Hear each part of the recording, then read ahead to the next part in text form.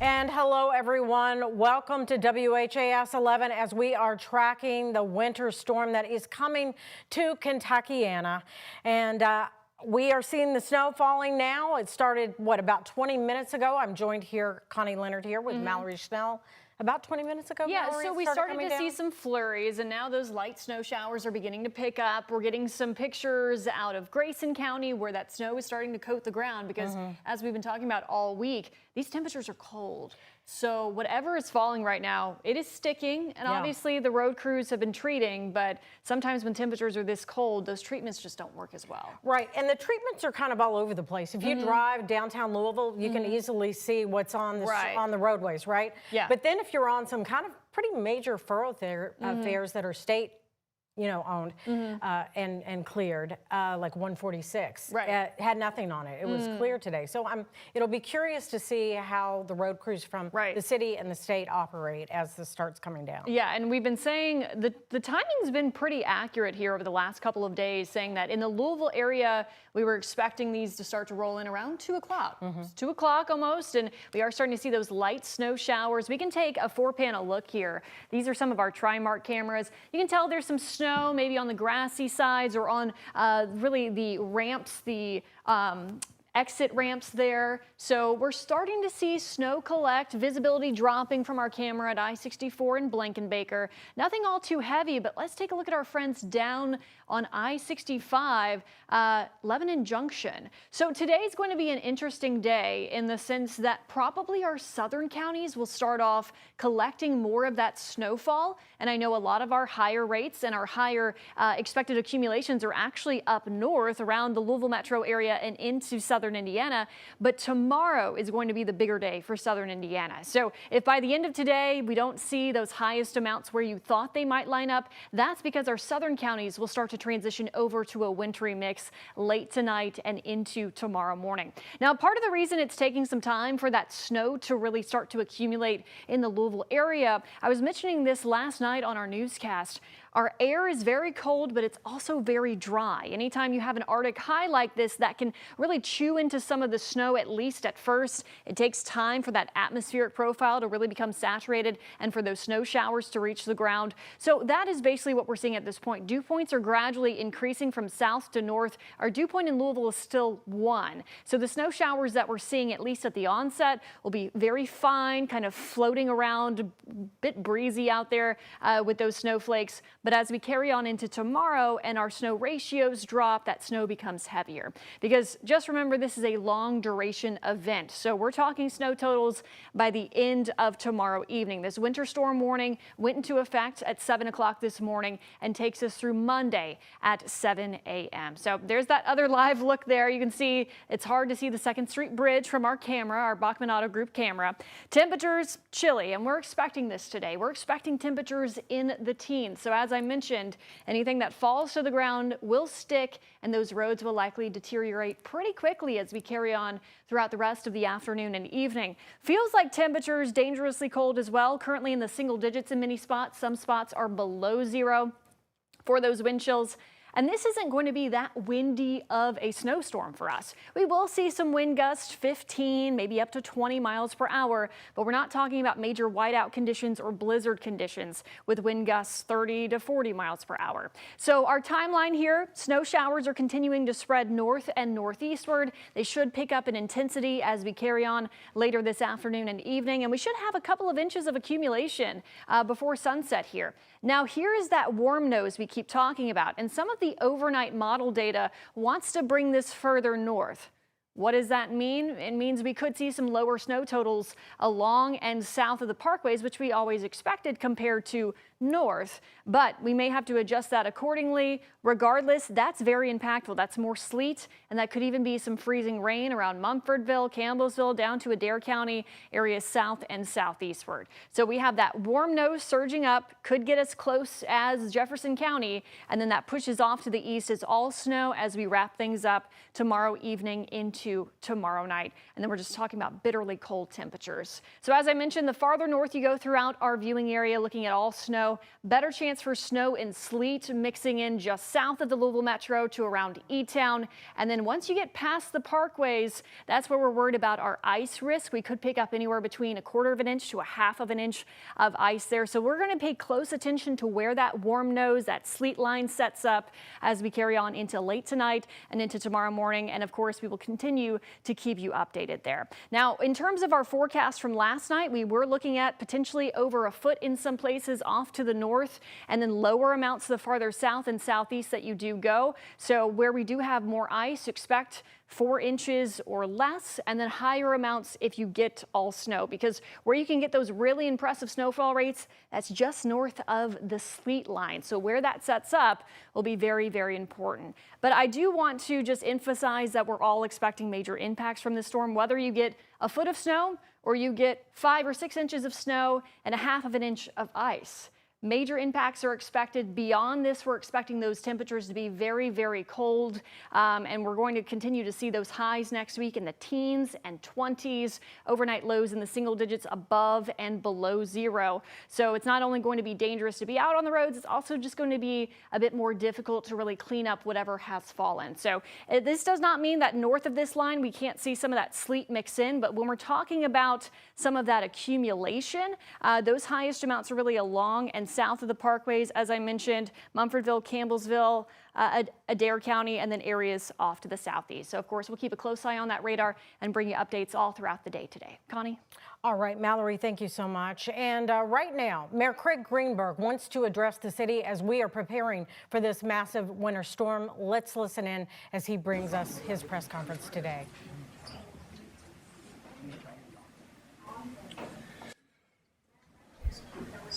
Come on and tighten up with him. All right, good afternoon, everyone. Thank you for being with us here today. We're at the Emergency Operations Center, where folks from across Louisville Metro government are working together, working with people who are out all across the city and county right now as the snowfall has begun. It has just recently started. We know that in Western Kentucky, they've already received over about 1 inch of accumulation, and that is headed our way. Right now, I know everyone is curious, what is the snowfall going to be? What is the forecast as of this moment? And so I'm going to kick this off by turning it over to Brian Newdorf from the National Weather Service, who is going to give you the latest update from the National Weather Service. Brian? All right, thank you, Mayor. Thanks. All right, good afternoon. Only thing to kind of change that we've had so far, as the mayor said on my way in here, it's already begun to snow, and just very lightly. So this is going to continue, and it's going to gradually begin to increase in intensity as we go throughout the afternoon and really begin to pick up as we make our way into later on tonight. I think the peak of the storm is after midnight going into tomorrow morning. There has been a slight diminution of snow amounts, but keep in mind, don't focus so much on numbers. 8 to 12 for the metro, and you could probably see a drastic reduction or gradient, if you will, from, say, southern Jefferson County through the metro all the way up to the Ohio River. It really comes down to getting that little bit of sleet that could mix in sometime tomorrow afternoon, and that's going to cut into snow amounts. But as far as the concern with regards to freezing rain, that seems to be much on the lower end still, so that is not a huge concern. This is going to continue. It's not just a short event. It's going to go overnight into tomorrow and then slowly begin to diminish as we go into Sunday night and into Monday. Then the other thing that we need to focus on is the cold. It is going to get extremely cold behind this as the system kind of pushes through. Already have issued a cold weather advisory that is going from now tonight all the way into Monday night into Tuesday.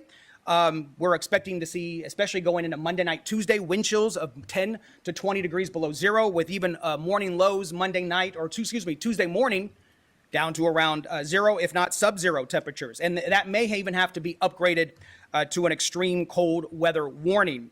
But again, not to focus so much on numbers, it's going to have bigger impacts. And I do think overnight, especially after midnight into early tomorrow morning, you could have snow amounts of anywhere, or snow rates, falling at anywhere from about 1 inch to 2 inches an hour. So again, just to recap, again, we're seeing that slightly change, 8 to 12 inches across the metro, and it's now beginning to start over this afternoon and this evening. Thank you much. Thanks, Brian.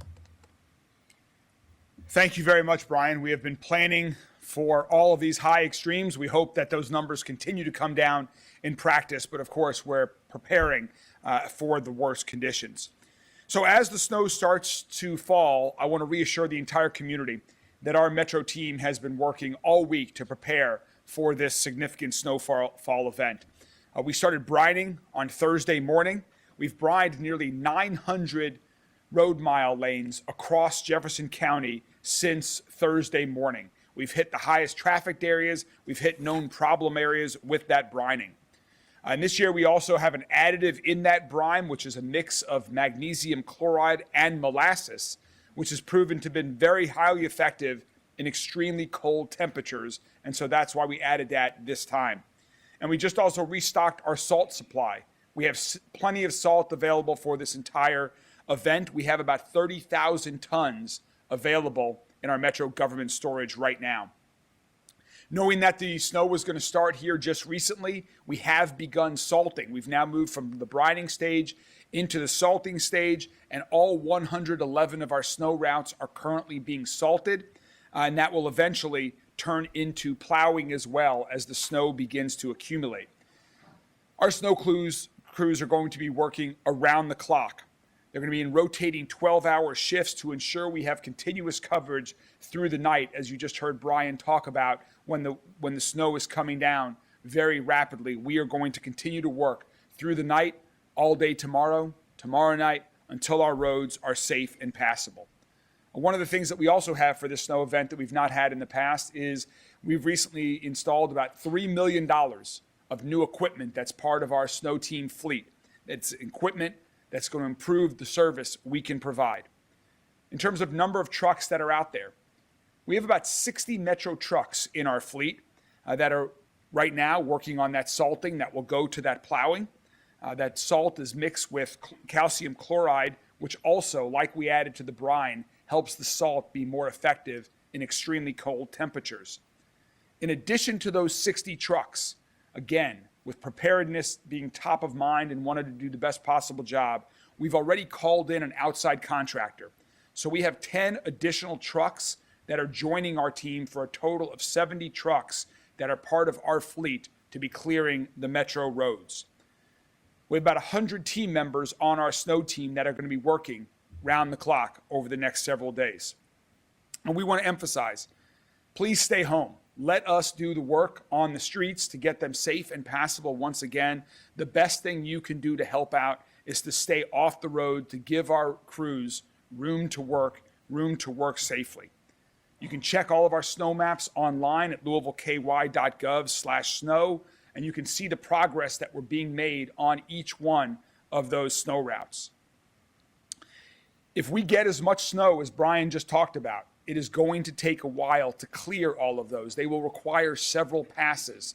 So please, we hope that everyone is patient, as you all have been incredibly patient in previous storms like the historic storm that we got early last year.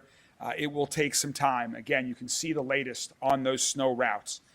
Please note that just because a snow route is marked as plowed, again, does not mean it is necessarily clear, dry, and safe yet. It might require several passes, particularly if the snow is still coming down and if the temperatures are as cold as we expect.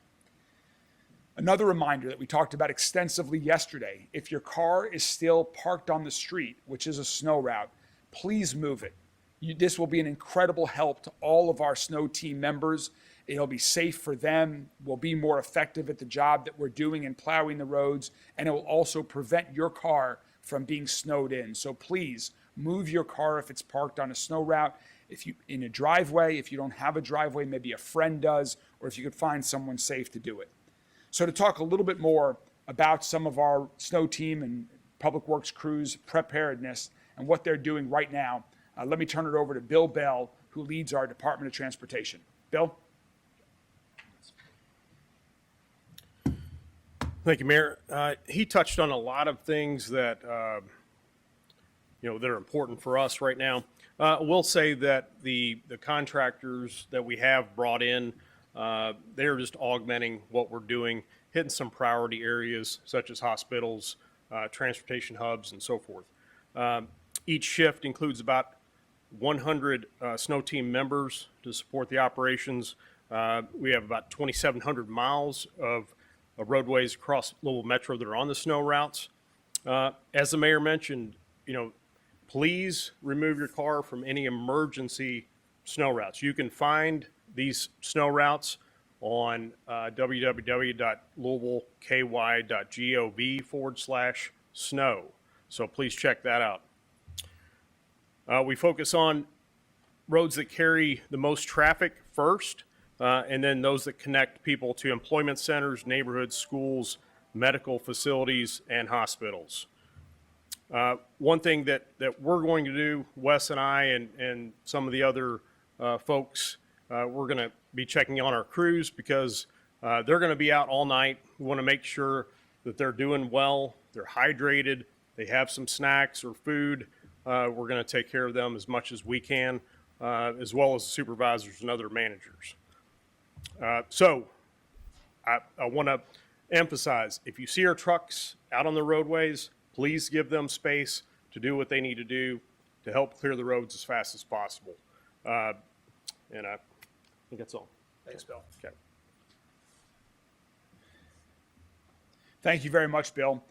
As a result of all the team members that are focused on clearing the roads of snow, we want to point out that trash collection has been canceled for today and likely will be for several days because our solid waste management team is also part of the snow team, and that is where we're directing our focus for the coming days. Also, it's important to note that our snow team covers the metro roads throughout the county, as you can find on the snow routes.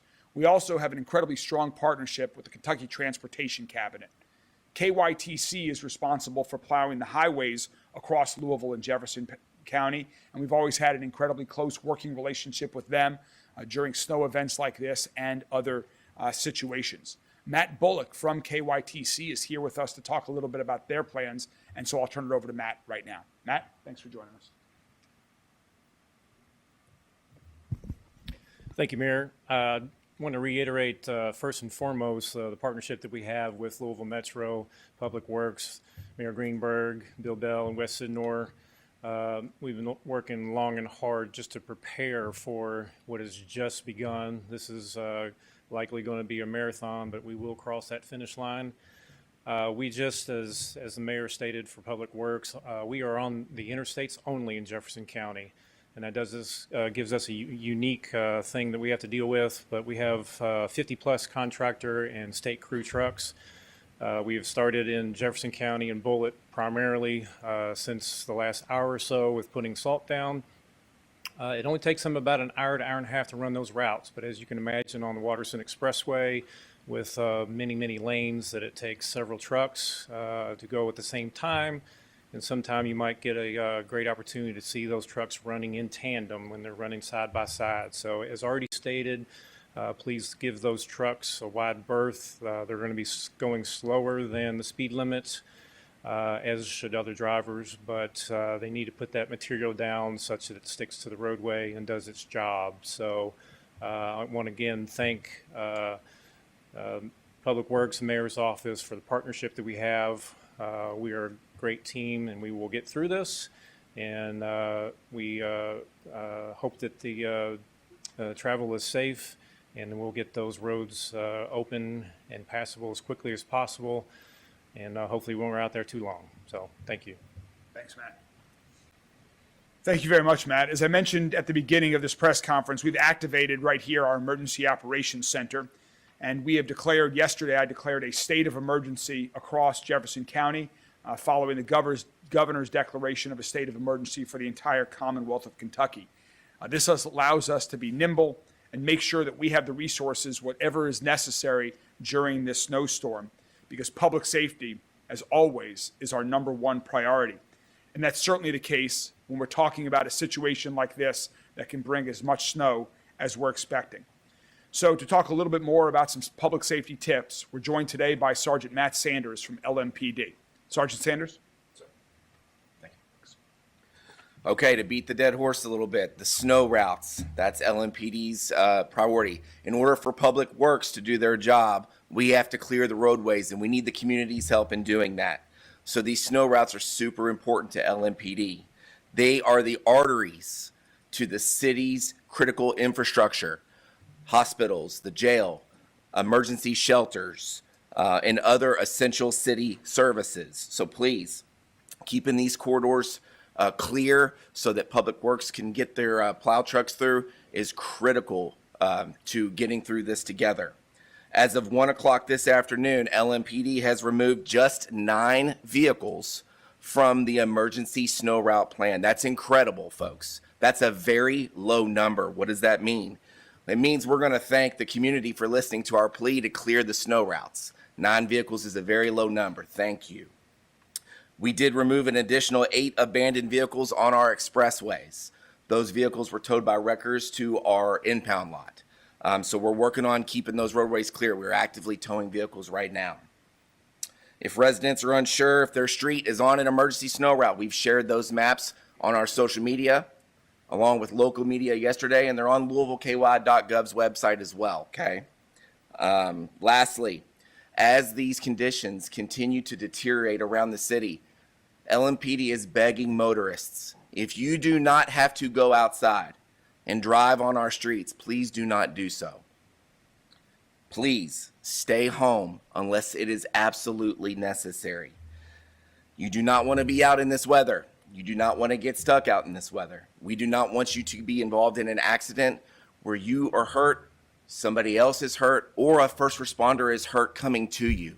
So please do not travel in this weather as these conditions continue to deteriorate. Thank you. Thank you very much, Sergeant Sanders. Yeah, take this as an opportunity, a unique opportunity where you don't have to be anywhere. Catch up on reading some books, watch a show or movie that you've been meaning to stream, play a game with your family, reach out and get together with your neighbors where you can walk together. There's a lot that can be done with a day to stay at home, and so we're encouraging everyone to do that. You know, in addition to the snowfall that we are expecting to get, as you heard from the National Weather Service, we're also expecting extremely frigid and dangerous temperatures over the coming days as well. So to talk a little bit more about how this emergency situation might extend beyond just the snowfall over this weekend, Jody Myman, who leads our emergency management services, is also going to come on up and share a few words about that as well. Jody? Thank you, Mayor. You can see with our snow camera, it's here. So, it's been predicted for several days. So, we're finally getting into where we're starting to see some signs of what's been predicted and what's going to come. So, yeah, I mean, it's not just the snow that's going to fall over the next couple of days. It's those frigid temperatures that are going to fall over the next several days. And these are many inches of snow that could be on your driveways or throughout your neighborhood. So, like I mentioned yesterday, make sure that you're taking care of yourselves. Make sure you know the signs and symptoms. If you don't feel right, don't hesitate, to take a break. Make sure you're hydrating, even if you're outside, it's cold still, but you're wrapped up. You're still going to be sweating inside of those clothes. And then again, know the signs and symptoms of hypothermia. If you detect something going on, make sure you're taking care of yourself. Make sure, like I said, you're drinking plenty of fluids and you're taking those breaks in a heated area. And it's not just for humans. Take care of your pets as well. Your pets, some of them may like to go out and play in the snow. But you've got to get them in because they're just as subject to the problems that humans can be when it comes to those cold temperatures. So take care of yourselves. You've heard the tips about staying home. We're in the Emergency Operations Center, so we're here to identify any problems before they happen or deal with problems as they happen. And again, we'll get through this. Thank you. Thanks, Jody. I want to give a special shout out, just like to the snow team members. There are folks all across Metro government that have been incredibly helpful and will be incredibly supportive of this entire community over the coming days, and here at the Emergency Operations Center is no different. We have folks that are going to be working for 24 or more hours. They have their clothes and things that they need to sleep to get a quick break in between, but so that they are not going to leave this building so that they can continue to serve this community. I know we have folks from our ambassador teams that I saw out earlier today salting the sidewalks downtown. Thanks to them.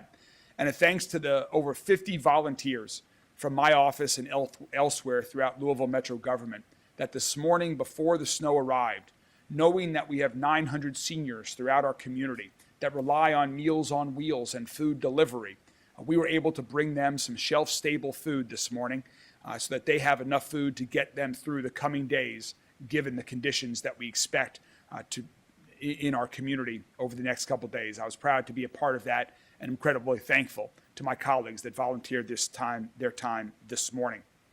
One of the other things that we're very focused on is our public transportation system. We know that people rely on TARC every day of the year, and that during storms like this, it poses challenges to TARC. So to talk a little bit more about TARC's plans, please welcome the Executive Director of TARC, Ozzie Gibson.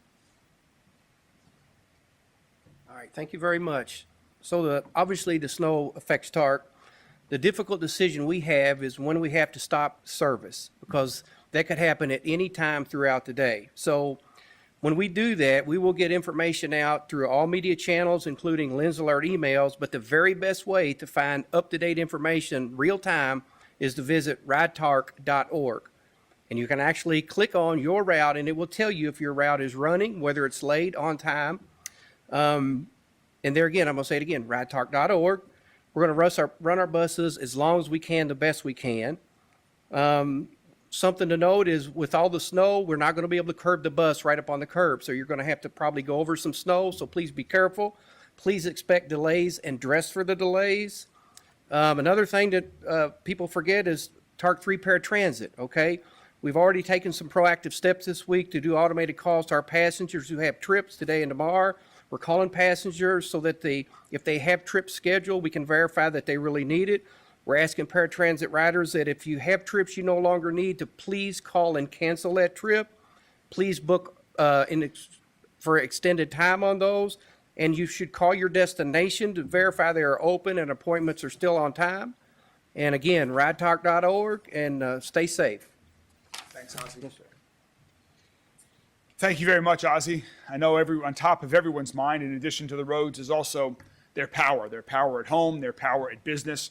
And so we're joined here today by our friends at LG&E to talk a little bit more about some safety precaution if, and in fact, you do lose power, and what their plan is as well. So please join me in welcoming Liz Pratt from LG&E. Thanks for being here, Liz. Thank you, Mayor. So just to reiterate, since yesterday's update, we're continuing to coordinate with our community and business partners, emergency officials, and our fellow utilities who are also paying close attention to this storm that's expected their way. Again, we have more than 1,000 restoration personnel who are positioned across our service area to protect the public, assess any damages, and if we do experience power outages, to restore power safely and as quickly as possible. I have to acknowledge, too, we have so many employees behind the scenes in areas like our control centers, our public safety response team, and our customer service team who are also supporting our customers and our communities during this storm event. I want to take a couple moments to talk a little bit about safety.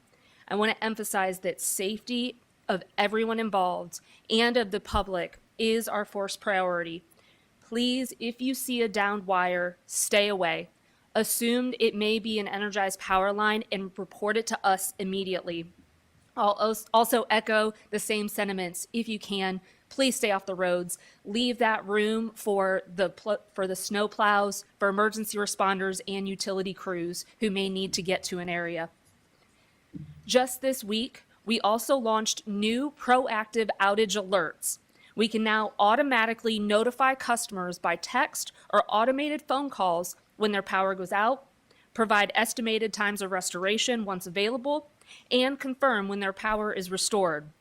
We're encouraging all of our customers, if it's been a little while since you've accessed your account, please make sure that your current preferred contact information is on file in your account. That information can be updated anytime through our automated channels. That's through our mobile app, by logging in to your online account, or by using our automated phone system. Text alerts will appear from 4LGEKU. That's 454358. And automated calls will appear from 800-331-7370. We encourage customers to save those numbers in your contacts. This service is in addition to our suite of outage reporting tools that we have available, including our outage texting service, our interactive outage map, our mobile app, which provide near real-time information. So for more important safety updates, for information on how we restore power, our power prioritization process, we have stood up a dedicated webpage. You can find more information and safety tips at lge-ku.com/winter storm. So thank you. We understand the importance of information, and we know our customers will be relying on us for that information. And if we experience power outages, to restore power safely and as quickly as possible. Thank you.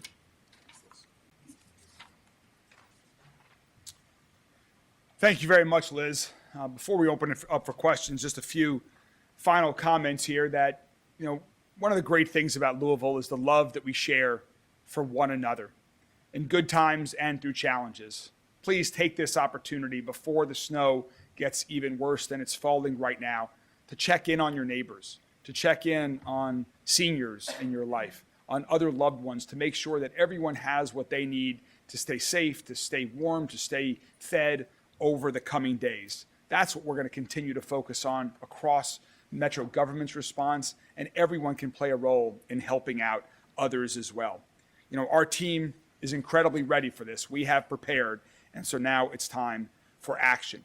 We have folks from our HEART team that have been out on the street the past couple of mornings and will continue to every day to reach out to individuals who don't have a home and provide transportation to get them into one of our many shelters that are all operating under white flag conditions right now, which means that they'll take anybody in.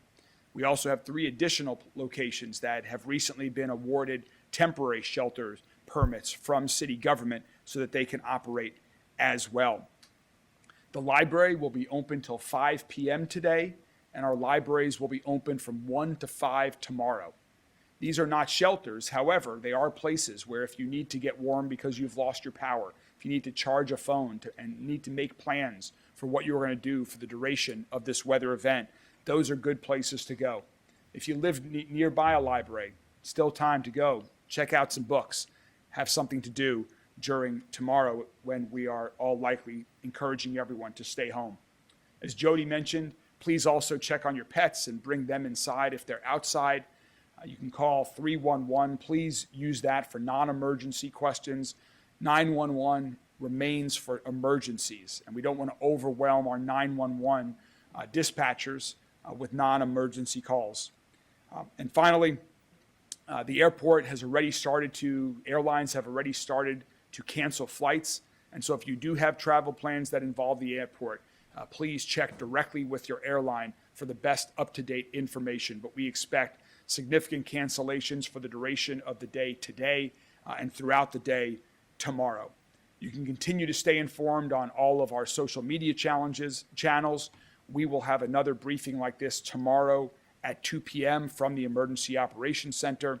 And in the meantime, before we get to questions, just to the entire community, thank you all so much for heeding our request to move your cars. Stay safe, stay warm, stay informed, and we will get through this together. Are there any questions? I got a question for Bill and or Matt. Sure. When you guys start plowing, because there's so much snow, because it's been All right, you've been listening to Louisville Mayor Craig Greenberg as he prepares us for this massive winter storm. Of course, we will keep you updated, and we'll continue this press conference right now on our streaming app, but we're going to take you back to local programming.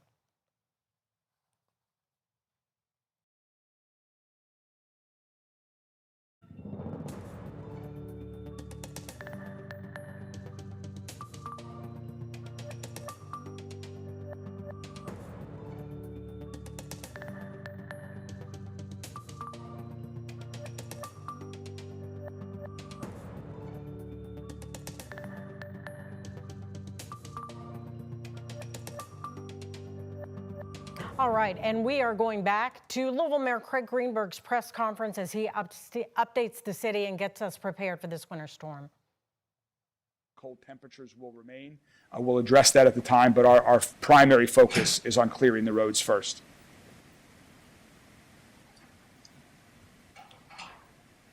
Any other questions? It's been mentioned that, it's going to be worse tonight into tomorrow morning. So just talk a little bit more about what the Metro plan is, overnight for you all to make sure you get ahead of that So the question was about it's going to get worse this evening. Our plan is starting really from earlier this morning. We are a 24/7 operation, regardless of what time the snow and how hard it's falling or not. Our snow team and all of the folks that we've talked about during this conversation are going to be working 24/7 until we get Louisville back moving again, until it's safe for everyone to get out of their homes, to resume a normal schedule and activity. So whether it's 2 in the morning or 2 in the afternoon, our teams are out there working. And with the lower temperatures, are we expecting that we should be asking people to maybe leave their faucets running just a little bit, or is that something that we need to worry Mr. about? Chief, do you or Chief want to talk about that? Yeah, that's a good question. The question was about, how to take care of your homes during the cold weather. So yeah, open the cabinets, let the heat from inside the kitchen get in there. Turn your faucets off. Make sure you've winterized, if you haven't yet, winterize your outside faucets as well, to make sure that you don't have any frozen pipes that are going to happen. So yeah, take care of yourself. You can also go to our Lou Ready app, and there's tips on there on how to keep your house safe during wintertime events. Have police and fire increased their staff beyond what is normal for Chief O'Neill and Sergeant Sanders will take that question. The question was about have we increased staffing in our first responder agencies. Before I turn it over to Chief O'Neill here, let me just also say I want to encourage everyone, if you have not yet downloaded the Lou Ready app, now is a great time to do that. You can go on the App Store. It's free. It's LOUREADY. It has a wealth of information about all the things we're talking about. We keep it updated. It will also alert you with important alerts, whether it's about this weather event or future situations that we need to communicate with the community about in real time. I strongly encourage everyone to download the Lou Ready app. I know I've got it on my phone, and it provides incredible information. I see it firsthand. I'll turn it over to Chief O'Neill to answer the question about staffing. Thank you for that. So the fire department in the city of Louisville, we have minimum staffing standards at all times. So no matter what time throughout the year, those apparatus are going to be staffed safely. Now, with this increased weather concerns, we are making sure that we hire back to not only full staffing, but we're putting on 2 additional firefighters to get extra equipment out, a service truck, as well as what we call our rehab truck, so that in the event that we have a large fire or other type of incident and we need to try to get people warm, we have a bus there that's got warm fluids and that it can sit in. And if things get really bad, our brothers and sisters over at TARC will get a TARC bus out there so that firefighters can get warm while they're out there, fighting these emergencies. Same with LMPD, minimum staffing levels apply with us. It's not going to be uncommon for you to see officers on all-terrain vehicles, side-by-sides. We posted some pictures on our social media just a few hours ago. We've gassed up all of those. We're prepared to get to people when they need us.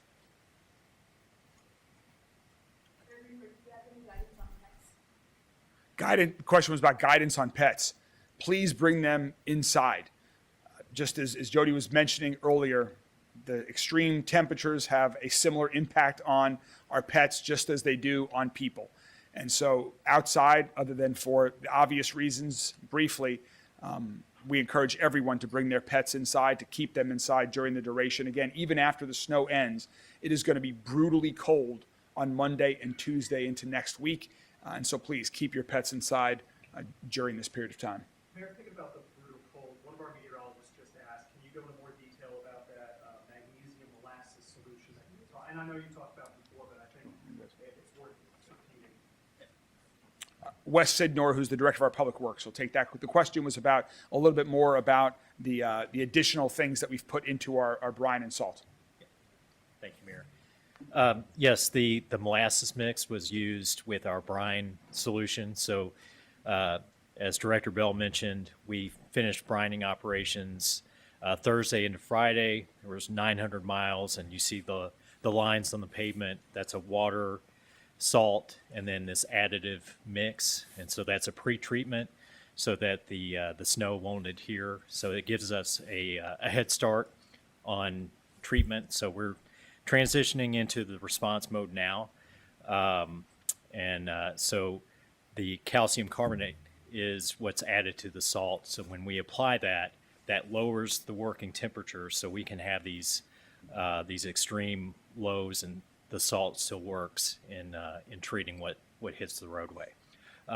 One thing I wanted to touch on, there was a question about the parking lots. I would just say one of the things that we've heard over past events is that from the other side, if there are private contractors that are clearing lots and driveways that are on snow routes, please do not push that snow into the snow route, into the roadway. That's that's something else that Public Works and the snow team is going to have to treat. So. Can I ask Thanks, one more question with the National Weather Service? Yeah, sure. Kind of a very simple question here. When will the snow melt and go away? That's a great question. The question is, when will the snow melt and go away? Currently, over the next few days, and as we've stressed many times, it's about the cold. And just taking a look at our current data, and again, anybody can go and access weather.gov/Louisville. As of right now, for the city of Louisville, our current forecast as high temperatures, the warmest high is 24, 23 going into Tuesday and Wednesday, and those are your daytime highs. So at least over the next 7 days, we're not seeing any kind of big heat wave. There'll be general melting with sunshine if we can get some of that, but as far as a significant melting, we're going to have to deal with the cold going through most of this week.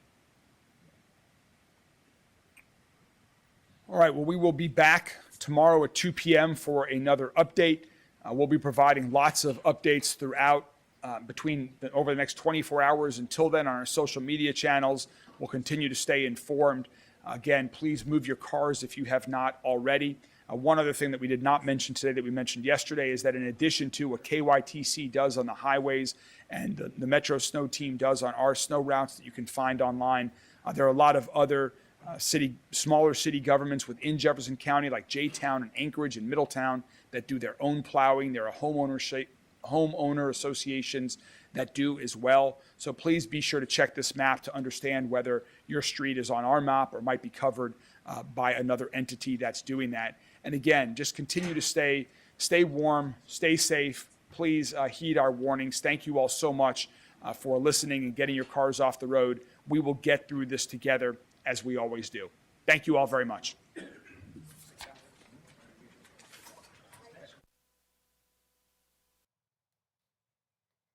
All right, you have been listening to Mayor Craig Greenberg's press conference as he gets us ready for this winter storm. Connie Leonard here now joining you with meteorologist Austin Evans alongside. I want to go over a few of the things that the mayor talked about real quickly if I can.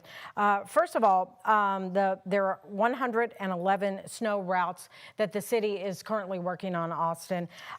He said that they've got snow crews working 12-hour shifts out there.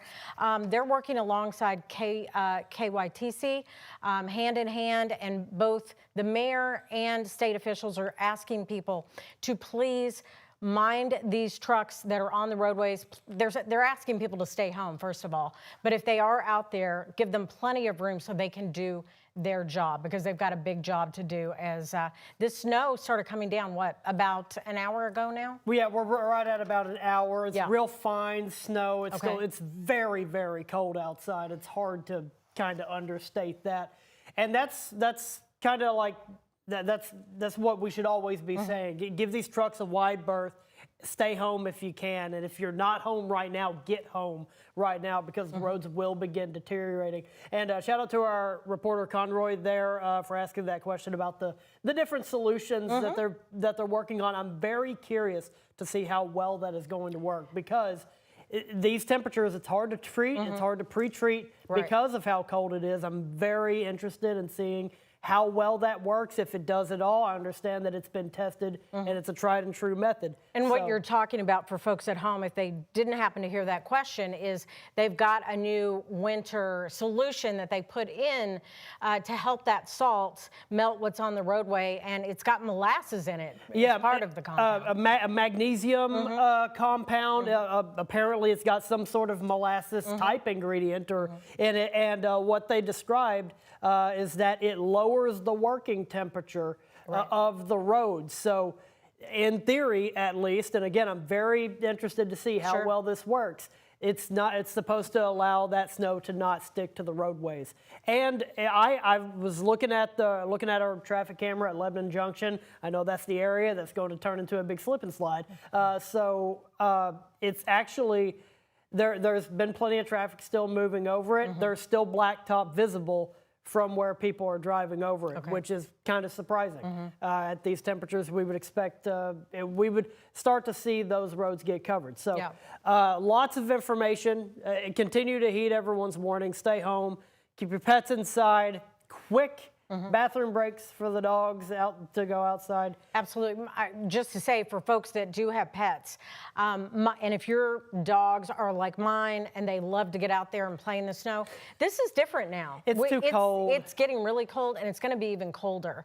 And so they really need to make those trips outside quick, right? Yeah, just like in the middle and the dead of the summer when we're saying, hey, make walks fast, the pavement's too hot.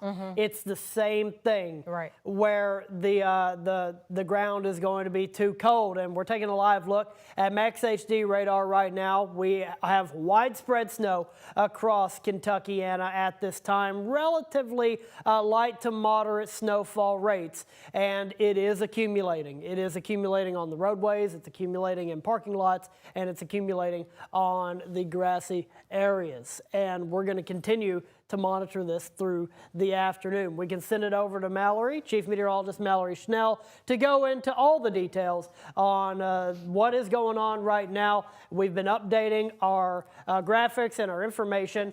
Mallory's now at the wall, and we can take it over to her. Mallory? All right, thank you, Austin and Connie. So yeah, I want to walk you back through some of our TriMark cameras that we looked at not too long ago, the top of the hour, and take a look at the difference here. So we have 65 at Lebanon Junction. You're starting to see some of the snow in the grassy areas, but likely the roads are actually colder than the ground right now. So that is coating the areas down there by Lebanon Junction. Lewis and Clark Bridge, some lowered visibility over the Ohio.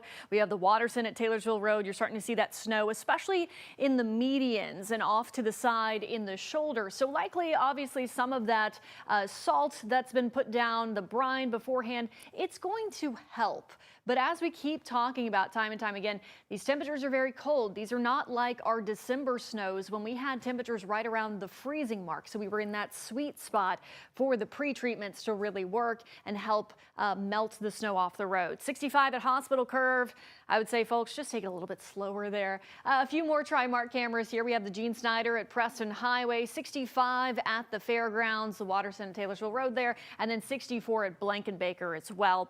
So things around the Louisville Metro, if you're on an interstate right now, for the most part, still looks fairly clean, but you can tell that snow that is falling, it's sticking to the shoulders, the medians, likely the entrance and exit ramps. Anything that's elevated gets even colder, even quicker. So always remember that. We talk about bridges and overpasses freezing first, so those are likely to deteriorate first. But here's that bigger picture view, 65 near Lebanon Junction. Getting snowy down there. And I mentioned this when we had the update before the mayor's press conference, in that today things might seem that they're not lining up the way you thought they'd be. That's because our southern counties might actually get more snow than some of our northernmost counties. But remember, this is a long duration snowstorm. We are going to be tracking this through tomorrow evening. And tomorrow is when we could see some of the heaviest accumulations, especially up in southern Indiana. And we'll start to see that transition over to sleet or even freezing rain for our friends around and south of the parkways as we head into early tomorrow morning. So something we've been watching, our dew point has increased 6 degrees over the last hour. So we had a dew point of 1. That means our air, to begin with, very, very dry. And as we've been talking about, we need to wait for that air to saturate all the way throughout the column for the snow showers to really get going and to make it to the ground. So that's why about an hour or so ago, you might have seen some flurries around Louisville, but only now does it look like those snow showers are really steadier and collecting. And a reminder, we're all under this winter storm warning from Saturday morning through Monday morning. So we are expecting impacts for the next few days here because these temperatures are going to stay cold. And we are very cold right now. We're in the teens. We're at 13 degrees in Louisville, 12 in Shepherdsville and Brandenburg, 14 in Mumfordville, 14 degrees in Seymour. Our feels like temperatures are in the single digits above and below zero, and we're expecting these to get even worse by next week when we have all this fresh snowfall on the ground around here. Wind gusts really aren't too bad, and thankfully we're not going to see higher wind gusts than about 20 miles per hour, it looks like, through the bulk of this storm. Typically, when you have those very high wind gusts, that can lower your visibility even worse throughout some snow bursts or snow squalls. So we're not looking to see that per se. No blizzard conditions where we have wind gusts up to 40 miles per hour, but it doesn't take much when we're this cold to really lower that wind chill and to at least blow those light snow showers around. Our hour-by-hour futurecast as we carry on throughout your Saturday. Temperatures staying very, very cold, of course. We have plenty of blue on this map, so those are your steadier snow showers. If you're seeing any kind of white, that could be dry air that's trying to eat into some of that snow from the north, which can happen anytime you have a strong Arctic high pressure. But I want to show you some changes, and we've been pretty transparent with this forecast all week and how this warm nose, we're talking about that a lot, this warm nose is going to make or break some of those snowfall totals. The reason being, the farther north this goes, the greater area that we have that could deal with sleet rather than all snow. And then if you fall just north of this warm nose, that's when you start to see the heaviest snowfall rates. So that's why it's looking like some portions of Jefferson County into southern Indiana. We've been talking about the 64 corridor there. I think for the most part, that's still a pretty good gauge into where we're expecting the highest snowfall. We could have a period of sleet here in Louisville tomorrow morning, and then that starts to try to push back down south and southeast around the parkways, areas down to the south. We should all wrap up as snow, but that's several hours of sleet and potential freezing rain for our southernmost counties tomorrow morning. So the latest look at the winter storm forecast, mostly snow. As I mentioned, the farther north that you do go could have some sleet mixing in. Definitely snow and sleet in this light blue area around the parkways up to the Louisville metro. The farther south that you go south of the parkways, we are looking at a lot more sleet and ice cutting into those totals. So we do have an updated look at totals. The general idea hasn't changed all too much. We've just changed some of the ranges here. So this is looking very similar to the forecast that we had on Thursday. 10 to 15 inches around Louisville up to the north. So this is really our heavy snowfall range here. This is where we're looking at the best chance of seeing those heavy snowfall rates and likely all snow from this storm. Things get a little bit messier the farther south that you do go. Between Louisville through Bullitt County, Hardin County, around Bardstown, your snow totals may have dropped a couple inches, 6 to 10 inches. That's still plenty of snow. And then you're going to get sleet on top of that and a little bit of snow at the very end. The farther south that you do go, Litchfield, over to Campbellsville, Mumfordville, much lower snowfall amounts, but you are going to have hours tomorrow, it looks like, of sleet and freezing rain. So your ice risk has increased there, and our worst ice risk is where we're seeing that in the pink color, Adair County over into southeastern Kentucky. And this is where we could see more than half of an inch of ice. This is where we could see a more typical ice storm. So you'll have a few inches of snowfall today. Most of us are looking at all snow in terms of forms of precipitation for Saturday. It's Sunday morning where things get messier because of that warm nose. So you're talking 1/4 of an inch to 1/2 of an inch of ice the farther south and southeast you go. And then we could still have some of that sleet mixing in off to the north and northwest. A light glaze as far north as Louisville, but I do think we would be looking at a sleet risk rather than a freezing rain risk. And there is a difference. It's all due to the atmospheric profile. When we have warmer air higher up in the atmosphere, and sleet, that's the kind of ice that kind of bangs around, bounces around. It can cause the roads to be worse. It can make shoveling more difficult, but it's freezing rain. That's the really, really dangerous kind of precipitation because that's rain that freezes on contact, and that creates heavier power lines. It weighs down the trees. It causes power outages as well. So that's really what we have to pay attention to. We can take you back through once again the snow map here. Mostly snow to the north where you're seeing that deeper blue, lighter blue, snow and sleet, snow, sleet and ice around and south of the parkways. And in terms of those numbers, there have been minor adjustments, but I want to emphasize the fact that we're all expecting impacts from this storm. I know many of us want to focus on the exact numbers, but regardless, if you pick up a foot of snow or you pick up only 4 inches of snow, but you have 1/4 to 1/2 of an inch of sleet and ice mixing in, this is all going to stick around for several days simply because we are just so cold, and it's going to make cleanup a lot harder out there. So please be safe. Stay in if you can as we carry on into this evening, tonight, tomorrow as well. And of course, we'll be with you, bringing you updates throughout the entire event. Austin, do you have any updates over there you'd like to chime in about? I am currently looking into the kind of the chemical properties of molasses and magnesium chloride. I decided to wanted to poke at that a little bit, so I'm kind of looking at some information here and there, and I'm trying to be as scientific as possible with what I'm looking at. But molasses is naturally a little acidic. So acidic solutions tend to have lower freezing points than, typical water, which freezes at either 0 degrees Celsius or 32 Fahrenheit at sea level. So with the molasses solution, which I don't really know how much, a blackstrap molasses is going to be contained in this stuff, and the magnesium chloride, which is a type of salt, which again lowers that freezing temperature of water, that may actually end up helping. Now, again, we're very, very cold, and that's why I was saying earlier, and that's why I relayed that question to KCTC about,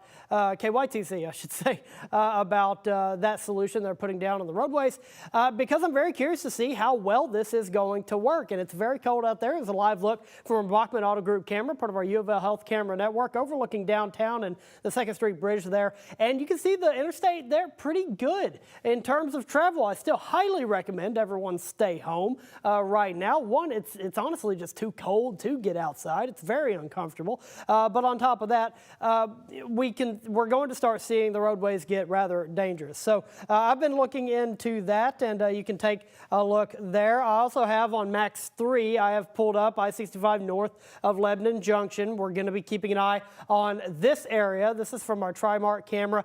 And again, you can see some blacktop there. It only looks like about one lane of blacktop. That is where everyone is driving. They've picked that lane, and they're going to continue. I hope everyone is still taking it easy, except for that car. And here's our 4-box traffic camera from Trimark. It looks like there is a bit of an issue on this off-ramp I-64 at Blankenbaker.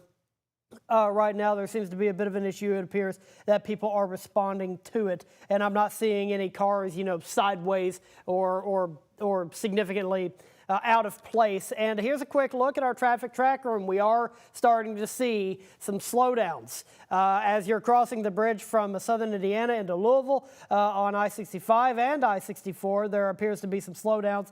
And near PRP and Valley Station, we can see some slowdowns there as well. So we're going to start seeing that increase, and we're likely going to start seeing some real slow traffic. But that is what I was looking over. Again, here's live satellite radar where you can see the widespread snow across Kentuckiana. So we are deep in, we got a long way to go. We're only, ankle deep in this right now, and we're about to be, at least according to the snow totals, probably knee deep in this by the time we get through to the end of it. But that was the bit of, that's the science break for now, and I'm going to toss it back over to Connie Leonard at the desk. Connie? All right, Austin, thank you so much. Well, the mayor said a lot during his press conference. Want to go over just a few of the things that he touched on.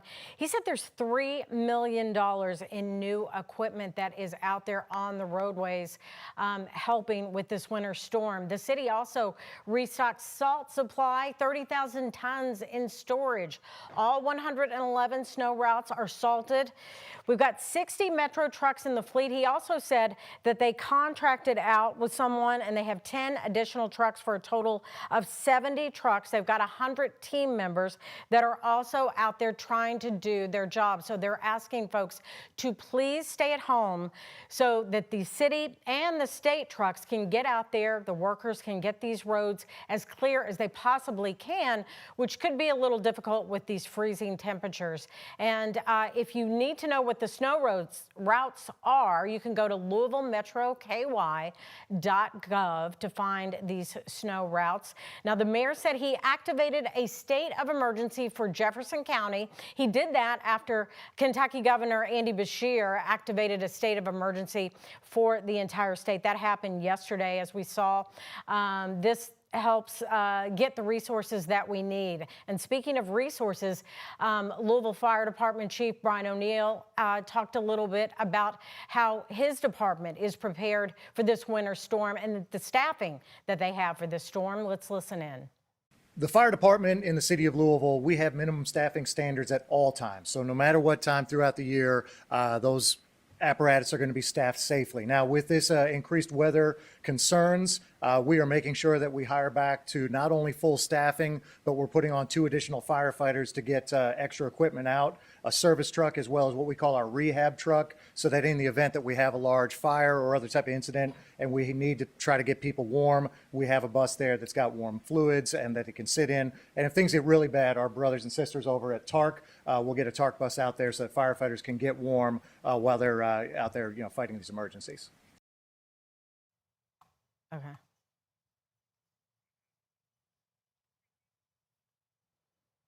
All right, and that was Louisville Fire Department Chief Brian O'Neill talking about the department's being prepared for this winter storm. All right, 3 things that we need to know that were mentioned. The Kentucky National Guard is mobilized. Kentucky Governor Andy Beshear came out on Twitter today talking about that, saying that Guards members will be out throughout the state. They're going to be out checking on folks, like the mayor has asked us to check on neighbors, check on loved ones that may be older folks who are stuck in homes by themselves. This could definitely be a problem as the temperature goes down, but Guard members will be out helping. Of course, they're always there to help out in big community tragedies and also during storm situations like this. The Indiana National Guard also mobilized, we were told. And also, we want to tell you about UPS's operation suspended for tomorrow. We did get an email from UPS, and they're telling us that with this severe weather, the weekend in Louisville is suspending Worldport sorting operations for tomorrow. That's January 25th.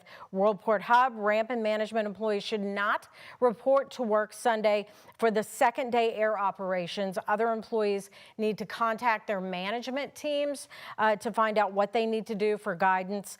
UPS has contingency plans to resume service, they say, as quickly as possible, but they urge everyone to be patient.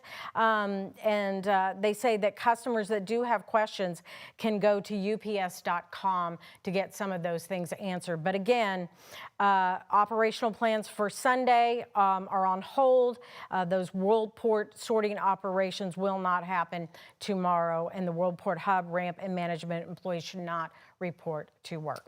All right, we want to go back over to Mallory Snell, who's got an update for us. Mallory, this started coming down at about 1:30, and it wasn't really snow at first, right? It was more of a kind of sleet situation. Well, you might have had a little bit of maybe freezing drizzle at times. You can have a mix of that when the air is very dry. But now that that air column is saturated, we've been talking about how dry our dew points have been due to that Arctic high pressure bringing in very, very cold air. So that also brings in very, very dry air, which is why it's taken some time to really have those snow showers increase in intensity and start to lightly accumulate, and our snow ratios today will be high. What that means is it won't take as much moisture to create higher amounts of light, fluffy snow. So our snow today will be light and fluffy. Our snow tomorrow will be heavier because we are going to have some moisture surging in from the south, a bit of a warm nose as well. I know we keep talking about that warm nose, but that's really going to influence what we are going to see here at home. We've been showing you just the sheer scope of this impressive winter storm. All of these purples, pinks, and blues, these are all winter weather alerts stretching across the country. It got going off to our west yesterday, is moving over us today and tomorrow, and will continue to track eastward toward the mid-Atlantic and the northeastern states. So obviously we've had this weather impact alert in place all week as we've been watching this winter storm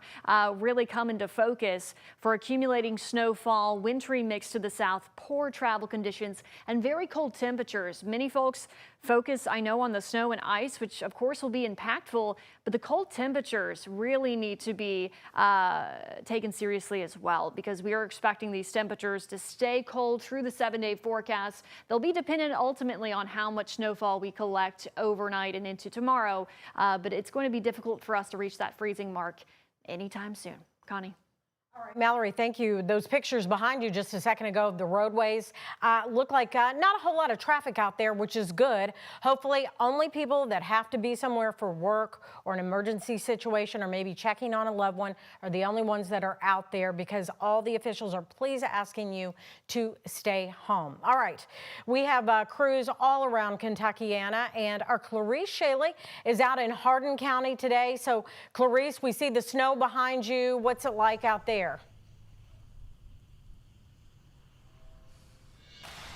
Well, Connie, we're at Dixie Avenue and Mulberry in Elizabethtown, and the snow is sticking here, and there's actually quite a few people who are still on the roads even as the snow is sticking. We were driving down on going south, obviously on Interstate 65, and the snow was about to stick and starting to stick there as well, and people were taking it slow.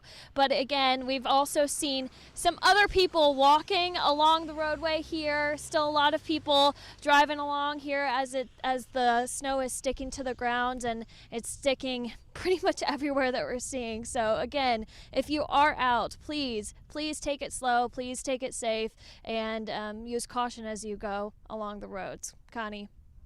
Clarice, can you hear me?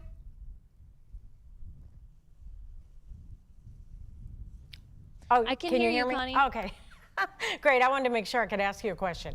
Yes, doesn't I look can. like hardly anybody around you there when you were driving around getting into Elizabethtown there. And were many people out at all at any of the businesses? Were they already closed down?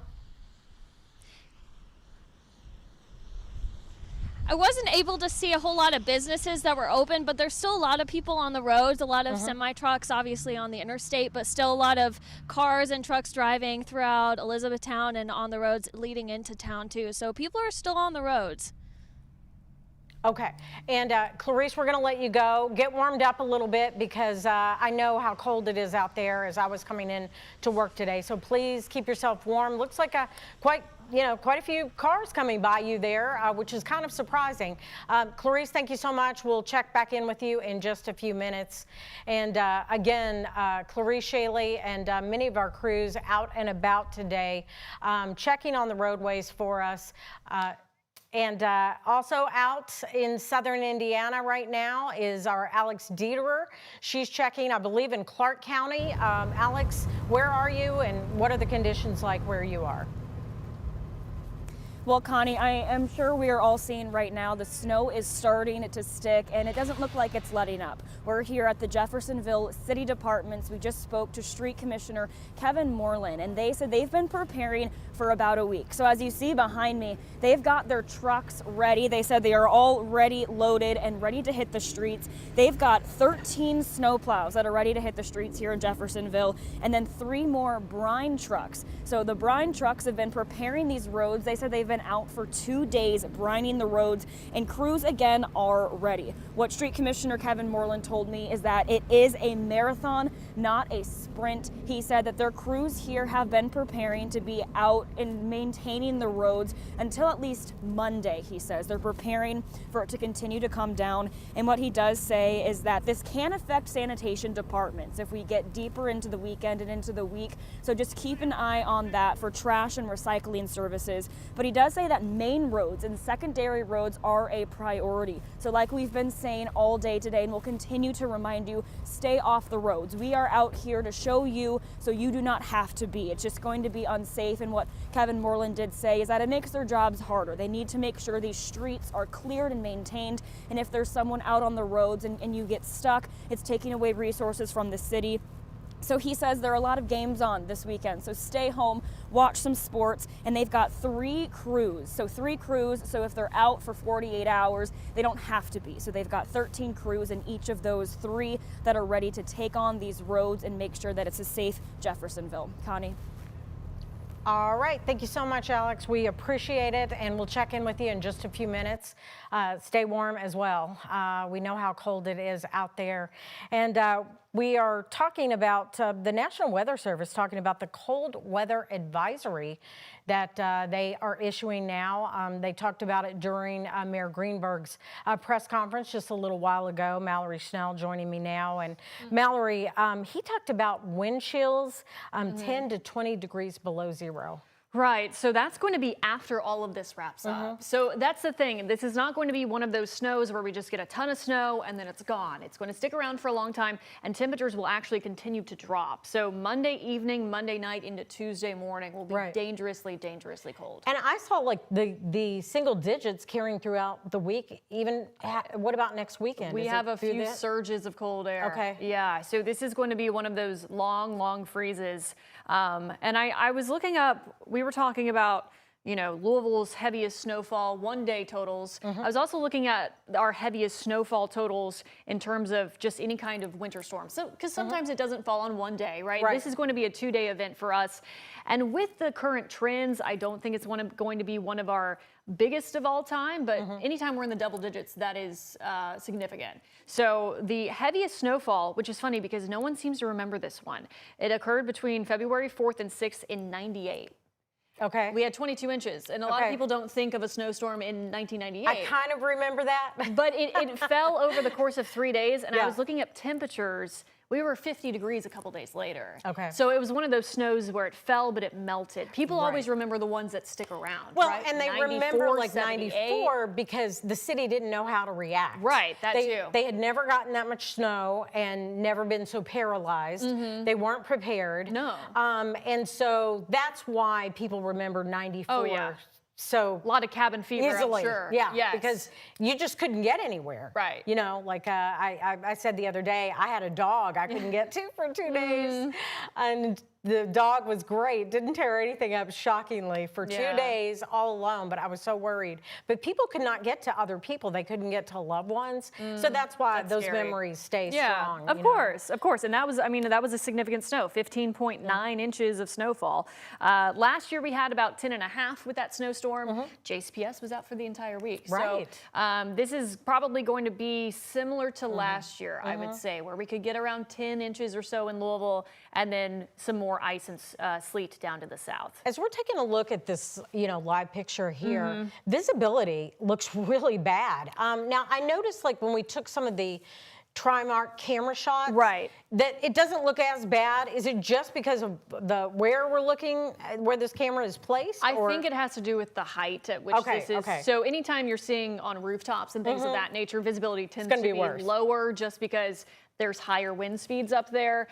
So at the ground, it's probably not this bad. We're not talking whiteout conditions with this kind of snow. We could have heavier snowfall rates that create, of course, some slick spots and things of that nature, and obviously some lowered visibility at times. But yeah, even this one's not quite as bad. You can still see the road there on 64. Yes, you can. And how fast is it falling right now, would you say?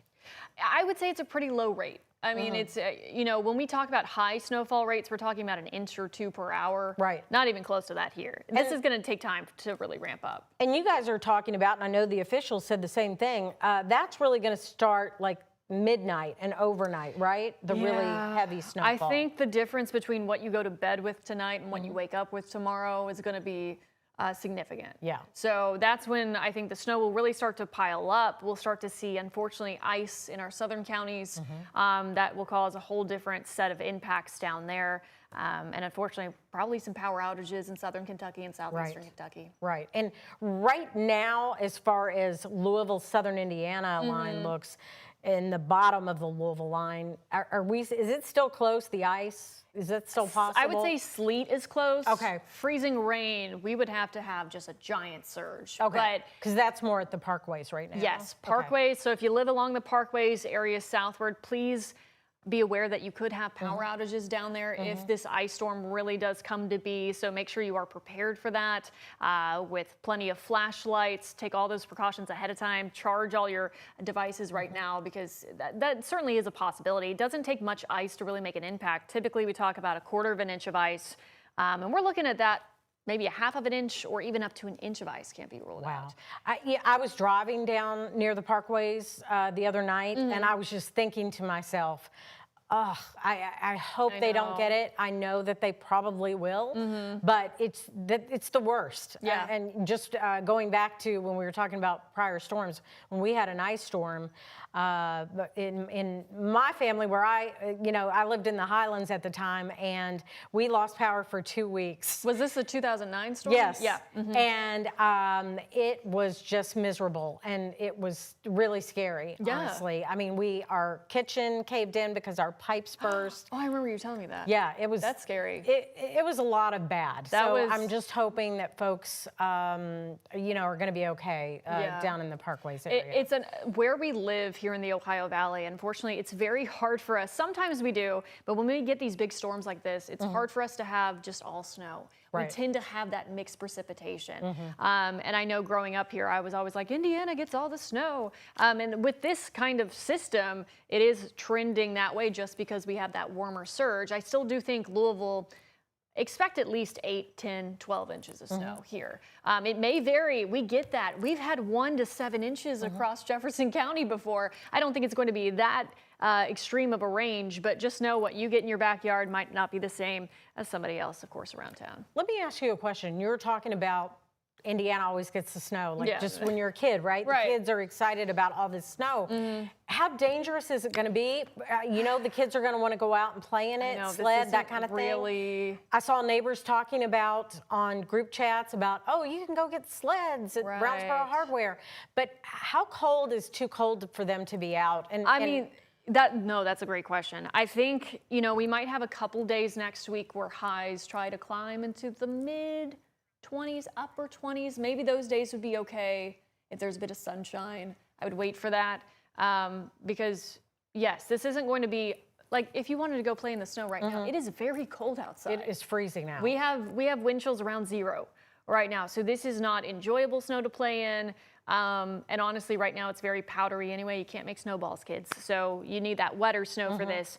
And then, as we were talking about, our viewers down to the south, you're going to have a lot more sleet. It's going to be one of those sandwiches where we have snow, sleet, maybe ice, snow. Right. And that's not great either. So yeah, unfortunately, this isn't one of those nice snows where we're around 32 degrees. It's safe to be outside in it. So just make sure you're watching your kids if they do end up playing out in it next week, that they're bundled up, because this is a very big cold snap that's over us here. It really makes me nervous. I was at the grocery last night. Yes, I was. Oh, Friday night. Wow. Yeah, it was a great idea.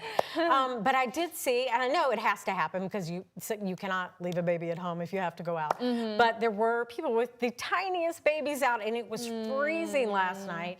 And I was like, oh my gosh, get that baby in your car right now, because it was freaking me out. But so that makes me concerned that people are going to take some of the little ones out when it is this cold, because just with the sledding and everything. But hopefully folks just be will smart. do really short periods. If you step outside and you're like, it's too cold for me, it's obviously too cold for your kids, too cold for your pets too. So I always wonder, I'm a cat owner. What do dog owners do in this? I guess you just let them out for a second, then bring them back in? No, with ours, we do not let them out, because if I just let them out to run, they run in circles. They're crazy, and they just keep running, and they love the snow. They won't come back in. Even if they're freezing, they won't come back in. So right now, we have to take them out on a leash, let them do their business, come back in. So anyway. Gotcha. Yeah. All right.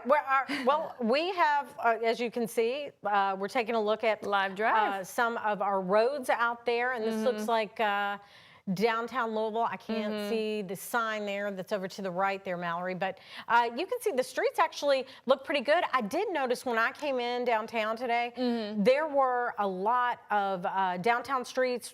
You could see the salt easily. Yeah, I was behind a salt truck. I was trying not to get hit by the salt truck, but yeah. But as we talked about, some of the other big thoroughfares that were state ones, and they said they were just getting out about an hour ago, which we heard in the press conference. So that is interesting, the different times they decided when to use product and when not to use product. Yeah, that's interesting. Because they said they worked hand in hand, yet it seems like they were waiting a little bit. But the city streets do look good right now with that snow preparation, with the salt preparation. Yeah, excuse me. just found out this is 64 near 9th Street. This is my route home. Yeah. I will say, if you take 64, just from experience, it tends to freeze. I don't know if you've noticed that. Water can pool up and right around the river. Obviously, anything that's elevated like that tends to freeze first too. And I'm sure they're going to continue to treat it. They typically pay close attention to the interstates first before they get to some of those side roads. But just be cautious because, you know, spinning out would be a higher risk as we carry on into tonight and tomorrow too. Absolutely. Always those bridges, the overpasses, be very careful. Anything Try elevated. not to hit the brakes when you're going over them. Just slow down.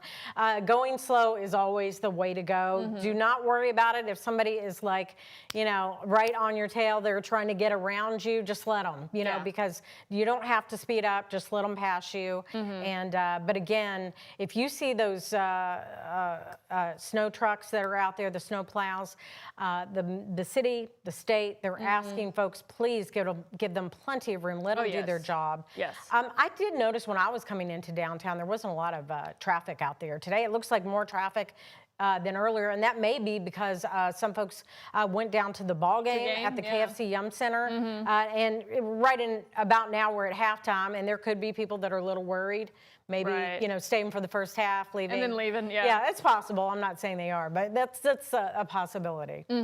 Yeah, I've talked to a lot of friends and family. Most of them are like, you know what, we're just going to hunker down for the weekend. If you're able, you're not somebody who has to head into work this weekend, you know, just take the weekend to chill out a little bit. Absolutely. Stay in, read a book, watch a movie. There are plenty of games on. I've already watched a couple. Of course, there are NFL games on tomorrow, that the playoffs that folks can watch.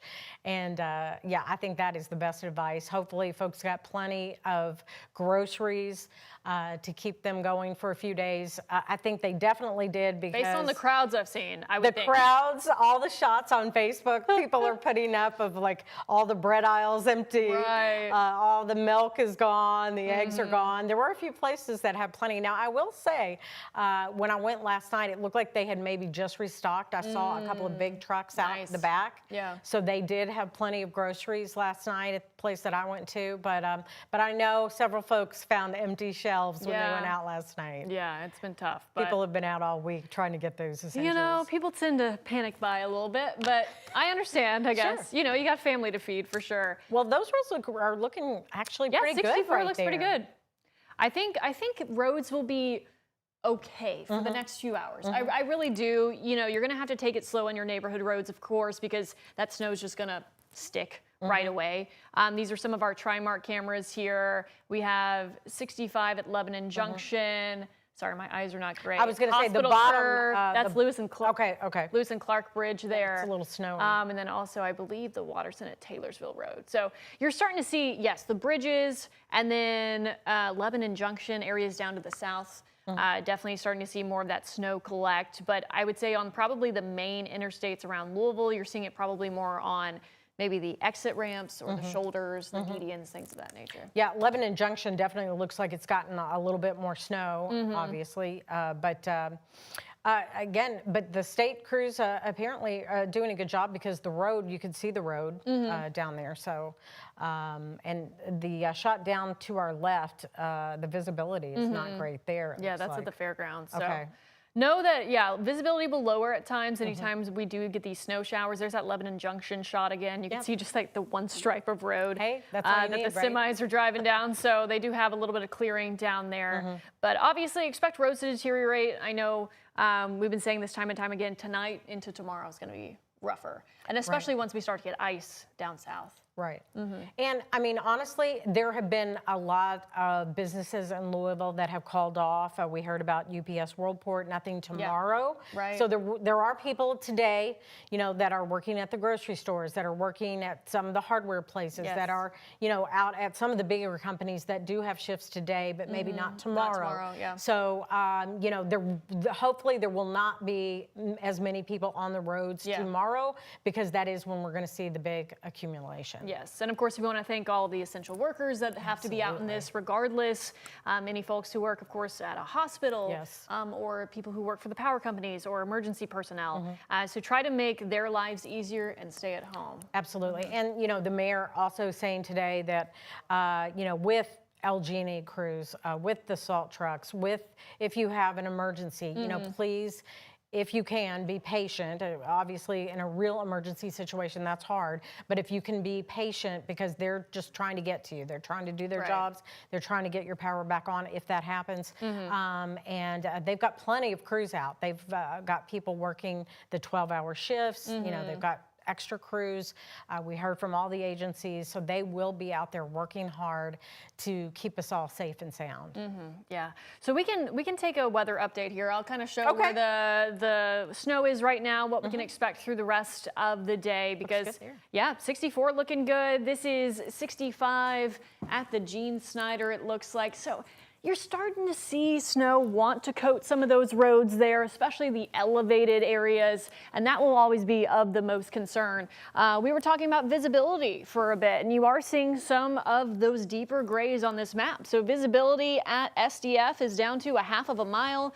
Visibility at Bardstown down to 1 mile. Springfield less than 1 mile. French Lick 1 mile, 1.3 miles, Lexington less than 1 mile as well. So anytime you do have those snow showers, and even though I keep talking about how this is not a super windy storm, if you have wind gusts even 10, 15 miles per hour, it's going to blow around and create some lowered visibility at times. Satellite and radar here, more of those blues that we are seeing on the map. So it does look like the atmosphere has become more saturated and that snow is falling probably at a healthier rate than earlier on.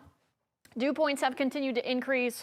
When we started off this stream just before 2 o'clock, dew points were right around 1 in Louisville. We're up to 8, which is still fairly dry, but our air temperature is in the lower teens. So we're at the point where, yes, we are seeing that snow continuing to fall here. Our winter storm warning, obviously, this is just the beginning. It takes us through Monday morning at 7 a.m. There's that live look from our Bachman Auto Group U of L Health camera over the 2nd Street Bridge there in the Ohio. So 64, yeah, you can see that right there. Lots of clean streets, which we do like to see, but the snow collecting elsewhere and the snow starting to collect probably on some of the rooftops as well. Temperature-wise, we are cold.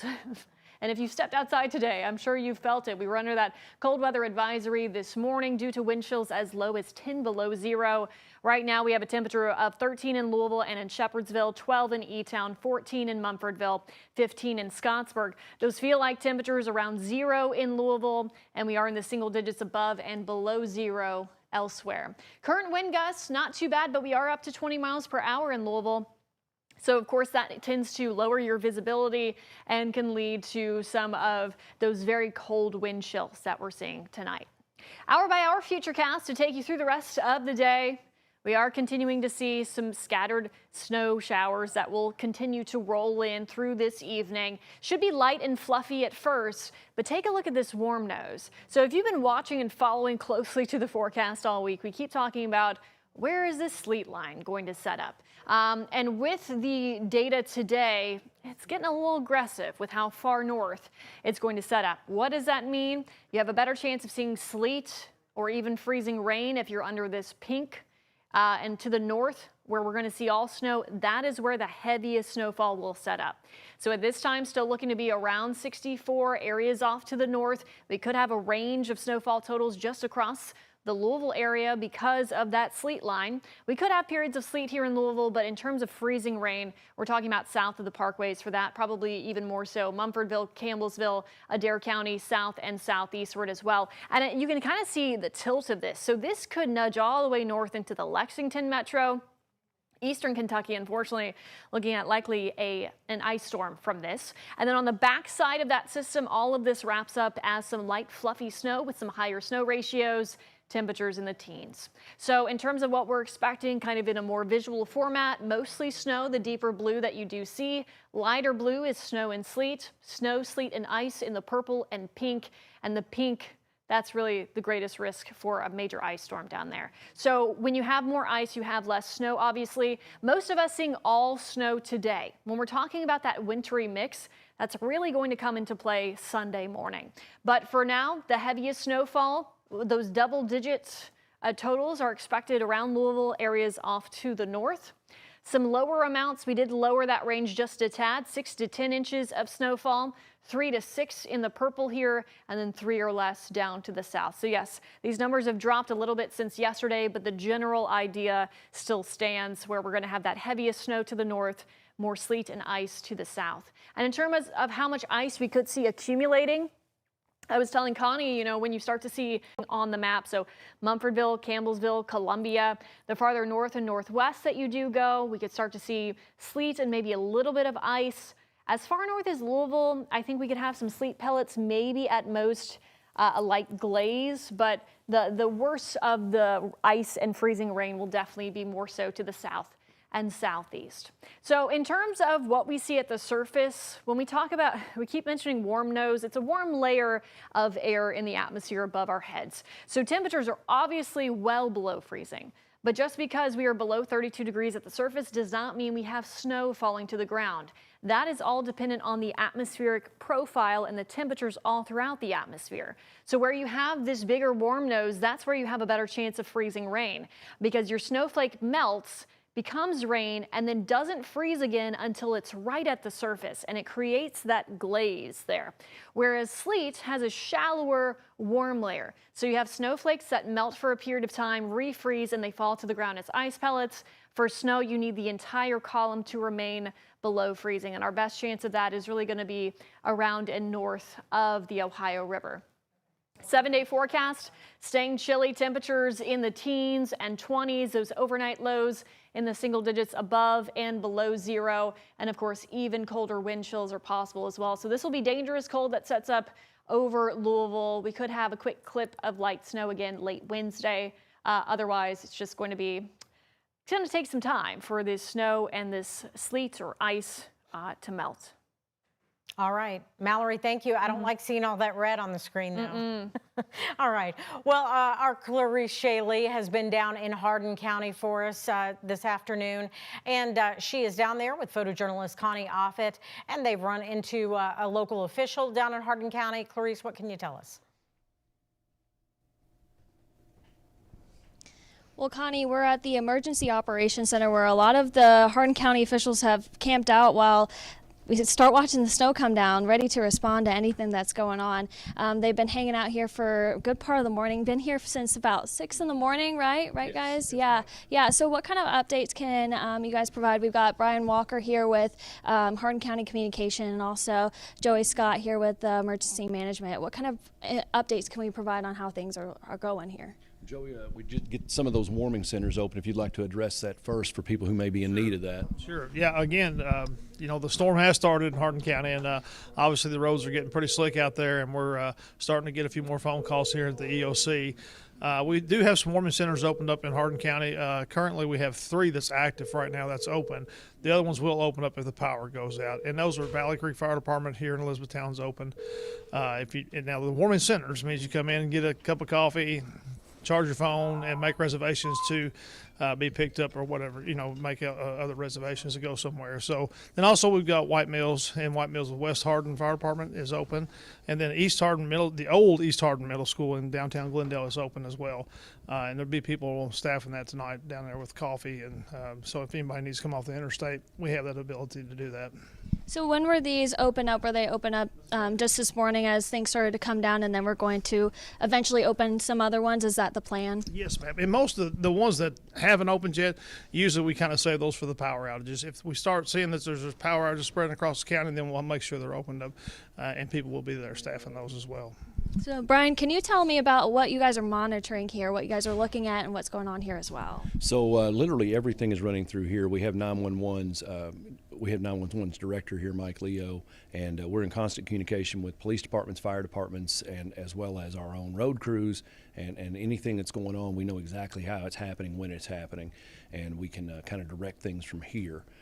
We have the ability to respond to all sorts of different things. And one of the things people may not realize, and this one was kind of new to me, is how many trees that will come down. And speaking with our road department yesterday, with Dwight Morgan, the director, it will not be uncommon for us to have about 100 trees go over roadways in a rather typical storm like this over several days' time. chainsaws are just an invaluable tool as much as a snow plow. So earlier this week, they literally had an assembly line disassembling, cleaning, and putting new chains on every chainsaw and making new chains and extra chains. And they checked every vehicle top to bottom. We have about 1,200 tons of salt. We think we'll probably go through about a third of that over the next few days. We probably have enough to get through 2 to 3 events this size before the winter is over, and obviously we'll replenish when this gets behind us. One of the other things too, if you do see a tree across a road, that is an emergency because somebody could hit that could block a roadway. That you'd call 911 for. If you have an issue with the utility, please contact your utility company directly. That's not a county operation. And we really recommend you sign up for our rave alerts as well as go to TextMyGov. You can get all that through our website, hardincountyky.gov. And we're making very frequent updates to Facebook. And on that is just a running list of all the things that are going on. We'll be shooting more video later today and putting things out. And if people have questions, they can just certainly hit that thread and we'll respond to them. Yeah, that's really good information for people to keep in touch and hopefully to keep people at home. We were just downtown and then we're seeing a lot of people on the roads too. What kind of advice would you give to those people who are on the roads right now? Again, it's Saturday afternoon. There's ball games on. Stay inside your cozy homes and try to stay off the roadways. As the snow intensifies, our emergency runs will intensify and we'll need the roadways for our emergency crews to be up and down. We really don't want a lot of slide-offs and stuff that hinders us from getting to emergencies. So, yeah, just stay home and stay warm. That's the main thing today. So Brian was talking about some of the trees that could come down. Are there some specific areas that you always look at when you're looking at disasters or anything that may be going on, that those are some areas we want to point out and be aware of? Yes, we do. I mean, Hardin County is the 4th largest county in the state of Kentucky, and we have a lot of rural district in our county. So we know the hot spots that have a lot of wooded areas that covers a lot of the main highways. So we know pretty much we've got a good idea where we're going to have to send crews in the event we do start seeing ice on the trees. But hopefully we don't see the ice. Hopefully it's just good snow. That's what we're wishing for. So. Yeah, good wishes, and it seems like a lot of people are giving you guys some good wishes because even in this small room, we got some good stuff. Some people have brought you guys some stuff here while you've been working, right? Yeah, there's probably been 10 or 12 restaurants and some private individuals that have brought us in food, everything from burgers to pizza to a little bit of everything, even drinks. And that's great day one, but we're pretty sure we're going to be here for probably 4 or 5 days, somebody around the clock. So keep us in mind later on down the line a couple of days because it is hard for people to get nutrition if they're stuck here, and you can only eat sandwiches for so long. So it's good that folks are taking care of us and helping us out. One other thing is pets. If it's too cold for you to be outside, it's too cold for them to be outside. Make sure that they've got an adequate way to stay warm and safe, and water's going to freeze. Your animals need water to drink. Make sure that you're making sure they've got fresh water. Another point to make, our EMS folks, they have got extra crews on, but they also have an extra person on each crew. Instead of 2 people on a bus, we'll have 3. It's a little easier to maneuver a vehicle, back it up into an icy, slippery driveway, transport a patient from the place that they've been picked up to put them into the vehicle. It's hard enough with 2 people. It's even worse in these conditions, so we'll have a 3rd person on everybody. And every department has got extra people in. We have 568 miles of roads in this county that are just the county. That does not include Fort Knox or any of our cities. And it takes us 12 to 14 hours to treat and plow every single road, and we only have 1 crew. So, we'll get it quick as we can, then we'll have at least an 8 to 10 hour rest period, and then back to it again. So it's when do you start? Where is it hitting? Parts of the county may not get the same thing as other parts, so it's a constant moving target that we're trying to stay focused in on. Well, a lot of preparation that's gone on with you guys, and a lot of great information here from your local officials. So Connie, we'll go ahead and send it back to you, and we'll keep you guys updated on what's going on here in Hardin County. All right, Clarice, we appreciate what they're doing. We're glad folks are helping them out with food and that kind of thing. And we don't want to forget about our emergency responders. Thank you so much for that report. We appreciate it. And we'll check back in with Clarice in just a few minutes. We do want to let you know that LMPD has told us that right now they are not going to be able to respond to crashes unless they're injury crashes. So if there's an injury crash, they will respond to it. Any non-injury crashes, they ask you to report that online. Again, fill out your report online for LMPD. All right, we want to go now. We are told that on the line we have Sydney Neerman with NDOT Southeast, who is on the line talking about what's going on in southern Indiana. Sydney, can you hear us? Yes, thanks for having me. Yep, thanks for being here. We appreciate it. We know you're very busy, so we certainly appreciate you taking the time. Tell us what's going on in southern Indiana when you guys started preparations for this winter storm. Yeah, so snow has now officially moved into southern Indiana, so our crews are out in full force. Ahead of today, we did do pre-treating operations on Thursday and got that all completed, and then yesterday, on Friday, we finalized our plans and just continued to track and monitor the weather prior to today. What did you all pre-treat with? Was that a brine on Thursday? Yes, so on Thursday, temperatures were low enough. We were able to go ahead and pre-treat with brine on Thursday. Okay. And tell me about the workers that you have out there. How many trucks, what kind of crew situation, and do you have enough shifts to cover the next several days? Yeah, so we currently, like I mentioned, are out in full call out. So we have right around 160 trucks out. And our crews work in 12-hour shifts. So the first round of crews, they're in, and then we will have our second round come in later on. So they will be out working while the snow is falling, as well as through cleanup operations. So cleanup operations will be a big part of this winter storm.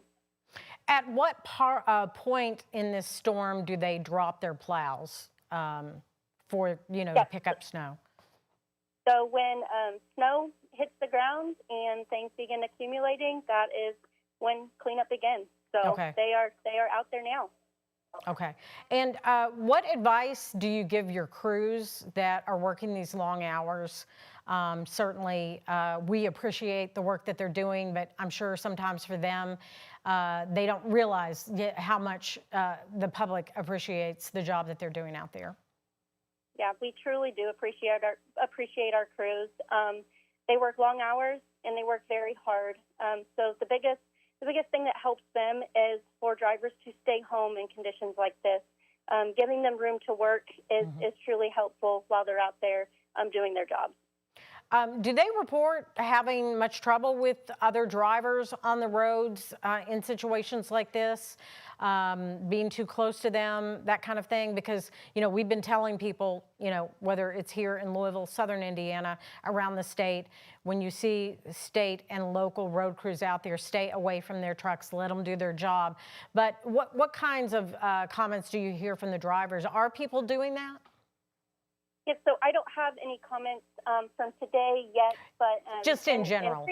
In previous events, those conversations have come up, urging drivers just to give them plenty of space. Don't drive too close to them. Don't try and pass them in the wrong areas.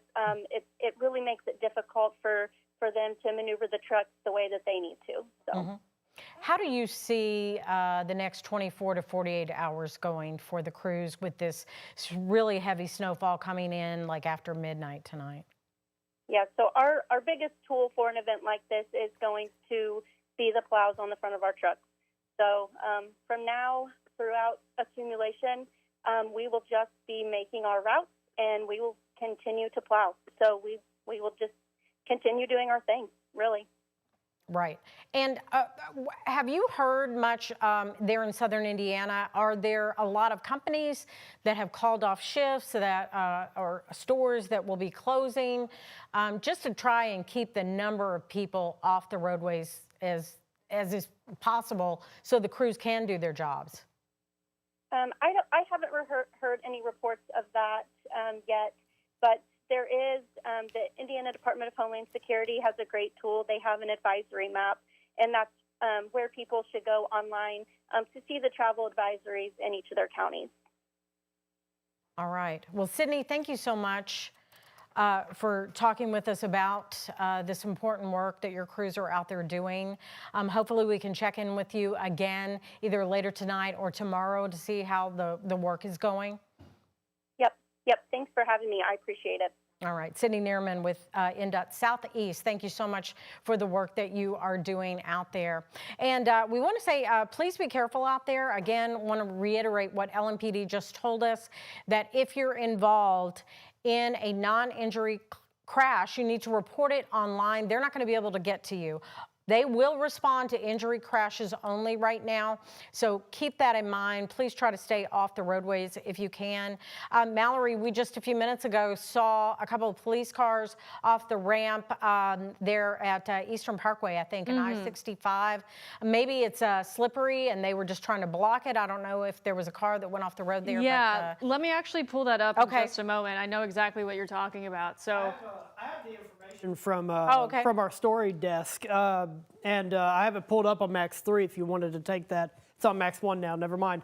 But MetroSafe confirms that a call for this accident came in about 3:05, originally listed as an injury accident. When it was responded to, changed to a non-injury, and records are on the scene. To speculate, I assume they were trying to make their way onto the interstate, and you know, as you do on an on-ramp, probably gunned it, and they probably just lost it on the slick roadway there and lost control. So that is the incident there. We have multiple ones reported on I-65. We don't have a camera on it, but it's in Bullitt County where a significant portion of lanes are blocked near Cedar Grove. We've been working on we do have the information on that. We have an article posted on WHS11.com regarding that one. yes, thank you, Austin. So things are starting to get a little worse out there. Road conditions are beginning to deteriorate. And yes, you'll first see that, of course, on neighborhood roads, but also even on the interstates, those entrance ramps, exit ramps, bridges, overpasses. A reminder, temperatures are in the teens right now. So even if things have been pre-treated, it gets a lot more difficult for that treatment to work the colder we get. I've been seeing things around 15 degrees is kind of that sweet spot when things start to get worse in terms of treatment. And I know the crews have been out and about, but as we've been saying time and time again, if you don't have to be out, now's the time to get home, stay home through tonight and tomorrow as well. In terms of visibility, it is worse where the snow showers have been steadier. So we've been watching those snow showers. They've been actually entering from the southwest. So some of our western and southern counties likely seeing quicker accumulations. I just saw a report from down in Bowling Green of about 2 inches of snowfall already. If you're going to get snow around and south of the parkways, today is basically the day for it. Once we head into tomorrow morning and we start to see that change over to sleet and freezing rain, that will be your primary precipitation type until everything ends up as snow. But here's a satellite and radar you can see across the Kentuckiana area. More of those blues where snow showers are steadier. Any kind of more medium blues, it's that radar trying to pick up where those heavier bands are. Big picture view. We've been talking about this all week, the scope of this storm. We are not the only ones being impacted by this. Others are being impacted by snow and or ice. This is going to be a crippling ice storm for some folks. You can see ice ongoing in portions of Texas, northern Louisiana, up through northern Mississippi into Tennessee as well. And we're going to be watching where that sleet freezing rain line is as we carry on into late tonight and into early tomorrow. That will really influence how much snow that we do pick up here in Kentuckiana and where that freezing rain line will kind of inch up to. But winter weather alerts, all this pink here, winter storm warnings continue throughout New Mexico, Texas, up toward the east and northeast states there. For us, our winter storm warning remains in place through 7 o'clock Monday morning. And for good reason, of course. We're expecting heavier snowfall, especially along and north of the 64 corridor. Once you get towards the parkways and areas southward, you're having more of that sleet and ice mixing in. So in terms of primary precipitation types here, the deep blue, mostly snow. That's what you're seeing around Louisville and into southern Indiana. Snow and sleet in this blue corridor, and then you're going to get more of that ice mixing in the farther south and southeast. that you do go, and we're starting to get pretty worried about an ice storm potential for our southernmost counties and into eastern Kentucky as well. So snowfall amounts, I know you've been seeing a lot of ranges over the last couple of days. The primary thought has continued to be the same, but the exact ranges might have nudged an inch or two on either side. We're looking at double-digit snowfall in that deeper blue, 6 to 10 inches looking likely just south of that, where you're going to have more sleet mixing in. 3 to 6 inches where you have more sleet and freezing rain. And where we have the most amounts of freezing rain, maybe 3 inches in Adair County today, but once all of that changes over to sleet and ice, is going to be a very major ice concern. And we're talking about 1/2 inch or more of ice really in that deep pink magenta color, Mumfordville, Campbellsville, Columbia, areas off to the east into eastern Kentucky as well. The farther north that you do go, the lesser chance that you have of seeing more of that ice. It's going to be more of a sleet issue, probably around the parkways. And if we get that freezing mark, that warm nose up north to the 64 corridor in Louisville, we're looking at maybe a light glaze, probably just some sleet pellets bouncing around. But a live look outside here from our Bachman Auto Group U of L health camera. Visibility lower, definitely in spots. 64 looking good, but as we saw from one of our other cameras, 65 near Eastern Parkway, near U of L, not looking so hot, especially with some of those entrance or exit ramps there. Temperatures very, very cold in the teens all across Kentuckiana. And of course, those wind chills even worse. We're down to 0 for a wind chill in Louisville, Lanesville, LaGrange. Feels like 1 in Shepherdsville. Feels like 4 in E-Town. Feels like 2 below 0 in Jasper, 1 below in Paoli. So obviously, we're not only dealing with the hazardous conditions of the snow and the ice, we're also just dealing with very brutally cold temperatures. That will be sticking with us for quite some time. Hour by hour futurecast, you can tell here, we're not going to have, we likely will have some breaks in the snow showers. It's hard to time out exactly when, depending on which model that you look at. Dry air might try to eat into some of that to the north and northeast. That can happen before we really do see the heaviest snowfall rates. You can tell here, just as a visual, when you start to see some of those deeper blues on this map. But take a look at this warm nose. This has really surged northward from the models that we were looking at yesterday. So this will cut into your snowfall totals a bit, create more of that sleet risk and probably a glaze of ice the farther south and southeast you do go throughout our viewing area. Now, once we do get into tomorrow afternoon, this does look to wrap up as all snow. So it'll probably be for those who get sleet, a layer of snow today, sleet, maybe ice tomorrow morning, and then wrapping up as snow. We do start to see things really quiet down for us by tomorrow evening and into tomorrow night. We've been talking about the atmospheric profile, the warm nose. That's a phrase that you're going to really learn around here in the Ohio Valley. That basically just means we have a layer of warm air above us. Even though temperatures are well below freezing at the surface, that does not mean snow is falling. In order for that to occur, you need freezing all throughout the atmosphere. So we're going to see that to the farther north that you do go, but elsewhere we're going to have at least a shallow layer of some warm air that tries to surge in from the south, and that creates sleet, which are the ice pellets that bounce around, or freezing rain, which is rain that freezes and glazes the surface on contact. And that's what we're really concerned about, the potential for freezing rain, because that can create power outages. It can really weigh down the trees and power lines, and that just becomes very, very hazardous. 7-day forecast here, not much in the way of changes. We're expecting very cold temperatures over the next week at least. That's highs in the teens, highs in the 20s, overnight lows in the single digits above and below 0. And even colder wind chills as well. So we could be talking about wind chills anywhere between 10 or 20 degrees below 0. And just take a look at Monday night. You're talking about an actual air temperature of 7 below 0. So obviously those wind chills will be even more brutal. And that's why it's just very important that you take care of yourselves, you take care of your loved ones, you check in on your neighbors, because this is going to be a prolonged period of very cold air in place. So all of this snow and ice that we are receiving from this event today, tomorrow, it's going to take some time to really clean up, and it's not looking to melt anytime soon. So this is pretty much the pattern that we're stuck in thanks to the Arctic high. Once again, meeting all that moisture coming in from the south, creating the snowstorm that is converging right over the Kentuckiana area today and tomorrow. We're under that winter storm warning until 7 o'clock on Monday morning. So 7 a.m. Monday is when that winter storm warning does expire. But of course, our snow will start to wrap up by Sunday evening. All right, Mallory, thank you so much. And Doug joins us now along with Mayor Craig Greenberg. Mayor, thank you for being here. My pleasure. Great to be with you all here today. Good to see you. I came in just as the snow was starting to cover the roads, but we heavily salted, heavily brined. Do you think the city is the best prepared it's been in many decades for a storm of this enormity? I think so, Doug. We've done a lot over the past year, even since the last snowstorm that we had early last year, to improve our preparedness. First of all, since last year, we have $3 million of new vehicles that are out there that are part of our snow team. That means they do a better job with newer equipment, and also they break down less, which means they're out on the road doing the job that we want them to do.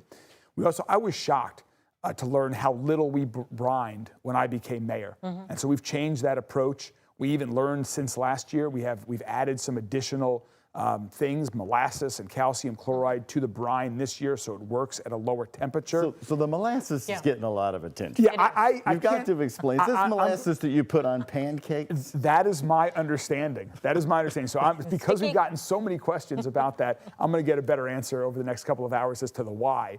But that's there, and then calcium chloride's in the salt. So what they do is they brine first, then they've been putting down salt, which they're doing right now. And when we get to about 2 inches of snow, that's when the plowing begins. The other thing that we've done, just knowing how, regardless of what area of the range this snowfall comes, it is going to be a lot of snow. And so in addition to the 60 trucks that we have as part of our regular snow team, we've brought in another contractor to bring 10 more crews in. So we'll have 70 crews across the entire county. Is that the first time we've added a contractor for snow removal? I know you use them for the flood At relief. least since I've been mayor. It's the first time that we've done this. So in the last 3 years, before that, I'm not sure. But I just wanted to err on the side of being prepared to get the city back moving, knowing how much snow is coming. Right. Well, so far, it looks like it's working as we've looked at some shots of the city streets anyway. Mayor, I know when you had the state folks there today and talking about working hand in hand, I was curious, when I came downtown, you could easily see the product down on the streets, for the city streets. But like when I came in main thoroughfare 146, I saw nothing on it. And I know the state said they started about an hour ago salting. What was the thinking there with them, or do you know? Well, the state in Jefferson County, the state does the highways. Right. And so because they have a large number of contractors plus the state crew that do it, and they have far fewer miles of road lane to cover. They could do their entire route, they think, in about 90 minutes. I see. And so as a result of that, they did not brine, but they started salting before the snow came, did one round of that, and then they're going to be prepared to start plowing. And as Matt mentioned, you might see 3 trucks on the water center. I heard him say that in your 2 o'clock news conference, and I was impressed that they think that they can get it done in 90 minutes. We've got a Trimark. Well, and to be clear, Doug, that's one pass. That's one pass. You need multiple passes with as much snow as we're getting. We've also got a shot of 4 different roadways on Trimark that we can put on the screen. We ought to talk about that because here it is at just before 4 o'clock. How would you rate the current road conditions, Mayor? You came over here. And downtown's a little different from the roadways, but this live picture looks pretty good. Yeah, so far I'm pleased with what I'm seeing and the reports that I'm getting. But again, we don't want people on the roads. We want everyone safely getting home from the U of L game that's going on right now and ending, and then use this as an opportunity to read a book, watch a show, play a game with your family, cook a new meal. Now, find something interesting, but please, unless you absolutely have to, stay off the roads. We know that the U of L game is packed. I've had some friends text me. We've had reports from here in the newsroom that the Young Center is full. Yes. And when they went in, the roads didn't look like this. Well, it'll be very different when they come out, but I know I've been in constant contact with Chief Humphrey, with Sergeant Sanders, and others from LMPD. We're going to make sure that we get folks safely cleared from the Yum Center, encouraging them to drive home incredibly slowly, get home safe, and then stay home. Our crew that we're looking at live there is behind a truck. I was told that's a truck in front of us, I It's think. like crossing the bridge. Yeah. And the roads look good there. Tell us about, just your message to folks. You said stay home, but for the folks that do have to work today, we know several businesses still operating today, probably not tomorrow. But, what is your advice for them just to stay clear of these trucks? They really need to do use their extreme job. caution. Yeah. First of all, drive incredibly slowly. I appreciate your colleagues there that are giving that member of the snow team plenty of space to do their job. Salt is going to be coming out. You don't want that impacting your vehicle either. Right. So give them plenty of room to do their job. And also, if you are home and your car is parked on a street, you might want to move it, because if it gets plowed, we're asking everybody on the emergency routes, but even if you're not on an emergency snow route, you don't want to be plowed in at the end of this. Right. So the more cars that are off the street, the better we can do the plowing, and the more effective it will be. But I understand some people have to go. Use extreme caution. There's no rush. Leave plenty of time. And plus, it's going to be bitter cold. You do not want to get stuck. Right. The response times are going to be longer. So talk about the igloo effect on your car. I mean, when those plows go by, if they encase your car, and then we have the Arctic air coming in. Let's talk about, you heard them revise the forecast. The National Weather Service stood next to you at 2 o'clock and said 8 to 12 now instead of 12 to 15.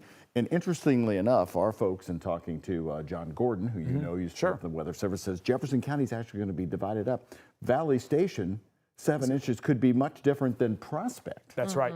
So that's what we've been learning over the last few hours. Is it does appear that in the northern parts of our county, there's going to be more snow. In the southern parts, there might be some additional sleet. We're going to be prepared forever. I'm really hopeful. I was pleased to see over the past couple of days, and even this morning with the latest forecast, that it looks like ice is not as much of a threat as it was. That's the biggest risk to power lines. Not saying nothing's going to happen, but that's the biggest risk to power lines. So I'm pleased that's not part of the forecast. But we've been through enough of these storms. We know that anything could happen, and so that's what you got to prepare for. Well, Mayor, you've been out, and we know that as these days go on, the real story might be the cold. Yes. And folks that are older, that are stuck in homes by themselves, you've talked a lot about us just checking on each other. And I know, like in my neighborhood, they put out on a group chat, hey, if you can volunteer to go check on people. So that's becoming a really big message. Yeah, that's, I call it the Louisville love, and I'm incredibly proud of that. All year round. You see it most publicly during challenging times like we're dealing with right now. We're following a tragedy, but we know it's everyone and all of our neighbors. And so it is now the time to check on your neighbors. If there are elderly people in your life that you think might need some help, reach out to them.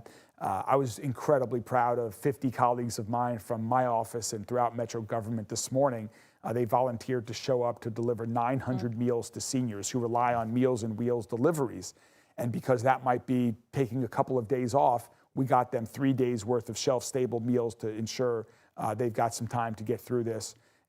That's the type of city that we have. You see it now, and so I know we'll continue to see it over the coming days. Let's talk about the food situation a little bit. As you know, a lot of the supermarkets got cleaned out. I saw some of those pictures. Some of them are not going to get new deliveries for a while, and you emphasized in a couple of news conferences for people to turn to food pantries. How are they doing? How are they getting supplies replenished? Because a lot of times they hand that food out for free. My understanding is that they were well supplied before this, and so they've been able to deal with the demand that was out there.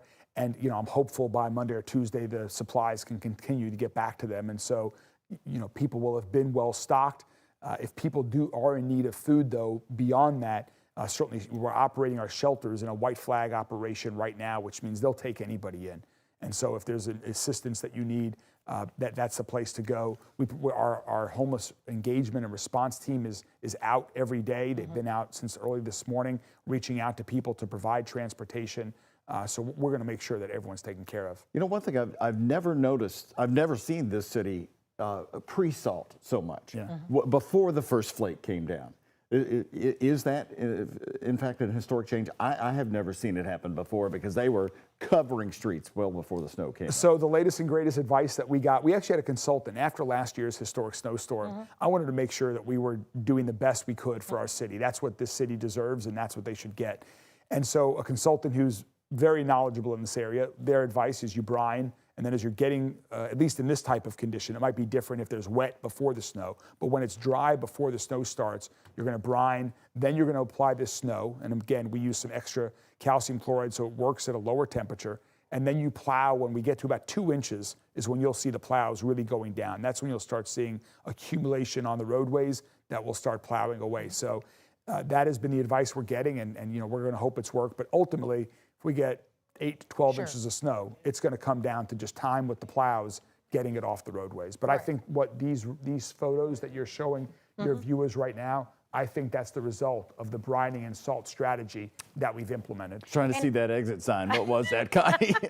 Well, I was going to say, you know, the last couple of snows that we've had, I think the road crews have done an incredible job. I certainly noticed a difference in previous snows that we had had where it was not so great. So, you know, the roads were very clear. Let's talk a little bit about city services, if you will. I know you mentioned things like, you know, folks need to realize things are going to be a little different. Garbage services, TARC, they're running right now, but that could certainly change. Can you talk about that a little bit? Sure. We've suspended garbage service because a lot of the folks on our solid waste management team are also part of the snow team. And so we want their focus to be on ensuring that the roads are safe and clear. TARC is going to continue to update on, they're going to go as long as they can. My guess is at some point it's not going to be safe for the drivers or passengers, and so they will suspend service temporarily as well. But our fire department, our police department, our EMS, they don't stop regardless of the weather. So I know you all are going to be speaking with Sergeant Sanders also. He'll go into that, but we have a fully staffed teams on fire and police and EMS that are available. Now their response time might be slower as the weather continues. There might be a point where it comes where they can't respond to non-injury accidents. Again, just for the safety of everyone. We'll continue to keep the community informed on that. But we have to be prepared for regardless of the weather. So your next big concern is going to be the Arctic air and that. And of course, I go back to 94, although this storm is so set up so differently. We don't have the wind. We don't have 22 degrees below zero. But we've all noticed that when Louisville gets into prolonged cold, the water mains start breaking. And then we have water issues, all of that. What kind of infrastructure studies have you done considering with the kind of weather we're going to have for 7 days or more? Yeah, I mean, Rachel and I were talking about that this morning with our own pipes at home to make sure we're taking the advice that we're giving to everyone about turning them on, letting them drip occasionally. If you're home, turn them off and on to make sure that your pipes don't freeze. I think we're in a much better place than we were in 1994 with a lot of our infrastructure that we have. More people have four-wheel drives. I think we're better prepared. I actually talked to Mayor Abramson this week. I wanted to get his take on what they did to prepare. He has like flashbacks and nightmares over this. He won't even laugh about it. Well, I mean, it sounds like, unlike what you're seeing on the screen right now, it sounds like they actually shut the interstates down for a period of time. I don't expect that to happen. Oh, they did. We've got a famous clip from a news photographer. His name was Donnie Rourke, laying right in the middle of I-71 talking to the camera. Oh, really? There was nothing, looking back at the city skyline. Well, we want to keep everyone moving.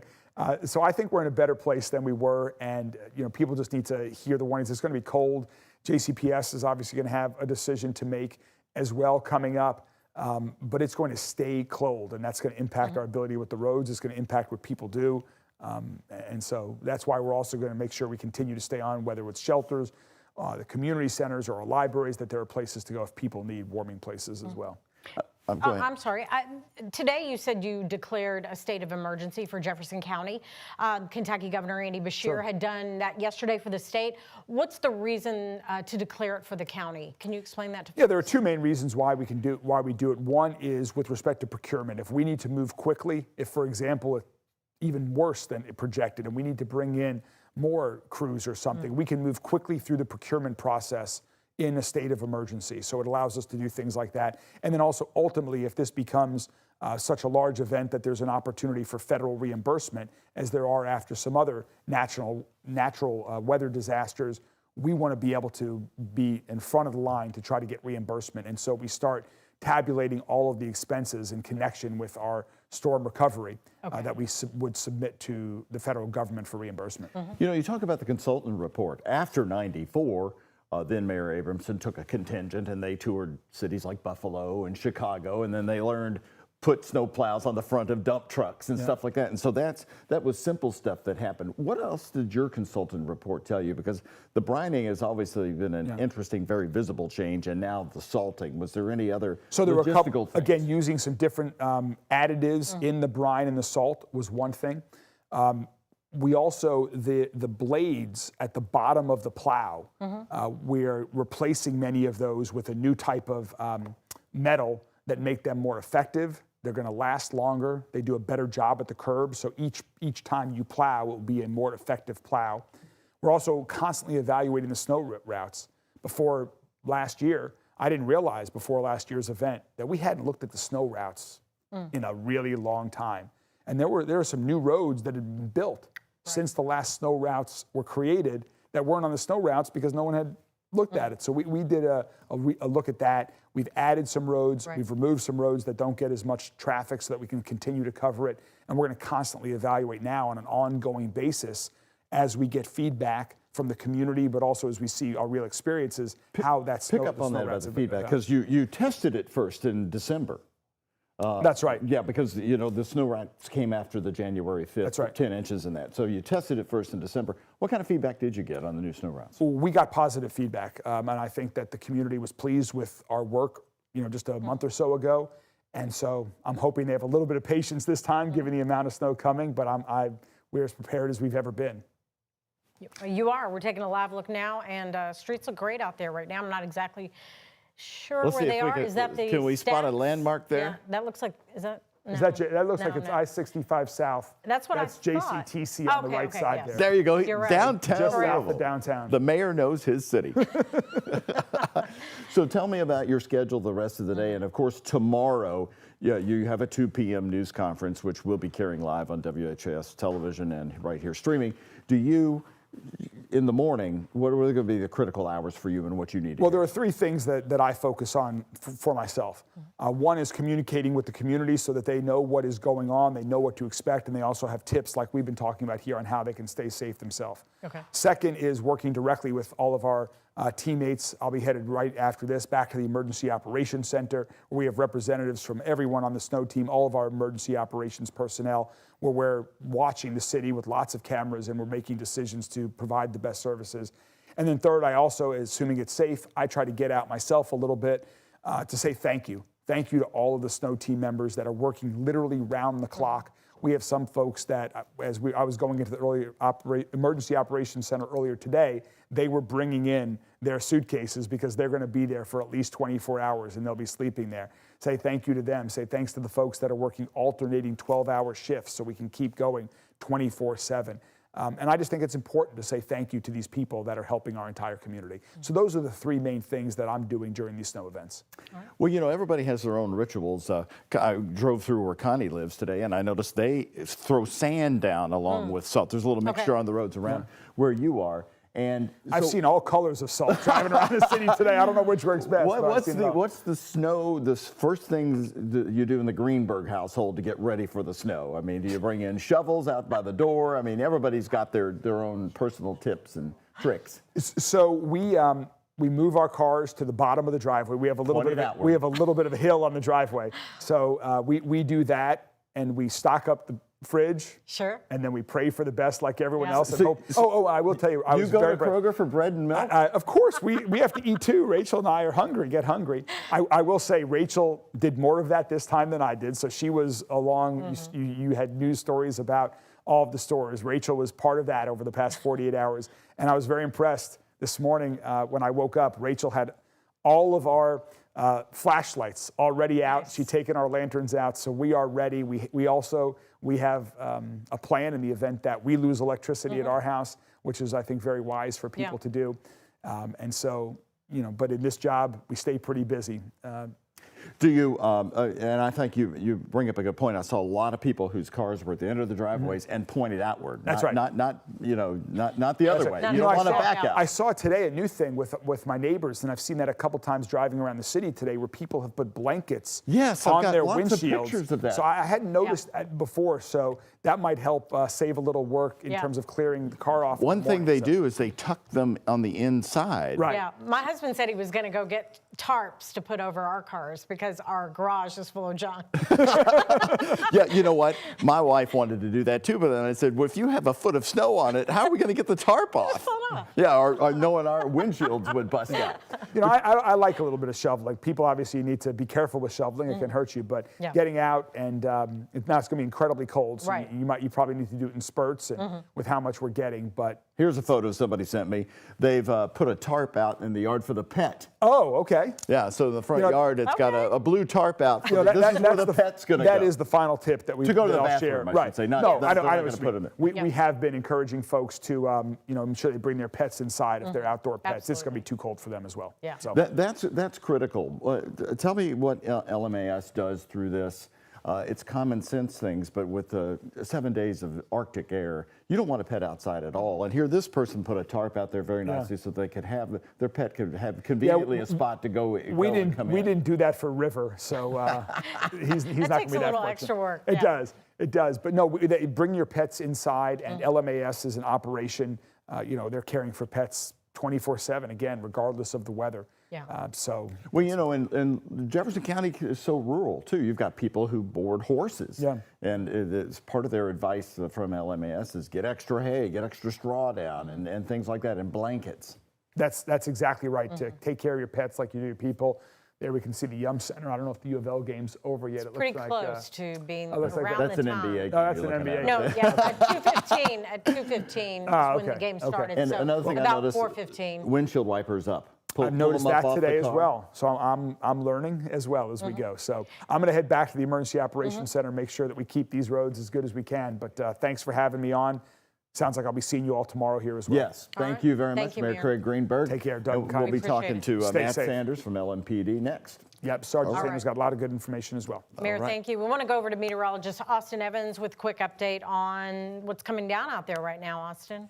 Yeah, so we're keeping an eye on everything. We got a 4-box Trimark traffic camera here, keeping an eye on the roadways. Lewis Clark Bridge, you can see there is some snow on the roadways, but you can also see one of those plows that car is too close to. Right now, that car is too close to that snow plow. You do not want to do that. Make sure you give these snow plows, these working trucks, these people are working, plenty of space if you see them out on the roadways, and preferably you're not out on the roadways at all. Here's a live look at I-65 at Eastern Parkway. We were looking at an accident here. This road, it looks okay. It looks drivable, but I wouldn't be driving quite as fast as these folks are right now. Take it slow. If you have to travel, and if you don't have to travel, don't travel. That is what we are saying. Here's a live look at I-65 at 265, where there appears to be some slowdowns beginning. They're zooming in on this. There appears to be a vehicle stopped here.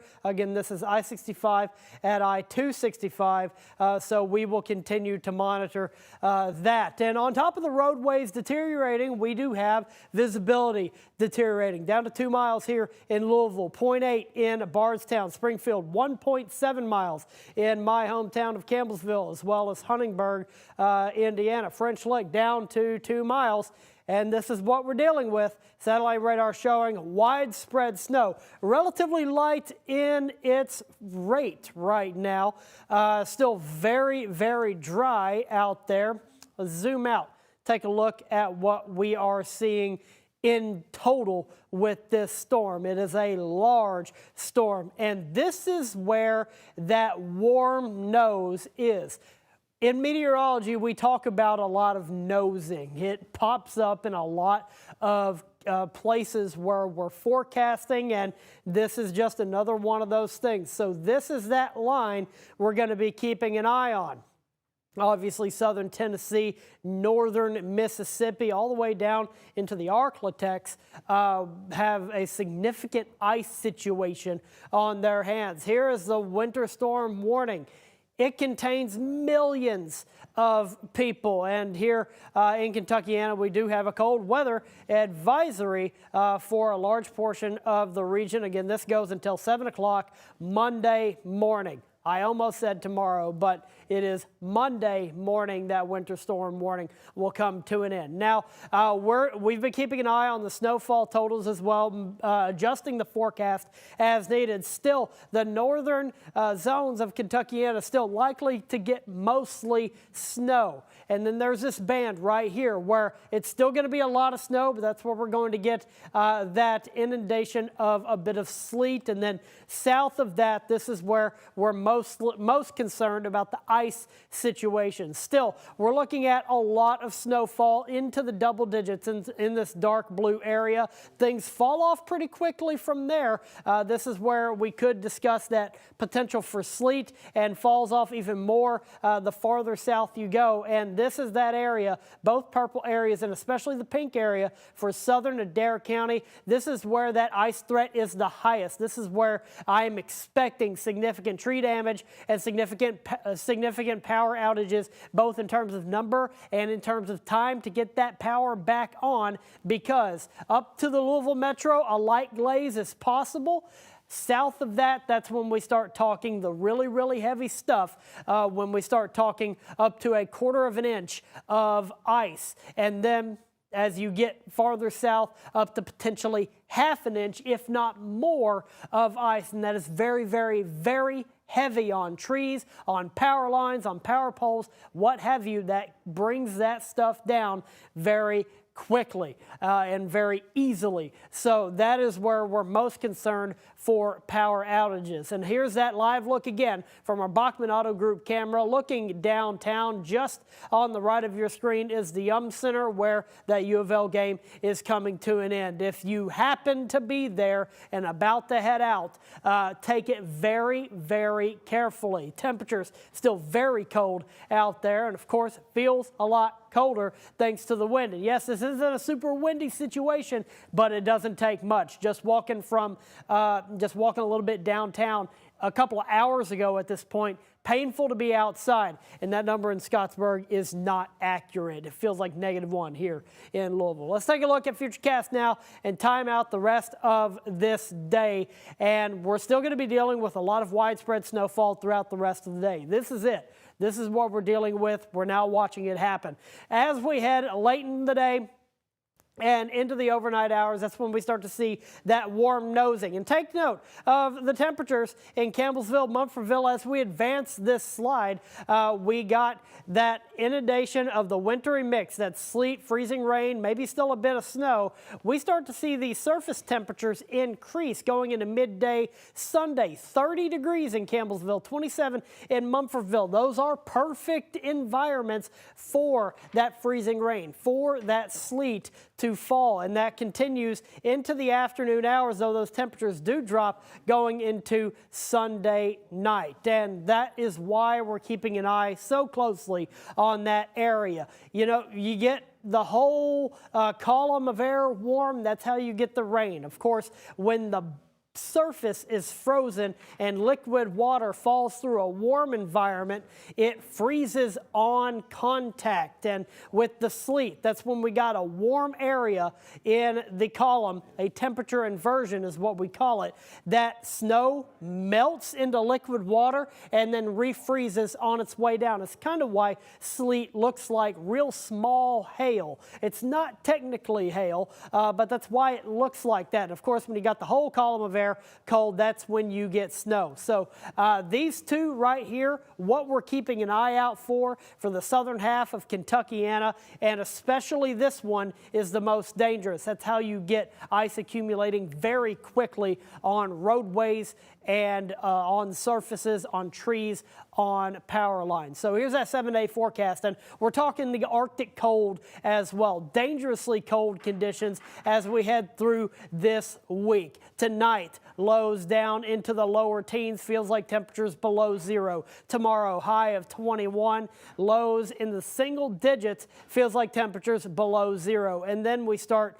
to see on Monday the low, the measured low of -7, and that's for Louisville. Outside of the metro, likely to be colder, and we're not going to warm up anytime soon above freezing. So there is that concern for any of this liquid water on the roadways. If things did melt, you know, come Monday, come Tuesday, there is that concern that we're going to see that refreeze on the roadways. And since we're getting a significant amount of snow, it's not going to go away anytime soon. We're going to be dealing with the snow for a good long while. So we're going to continue to monitor this forecast, and we're going to be updating as needed. And of course, we're going to be providing you coverage throughout the weekend as the winter storm moves through Kentuckiana. And we're going to continue to bring you these updates and adjust the forecast as needed. So I'm going to send it back over to Connie Doug at the news desk with the latest. All right. Thank you so much, Austin. And we're joined by LMPD Sergeant Matt Sanders. He was with the mayor at 2 o'clock for their briefing at the emergency center. And now he's come here to WHAS. And Matt, of course, you're in contact with how the roads are doing. It's now 17 minutes past 4. What kind of update can you give us at the moment? Well, the road conditions look like they're starting to deteriorate, okay? In fact, about an hour ago, LMPD issued what's called state forms. And what that means is motorists that are involved in a non-injury accident, either single vehicle or multi-vehicle, where there are no injuries reported, we're encouraging people to take their own accidents now. Right. And it's simply because there's enough accidents out there and not enough officers to respond to all of them. So if you find yourself in a single vehicle accident, non-injury, or you bump into somebody, exchange information with that person, get your cell phone out, take a couple pictures of the damage, and then on our social media, we have a link to the Kentucky State Police website where you can go fill out that information. Okay, great to know. Let's talk about the snow routes. You said as of 1 o'clock today, there were only 9 cars that you all had to move.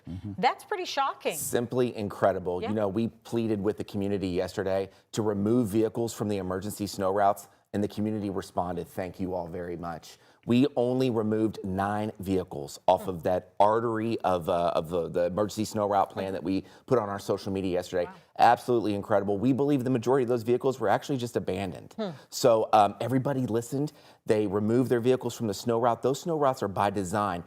Arteries to get to our hospitals, to get to the jail, to get to other essential downtown services. And so getting your vehicles out of the way so our tow trucks can get through there, our ambulances can get through there, more importantly, the plows can get through there. So thank you to the community for listening. Only 9 vehicles. We did pull 8 off the interstate. Sometimes those are flat tires that people get a ride from, and they're going to come back and get those cars later. We took 8 of those. We impounded those in our tow lot, but by and large, we're doing pretty good out there. So thank you all. Appreciate it. Well, Sergeant Sanders, I was in the Highlands earlier this morning, and on a route that was not an emergency snow route, and I did notice that many cars were gone, and I thought, well, maybe people are moving them because they don't want to get their cars encased in snow, because when those plows keep going over and over again, it's hard to dig them out. It is, you know, and we know it's frustrating because there are people that park on emergency snow routes daily in the downtown area that live in condos and apartments. And they go, well, where am I going to park?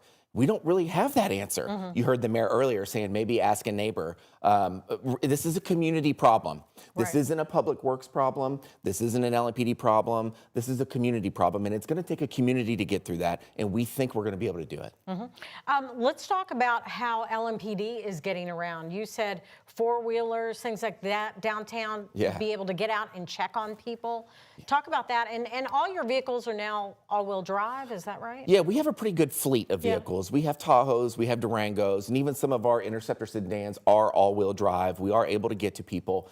Just yesterday, our downtown area patrol unit went and took their fleet of all-terrain vehicles and side-by-sides to the gas station and topped them off with gas. We saw a bunch of other people doing the exact same thing. It is not going to be uncommon to see LMPD on a four-wheeler or a side-by-side in the coming days. You think, you were telling me just strange things happen, like you all just a little while ago found an SUV in the river. What was that all about? Where was that location? We don't know. It was like right around 9th and like northwestern area. It looks like a Tahoe just went. I don't know if it came out of park or what, but we got a call a couple hours ago. I'll send you the picture. Actually, we got some drone feed footage of it. I'll send it to you, and you can put it up online after this. Okay. But we checked it out with the fire department and our river unit, and nobody was in it. So we recovered it, and the investigation continues. So luckily, nobody was hurt in that incident.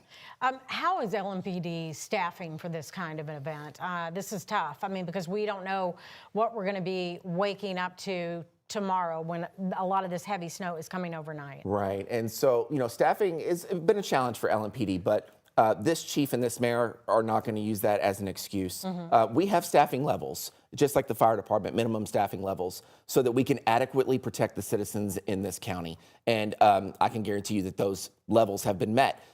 We have some overtime that we've thrown out there. We have some extra record drivers working right now and in perpetuity. We'll get through this together. The city's going to be safe. It's just as road conditions deteriorate, we're telling our officers to be careful to respond to these incidents. So it may take us a little bit longer to get to you, but we're coming. What about the safety of the city when it comes to crime, criminals, or the police? Does the police department have to focus mostly on either the traffic accidents, the wrecks? Does snow take over? Or are you able to still respond to maybe vulnerable businesses because of the crippling snow? Yeah, that's a really good question, Doug. And, we do see an increase in traffic accidents, both injury and non-injury. One jackknife semi can take a lot of resources up from us.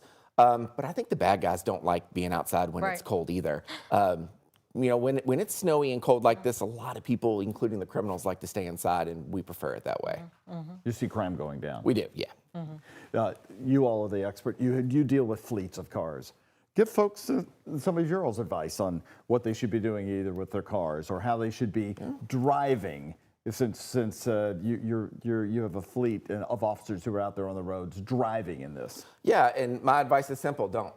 We don't want you driving in it unless you absolutely need to get to work. You're a nurse, you're a doctor, you're working at a gas station, you're restocking Costco tonight. These essential workers that need to get to work, we understand it. But if you just want to go out and do some donuts, we're encouraging you not to do those things. The less people on the road, the less chance it is that you're going to get injured, injure yourself, injure somebody else. And also a first responder has to come to you. It could be a firefighter. It could be somebody driving an ambulance or a police officer. They have to come to you in this inclement weather. So making bad decisions has a lasting effect on a lot of people. So we want you to use good judgment. Don't be outside. Don't be driving around in this mess unless you absolutely have to.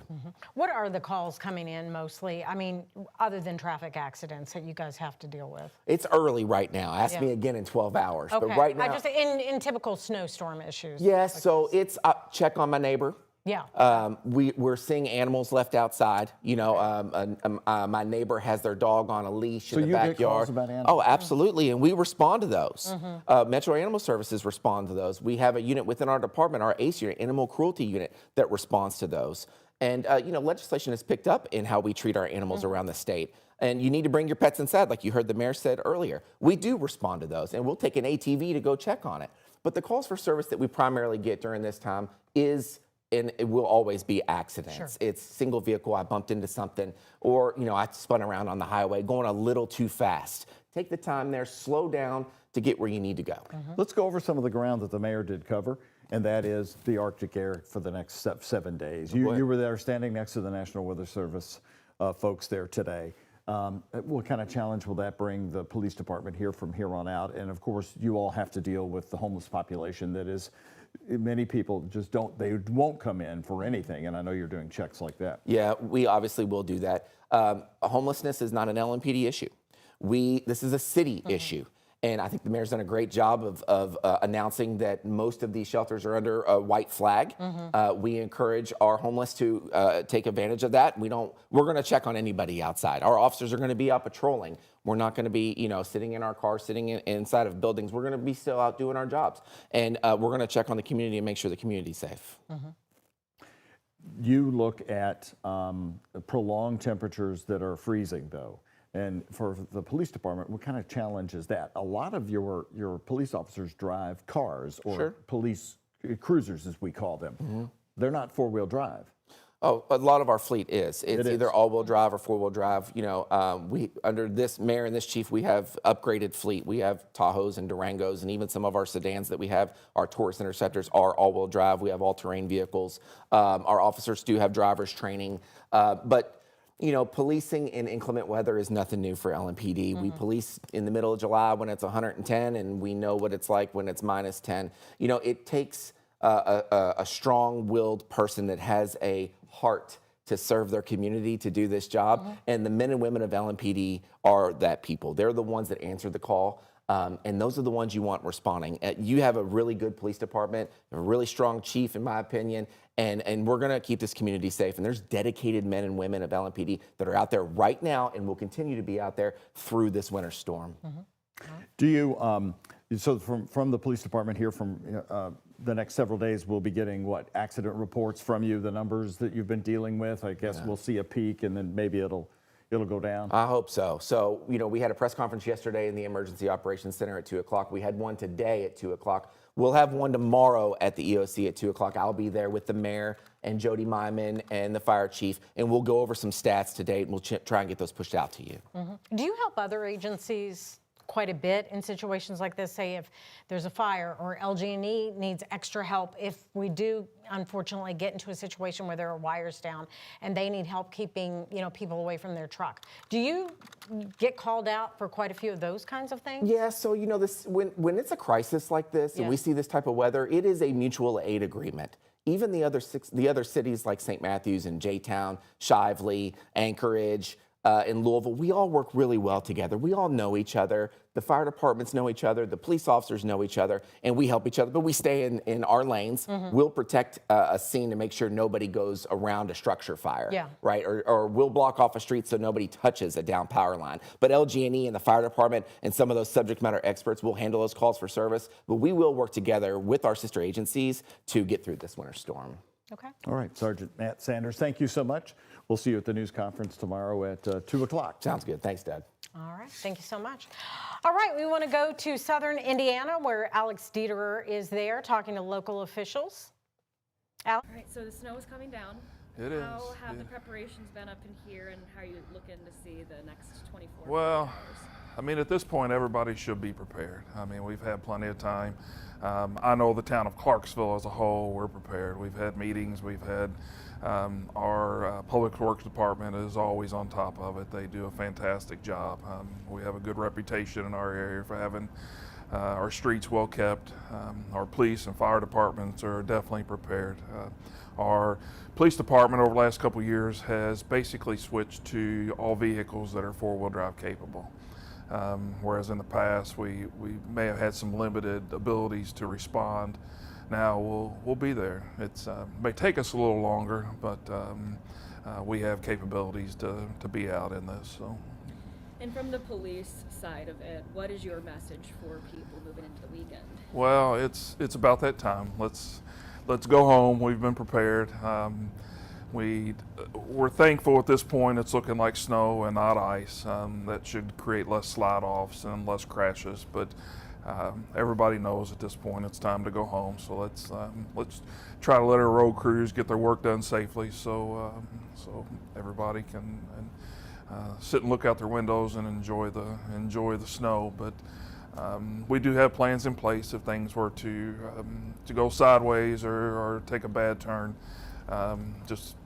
We're the town of Clarksville, our street department, our police department, fire department, we're all prepared for any of the scenarios. And do you see an influx of 911 calls to dispatch during events like this? Well, we do. It's at times it can be it's the vehicle stuff, it's slide-offs, it's crashes, but those generally go hand in hand with people being out when they shouldn't be, or quick ice events or snow events that just happen, get on us real quick, and people don't have time to prepare. Right now there was a lot of traffic out an hour or two ago, but it's starting to thin out a little bit, so hopefully everybody knows it's time. People are heeding that advice. Yeah, we are, as a police department, our biggest concerns actually come in day 2 and day 3. People spend a couple of days home with their loved ones, and maybe they've gotten tired of hanging out together. So we're more concerned with that and people being patient with one another, but we'll be responding to everything we can, and we have capabilities. And our fire department, they're ready, willing, and able also. Do you have extra people from the department working this weekend? We do. We have a few more officers out than normal, but as a department, everybody's been reminded, and they know that we're on 24/7 call, 365 for a major event. So all of our officers are prepared to respond as needed. And then it was about a year ago that we had a similar big snow winter event. Yeah, that was a bad deal, and that entailed a lot of ice, and it's really hard to move around with ice, even if you have four-wheel drive capable vehicles and things like that. So we're keeping our fingers crossed. We know we're going to get it. Let's just hope we get the snow here in our area. Chief Meteorologist Mallory Schnell here with a forecast update this afternoon. The winter storm, yes, it is here. Depending on where you live, that snow has been ongoing for the last couple of hours, but just take a look at the scope of this. So this is round one, but what we're really looking at is this additional push of moisture that's going to be swinging in from the southwest tomorrow as well. Could we get a little bit of a break? Sure, it may not be too noticeable if it's this evening or into tonight. And then the heavier snowfall, the wetter snowfall, because the snow right now that we're dealing with is kind of finer. It's light. We have high snow ratios, so it's not taking a lot of moisture to really fluff up. But tomorrow's will be heavier, and that's worse to shovel. You also may have some sleet or ice mixed in depending on where you are. But you can tell this is a very impactful storm all across the country. And we've been showing these kind of maps on our newscast here, just the millions of people that are included in at least one kind of winter weather alert. The pink color, winter storm warning, that's stretching from New Mexico all the way up to the northeastern states, because once we get impacted here at home today and tomorrow, it continues to swing off to the east and northeast for the beginning of next week. But as far as our winter storm warning, this went into effect at 7 o'clock this morning. It takes us through Monday at 7 o'clock. You can see all of us are included. Our impacts will be different because of the different kind of precipitation types we're expecting across the Kentuckiana viewing area, and I'll show you that rundown of who's expecting what here shortly. But we're all expecting impacts. We're already seeing the impacts right now because temperatures are very, very cold. You can see here 15 degrees right now, and we are not going to get hardly much warmer, maybe lower 20s tomorrow when we get that surge of a warm nose in here. But satellite and radar really filled in over the last couple of hours. At first, we were only seeing fine flurries during the 1 o'clock hour here in downtown Louisville, and then that air became saturated because part of what happens when you have an Arctic high move in, which is what we've been dealing with since Friday, temperatures plummet, but that air is also really, really dry. So our dew points have been very low. That air has been extremely dry. Dew points have been in the single digits above and below zero. And really, that air has become a bit more saturated this afternoon, allowing for some steadier snow showers. And where we're seeing those steadier snow showers, we are seeing some brief dips in visibility. So you're seeing a mile of visibility in Bardstown, less than that in Springfield, 1.5 miles in Louisville, and less than that down in Bowling Green as well. So where you're seeing those deeper grays, that's likely where we're having some steadier snow showers that are leading to some visibility issues. Because even though this isn't a super windy storm, we're still dealing with wind gusts 15 to 20 miles per hour. And that live look outside from our Bachman Auto Group U of L health camera toward the 2nd Street Bridge there, 64 still looking nice and clean, but obviously with this being higher up, you are seeing some lowered visibility in spots. Almost looks like fog. Temperatures are in the teens all across Kentuckiana, and you're certainly feeling that chill. This is why part of this is so dangerous, because anything that falls is going to be sticking to those untreated roads, and also because of the wind chills. So these wind chills are in the single digits above and below zero, and we're not going to really see a warming trend anytime soon. Current wind gusts across Kentuckiana, primarily 15 to 20 miles per hour, so that's enough to blow some of that, especially fine snow around. We're dealing with very fine snowflakes, very light, fluffy snow. Hour-by-hour futurecast showing some snow showers, maybe a break. It was trying to put a little break in there this evening. We'll see if that does come true. Otherwise, expect those snow showers to pick up overnight. That's when I really think we can start to see some accumulations, and this will be a wetter snow overnight and into Monday morning. But take a look at this warm nose. This is your sleet mixing in, and the changes from the model data yesterday compared to today really showing a little bit more of a northerly surge with this warm nose. What that means is while we're all looking at all snow today, our southern counties, this will be primarily the time when you're seeing that snowfall accumulation. That'll be today, because by tomorrow morning, this starts to switch over to sleet and unfortunately even ice, freezing rain as well, the farther south that you do go. Otherwise, just north of that sleet line, that's where we really start to see some of those heavier snowfall accumulations, wet, heavy snow around the Louisville metro area, 64 and off to the north there. So that's what we're watching into southern Indiana. This entire system will wrap up as some snow showers tomorrow evening, and then we do have likely drier conditions by tomorrow night. Then we're just dealing with a very cold air in place. So in terms of the preliminary or the primary precipitation types that we're looking at throughout this event, this deep blue, mostly snow. Maybe some sleet pellets mixed in, but we're looking at mostly snow. The farther south that you do go, the better chance that you have for more of that sleet mixing in. Beyond that, around and south of the parkways, you have snow, sleet, and ice. And this pink area is what I'm really concerned about, where we could have the highest ice amounts, and we'll really have to be watching that for an ice storm. But obviously, the more ice that you have, the less snow that you have. So our highest amounts is primarily in this deep blue contour, where we're looking at primarily all snow in the double digits there. Still 10 to 15 inches of snowfall possible into southern Indiana. This does include much of the Louisville area.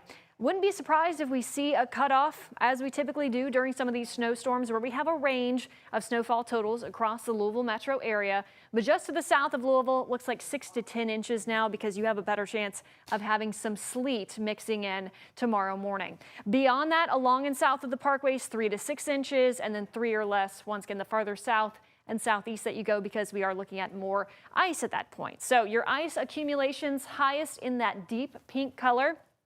That's where we could see 1/4 of an inch to 1/2 of an inch of ice, and that's where we're very concerned about that ice really weighing down the trees, weighing down the power lines, and causing some power outages. The farther north and northwest that you go, that's where we could see a little bit of sleet mixed in, and then just a light glaze closer to the Louisville metro area. I think we could have a short period of sleet at times, but really the worst of the ice will be off to our south and southeast, and that's all due to how much warm air that we do have in place over our heads, because obviously all of these temperatures at the surface are below freezing. We are in the teens and we are in the 20s, but just above us, when you have a large column of warm air in the atmosphere, the snowflakes melt and then they freeze on contact with the surface. And that's why freezing rain is so dangerous. It really creates that glaze of ice. Sleet can create some rough road conditions, can also be really obnoxious to shovel because it makes things heavier and icier, but it doesn't cling to the power lines or trees the way that freezing rain does. And in order to get all snow, you need the entire column of the air to be cold. We do have a cold weather advisory in place as we carry on into next week, so that will be something to watch as well. That's Sunday night through Tuesday morning there. And the 7-day forecast, staying bitterly cold with temperatures in the teens and 20s, overnight lows in the single digits above and below zero. I'm now going to toss things over to meteorologist Austin Evans with an update on our roads this afternoon. Austin? Mallory, we've been seeing everything moving relatively smoothly on the roadways to this point, but we do know that things will begin to deteriorate. This is a live look at I-65 at Eastern Parkway. We can see the roadways, and you can see that it looks mostly just wet, but there's a lot of that potential to see that accumulation attach itself to the roadways. And here's a live look at our 4-box Trimark traffic camera. This takes a look at a few places where, again, most things are moving smoothly, though people still driving a little faster than at least I think that they ought to be driving, especially I-264 at Brownsboro Road, because this thing, this is a situation where we can see you lose control very, very quickly. So we still continue to urge that everyone stays at home as this storm moves through. I know we're only dealing with this really light, fluffy snow, but it's still something that can cause hazardous road conditions. Here is our traffic tracker right now. There are multiple incidents reported to our traffic tracker. We'll go in to the first one just before you hit the Ohio River. The exit ramp from I-64 westbound to I-65 southbound blocked due to a crash. That is on I-64 on the exit ramp from 64 to 65 southbound blocked due to a crash. And this is the case. Taking a look here, 2 lanes blocked due to a crash on I-65. This is north of the river, and it looks like they have taken that off. It looks like that's been cleared to this point. And here's another incident on the southbound lane at exit 127. This is causing significant backups. Both lanes southbound backed up on I-65. Again, this is near exit 127, which is Kentucky 1065. And this is causing a significant backup in that direction right there, or at least it was a little bit ago. And again, here's a quick live look at satellite and radar. Widespread snow across Kentuckiana right now, and that is going to be the case going forward for the next long bit. We are expecting this snow to continue. So I've now joined the desk here, and well, we got a whole lot going on. I know, and from a lot of those scenes you were showing us just a minute ago from the traffic cameras, the roads look pretty good out there. I mean, they look kind of slushy right now, but overall looking good. I know it's early. Right. And the big round of snow that we're getting is really going to start after midnight? I would say tonight. So anything that we're seeing this afternoon, it's starting off fine. It's starting off fluffy. Of course, it's still very cold. So really those untreated roads, your neighborhood roads, those will likely be a bit rough and slick. So still very important that you obviously take precautions. But when you have those lighter snowfall rates, more of that pre-treatment is able to work a little bit better. The road crews are able to get on top of it over time. It's tonight, tomorrow will be rough. And especially when you start to introduce some of that ice the farther south that you go, that just gets very difficult. Yeah, that's going to be a little scary. And also, you know, the National Weather Service was at the mayor's briefing today talking about this cold weather advisory now that we have. Yes, so they used to be wind chill warnings, things of that nature. They're all just called cold weather advisories now. They issued one after the end of the snow. So it's Sunday night through Tuesday morning now, and that's because we could be dealing with wind chills as low as 15 degrees below zero, you know, anywhere between 10 to 20 degrees below zero. And typically when you're forecasting lows, when you have all that fresh snowpack, you always want to go colder than what the models say, because if you have fresh snowpack and you get clearing of the clouds, light winds, those temperatures will drop. They drop quickly, and we are gonna have a snowpack, and it's gonna be rather significant. We haven't quite. We were talking about rates. We're dealing with probably still even way less than an inch. An hour right now.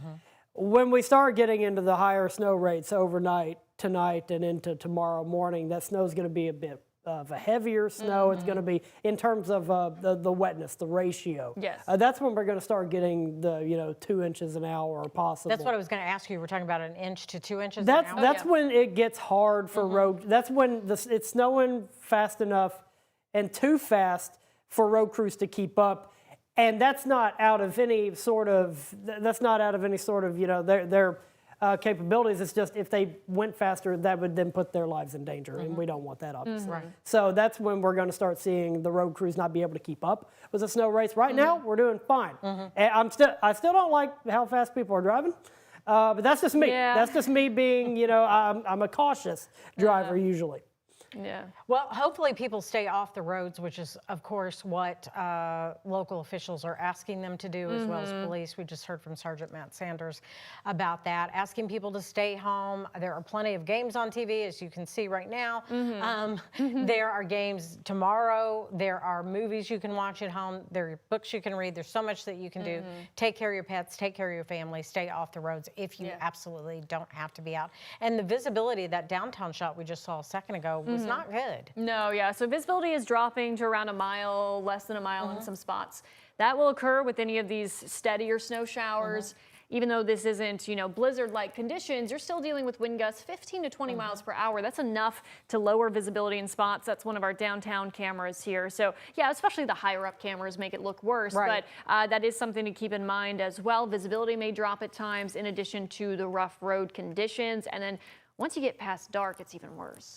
Driving in the snow when it's dark outside, don't recommend it, especially tonight when we start to see those higher snowfall rates. For folks going out too, it's important. Hopefully they got the wiper fluid up to the top. They got new wipers if they need them, because that could be problematic later on. And the wiper fluid that can melt stuff is the good stuff. Brands, whatever, but get like an all-season or a de-icer, one that says one of those words. It helps a lot. It helps a lot when you turn on your wipers and it sprays that fluid on your windshield. It instantly melts it, depending on the temperature, I guess. But I've never seen it not work, and I've been in some colder climates. So get the de-icing stuff. We're preparing. Yeah, replace your old wiper blades if you haven't already. Top off that wiper juice, probably should've done as I call it. I had just replaced our wiper blades right before we moved here, so I feel like I didn't I feel need like to buy I'm them. always replacing my wiper I know. blades, you I know? I think mine are okay. I think I have enough wiper fluid. Yeah. We're going to see later. My but tires hopefully- are good. Yeah, Just got new important. tires. They're inflated to the right amount. Full tank of gas if you yeah. are going out, if you can. You can get out there, maybe, hopefully you already have it. I tried to get it last night to make sure that I had it for today. So it's very important. Also, you know, have things like a flashlight in your car, extra clothes, blanket, snacks, yeah. exactly, a blanket. Because you never Batteries. know when you might get stuck on the road if you run into, you know, some kind of accident that's happening that shut down the roadway. You could have a major problem there. So I mean, we saw that with those snowbursts that we had. What was that? Time is, you know. I mean, think not that was too last long week. ago. Right, yeah. right. People were stuck on the Lewis and Clark Bridge for hours. Yeah, we're seeing all the things like make sure you have your gloves. Yes. you know, And, heavy boots. I keep and an extra socks. water in my car, although it might be frozen by the time. But yeah, always good, important things to have just in case you do get stuck. And we saw the area north of Lebanon Junction. That camera is one that we're going to be keeping an eye on for this entire weekend. But this past Wednesday, when we got that bit of snow in the morning, Lebanon Junction was backed up into the mid-afternoon. So that's how bad things got, how quickly things got with that just bit of quick snowfall. And yes, things were cold, but we're going to be keeping an eye on that. And the best way to prevent you from needing to use any supplies in your cars is to not be in your cars at all and be staying home. Stay home. That's what we recommend. That's what all the officials of power recommend. And just, you know, ride this storm out. It's 2026. Streaming is a thing now, where we don't have to rely on everyone having tapes or DVDs of movies and stuff. We can watch literally almost anything that has been made since the 19 teens. So. Well, and we're taking a look at this shot that's not too far from the Yum Center, I believe, and not many cars out there on the road. So I'm thinking the game got out about 4:20 because it started at 2:15, something like that. Yeah. So the folks that stayed for the end of the game, hopefully they got, you know, into their parking area and got out of downtown. You know, and will stay home now because the women's game is over, the men's game is over, and of course Lexington also had the same kind of thing. So people driving back from Lexington hopefully are already home because that game was at 11 o'clock. Yeah. They made all of those calls were really, really good calls to make. If you're not going to outright cancel them, and I understand why you wouldn't, pushing them up as far as they did, really, really good call. Yes. Because it appears that they were able to get done before, you know, the worst stuff. And I wouldn't have wanted it to happen tonight. It's going to be, you know, the heaviest stuff still isn't going to move it until about midnight, but still that's pushing it a little farther. It's still going to be really cold, and then on top of it being dark, it's still daylight out there right now. Yeah. So that helps a lot. Well, speaking of the cold, we were talking earlier about people wanting to go out with their pets or, you know, the kids going out sledding. At what point is it really going to be too cold tomorrow? Is it pretty much all day tomorrow? It might be too cold for that? I mean, temperatures are going to be in Louisville. We might get up to about 20 or 21. You know, that might be your call on that. You know, we don't necessarily have a straight number where we're like, at this point, don't recommend it. It's going to be snowing tomorrow, so if you want to go out and play in it, I understand. It's going to get worse Monday. So it might be best to actually be outside when it's snowing. Just a reminder that the farther south that you do go throughout our viewing area, we're going to be dealing with more sleet and more ice.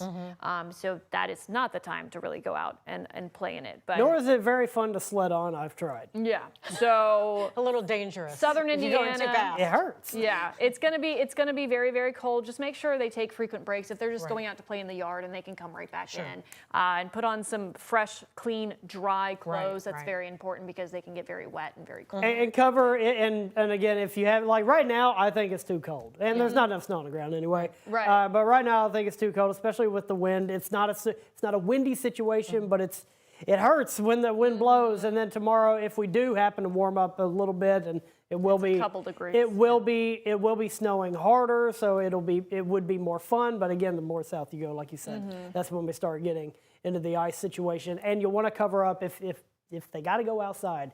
You can cover up pretty much every inch of skin that you can, and frequent breaks inside, and again, replace those with dry clothes. Yeah, because at the mayor's press conference today, he was talking about people tomorrow, once they see like measurable snow, and that might be tonight, but tomorrow during the day, they thought people are going to be out there trying to, get snow out. Make sure you understand if you're having an emergency, like, if your heart is beating too fast, you've got to take breaks, as you just said. You got to drink water. You've got to make those times when you're outside very short. Well, it takes a lot longer, or it feels like it takes you a lot longer, because I've shoveled snow, and the last time I did, I don't think you don't pick up a sweat.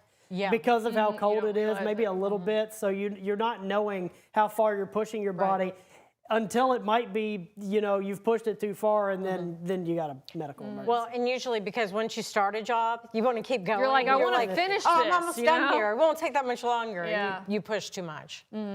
Yeah, well, and especially once we had that heavier snow tomorrow, and then the sleet mixing in, you're going to have some icier conditions to shovel too down south. So yeah, well, emergencies, as we know, can still happen during a storm, and first responders are always ready to help you. So if the snow does pile up high enough, getting to fire hydrants might be challenging for firefighters. WHAS 11's Connery Deluge gives us one tip from Fire Chief that could save some precious time. No matter how high the snow goes, no matter how low the temperatures get, first responders are still going to hit the roads and try and get to as many people as they can. But I talked to one fire captain who said that response times will be slower, especially as the temperatures drop and the roads are just a mess, which we are anticipating this weekend. One thing you can do is to make sure that fire hydrants are as accessible as possible, especially if they're on your property or to neighbors. Take this for instance. This is about 3 feet. I am 5'10".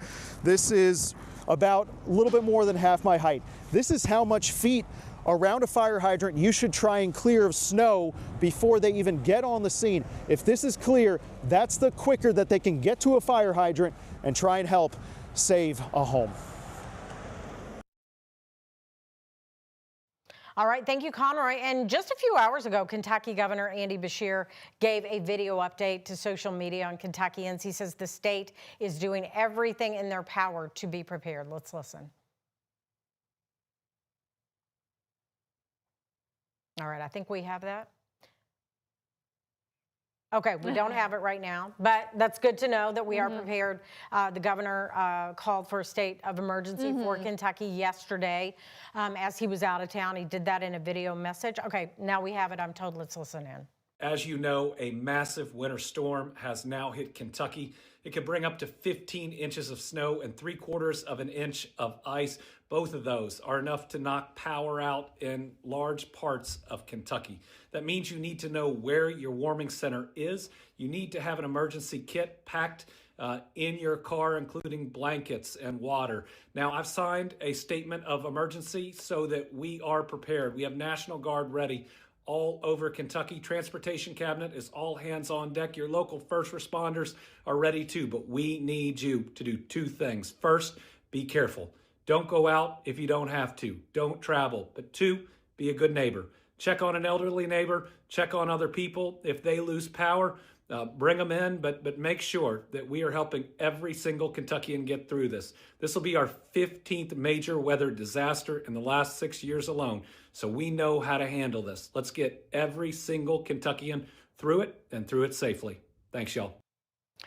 All right, so we've got that video message there from the governor and great advice from him. Two very important things: check on your neighbors and just let's stay off the roads and stay home. I don't really think there could be a better message than that right now, if you can do it. Yeah, and honestly, this has been, I know, I posted something on my Facebook page yesterday because I was starting to see comments. I do understand how people were almost tired of this storm before it even got here, because we've been talking about it all week, and it is unique in the fact that we've had so much lead up. The data has just been showing this since last weekend. Yeah, I was seeing it last Saturday. If you were watching for weather last weekend, I alluded to it. I said, yes, we see something next weekend. At that time, of course, it was way too early to talk about details. Normally it shifts or it doesn't occur or something of that nature, but this one kept lining up over us in some way. Now, the way that it's lined up over us has greatly changed because originally it looks like it was going to be a southerly track. That cold air was going to win out. We were going to be on the light, fluffy snow side of things, and then things continued to nudge northward.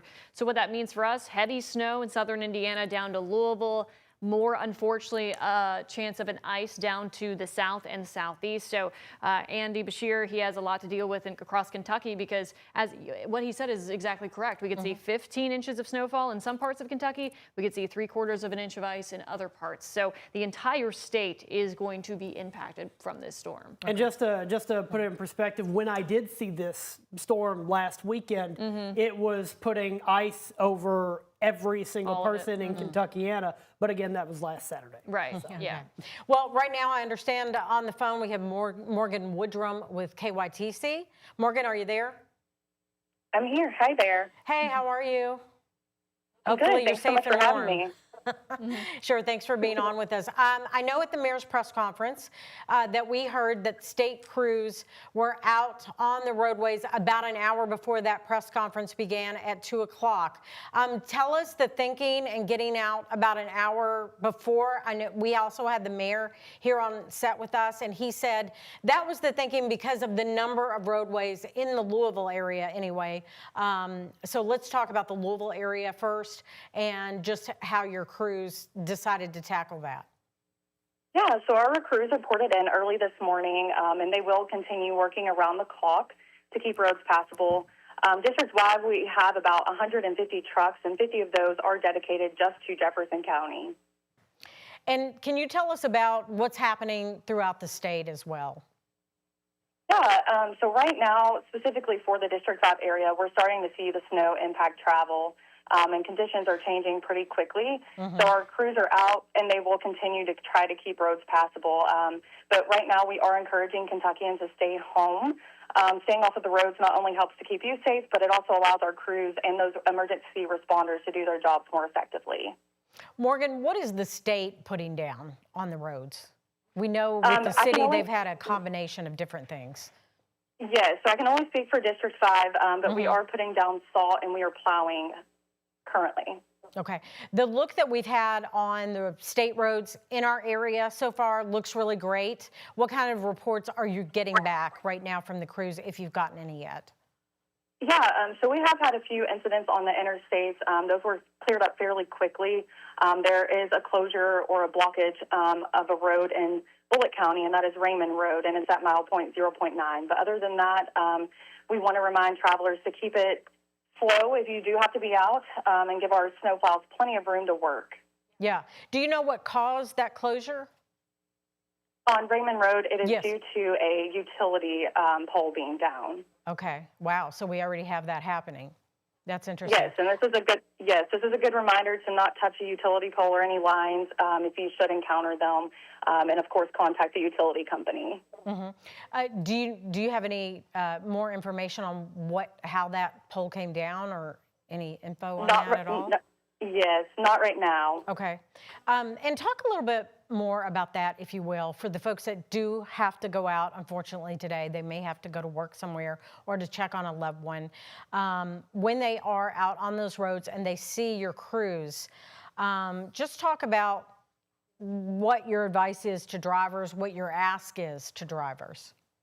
Yes, absolutely. So we do understand that sometimes it is essential to get out in weather like this. So just remember to slow things down and leave plenty of space between you and other vehicles. And most importantly, take your time to get to where you're going. And of course, if you do happen to encounter any snowplows, stay back and give them plenty of room to work. Sometimes drivers don't realize that you are in their blind spots. Of course, they're being very vigilant. But it's your responsibility as a driver as well to be vigilant of those snowplow drivers. How far back we need to stay as drivers when we see, snowplows on the road? Yeah, at least 3 to 4 vehicles, I would say. Okay. Okay. And how are you guys doing staffing wise? I mean, certainly, when a snow event or winter event like this starts, everybody's ready to go, right? But after, 48 hours, let's say, folks start to get tired. How are you doing with, changing crews out, what the plan is for that over the next coming days? Yeah, good question. So this is an all-hands-on-deck operation, and we will continue to switch out drivers every 12 hours in rotating shifts. So once a driver completes their shift, they will go home, of course, get some rest, and come back to hit it again on the roads. So we are fully staffed, we are well prepared, and we will continue to provide updates on snowky.ky.gov.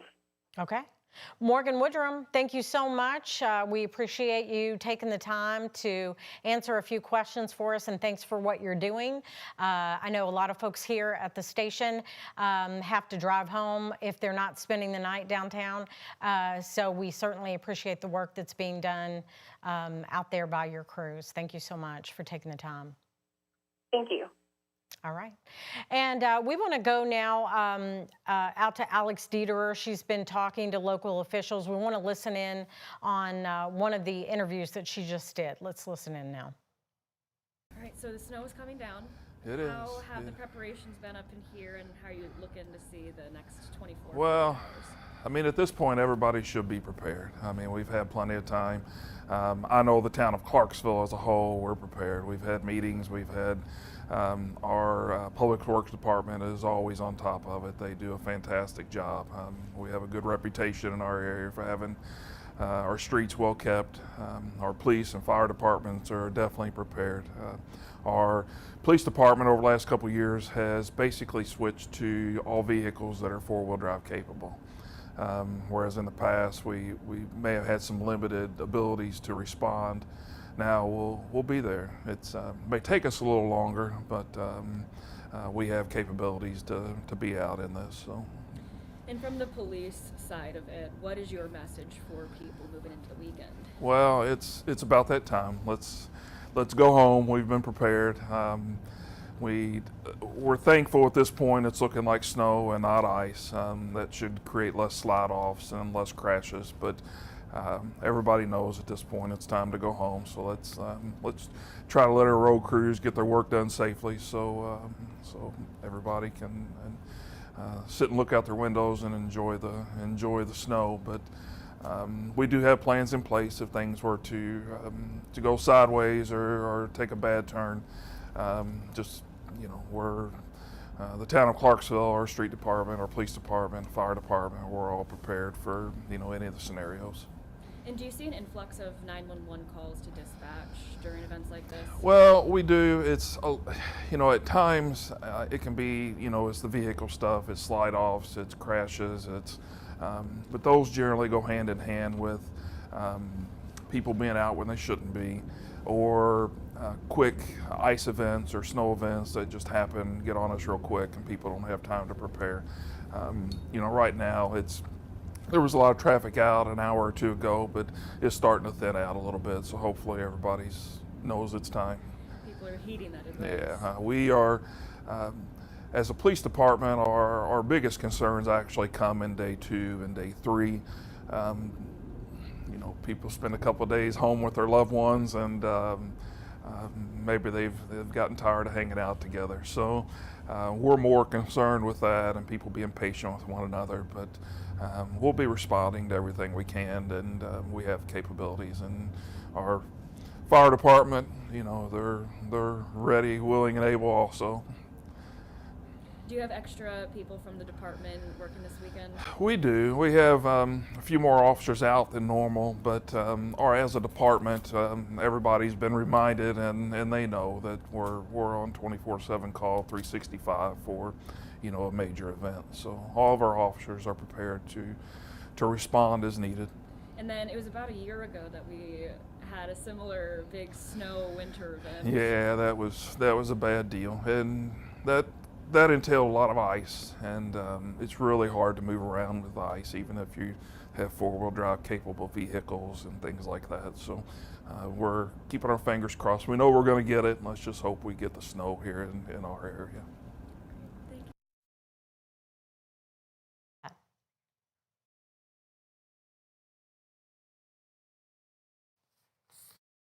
All right, thank you so much. And we want to give you some tips now about protecting yourself from frostbite, because a few minutes ago we were talking about, when you go out tomorrow. You might see a lot of snow and you might decide, oh, I need to shovel my driveway or my walk.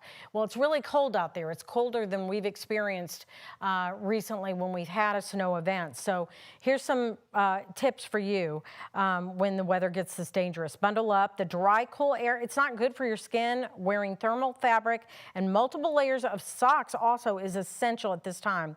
If a person's temperature falls below 95 degrees, you've got to get medical attention right away. Another sign of frostbite is discolored skin on the hands and feet. So check to see if you have any red, numb, or irritated patches if you can. All right, we also want to talk about hypothermia in adults. Now, if you suspect you or someone you know has hypothermia, here's some common symptoms. Check to see if they're severely shivering, exhausted, disoriented, or confused. If they have issues remembering or answering a question after being out in the cold, well, you'll want to get them checked immediately. All right, and we are told that we have an interview with Craig Greenberg. He came in a little earlier after having his press conference this afternoon. He came into WHAS 11 and sat down and talked with us about some of the issues that the city is concerned about as we go into this winter storm. Let's take a listen. Doug joins us now along with Mayor Craig Greenberg. Mayor, thank you for being here. My pleasure. Great to be with you all here today. Good to see you. I came in just as the snow was starting to cover the roads, but we heavily salted, heavily brined. Do you think the city is the best prepared it's been in many decades for a storm of this enormity? I think so, Doug. We've done a lot over the past year, even since the last snowstorm that we had early last year, to improve our preparedness. First of all, since last year, we have $3 million of new vehicles that are out there that are part of our snow team. That means they do a better job with newer equipment, and also they break down less, which means they're out on the road doing the job that we want them to do. I was shocked to learn how little we brined when I became mayor. And so we've changed that approach. We even learned since last year, we've added some additional things, molasses and calcium chloride to the brine this year, so it works at a lower temperature. So the molasses is getting a lot of attention. Yeah, You've got to explain. Is this molasses that you put on pancakes? That is my understanding. That is my understanding. So because we've gotten so many questions about that, I'm going to get a better answer over the next couple of hours as to the why. But that's there, and then calcium chloride's in the salt. So what they do is they brine first, then they've been putting down salt, which they're doing right now. And when we get to about 2 inches of snow, that's when the plowing begins. The other thing that we've done, just knowing how, regardless of what area of the range this snowfall comes, it is going to be a lot of snow. And so in addition to the 60 trucks that we have as part of our regular snow team, we've brought in another contractor to bring 10 more crews in. So we'll have 70 crews across the entire county. Is that the first time we've added a contractor for snow removal? I know you use them for the flood relief. At least since I've been mayor. It's the first time that we've done this. So in the last 3 years, before that, I'm not sure. But I just wanted to err on the side of being prepared to get the city back moving, knowing how much snow is coming. Right. Well, so far, it looks like it's working as we've looked at some shots of the city streets anyway. Mayor, I know when you had the state folks there today and talking about working hand in hand, I was curious, when I came downtown, you could easily see the product down on the streets, for the city streets. But like when I came in Main Thoroughfare 146, I saw nothing on it. And I know the state said they started about an hour ago salting. What was the thinking there with them, or do you know? Well, the state in Jefferson County, the state does the highways. Right. And so because they have a large number of contractors plus the state crew that do it, and they have far fewer miles of road lane to cover. They could do their entire route, they think, in about 90 minutes. I see. And so as a result of that, they did not brine, but they started salting before the snow came, did one round of that, and then they're going to be prepared to start plowing. And as Matt mentioned, you might see 3 trucks on the water center. I heard him say that in your 2 o'clock news conference, and I was impressed that they think that they can get it done in 90 minutes. We've got a Trimark. Well, and to be clear, Doug, that's one pass. That's one pass. You need multiple passes with as much snow as we're getting. We've also got a shot of 4 different roadways on Trimark that we can put on the screen. We ought to talk about that because here it is at just before 4 o'clock. How would you rate the current road conditions, Mayor? You came over here And, you know, downtown's a little different from the Right. roadways, but this live picture looks pretty good. Yeah, so far I'm pleased with what I'm seeing and the reports that I'm getting. But again, we don't want people on the roads. We want everyone safely getting home from the U of L game that's going on right now and ending, and then use this as an opportunity to read a book, watch a show, play a game with your family, cook a new meal. Now, find something interesting, but please, unless you absolutely have to, stay off the roads. We know that the U of L game is packed. I've had some friends text is. me. We've had reports from here in the newsroom that the Yum Center is full. Yes. And when they went in, the roads didn't look like this. Well, it'll be very different when they come out, but I know I've been in constant contact with Chief Humphrey, with Sergeant Sanders, and others from LMPD. We're going to make sure that we get folks safely cleared from the Yum Center, encouraging them to drive home incredibly slowly, get home safe, and then stay home. Our crew that we're looking at live there is behind a truck. I was told that's a truck in front of us, I It's think. like crossing the bridge. Yeah. And the roads look good there. Tell us about, you know, just your message to folks. You said stay home, but for the folks that do have to work today, we know several businesses still operating today, probably not tomorrow. But, you know, what is your advice for them just to stay clear of these trucks? They really need to do use their extreme job. caution. Yeah. First of all, drive incredibly slowly.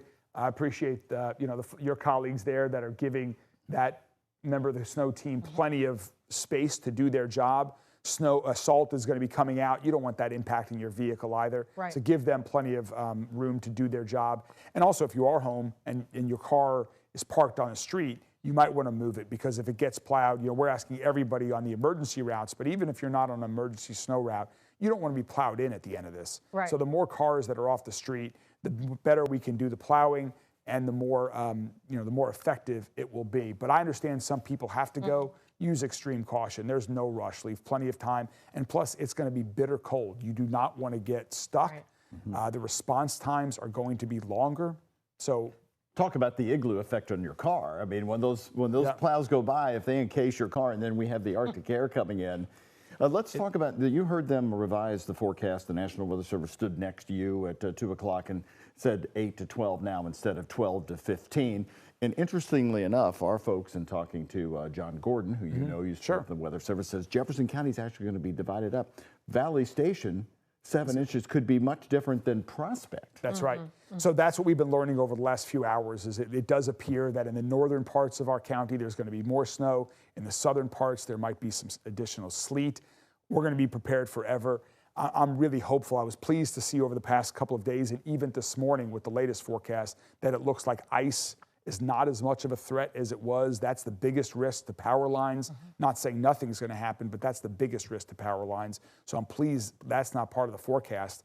But we've been through enough of these storms. We know that anything could happen, and so that's what you got to prepare for. Well, Mayor, you've been out, and we know that as these days go on, the real story might be the cold. Yes. And folks that are older, that are stuck in homes by themselves, you've talked a lot about us just checking on each other. And I know, like in my neighborhood, they put out on a group chat, hey, if you can volunteer to go check on people. So that's becoming a really big message. Yeah, that's, you know, I call it the Louisville love, and I'm incredibly proud of that. All year round. You see it most publicly during times, challenging times like we're dealing with right now, or following a tragedy, but we know it's everyone and all of our neighbors. And so it is now the time to check on your neighbors. If there are elderly people in your life that you think might need some help, reach out to them.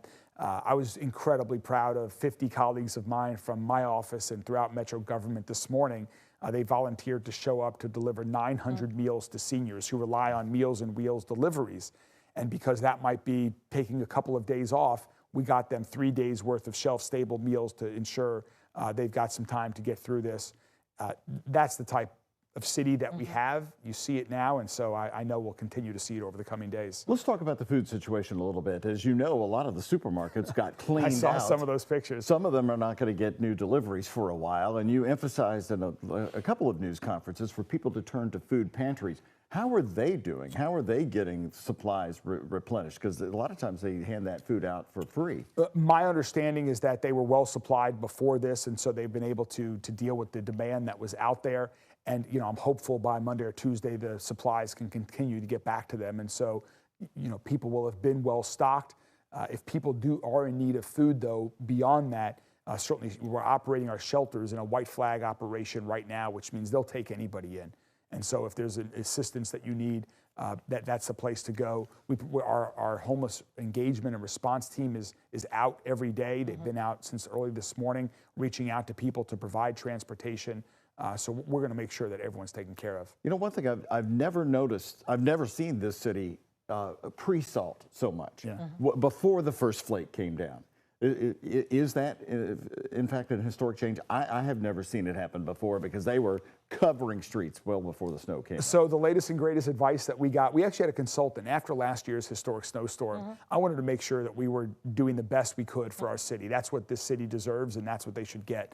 And so a consultant who's very knowledgeable in this area, their advice is you brine, and then as you're getting, at least in this type of condition, it might be different if there's wet before the snow, but when it's dry before the snow starts, you're going to brine, then you're going to apply this snow, and again, we use some extra calcium chloride so it works at a lower temperature, and then you plow. When we get to about 2 inches is when you'll see the plows really going down. That's when you'll start seeing accumulation on the roadways that will start plowing away. So that has been the advice we're getting, and you know, we're going to hope it's worked, but ultimately, if we get 8 to 12 inches of snow, it's going to come down to just time with the plows getting it off the roadways. But I think what these photos that you're showing your viewers right now, I think that's the result of the brining and salt strategy that we've implemented. Trying to see that exit sign. What was that, Connie? Well, I was going to say, you know, the last couple of snows that we've had, I think the road crews have done an incredible job. I certainly noticed a difference in previous snows that we had had where it was not so great. So, you know, the roads were very clear. Let's talk a little bit about city services, if you will. I know you mentioned things like, you know, folks need to realize things are going to be a little different. Garbage services, TARC, they're running right now, but that could certainly change. Yeah. Can you talk about that a little bit? Sure, we've suspended garbage service because a lot of the folks on our solid waste management team are also part of the snow team, and so we want their focus to be on ensuring that the roads are safe and clear. TARC is going to continue to update on, they're going to go as long as they can. My guess is at some point it's not going to be safe for the drivers or passengers, and so they will suspend service temporarily as well. But our fire department, our police department, our EMS, they don't stop regardless of the weather. So I know you all are going to be speaking with Sergeant Sanders also. He'll go into that, but we have a fully staffed teams on fire and police and EMS that are available. Now their response time might be slower as the weather continues. There might be a point where it comes where they can't respond to non-injury accidents. Again, just for the safety of everyone, we'll continue to keep the community informed on that. But we have to be prepared for regardless of the weather. So your next big concern is going to be the Arctic air and that. And of course, I go back to 94, although this storm is so set up so differently. We don't have the wind. We don't have 22 degrees below zero. But we've all noticed that when Louisville gets into prolonged cold, the water mains start breaking. And then we have water issues, all of that. What kind of infrastructure studies have you done considering with the kind of weather we're going to have for 7 days or more? Yeah, I mean, Rachel and I were talking about that this morning with our own pipes at home to make sure we're taking the advice that we're giving to everyone about turning them on, letting them drip occasionally if you're home, turn them off and on to make sure that your pipes don't freeze. I think we're in a much better place than we were in 1994 with a lot of our infrastructure that we have. More people have four-wheel drives. I think we're better prepared. I actually talked to Mayor Abramson this week. I wanted to get his take on what they did to prepare. He has like flashbacks and nightmares over this. He won't even laugh about it. Well, I mean, it sounds like, unlike what you're seeing on the screen right now, it sounds like they actually shut the interstates down for a period of time. I don't expect that to happen. Oh, they did. We've got a famous clip from a news photographer. His name was Donnie Rourke, laying right in the middle of I-71 talking to the camera. Oh, really? There was nothing around, looking back at the city skyline. Well, we want to keep everyone moving. So I think we're in a better place than we were, and you know, people just need to hear the warnings. It's going to be cold. JCPS is obviously going to have a decision to make as well coming up, but it's going to stay cold, and that's going to impact our ability with the roads. It's going to impact what people do, and so that's why we're also going to make sure we continue to stay on, whether it's shelters, the community centers, or our libraries, that there are places to go if people need warming places as well. Go ahead. I'm sorry. Today you said you declared a state of emergency for Jefferson County. Kentucky Governor Andy Beshear had done that yesterday for the state. What's the reason to declare it for the county? Can you explain that to Yeah, there are two main reasons why we do it. One is with respect to procurement. If we need to move quickly, if, for example, it's even worse than projected and we need to bring in more crews or something, we can move quickly through the procurement process in a state of emergency. So it allows us to do things like that. And then also ultimately, if this becomes such a large event that there's an opportunity for federal reimbursement, as there are after some other natural weather disasters, we want to be able to be in front of the line to try to get reimbursement. And so we start tabulating all of the expenses in connection with our storm recovery that we would submit to the federal government for reimbursement. You know, you talk about the consultant report. After 94, then Mayor Abramson took a contingent and they toured cities like Buffalo and Chicago, and then they learned put snow plows on the front of dump trucks and stuff like that. And so that was simple stuff that happened. What else did your consultant report tell you? Because the brining has obviously been an interesting, very visible change, and now the salting. Was there any other So there were a couple, things? again, using some different additives in the brine and the salt was one thing. We also, the blades at the bottom of the plow, we're replacing many of those with a new type of metal that make them more effective. They're going to last longer. They do a better job at the curb. So each time you plow, it will be a more effective plow. We're also constantly evaluating the snow routes. Before last year, I didn't realize before last year's event that we hadn't looked at the snow routes in a really long time. And there are some new roads that had been built since the last snow routes were created that weren't on the snow routes because no one had looked at it. So we did a look at that. We've added some roads. We've removed some roads that don't get as much traffic so that we can continue to cover it. And we're going to constantly evaluate now on an ongoing basis as we get feedback from the community, but also as we see our real experiences, how that's Pick up on that about the feedback, because you tested it first in December. That's right. Yeah, because you know the snow routes came after the January 5th. That's right. 10 inches in that. So you tested it first in December. What kind of feedback did you get on the new snow routes? Well, we got positive feedback, and I think that the community was pleased with our work, just a month or so ago. And so I'm hoping they have a little bit of patience this time, given the amount of snow coming. But we're as prepared as we've ever been. You are. We're taking a live look now, and streets look great out there right now. I'm not exactly sure Let's where see they if we are. Is that the Can we spot a steps? landmark there? Yeah, that looks like, is that? No. That looks like it's no. I-65 South. That's what That's I thought. JCTC on the right side there. There you go. You're right. Downtown. Just south Louisville. of downtown. The mayor knows his city. So tell me about your schedule the rest of the day. And of course, tomorrow, you have a 2 p.m. news conference, which we'll be carrying live on WHAS television and right here streaming. Do you, in the morning, what are going to be the critical hours for you and what you need to Well, do? there are three things that I focus on for myself.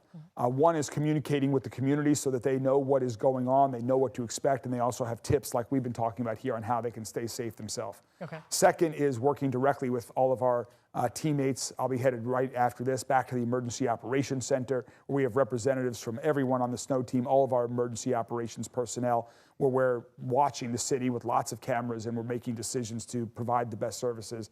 And then third, I also, assuming it's safe, I try to get out myself a little bit to say thank you. Thank you to all of the snow team members that are working literally round the clock. We have some folks that, I was going into the Emergency Operations Center earlier today, they were bringing in their suitcases because they're going to be there for at least 24 hours and they'll be sleeping there. Say thank you to them. Say thanks to the folks that are working alternating 12-hour shifts so we can keep going 24/7. And I just think it's important to say thank you to these people that are helping our entire community. So those are the three main things that I'm doing during these snow events.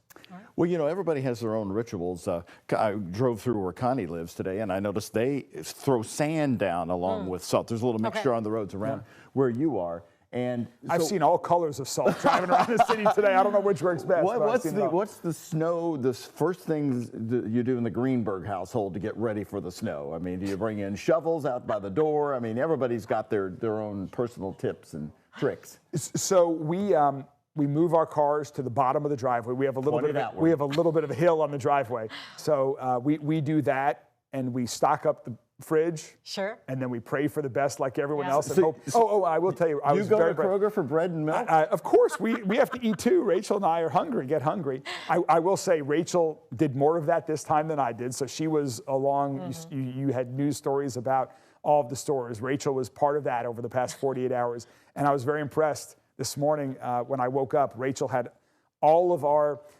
flashlights already out. She'd taken our lanterns out, so we are ready. We have a plan in the event that we lose electricity at our house, which is, I think, very wise for people to do. And so, but in this job, we stay pretty busy. Do you, and I think you bring up a good point. I saw a lot of people whose cars were at the end of the driveways and pointed outward. That's right. Not the other way. Right. You don't want to back out. I saw today a new thing with my neighbors, and I've seen that a couple times driving around the city today, where people have put blankets Yes, on I've got their lots of windshields. pictures of that. So I hadn't noticed that before. So that might help save a little work in terms of clearing the car off. One thing they do is they tuck them on the inside. Right. Yeah, my husband said he was going to go get tarps to put over our cars because our garage is full of junk. Yeah, you know what? My wife wanted to do that too, but then I said, well, if you have a foot of snow on it, how are we going to get the tarp off? Yeah, or knowing our windshields would bust out. I like a little bit of shoveling. People obviously need to be careful with shoveling. It can hurt you, but getting out and it's going to be incredibly cold. So you probably need to do it in spurts and with how much we're getting. But here's a photo somebody sent me. They've put a tarp out in the yard for the pet. Oh, okay. Yeah, so in the front yard, it's got a blue tarp out. For this is where the pet's going to go. That is the final tip that we to go to the I'll bathroom, share. I Right. should say. No, I don't going to put them in. We have been encouraging folks to, I'm sure they bring their pets inside if they're outdoor pets. It's going to be too cold for them as well. Yeah. So. That's critical. Tell me what LMAS does through this. It's common sense things, but with the 7 days of Arctic air, you don't want a pet outside at all. And here, this person put a tarp out there very nicely so they could have their pet could have conveniently a spot to go. We didn't do that for River, so he's not going to be that takes a little fortunate. extra work. It does. It does. But no, they bring your pets inside, and LMAS is an operation. They're caring for pets 24/7 again, regardless of the weather. Yeah. Well, and Jefferson County is so rural too. You've got people who board horses. Yeah. And it's part of their advice from LMAS is get extra hay, get extra straw down, and things like that, and blankets. That's exactly right. To take care of your pets like you do your people. There we can see the Yum Center. I don't know if the U of L game's over yet. It's pretty close to being looks around like that's the an time. NBA game. No, that's you're an looking NBA. at. No, yeah, at 2:15 is when the game started. And so another thing I about noticed, 4:15. windshield wipers up. I've noticed that today as well. So I'm learning as well as we go. So I'm going to head back to the Emergency Operations Center and make sure that we keep these roads as good as we can. But thanks for having me on. Sounds like I'll be seeing you all tomorrow here as well. Yes. Thank you very much, Mayor Craig Greenberg. Take care.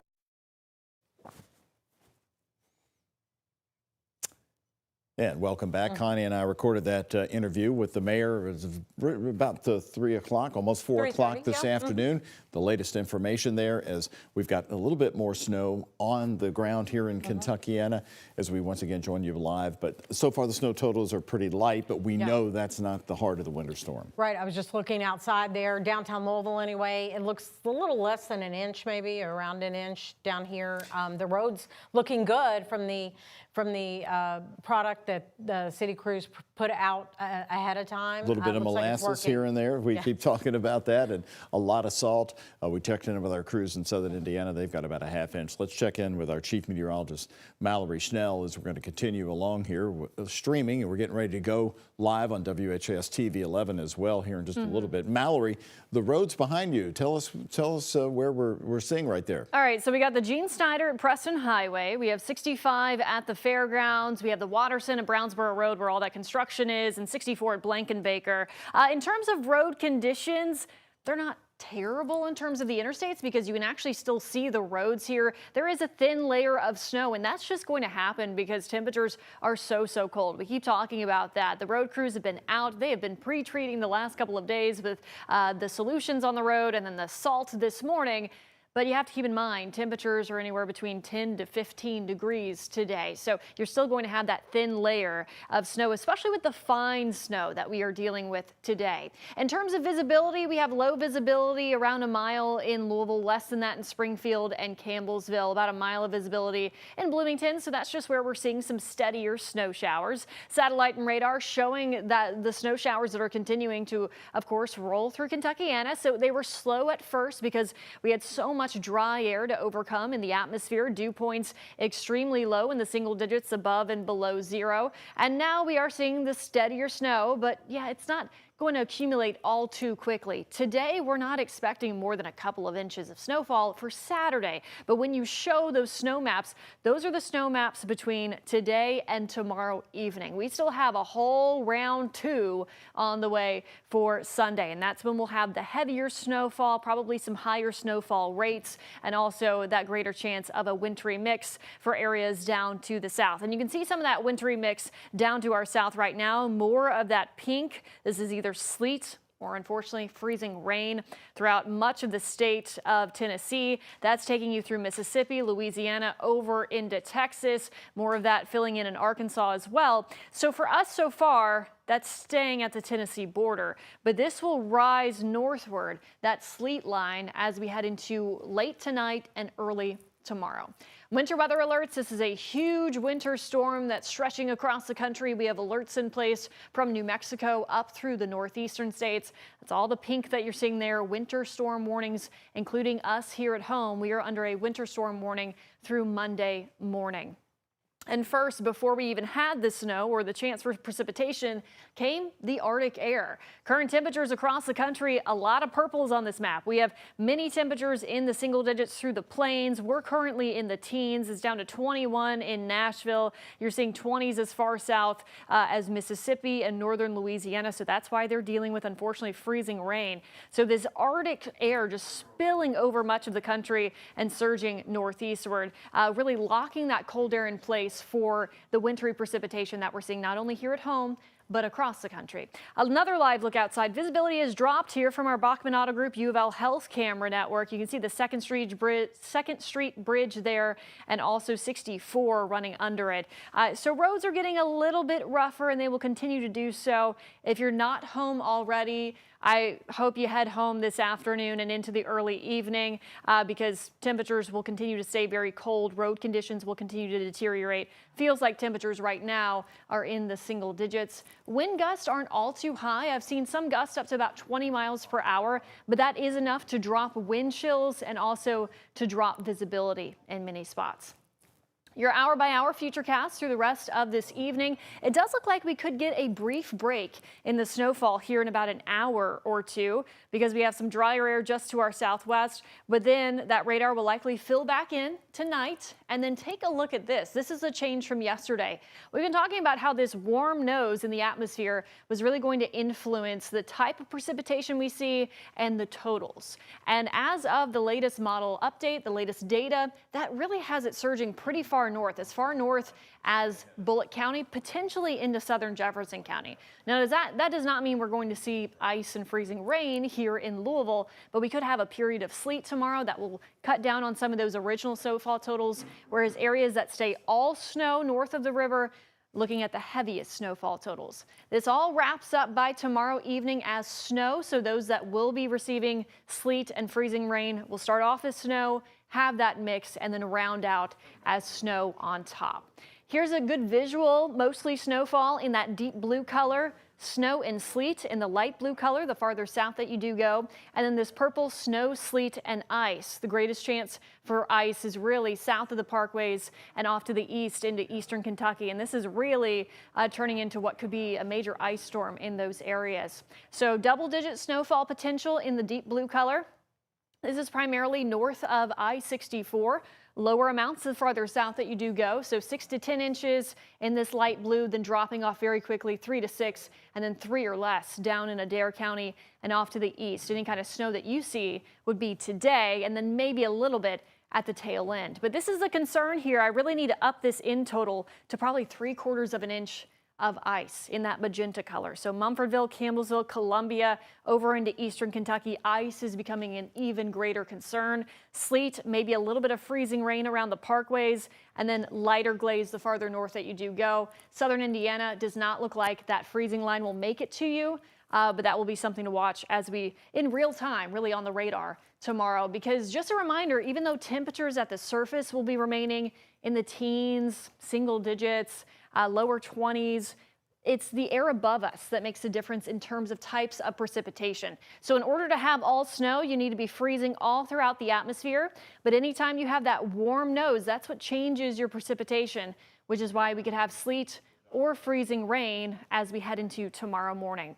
Beyond this, once the precipitation does wrap up, Sunday night into Tuesday morning, we are under what's called a cold weather advisory, and this means we could be dealing with wind chills as low as 10 to 20 degrees below zero, especially with all that fresh snowpack. So this is dangerously cold conditions for pretty much the entire day on Monday. And you'll notice here in the 7-day forecast, we don't have much in the way of improvements.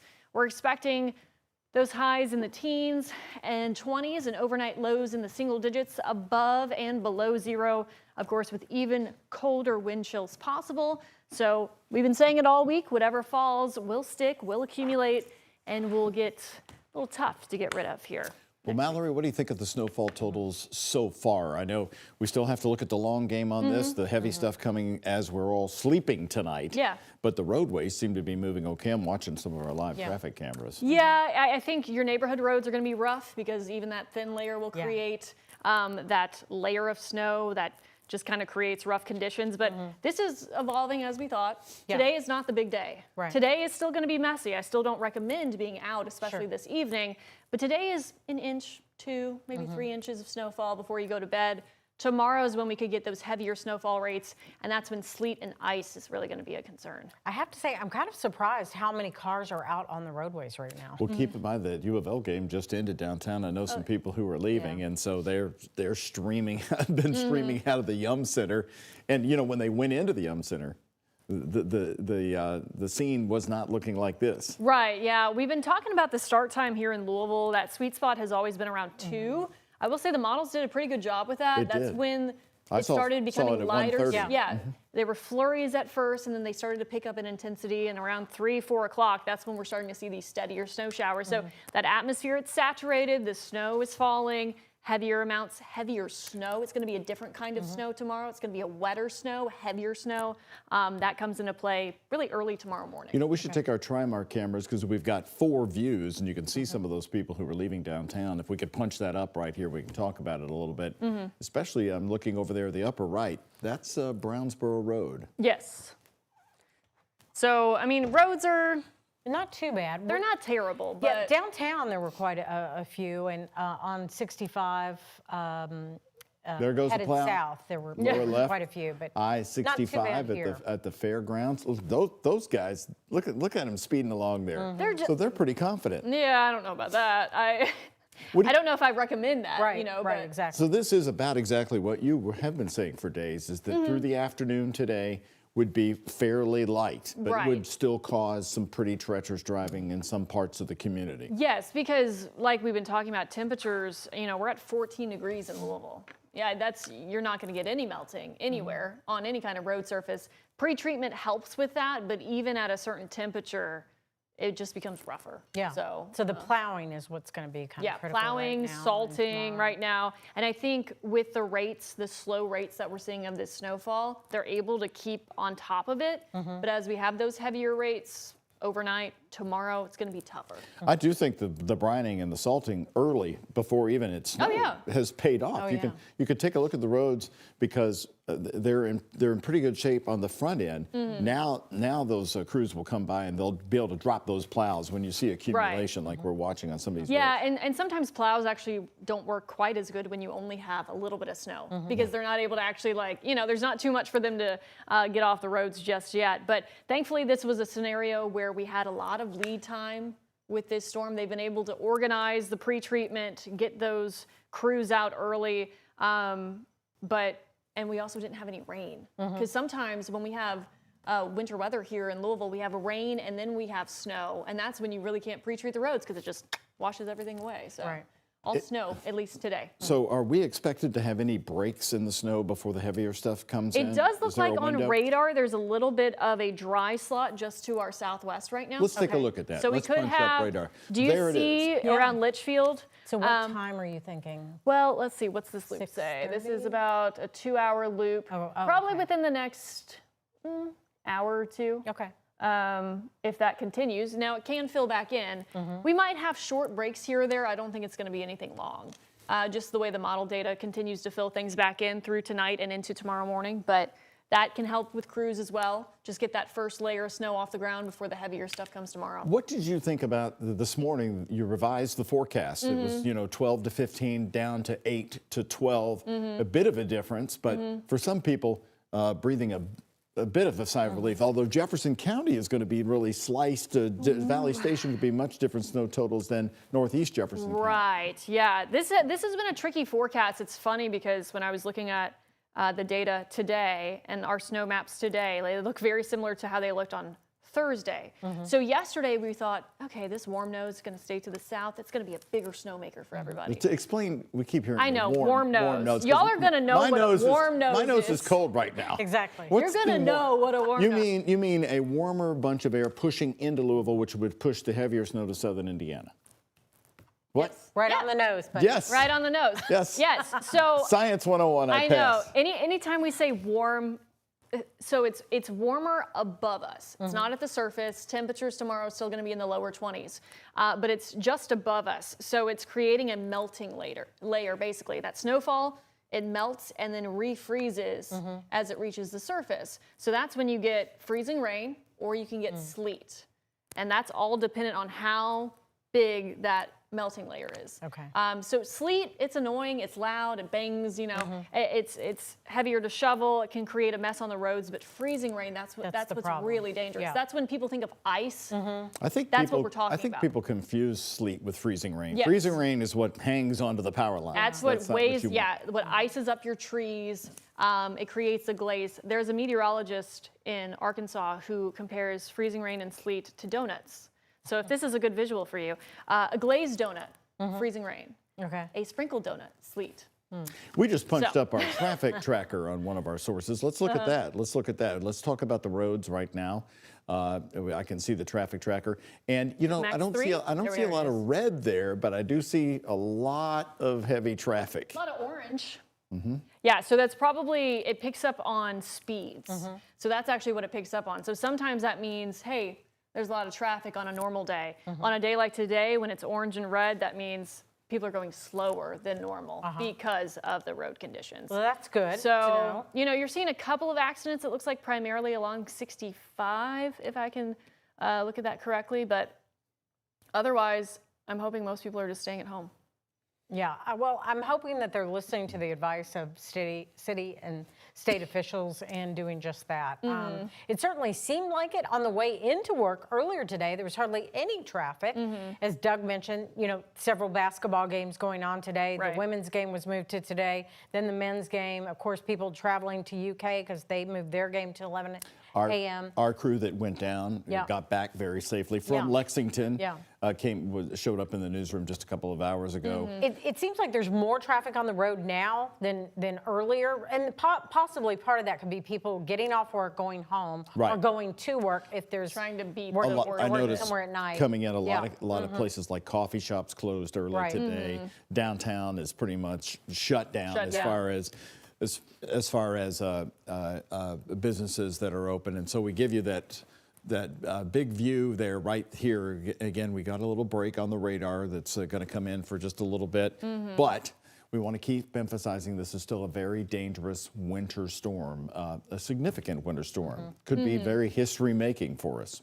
Yeah, I mean, I think especially with the way things are trending, southern Indiana is going to get a lot of snow. Louisville, we're going to be right in that weird transition zone, I think. And, we've had snowstorms where one part of town has gotten about 1 inch and another part has gotten 7 inches. I mean, we've had a range like that in Jefferson County. I don't think it's going to be to that extent. I still think many of us will end up, I would say, about 10 inches or so, double digits. Well, who's getting robbed of the snow? Just south of us, what, Bardstown, Elizabethtown? Yeah, closer you are to the parkways. Yeah, you'll get snow today.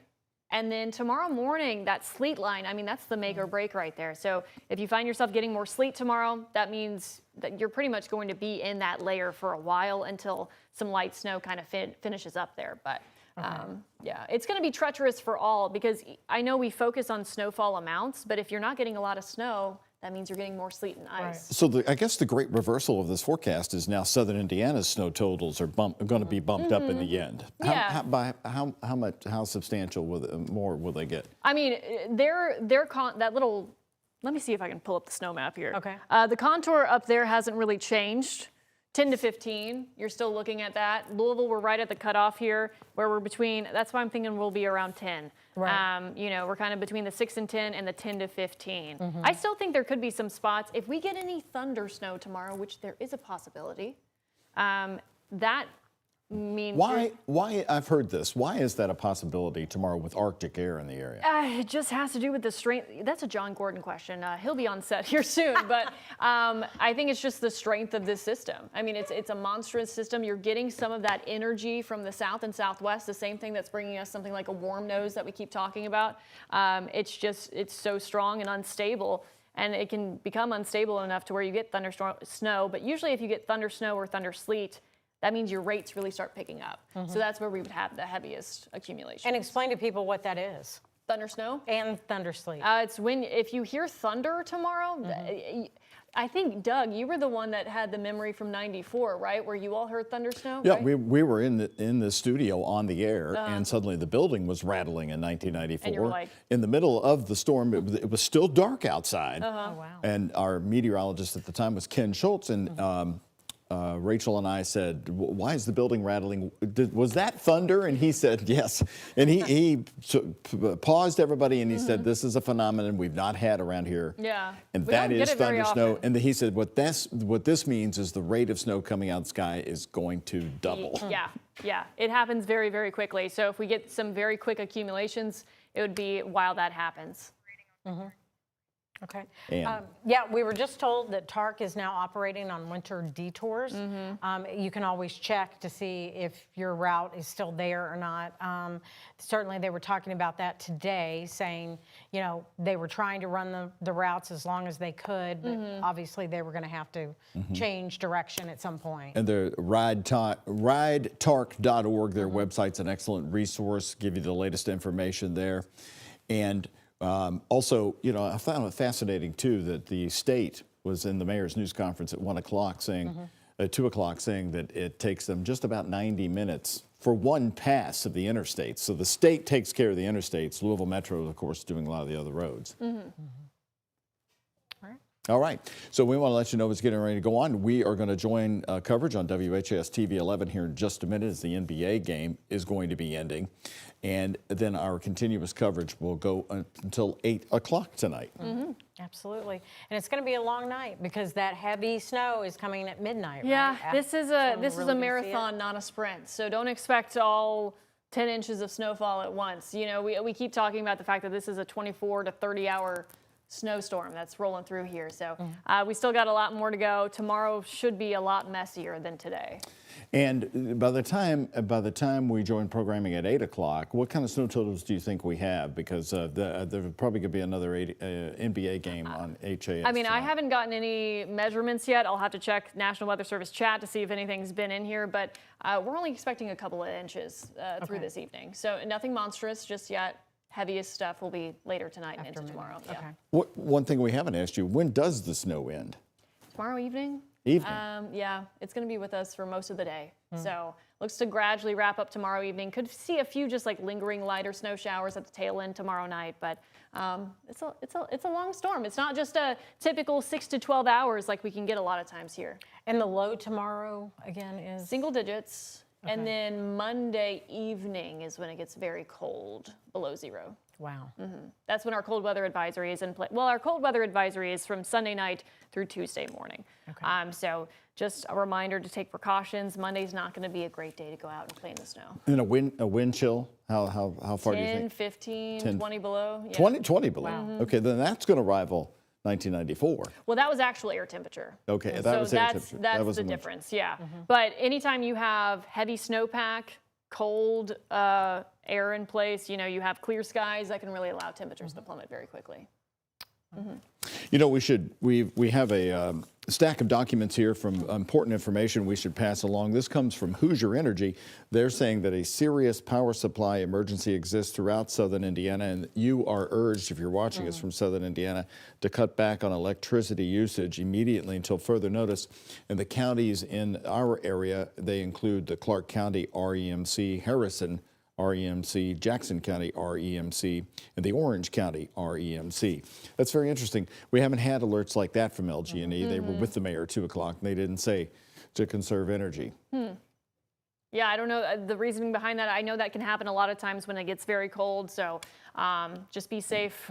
And we'll probably see some power outages south and southeast of here, unfortunately, too. That's going to be a whole other impact from this snowstorm. Right, and that's a really scary thought when it's as cold as it is. Yes, yeah. And you lose power because if you don't have some kind of heating source, it's not going to be good. Right. Now I see John Gordon has entered the studio, and John, you're going to want a microphone. I have microphone 6. We might want to put him on.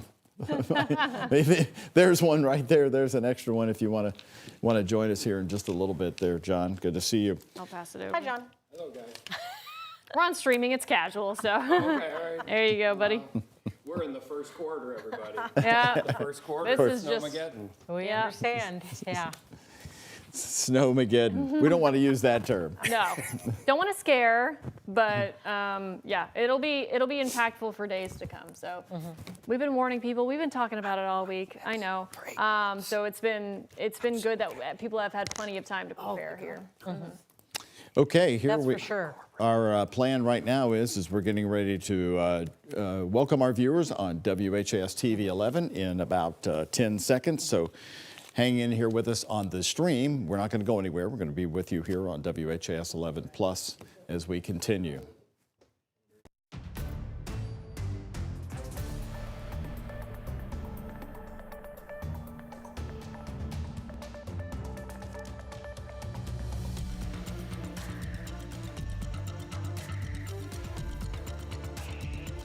Right now live here on WHAS 11, we are pleased to join you for continuous coverage of Winter Storm 2026, coverage you could count on.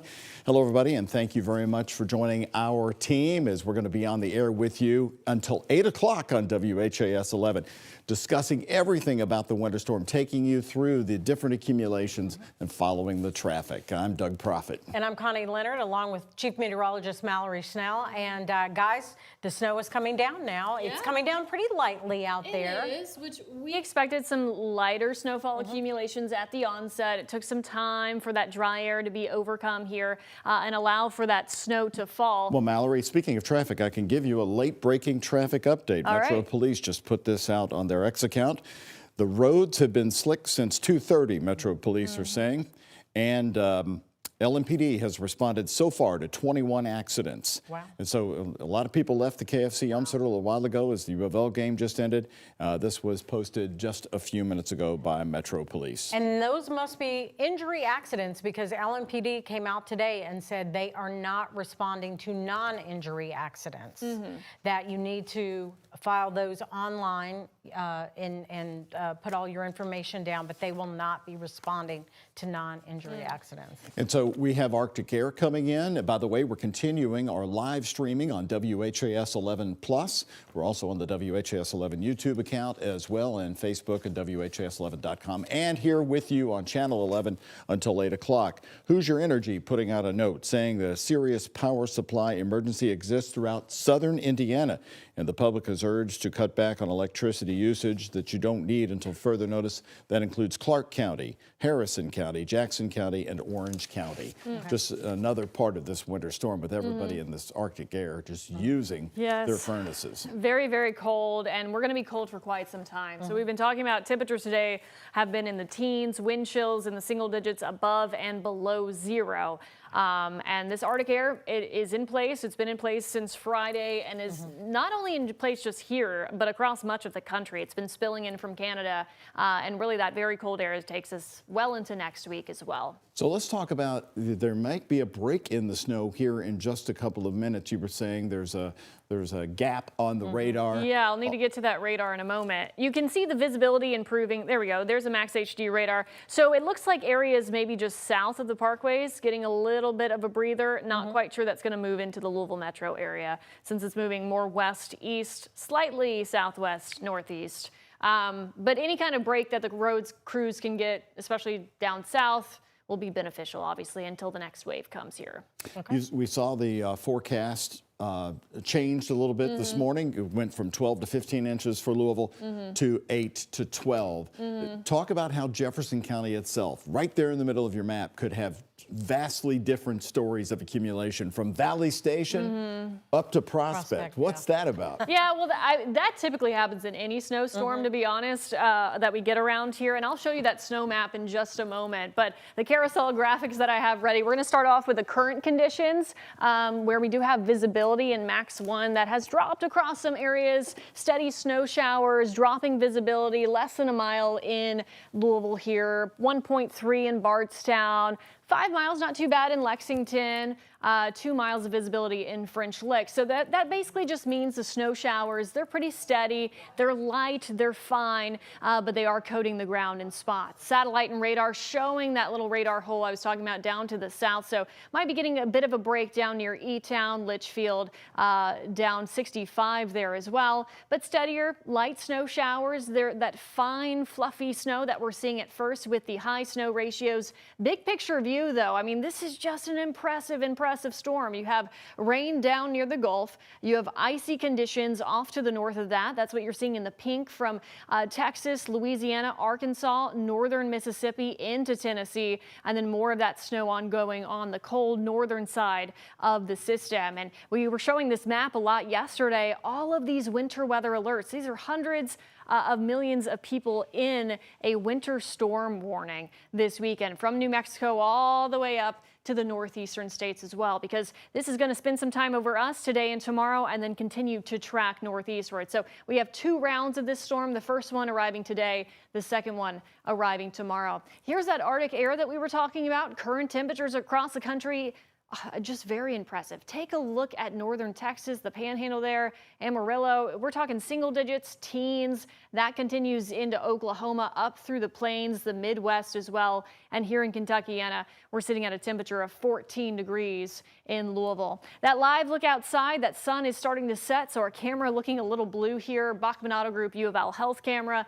Visibility not the greatest. You're taking a look at 64 there. They've been doing a good job about keeping that clean and passing through. Looks like we have some crews on the road right now. Temperatures in the teens all across Kentuckiana. Feeling that chill. Whatever's falling is sticking. Wind chills are in the single digits above and below 0, and it doesn't take much wind to give you a wind chill when temperatures are this cold. So we're currently only seeing wind gusts 10 to 15, maybe up to 20 miles per hour. But once again, that's enough to blow around some of that light snow and drop visibilities and bring us those very cold wind chills. Your hour-by-hour futurecast through the rest of this evening. Of course, this is one model. Take it with a grain of salt, but showing that precipitation continuing. If you're seeing it, you might see a break, but continuing as primarily snow. Overnight tonight and into tomorrow morning, this warm nose that we keep talking about, this will dictate that snow sleet line. So more sleet on the south side of that, some freezing rain possible as well. Ice becoming a major concern for our southern counties and into eastern Kentucky here. And the question is, just how far north will this line go? Will it go all the way to the Louisville metro area?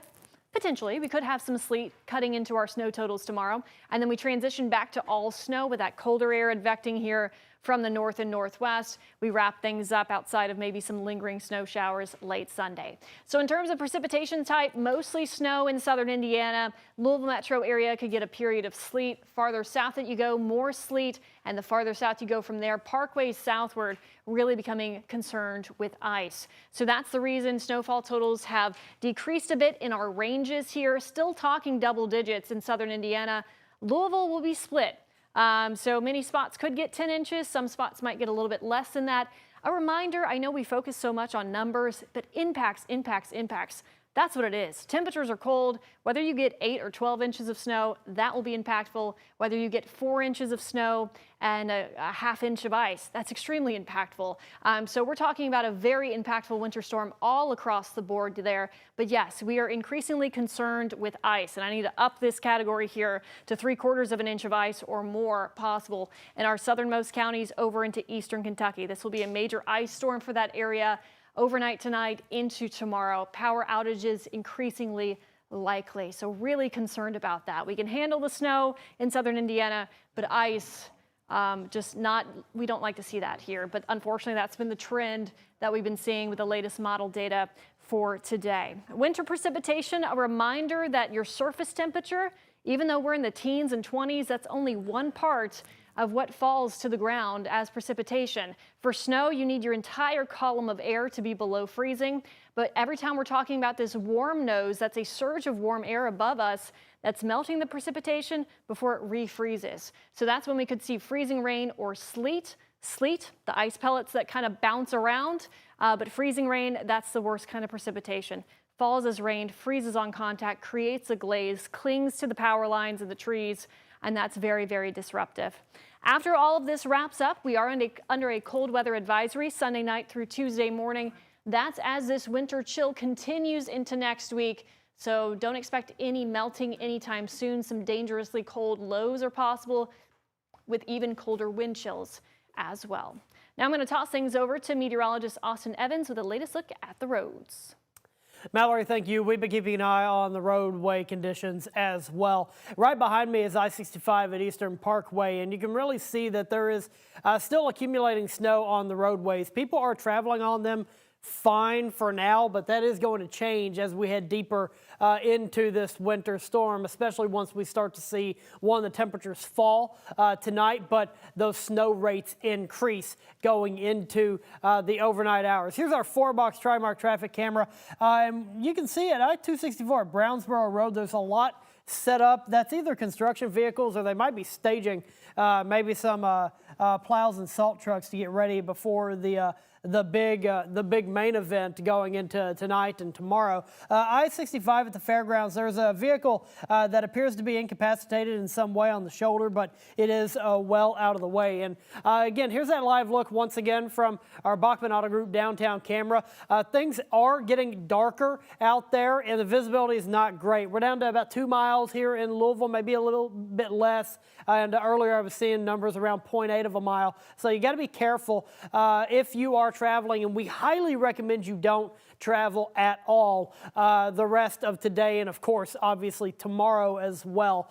So just keep off the roads if you can. If you absolutely have to be out, take things slow. Here's a live look at our traffic tracker. This isn't behind me. This isn't deadlock or lots of slow traffic. Our traffic tracker uses data from essentially your mobile phone along with other sensors and whatnot that are on the roadways that pick up on the speed at which cars are driving, not necessarily the amount. So we got a lot of yellow, a lot of orange popping up on the traffic tracker. That means people are driving slower, which is good. We do have a couple of accidents to report on the exit ramp from I-64 westbound to I-65 southbound. That is blocked due to a crash that happened earlier this afternoon. All right, Austin, thank you so much for that update. And we've got 3 things that we want you to know as we're bringing this information to you about the storm. Kentucky and Indiana National Guard troops have been mobilized. And 110 National Guard troops in Indiana, and they are going from New Albany to Evansville and a distance there, New Albany to Columbus as well. So they're really being based out of New Albany. And in Kentucky, 52 locations, 52 armory locations now have National Guard members as activated by Kentucky Governor Andy Beshear. LMPD, by the way, only responding to injury crashes. As we told you so far, they've responded to 21 different crashes, and UPS has suspended most of its operations. Also, President Trump has approved the emergency declarations that you heard about from Kentucky Governor Andy Beshear. And for Trump for Indiana and Kentucky, by the way. Via Truth Social, the president said, I have just approved emergency declarations for Tennessee, Georgia, North Carolina, Maryland, Arkansas, Kentucky, Louisiana, Mississippi, Indiana, and West Virginia. We're working closely with FEMA, governors, and state emergency management teams to ensure the safety of everybody. Stay safe and stay warm. So that's good news to know. Kentucky Governor Andy Beshear tweeting thanks to the president for doing that. Let's go to WHS 11's Alex Dieterer. She is stationed in southern Indiana in Jeffersonville. Alex, talked to you on the phone just a little while ago, asked you how much snow you had on the ground there. You were saying right there about probably less than an inch. Has that changed? We're looking about less than an inch, but you know, right here in the parking lot, it's accumulating fast, so we're getting up to that inch point. We have now made our way to Clarksville, so let me show you the roads behind us. The plows have been constantly coming through right here on Hamburg Pike. And I talked with Jeffersonville Streets Department earlier today. The street commissioner, Kevin Moreland, did say they had 13 snow plows constantly working throughout today and this weekend. And they said they have 3 different crews. So each of those 3 crews has 13 members. So that way they can trade shifts and make sure that people aren't working 24, 48 hours here as we're continuing to see this snow come down. And so they have been preparing for this snow event here in Clark County for about a week, they said, just waiting for the predictions and the forecasts.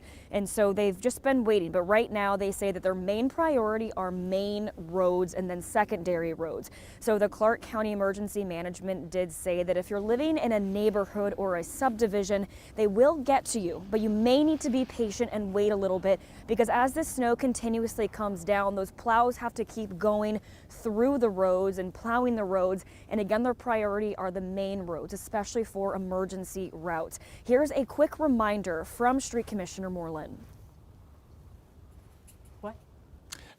That's what I'm telling people. It's a marathon, not a sprint. So it's finally hit, and we'll probably be doing this until, into Monday, and then we'll see what Monday brings, because it could affect our sanitation, department as far as picking up trash. It depends on how our neighborhoods are looking and things like that. Not a sprint. And right here on Hamburg Pike, we've already seen plows like we mentioned, and also some cars that have spun out, taking those turns a little too quickly, because we're now seeing that snow start to accumulate on the ground, and it makes for very, very slick conditions. So Moreland also told us that they're working very closely with fire departments and police departments here in Clark County. We actually spoke to Clarksville Police Chief Nate Walls earlier today, and he said they have crews ready. They have police officers ready to respond to any emergencies. But the big reminder today from every department here in Clark County is to please stay home, especially as these plows are working on the streets. They don't want to be making sure that the cars are off the street safely. They're hindering the city's work. And they said they're planning to work through the weekend and even into Monday as this snow continues to fall, because like Mallory and Austin have been saying, we're not in the worst of it yet. Again, this is a marathon, not a sprint. Doug, Connie? Alex, thank you very much. And it's just after 6 o'clock here on WHAS 11. If you're just joining us, we want to thank you very much as we're bringing you continuous winter storm coverage. We're going to take you right through it this evening until 8 o'clock, as we're going to get a bit of a window of a break in the snow, but then it's going to really pick up. And Connie, as we're all sleeping tonight, that's when the heavy stuff comes in. Sunday morning is going to look so different from what we're seeing now, especially with it getting dark and the roads take on a whole different complexion when you're trying to drive. Yeah, we're going to wake up to a lot of snow, I think, in the morning, so we'll see how it goes. Clarice Shaley has been down in Hardin County, checking out road conditions there, talking with leaders. Clarice, tell us what you can about what's happening down there now. It looks like you got a bit of snow.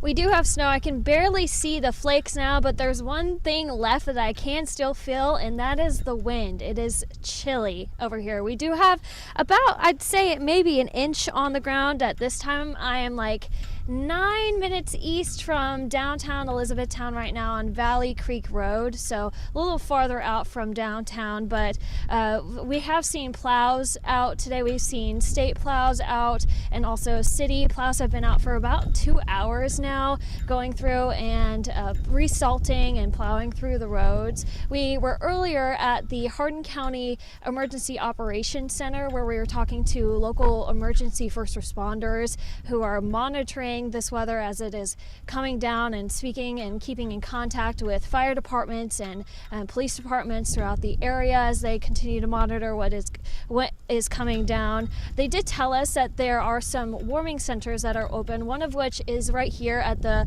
Valley Creek Fire Department, again on Valley Creek Road. And they told us too that a lot of that conversation as well for them is on trees and the plan ahead and in the future on what could happen if those trees do come down. Here is Hardin County Government Communication Officer Brian Walker. It will not be uncommon for us to have about 100 trees go over roadways in a rather typical storm like this over several days' time. Chainsaws are just an invaluable tool as much as a snow plow.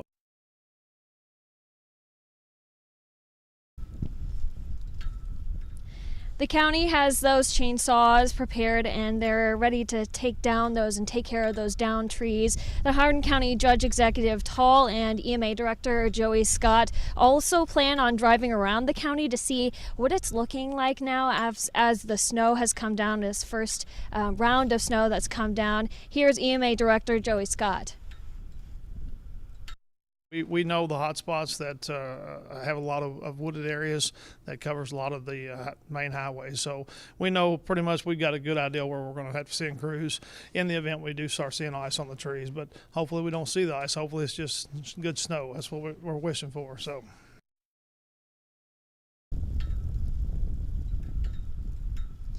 So there are a total of 3 warming centers that are open right now. Again, this is one of them, Valley Creek Fire Department on Valley Creek Road. The other two are West Hardin Fire and Rescue on Sonora Hardin Springs Road, and also the Old East Hardin Middle School in Glendale on College Street. So we will be following along here and watching the snow as it continues into the night. Connie, Doug. All right, Clarice, thank you, and please go get warm because we know how cold it is out there. Thank you so much for that report. We'll check in with you in just a few minutes. That's right. And Hardin County is going to be a very different situation from just Louisville, because a bit of a warmer air is going to cut their snow totals down just to the south of Louisville. By the way, in Metro Louisville, we learned from the mayor today that they have 60 dedicated Metro snow crews out around the clock with the plows going now. And then they hired an extra contractor really for the first time to clear off snow with 10 extra crews. That brings it to 70. Yeah. And the higher snow totals we've learned from our meteorologist, Connie, are now going to go to southern Indiana. That's right. And speaking of southern Indiana, we have Carrie Holes, we believe, on the line with Indiana State Police. Carrie, are you there? I am. Well, thank you so much for being here. Bring us up to date on what's happening in southern Indiana. What are you seeing out there right now, and what's the goal to keep people off the road? Yeah, exactly. The goal is just to encourage everybody to enjoy the time with family and be at the house, and don't get out if you don't have to. So far, we've been fortunate. Haven't really had too many issues weather-related on the interstate systems or the highways in Indiana yet. As far as the ISP is concerned, we did have one injury crash a few hours ago and one slide-off. But other than that, it's been quiet in our neck of the woods. I know just to the west of us in the Evansville district and the Jasper district, a little bit more accumulation there and things are a little bit busier, but nothing drastic. Carrie, this is Doug Proffitt. If you could explain to everybody once again the district that you focus on for southern Indiana, a lot of our counties in the WHAS 11 viewing area, and what kind of snow removal effort is underway in Indiana? How long have they been salting the roads in southern Indiana? Well, the Sellersburg district, which I represent, that's 5 counties, which would be Clark and Floyd just across the river from Louisville, also Harrison County, Scott, and Washington counties. So we have several troopers out and a lot of troopers on standby, ready to come out at a moment's notice if needed. The salt efforts in Indiana, they started several days ago. They had the brine down the past few days. Indiana Department of Transportation doing a really good job trying to get those roads prepared, but they're on full status at this point too. Everybody's out working, so as it comes down, it will be cleared off as quickly as they can. Realize, obviously, that takes time. Yeah, and Sergeant, as we've seen lots of cars on I-65, it seems like they're not really slowing down that much. Is that what you're observing up there?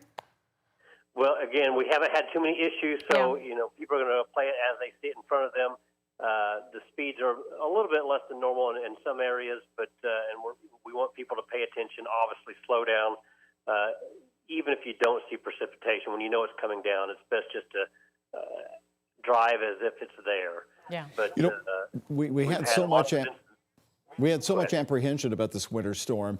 Are you surprised at how well it's going on the roads in southern Indiana right now at this point? As we look at our live radar from where you were speaking, you've got a little bit of a heavier pocket of snow getting ready to come over that part of southern Indiana.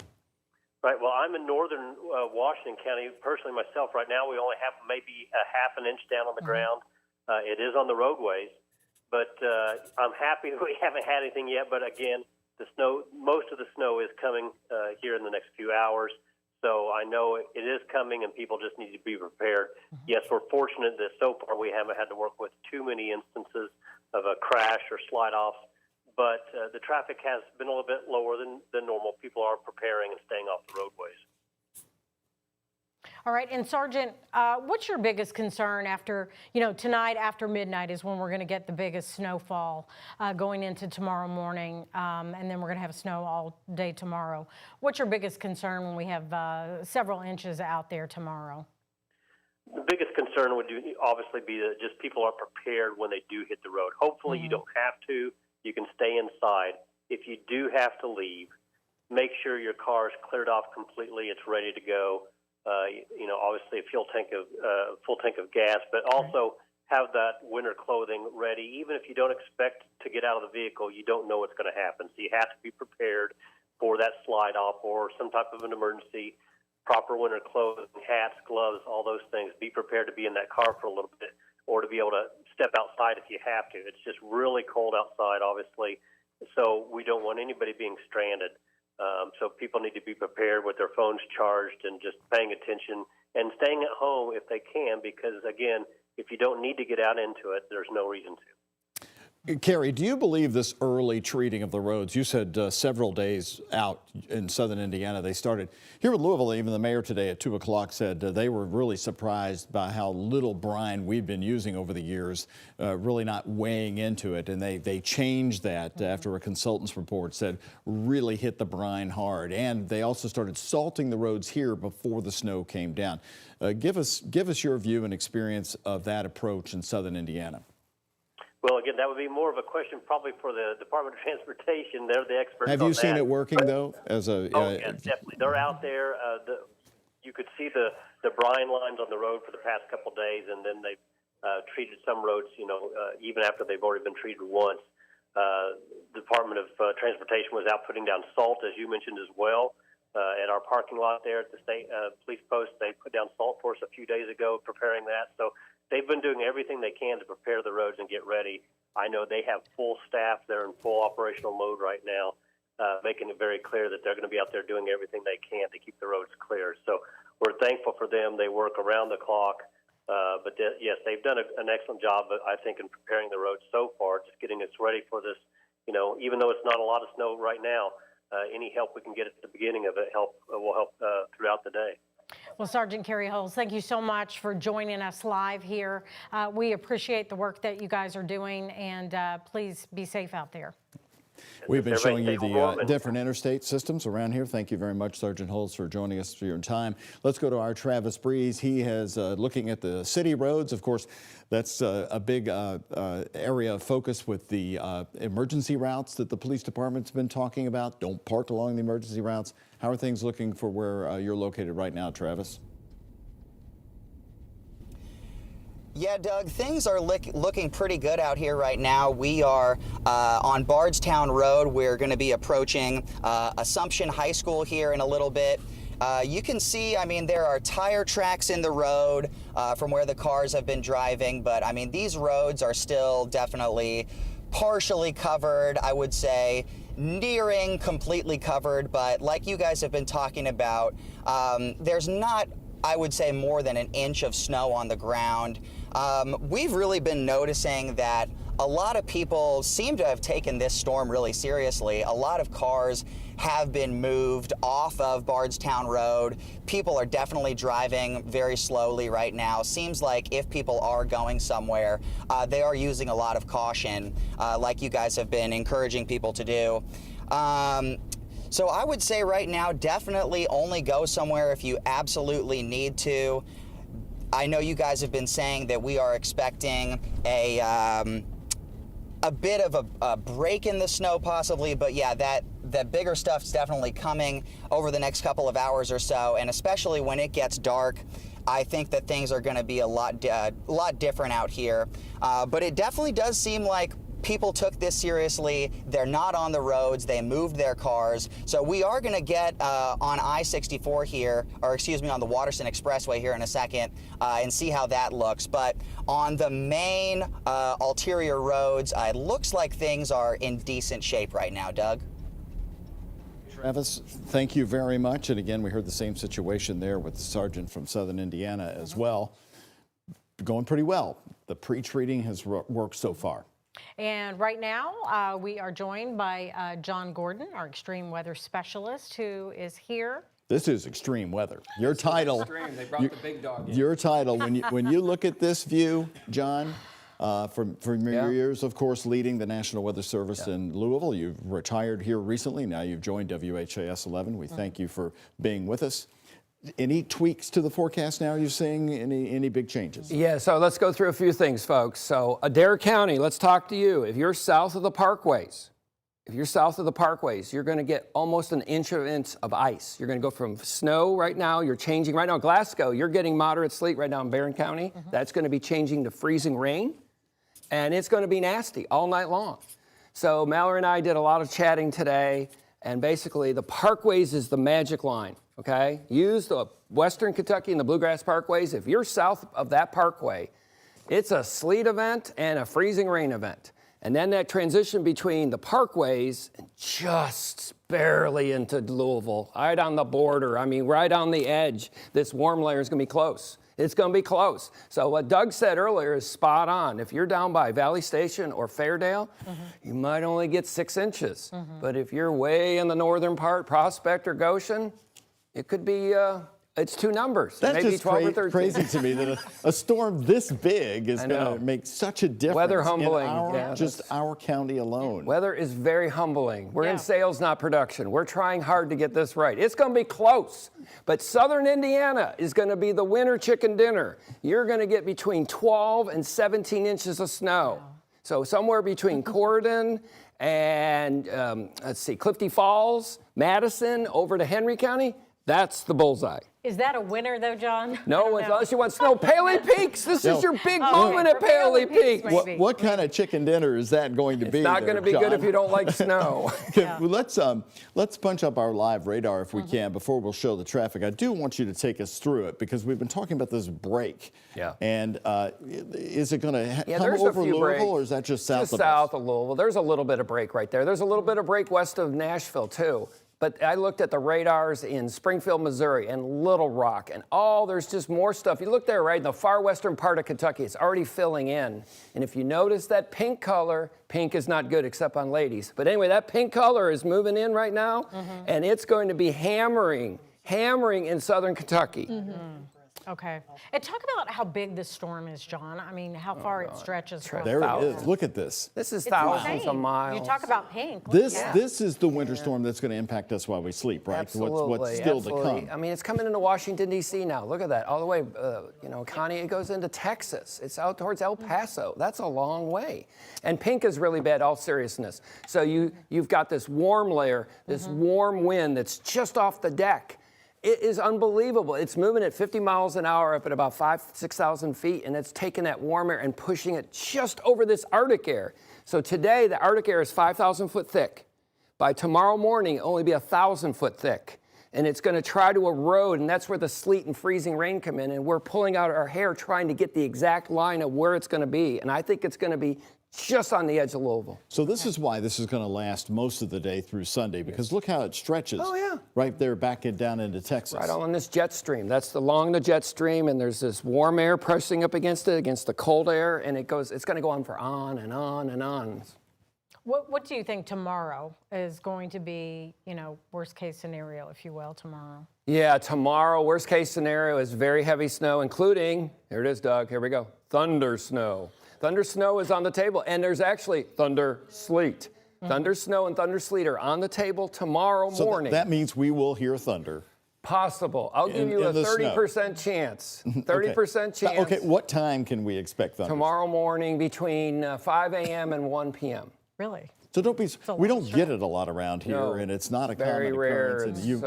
And people will say to themselves, "Was that thunder I just heard?" As rare as me getting a number at the lottery. The answer, it's very rare. You think, why would we be having it right now, right? I know, it's really hard to understand. When you got up this morning and looked at the latest models and the trends and all that, what's the biggest thing that surprised you that's new about this storm today? Yeah, we moved it a little bit north, maybe 20 miles. Basically, the forecast you saw yesterday is the same, except everything's about 20, 25 miles further north. In other words, up to the parkways. I thought just a couple of days ago that it was only going to get up to maybe Campbellsville, but it's going to go up a little bit further north. And you see that pink area, and it's going to be all night long. It's strange, it's in the middle of an Arctic air mass. All night long, it's going to be warming at about 3,000, 4,000, 5,000 feet just off the surface. And where that warm layer ends up, the cold air is still pressing up against it. Where that happens is going to be the determining, because if you get a lot of sleet, we're going to look like egg on my face and say, "Where's all the snow?" Because you got all the sleet. Right. So we're trying to get it right, folks. Well, and you feel bad for the folks that are going to hit that sleet and that ice. There is no winter chicken dinner. This is a massive winter storm. I just hate the folks down south that are going to get the ice. Ice is devastating to infrastructure. It's devastating. It's crippling. I'll say this is a crippling ice storm in southeastern Kentucky. Wow. The National Weather Service at the news conference today was asked, when is it going to warm up? When are we going to go over freezing? Yeah. There wasn't a definite answer. I have to ask Mallory. I haven't looked beyond today. Honestly, I do tell you this. This is two interesting things beyond this. Seriously, Monday night will be well below zero. Well below zero Monday night. And Wednesday, we could get a couple inches of snow. Wow. So, okay, is that going to, that's the first I've heard this. So Wednesday we could have some more snow. Is that going to complicate things? No, it's just a very small amount, or maybe 1 inch or two. It's possible. We'll see. Well, let's take a look at how our preparations have done on the roadways. We've got the 4 live views from Trimark. I'd like to punch up and have John address that. By the way, we thank you very much for watching on WHAS 11. This is our continuous winter storm coverage for you. We're on the air here with you until 8 o'clock with nonstop coverage. So, John, take us through that. You got the Gene Snyder and Preston on the upper left. You got I-65 in the fairgrounds lower left, and there's Bardstown Road and the Watterson. Normally people are going, 100 miles an hour on the Watterson, and there's I-64 and Blankenbaker down below. Yeah, I'll tell you, I want to give kudos to KDOT, NDOT, and Louisville Metro. They pre-treated, they salted, they brined. And Doug and I were talking earlier how I-71 was really melting quickly, so it's a good thing. And when you're mentioning this, let's go ahead and say that LMPD just on X just posted saying that they have had at least one pass of all the snow routes. You're looking at it right now. That's great.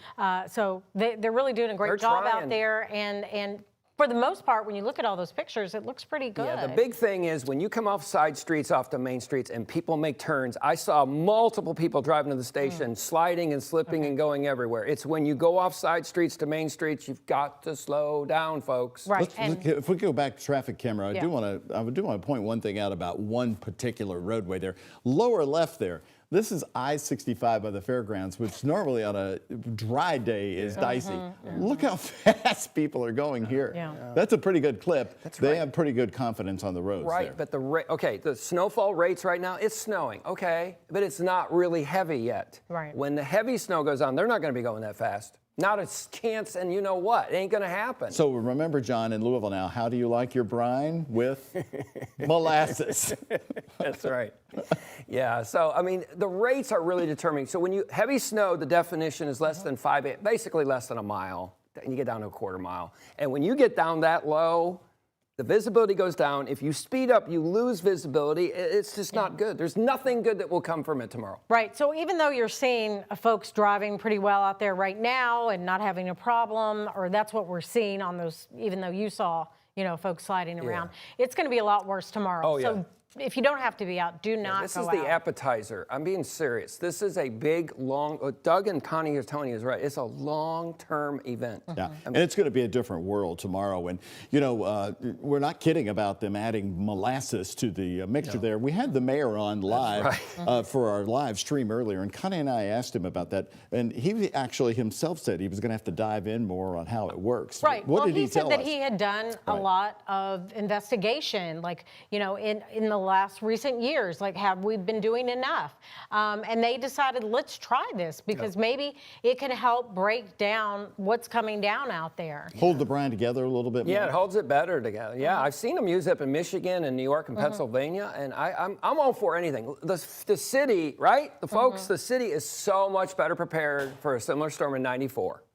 Right? We are so much better. I think those of us who've lived through the '94 storm, even though this was stressful because it's a massive storm and it's going to be a dangerous storm, there was a lot less stress knowing how much better we are prepared since 1994. Even though the stores got cleared out like they did back then, nothing changed. Right. Nothing changed with the run on bread and milk and peanut butter. It never does. Kroger And vegetables were gone. There was nothing in one aisle to Shelbyville Kroger. I mean, nothing. There was not even anchovy paste. Nothing. You're looking for anchovy No, but I mean, people send me pictures. We've got a collection of pictures if we can punch them up. Our viewers have been sending me photos of shelves across Kentuckiana as they go into these stores.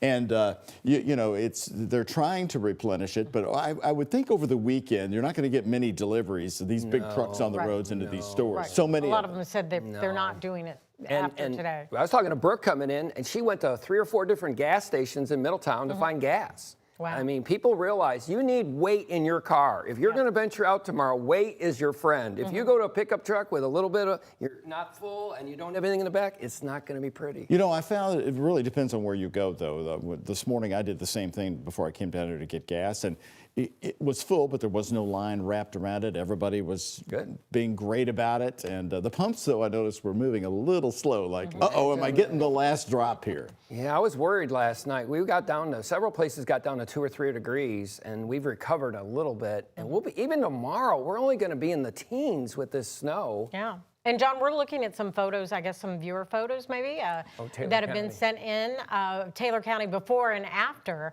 Yeah, John Humphreys told me one inch. Okay, John Humphreys, he may have sent them in. Yep. Or no, that's somebody else. Cleve.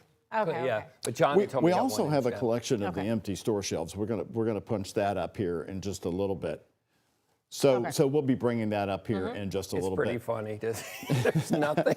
My friend told me they were at the Plainview Kroger and there was this stalker that was putting all this sugar on, and everyone hoarded it, and they couldn't even get on the thing. They just grabbed all the sugar. So we've got a video of a salt truck before the snow came down. If we could run that too as well. Now this was just a few hours ago today in the Highlands of Louisville. It gives you an idea that every little street they were looking at in the city, they were hitting it with salt. This was before even a snowflake came down. I agree. They did a great job. Kudos to them. I mean, there's times when they don't put stuff out and you know what happens, but they're really on top of this. Right. And, again, it'll be harder for the crews to get on top of tomorrow because we're going to have a lot more snow out there. Yeah, and tomorrow's more challenging south of Louisville. So if you're in KDOT, so you got snow now, you're going to get that out of there. But down in Barron County and Glasgow, that stuff's coming north. That's all sleet.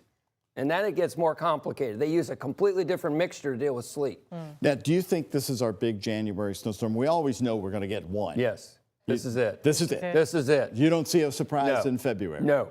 Not this big. We had 70 degrees a few weeks ago. Yes. We'll have snow in February, but we will not have this.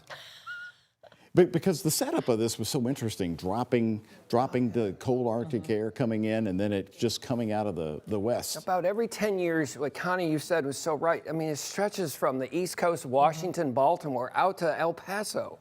That's a long way, folks. Right. And I feel like yourself, meteorologists all over the country are just scratching their heads like, what in the world? How is this happening? Yeah, That's I mean, what we're hearing. Oh from yeah, the and it just Weather keeps Channel. adjusting. New York City now is under a winter storm warning. I mean, the darn thing just keeps going and going. Well, everyone will be glad when it goes out to the Atlantic. So before you came in here, you're actually forecasting for Canada. You do some work with the Canadian forecast. And we've heard so much about how this storm is going to go up and cripple the Northeast. Is that still on track to happen? What are you viewing? Yeah, Philadelphia's in trouble, New York City's in trouble, Boston's in trouble, Newark's in trouble.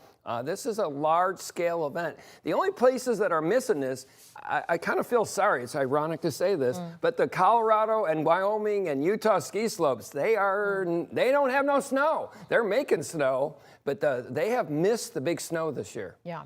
Well, Paoli, as you said. Paoli Peaks. They hardly ever get, they're always wishing for more snow, right? No, they're going to get it. Yeah. Georgetown, Indiana. We were just talking to the Indiana State Trooper up there. So take us through the day tomorrow, John, because I know later here in a little bit we're going to be breaking that down as well with Mallory Schnell. When we wake up in the morning, many church services are closed. You see the closings and delays already on the bottom of your screen here on Channel 11. And a lot of those things you're going to see a lot of churches there. There's Southern Star Baptist Church closed. Take us through the morning hours and how the day is going to progress tomorrow. Yeah, so folks, everyone gets snow through evening. Overnight, if you're south of the parkways, you are going to have sleet overnight. It will increase all night long. If you are north of there, you're going to wake up to moderate to heavy snow in the Louisville metro. If you're in Corydon, if you're in Floyd's County, the Knobs, Sellersburg, if you're in Madison, it's all snow. All snow. And it's going to accumulate. And you may even have that word that Doug loves, thunder snow. We may see that. So it's going to accumulate an inch an hour in southern Indiana. Don't throw me under the bus. Thunder snow is something to experience. It's very rare, though, but Jim Cantori really likes it. But anyway, about an inch an hour across southern Indiana in the morning. If you notice with Mallory's maps, we've kind of split Louisville into two pieces. If you're south of the Waterson, you get a lot less, 5 to 10. If you're north of the Waterson, you're in the 10 to 12 plus. I love plus. And I think the winter will be, someone will get between 17 and 18 inches in southern Indiana up to Henry County. Okay. How are you ranking this so far with the snowfalls that you've been through? You weren't here for 94. No. This is a typical, we get one of these about every 10 to 15 years. You might remember the one in E-Town in 2015. That would just kind of, we got snow, but nothing like that. Last year we got 10 inches. This is a top 10 snow event. And the thing about this event is so devastating because it goes on for thousands of miles. And the cold, that's got to be a big part of it. That's my biggest concern for folks and seniors that are living by themselves and just animals and kids being out in this when it's too cold. Please take this really serious. In all seriousness, that's great, Connie, because we're going to be under an extreme cold warning again for Monday night. I guarantee it. I think you'll see some temperatures minus 15, especially in southern Indiana, maybe minus 20. So go back to the traffic view that we have. I'd like to show that because as it's getting colder and colder, so far the roads look pretty well because they have traffic on them. The overnight hours are going to be really dicey. Especially south of here. Yeah, if you're on the parkways, I would avoid the parkways like the plague tonight. I wouldn't go anywhere near 65 south of E-Town. If you're going to be driving, you're going to be going slow, and it's a white-knuckle drive. I'm telling you, it ain't going to be pretty. And then tomorrow morning, like Doug said, a lot of churches are closing in the morning or delaying. It will be tough going, especially basically north of Fort Knox up to Louisville, and especially in southern Indiana, Oldham County, Henry County. A lot of snow. All right. Well, John, you know we always appreciate everything that you have to say. You guys were just talking a minute ago about everything being gone at the grocery store and having trouble at the gas stations trying to get gas. And our Brooke Hash actually ran into that just a few minutes ago. Let's take a look. This has never happened to me before, though I've heard all about it. Of course, we are in the midst of just the beginning of what's going to be a major winter system here. You can see the salt and the plow trucks out on the roads. This is the third gas station that I've gone to in the last 10 minutes because the first two were out of gas. So we're out in Middletown in the Louisville area of Kentucky, went to the first Thornton's and an IGA, and learned that when there's just a regular grocery bag on the pump, that apparently means the gas is out. Here I thought they were just like covering up their nozzles because it was cold. But that apparently is not the case, and a nice trucker who came up beside me told me that there was no gas. So this is the third place. This is what we are up against. So I hope that you don't run into the same situation, but do not let yourself get too with this impending storm that is starting to come in to the Kentucky-Anna area. Woo! That scared me. I'll see you guys on WHAS extended coverage throughout today being Saturday and tomorrow. A lot of us being put up in hotels to make sure we are there for you. Whew. Full tank of gas. I'm ready. All right. All right, Brooke. One location there, and we thank you for being with us here on WHS 11. We're going to be on the air with you till 8 o'clock, continuous coverage. And one thing the snow did not stop today was pretty amazing, Connie. All the sporting events, U of L women got to play, U of L men got to play. The Kentucky Wildcats played in Rupp Arena today. Absolutely, and that got the folks, either they were inside watching in their warm houses, or a few folks went out to the game. I think they all had good crowds of all those games. Our Sarandon Raboyne is in now with a little bit about how everyone reacted with all this weather going on. Sarandon? Yeah, guys, it was a jam-packed afternoon across Kentucky as teams adjusted their start times to avoid the worst of the storms. We had a doubleheader at the KFC Yum Center, and the Louisville men's game against Virginia Tech wrapped up just a few hours ago. And look who was back in the starting lineup. Michael Brown Jr. making his return after missing 8 straight games, and he looked like he didn't miss a beat, hitting the 3 for Louisville's first points of the game, saying, "Did you miss this, Card Nation?" Louisville building up a lead. Javon Hadley with the hook layup, he had 14, and here comes Michael Brown Jr. again feeling back and better than ever, getting 20 points in his comeback game. And also, he was working on his assists, hitting Sananda Frew, who finishes the bucket. Frew had 13. Conwell also working for the Cards beyond the arc. He hits the 3 and gets the foul too. He makes it a 17-point game and finished with 15 points. Louisville gets a snow day victory, 85-71. Head coach Pat Kelsey thanks the fans after the game for making it out. 15,000 people or whatever it was, huge crowd with all this weather. You know, I challenged everybody in my press conference the other day that we really needed you, and you know, Card Nation came out strong. People that are listening this on or that radio or whatever it is, drive safe. My parents are on their way up I-71 to Cincinnati, but it just means a lot that they came out and they had a major effect in the game. And the Cards women's basketball team moved their Sunday matchup against Boston College to this morning.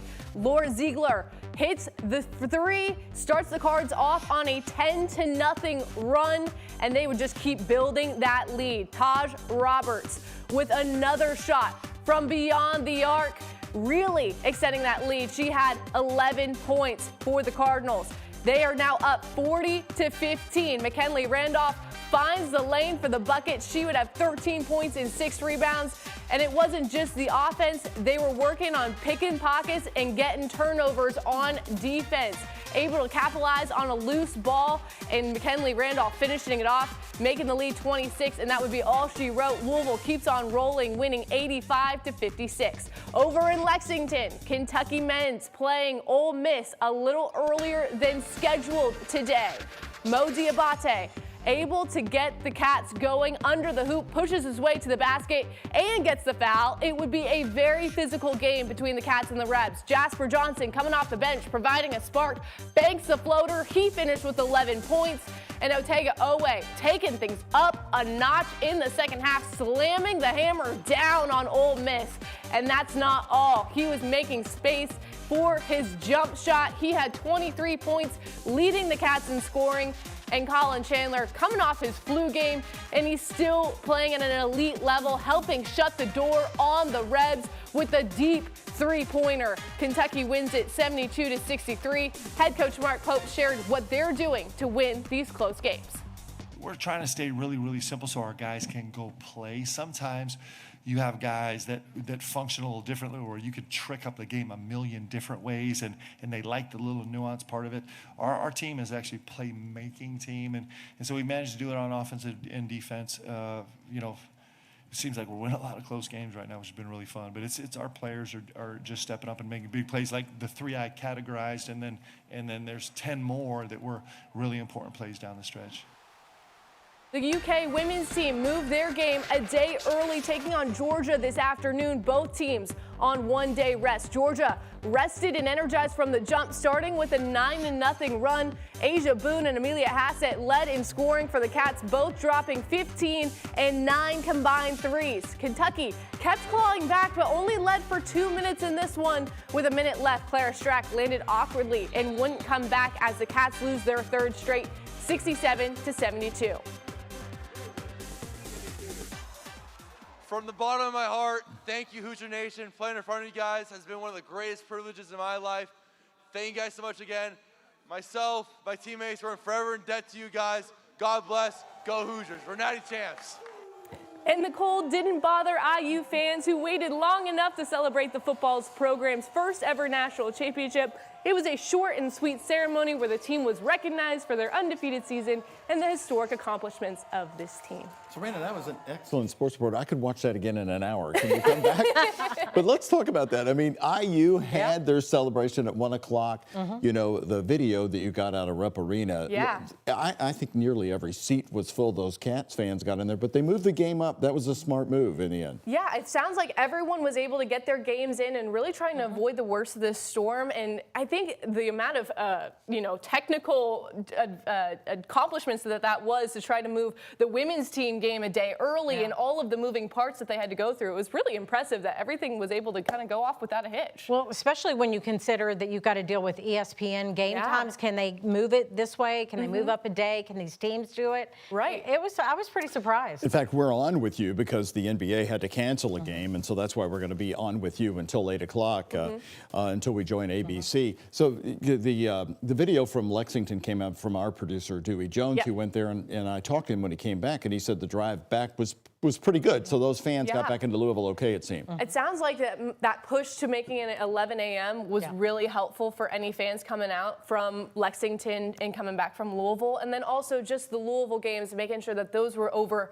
and done with by like 4 o'clock, 5 o'clock. Right. That really helps make sure that all those fans got home safe. And you heard Pat Kelsey, 15,000 fans out there. That's incredible, especially on a snow day. And we want to make sure that everyone got home safe. And for U of L, when they went into the Yum Center, the streets weren't covered with snow. They came out to quite the winter wonderland. Yeah, you hope that they were bundled up and ready to go before they went in there, before they were all having to go out in snow. Speaking of bundled up, how about those IU fans coming coming out in that? You really had to make sure you had your hand warmers. I saw so many T-shirts on top of winter coats to make sure that you got that heat in and really stayed warm with those cold weathers. But they had a contingency plan to move it into Assembly Hall. Luckily, they were able to keep it at Memorial Stadium, but it was a short and sweet ceremony to make sure it was out for all. Was there a parade after all? They had been talked about. There was a walkout for the team where they were able to kind of walk out at Memorial Stadium and hear the fans and get the celebration, and then they had their little event at the podium before they wrapped everything up. And well, I know people in southern Indiana and Louisville who were going to go up there to take the drive to Bloomington. So you've got hardy fans that have come back to Louisville safely as well. Yeah, you really hope that they were able to make it back from Bloomington nice and safe, especially since it was at 1 o'clock where that snow was moving in that early afternoon hours. Do you expect more cancellations? We know JCPS has canceled a lot of their extracurricular activities, and as we get into the week with the Arctic Air. I think it's going to be interesting to see how this affects teams and their schedules coming up later this week. Louisville men's team has an away game against Duke on Monday. Right now, we don't know if they're going to even be able to fly out for that. When are they supposed to fly Right now, they said that they're going to be flying out on game day, on Monday. That's the plan, because they won't be able to fly out tomorrow. So they will have to fly out game day on Monday at some point. But whether or not that happens, it really just depends on how many inches we hit of snow. All right, very thorough. Sarandon. Covered everything, Sarandon, and it held tight in the winter. We're in southern Indiana right now. Let's go to our Alex Dieter with snow blowing around you there, Alex. It is blowing over here in Clarksville, and we've been here for a few hours now. And I know I told you about an hour ago, Doug, that we're looking about less than an inch. That is not the case anymore here in Clark County. Now you can see the road behind us, a little bit dark here on Hamburg Pike. Right across from the Circle K is where we're at. And we've honestly seen a couple of cars go to that gas station to try and fill up. A lot less cars, both at the gas station and along the road. This is one of the main roads here in Clark County that they are working to plow. We keep seeing multiple plows going up and down Hamburg Pike. Earlier today, we spoke to Jeffersonville Street Commissioner Kevin Moreland, and he says there are 13 snowplows right now here along in Jeffersonville, and they are working overtime. They've got 3 crews. Each crew has 13 people. That way they are always out here making sure these roads are ready for you. And I do want to give you a quick update right now as it comes to energy. So Hoosier Energy did say that there is a high demand for electricity and tight power supplies throughout the Midwest, and that's causing some power emergencies for certain areas. So they just want to give some reminders. They are reminding people to turn off all unnecessary lights, postpone using major appliances like dishwashers and clothing dryers right now as this storm is settling in. And then make sure to turn your thermostat down to about 68 degrees and turn down your electric water heater setting. Those are just some reminders from Hoosier Energy as we all hunker down here for this storm. And like I said earlier, the snow is sticking. It is accumulating here in Clark County, and those plows that I mentioned that we've been seeing all night, it's really everyone is helping out here in Clark County to make sure those roads are plowed. It's pretty much when we have a snowstorm like this, it's all hands on deck. You know, everyone in the city who can drive a truck who's a CDL operator, and we have some trucks that aren't CDL trucks. So literally, if you can drive a truck and operate a snowplow, you know, we're going to put you to work. We have been seeing those drivers all throughout today, and their work is only just going to ramp up. Moreland did say that they're working closely with local Clark County fire departments and police departments.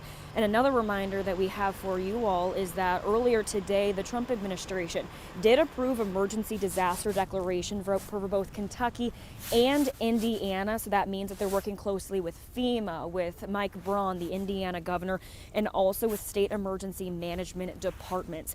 And again, right here in Clark County, there is essential travel is recommended right now for a travel watch in the orange level here in Clark County. So the biggest reminder today for everyone is to just stay at home, stay nice and cozy inside. We're out here so you don't have to be. The roads just keep getting more slick. We've seen a few cars spin out here along the road. So just a big reminder to stay inside and to let the crews do their job. That way we are all safe. But a due reminder right now that orange level means that essential travel is recommended. So just stay inside right now. Doug, Connie. Okay, Alex, I thought you would really lobby to go cover the IU celebration, the IU grad herself. I'm sure Alex she would have Dieter. rather been there. Yeah, That's Bloomington. for sure. I do want to point out, I've been following the Metro Police X account, and they've been putting out some vital information about warming your cars. Don't do that with your car unattended. And they, a little while ago, had a carjacking at 26th and Duncan, but they say an arrest has been made in that. So you still have to worry about the criminal element out even in this winter storm. Absolutely. Well, our Travis Breeze has been checking out the roads for you. He was in the Highlands earlier. So Travis, where are you now? I heard you were on Chestnut earlier. Is that where you are?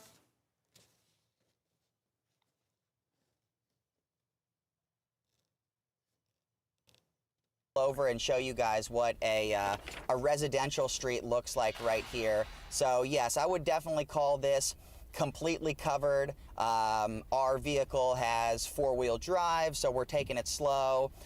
We were just up on Broadway a minute ago, and as a red light turned to a green light, we started moving, and we did kind of slide out just a little bit as we were getting underway on Broadway headed west. So I would say things have maybe gotten a little bit worse in the hour or so that we've been on the road. I did want to let the viewers know that I have been in contact with the Rough Cut Jeep Club that we did so many stories with last year. Those were the people that took hospital workers to their shifts. January 5th of last year, I was talking with Jonathan Dunn. He said that probably about an hour and a half ago when I was on the phone with him, he said that they've given their numbers to U of L Hospital and Norton Hospital. They are planning to take some hospital workers to their shifts this evening, but he did say that it sounded like a lot of the hospital workers were had made plans to stay at the hospitals overnight. But Jonathan said that Sunday is probably going to be a busy day for him and the Jeep drivers. So we will stay in contact with them as the winter storm gets rolling. But for now, they are kind of in the planning phase, kind of waiting for stuff to get worse, like a lot of us are. For the time being, travel still not recommended, but if you have to go anywhere, I would say now would be the time to hopefully get it over with and then hunker down and probably be where you plan to be on Sunday, because we are expecting a lot of snow overnight. Doug and Connie. Travis, real quick, before you drive off there, we couldn't hear your sound at the beginning. Tell us again where you are. These are incredible scenes you're seeing, we're seeing here within the city, because we've been watching the live traffic cameras. Of course, the roads and the interstates looking much different. Give us your exact location right now in Louisville. We are on Dr. W.J. Hodge Street, headed north. We're headed north. Going to get on 64 East, and then I think head back towards downtown, maybe go over to the East End. But yeah, this is what it looks like on Dr. W.J. Hodge Street in West Louisville. We wanted to check out these residential streets. Does it look to you, the roads appear to be treated a little bit there, but again, it doesn't look like the snow plows have been down at that one just yet. Yeah, I can't say off the top of my head if this is one of the snow routes. We've seen maybe 2 or 3 snow plows as we've been driving around. Yeah, this one does not look like it's been hit, at least in a couple hours or so. We're seeing people taking it very slow on this street. All right. Travis, thank you so much for that report. We'll check in with you in just a few minutes. The snow closings also piling up. You see them right there on the bottom of your screen. A lot of churches canceling their church services tomorrow. The winter storm taking dominance here, because tomorrow is going to be a whole different world. Yeah, it's going to look very different when we wake up. Chief Meteorologist Mallory Snell joining us now. Mallory, that heavy snow is going to start about midnight? Looking to be during the overnight hours into very early tomorrow morning. So I know many of you may be going to sleep tonight wondering, what winter storm? This is nothing. This is 1 inch, 2, 3. We were never expecting heavy snow on Saturday. It's starting to pile up because we are getting some deeper blues here, but it's that light, fine, fluffy snow. The snowfall rates will really arrive with that surge of moisture, the warm nose tomorrow, creating some sleet and ice down to the south. But for now, we're just going to have that slowly accumulating snowfall continuing to roll in from the southwest. Some areas getting a break, but a reminder that this is a very large winter storm. There's a lot more to roll through over the next 24 hours or so. Visibility right now is lowest up in southern Indiana, where we are seeing that steadiest snowfall, likely where our reporter Alex Dieter was. You could see it kind of blowing around there, coming down at a heavier clip, and then greater visibility right around E-Town. You are getting a break in the snow for now, but that radar will likely fill back in for you. I'm going to step off the screen just so you can see the sheer scope of this winter storm here. It is snowing from New Mexico over to Virginia, up to Indiana, Ohio, Illinois, and then we have that wintry mix. That could be sleet transitioning to freezing rain depending on where you are in Tennessee, down to northern Mississippi, northern Louisiana, Arkansas, down to Texas as well, and then just plain old cold rain down to the south of that. So such a large scale system, a lot of colors on this map. These are all the active winter weather alerts. The pink winter storm warnings that once again are stretching from New Mexico up toward the northeastern states there. The purple, these are ice storm warnings in place. And just keep in mind that even though we have winter storm warnings in place for the entire Kentuckiana viewing area, we will likely meet that criteria of an ice storm down to the south, unfortunately. That was one of those updates that we really did not want to see. That warm nose that we've been tracking throughout the week, where is that going to set up, where we're going to have that mixed precipitation, where you can get more sleet and ice mixed in. That's continuing to trend northward, and with that, an increased concern of some major ice down in our southernmost counties. A live look outside from our Bachman Auto Group U of L health camera here. Obviously, visibility not the best here in downtown Louisville. This is I-64. So yes, the interstates are going to look a lot better than those neighborhood roads right now. Temperatures are very cold, and now that it is dark outside, temperatures were not going to budge at all, but those roads will continue to deteriorate. So we are in the teens right now. Wind chills are in the single digits, above and below zero. And wind speeds aren't too high, but it doesn't take much when we're this cold and we have that Arctic air locked in place. Obviously, we're not alone in this. You can tell where it originated, pooling down to Minnesota, Wisconsin, all the way as far south as Texas and sliding up toward the northeast states, basically where the path of this winter storm is going toward. Your hour-by-hour futurecast through this evening. That snow fills back in. We're expecting snow showers through this evening. Tonight, we start to get that warm nose that's currently down in far southern Kentucky and Tennessee, nudging northward. And the question is, just how far north can it get to? Definitely around the parkways looks possible. Could move as far north as southern Jefferson County.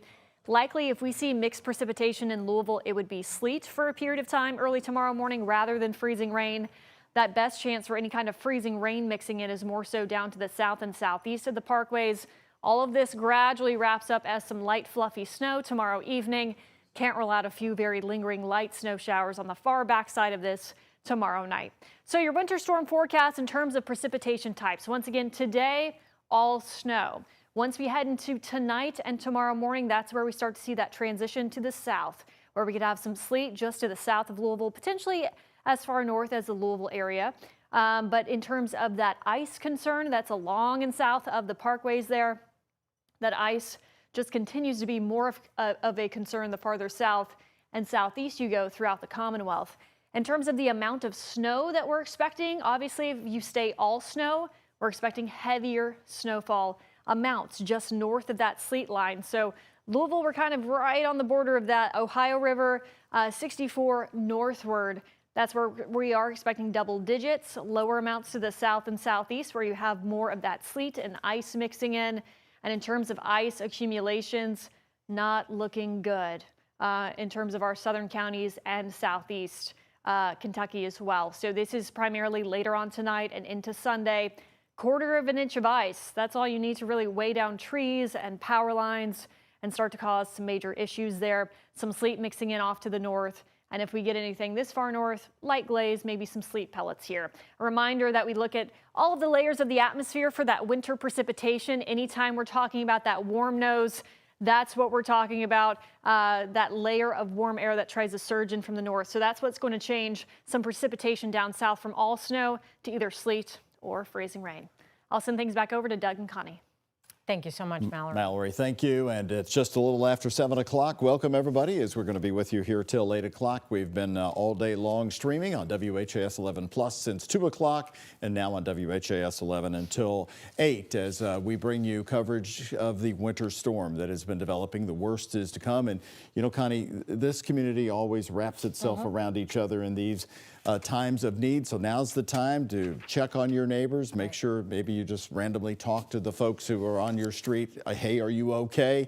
Because the really cold weather is settling in. And if you've got pets outside, they should not be outside. Bring them in. Take care of your furry friends. Absolutely. And, you know, the mayor, other city officials held a press briefing earlier today. That was one of the key messages, Doug, that he brought, along with, you know, if you don't have to be out on the roads, please don't go out on the roads, only if you have to check on a loved one maybe or go to work. But other than that, please stay off the roads. Big message there. Here are the top 3 things we want to reset for you here at 7 o'clock. LMPD is only responding to injury crashes at the moment. And also, President Donald Trump has approved emergency declarations. That's good news. That gets things in motion. And Hoosiers are now being asked to conserve energy, and that includes the areas of southern Indiana, Clark, and Harrison. They are asked to conserve energy because of so much energy usage with the furnaces being run. Absolutely. And the mayor also today talked about declaring a state of emergency for Jefferson County, even though Governor Andy Beshear had already declared one yesterday.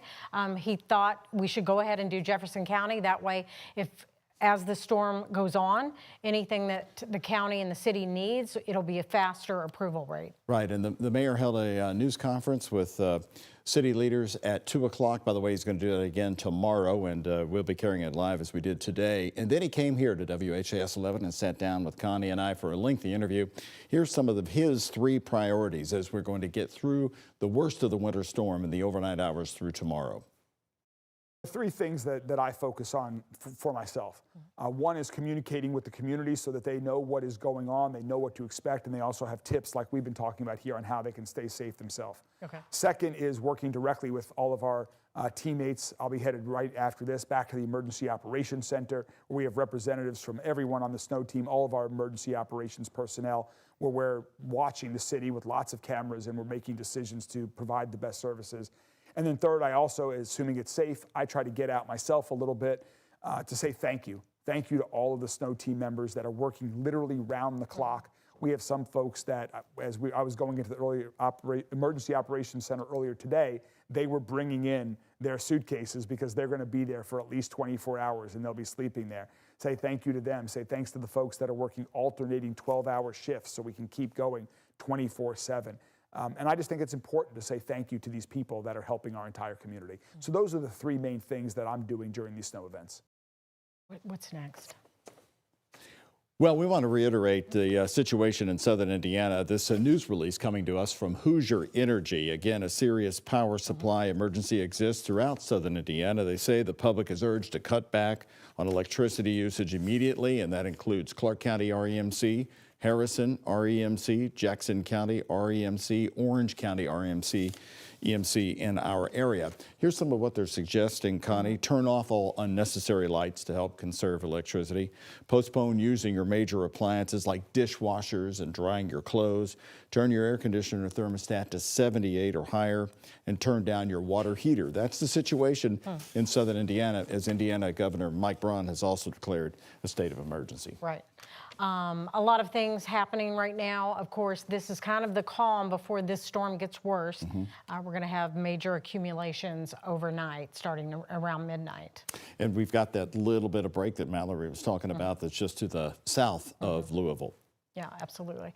A lot of things happening today. LMPD talking to us a little bit earlier, talking about if you are out on the roads and you have a crash, if you have a non-injury crash, they are not responding to it. They are only responding to injury crashes tonight, tomorrow, throughout this winter storm. They have too many things to be doing. They cannot make any non-injury accidents. They ask people to go online and fill out the details for those non-injury accidents. And be very careful about warming your cars. Metro Police putting alerts out about that because many people are leaving their cars running by themselves. You don't want to do that, even in a serious winter storm. Also, Louisville Metro government announcing today that they have hired an extra contractor. This actually came out of a news conference a couple of days ago, which is bringing in 10 extra crews. So that means right now across our community for Louisville Metro, there are 70 different trucks with plows and also salting continuing around the clock. Kentucky Transportation takes care of our major interstates through the area as well. Yeah, and some of the city services have changed, obviously, during this winter storm. The mayor said today, nothing this weekend as far as trash service, recycling, that kind of thing. People have to understand that's, you know, you're just not going to be able to put anything out for a few days. That's right. It's going to pile up in the snow. And then the accumulation totals have changed, as you've been hearing us updating that, the total numbers. And to the south of us, it's expected to get a little less. And that's where Clarice Shaley has been stationed for many hours today. She is in Hardin County.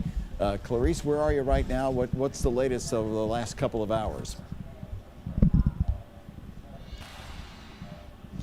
Well, Doug, right now I'm in a warming center, one of 3 that are open in Hardin County right now. This is Valley Creek Fire Department. I wanted to take you through and show you what they have set up here. This is just an area where you can come and just get warm for a little bit, maybe grab a water or some coffee. So this is the open area that they have available for people to do that. This is right over here as well is some of the coffee set up here, water too. They said no one's come out yet, but that's okay. They've got things set up, crates here as well for animals, and some food for animals if people want to come out and get somewhere warm if they need to get warm. One of the firefighters that are here actually talked to us too. They've been monitoring some of our coverage and just coverage in general, just to stay on top of what's going on. That one's a little far behind, but staying on top of what's going on. They talked to us a little bit ago. The county in itself is a wonderful county, and our community is a very tight-knit community, and they give to us, we give to them, so it's always an honor to be able to help the community give back. If we need it, we're there. If we're not needed, we're still going to be there just in case. If we can help one person, we've done our job.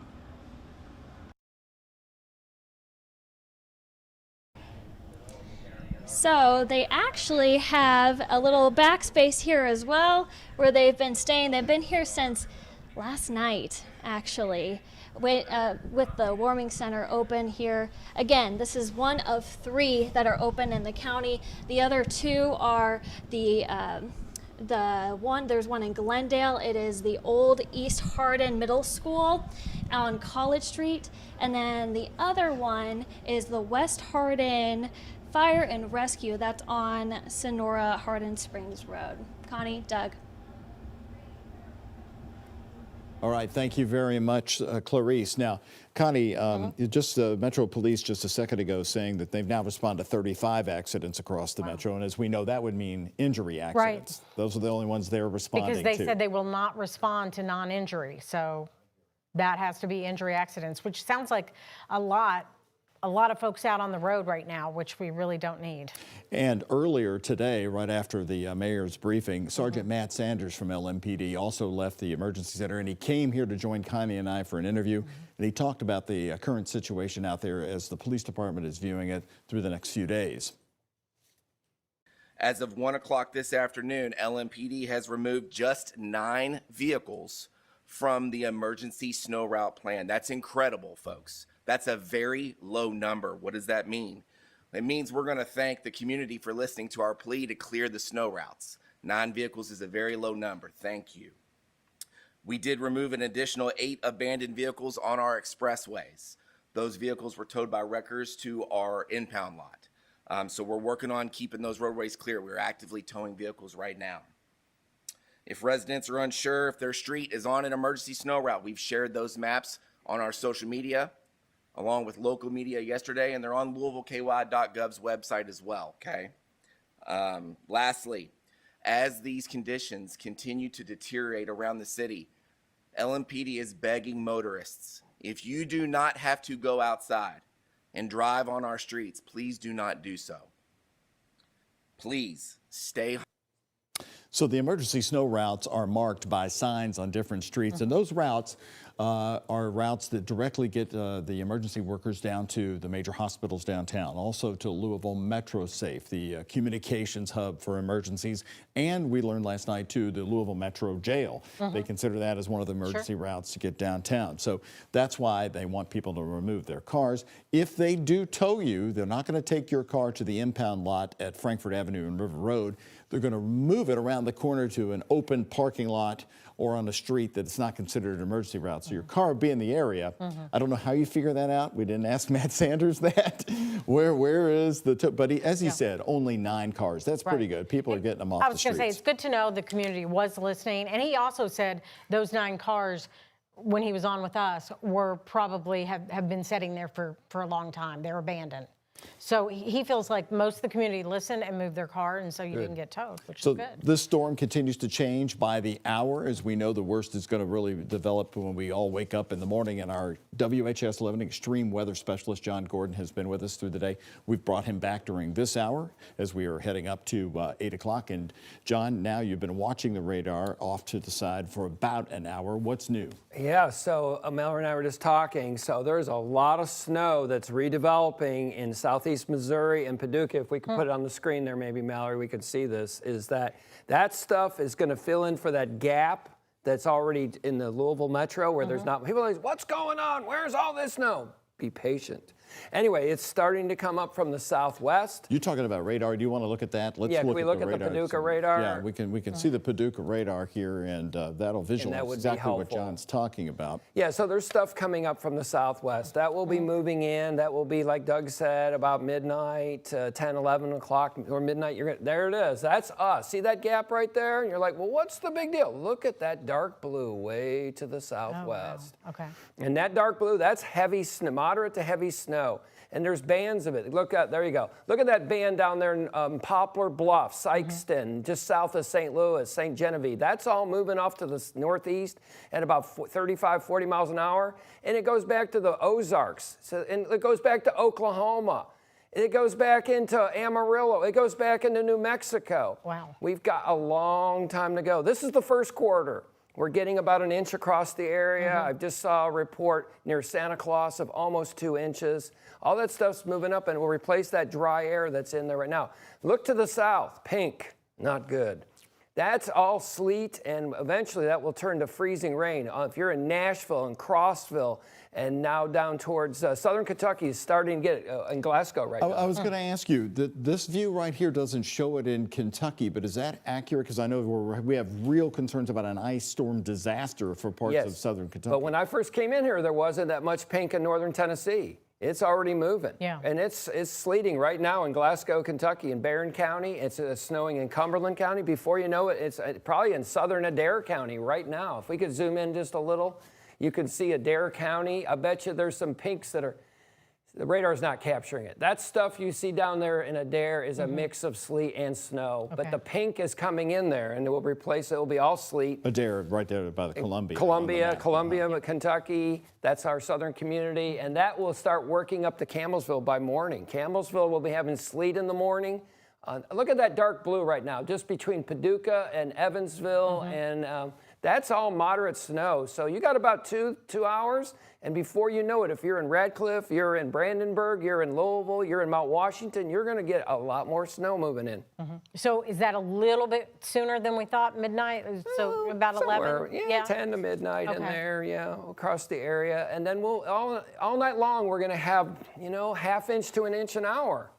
In southern Indiana, I'm going to be careful what I say. It's not winter chicken dinner, but there's a lot of snow coming to your theater near you in southern Indiana. Are you telling me, did you get some heat for that? Is that why you're saying No, I just have to watch what I say. Because you weren't careful a couple hours ago. Some people, it's funny. Some people love snow, and some people do not like snow. I'm not sure everybody loves 16 inches. How about I love that? snow. I'm the My snow friend lover. Linda, she's a massage therapist. She just wants more snow. She thinks this is the best thing that ever happened. So, John, let's once again walk people through the next few hours. The overnight, when most people are sleeping, that's when you expect the heavy snow. First daylight in the morning, or if people are going to get up early in the dark, what are they going to see? Yeah, so through midnight, unless you're in far southern Kentucky, you're going to have light to moderate snow. Snow moving in from the southwest, snow moving in towards the Evansville, eventually the Louisville area, 10 to midnight, like Connie was saying. And it will continue all night long, but it will really increase daybreak and all morning long. We're going to have moderate snow, sometimes heavy snow, and once in a while that dreaded word, isolated. Let's go to our four-pack real quick. We see some crews on the Bardstown Road and the Waterston Expressway. If we can show the Trimark live view of 4 different cameras there.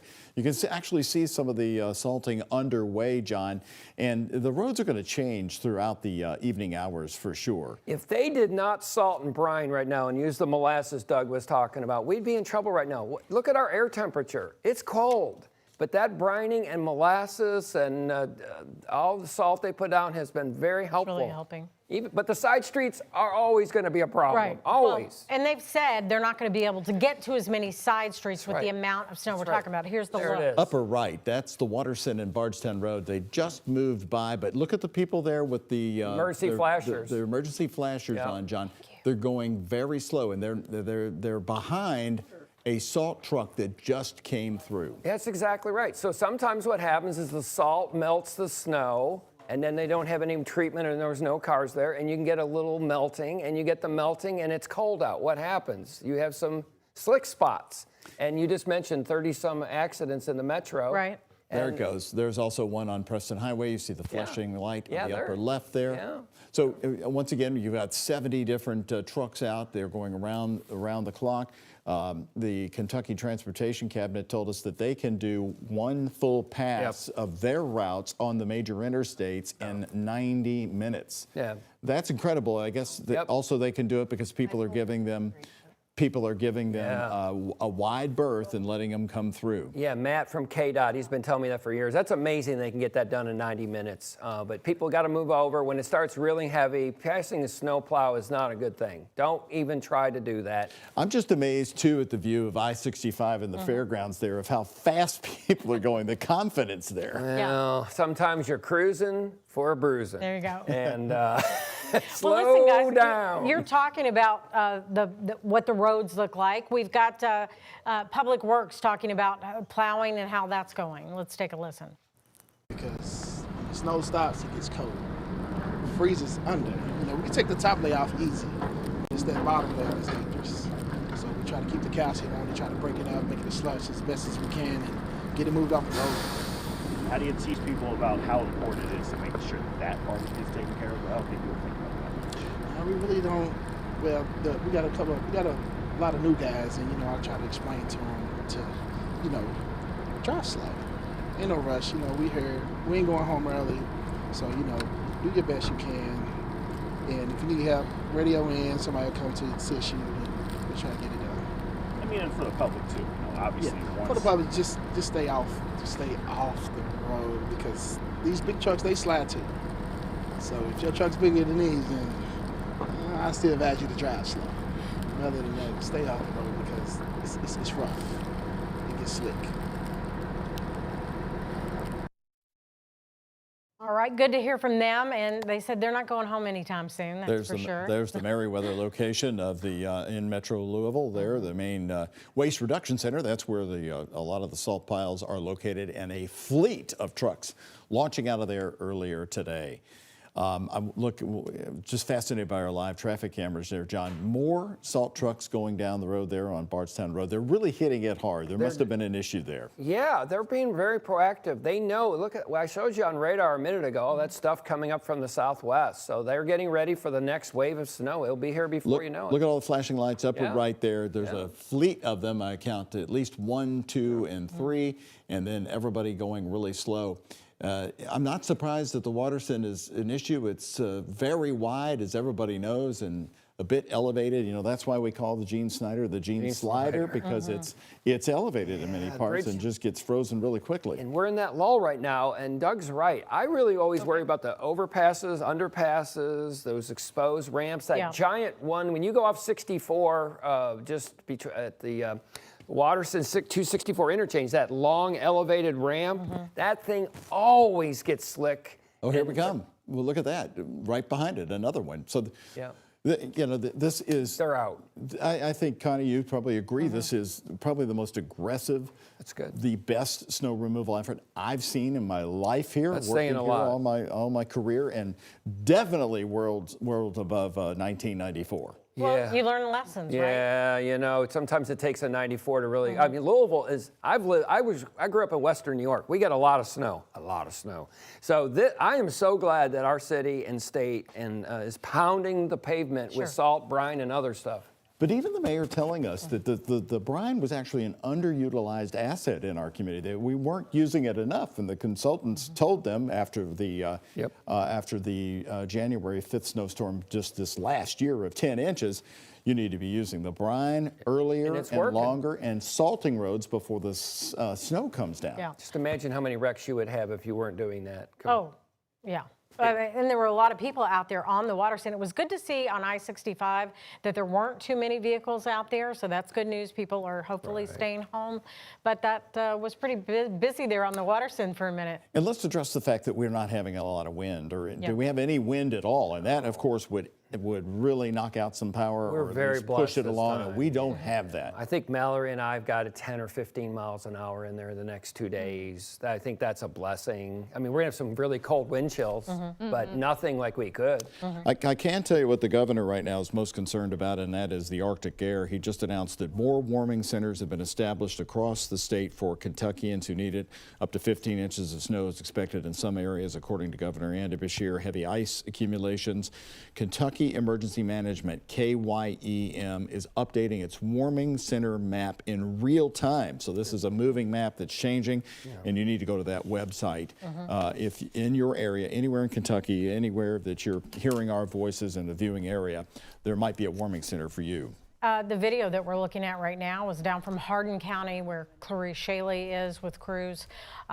Certainly trucks down there getting busy. I-65 looks good. When we look down at the Lebanon Junction camera from 65, the roads look good. Again, you know, this is going to be very, this is going to be very different Connie's tomorrow. tearing up the set. Sorry. She has aged me 10 happen. years. Yeah. You've been out here since 2 o'clock.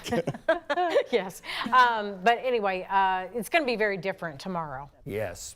So if you don't need to be out tomorrow, this is just an appetizer. Mallory and I had forecasted up to 3.5 inches by midnight. And then it just starts increasing and increasing and increasing. And Mallory will be there all over it in a minute. She's all over the storm. And I'm telling you, tomorrow snowfall rates could approach up to 2 inches with thunder, sleet, or thunder snow. Yeah, I was wondering if that 2 inches an hour would materialize. I think it's possible in southern Indiana, Henry, Oldham County in the morning. I think it's possible. Down here, up to an inch.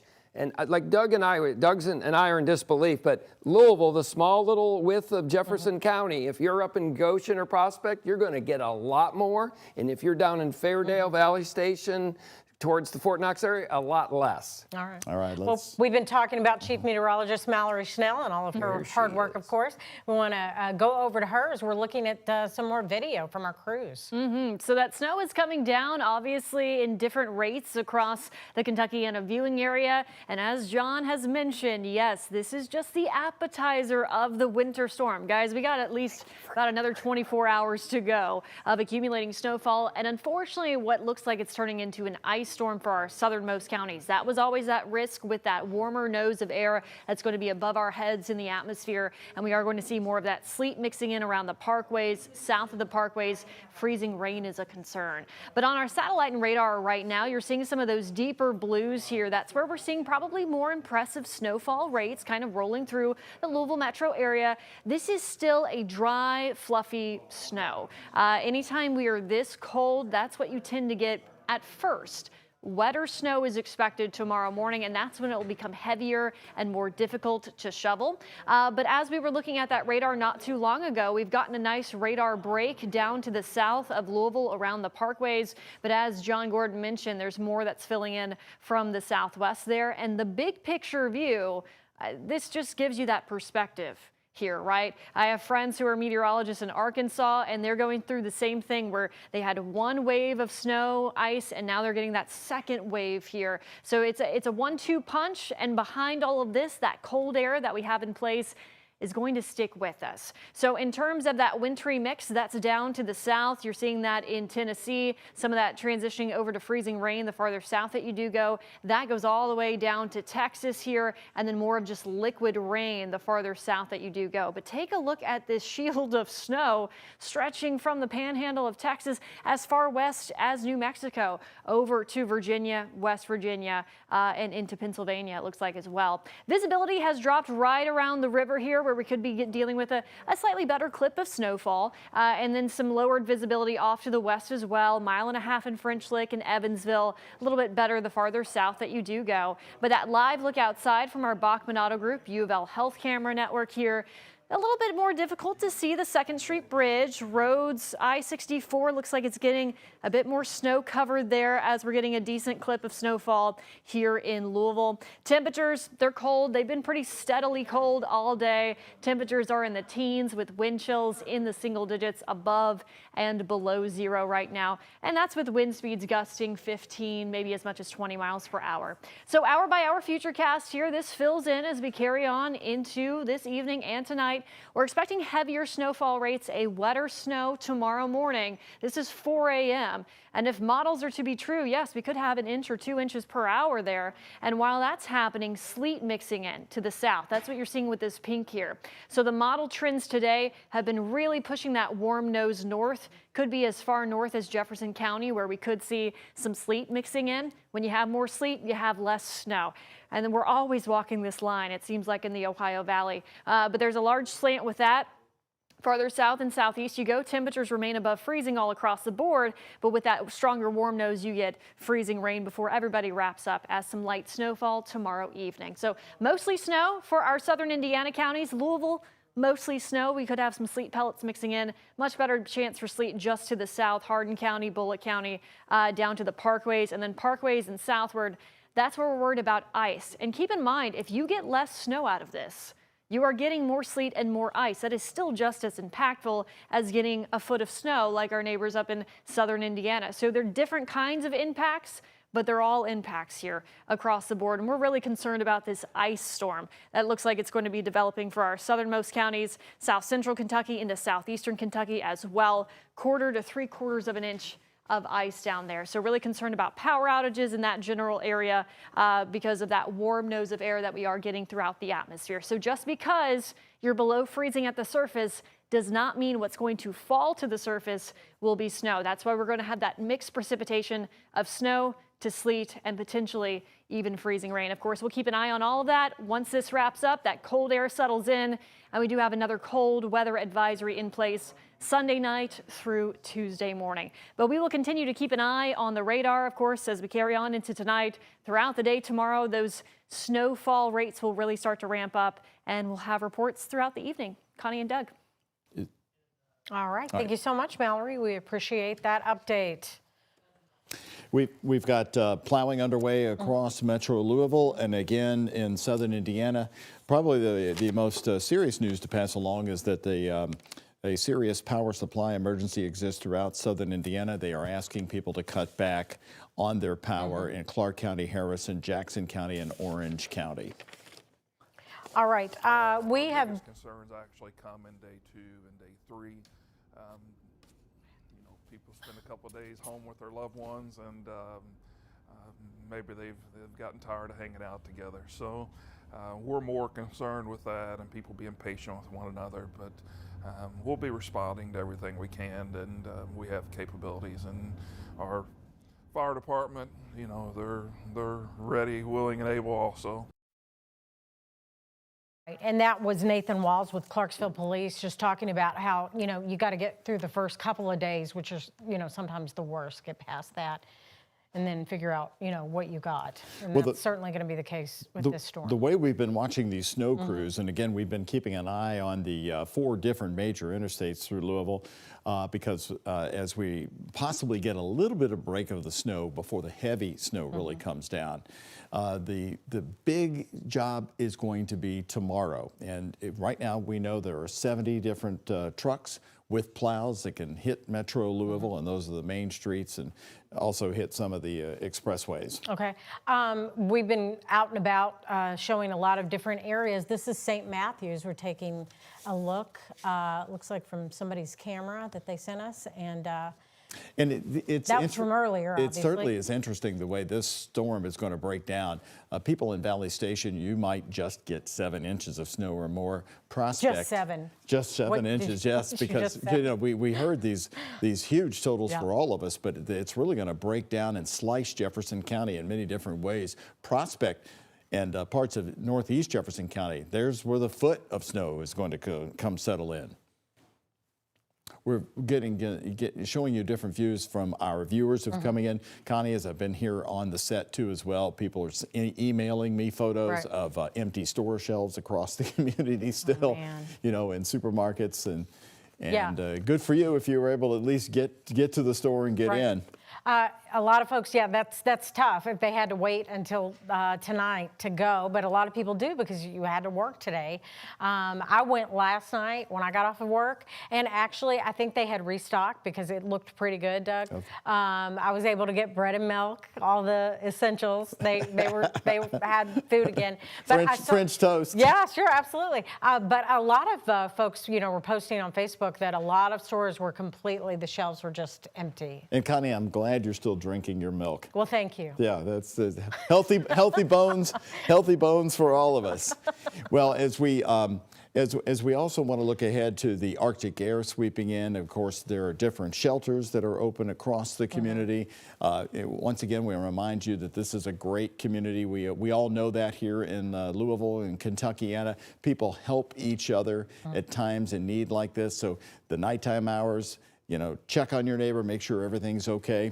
I thought the Louisville fire chief was great in his comments this week. You know, the fire department really doesn't want you to use a space heater. We do know that that's not really realistic. Even they acknowledge that. But I thought the chief was great when he said the biggest thing in the word space heater is space. Keep it 3 feet away from anything in your home, curtains as well, or blankets. Yeah, good information. You know, they were also talking today, Doug, about, you know, when you get out there tomorrow, we're going to have more snow tomorrow, right? And so people are going to want to get out there with their shovels. They want to get, you know, clear their walkways and their driveways. And you can get to a point where you're shoveling and you're like, oh, I've just got a little more. And you don't realize you're overdoing it. Oh, it's a lot of exercise. Yeah, and you can really hurt yourself. Right. They're like, and it's going to be super cold like it is Super tonight. cold. It is so cold out there, you guys. So just, you know, stay inside, let it rest for a minute if you can. If you do need to go out, they say do it in small increments. You know, take breaks, make sure you're drinking plenty of water. Just try not to overdo it because it is going to be so cold tomorrow. Right. Enjoy some of the milk and eggs you have, some of the peanut butter. That'll keep you going. And by the way, if you're just joining us here at this late hour, it's 7:34. We've been on the air with you since 2 o'clock, streaming our continuous coverage on WHAS 11 Plus. So we invite you now. Is a great time to download the free WHAS 11 Plus app. You can stay in touch with us and watch all of our live newscasts at any time, especially if you happen to lose power. Power outages, not an issue here in Louisville right now. And we're going to continue here on WHAS 11 right up till 8 o'clock. Interesting that we went on a little earlier today on WHAS 11 because an NBA game got canceled due to the weather. And so ABC gave us back the programming.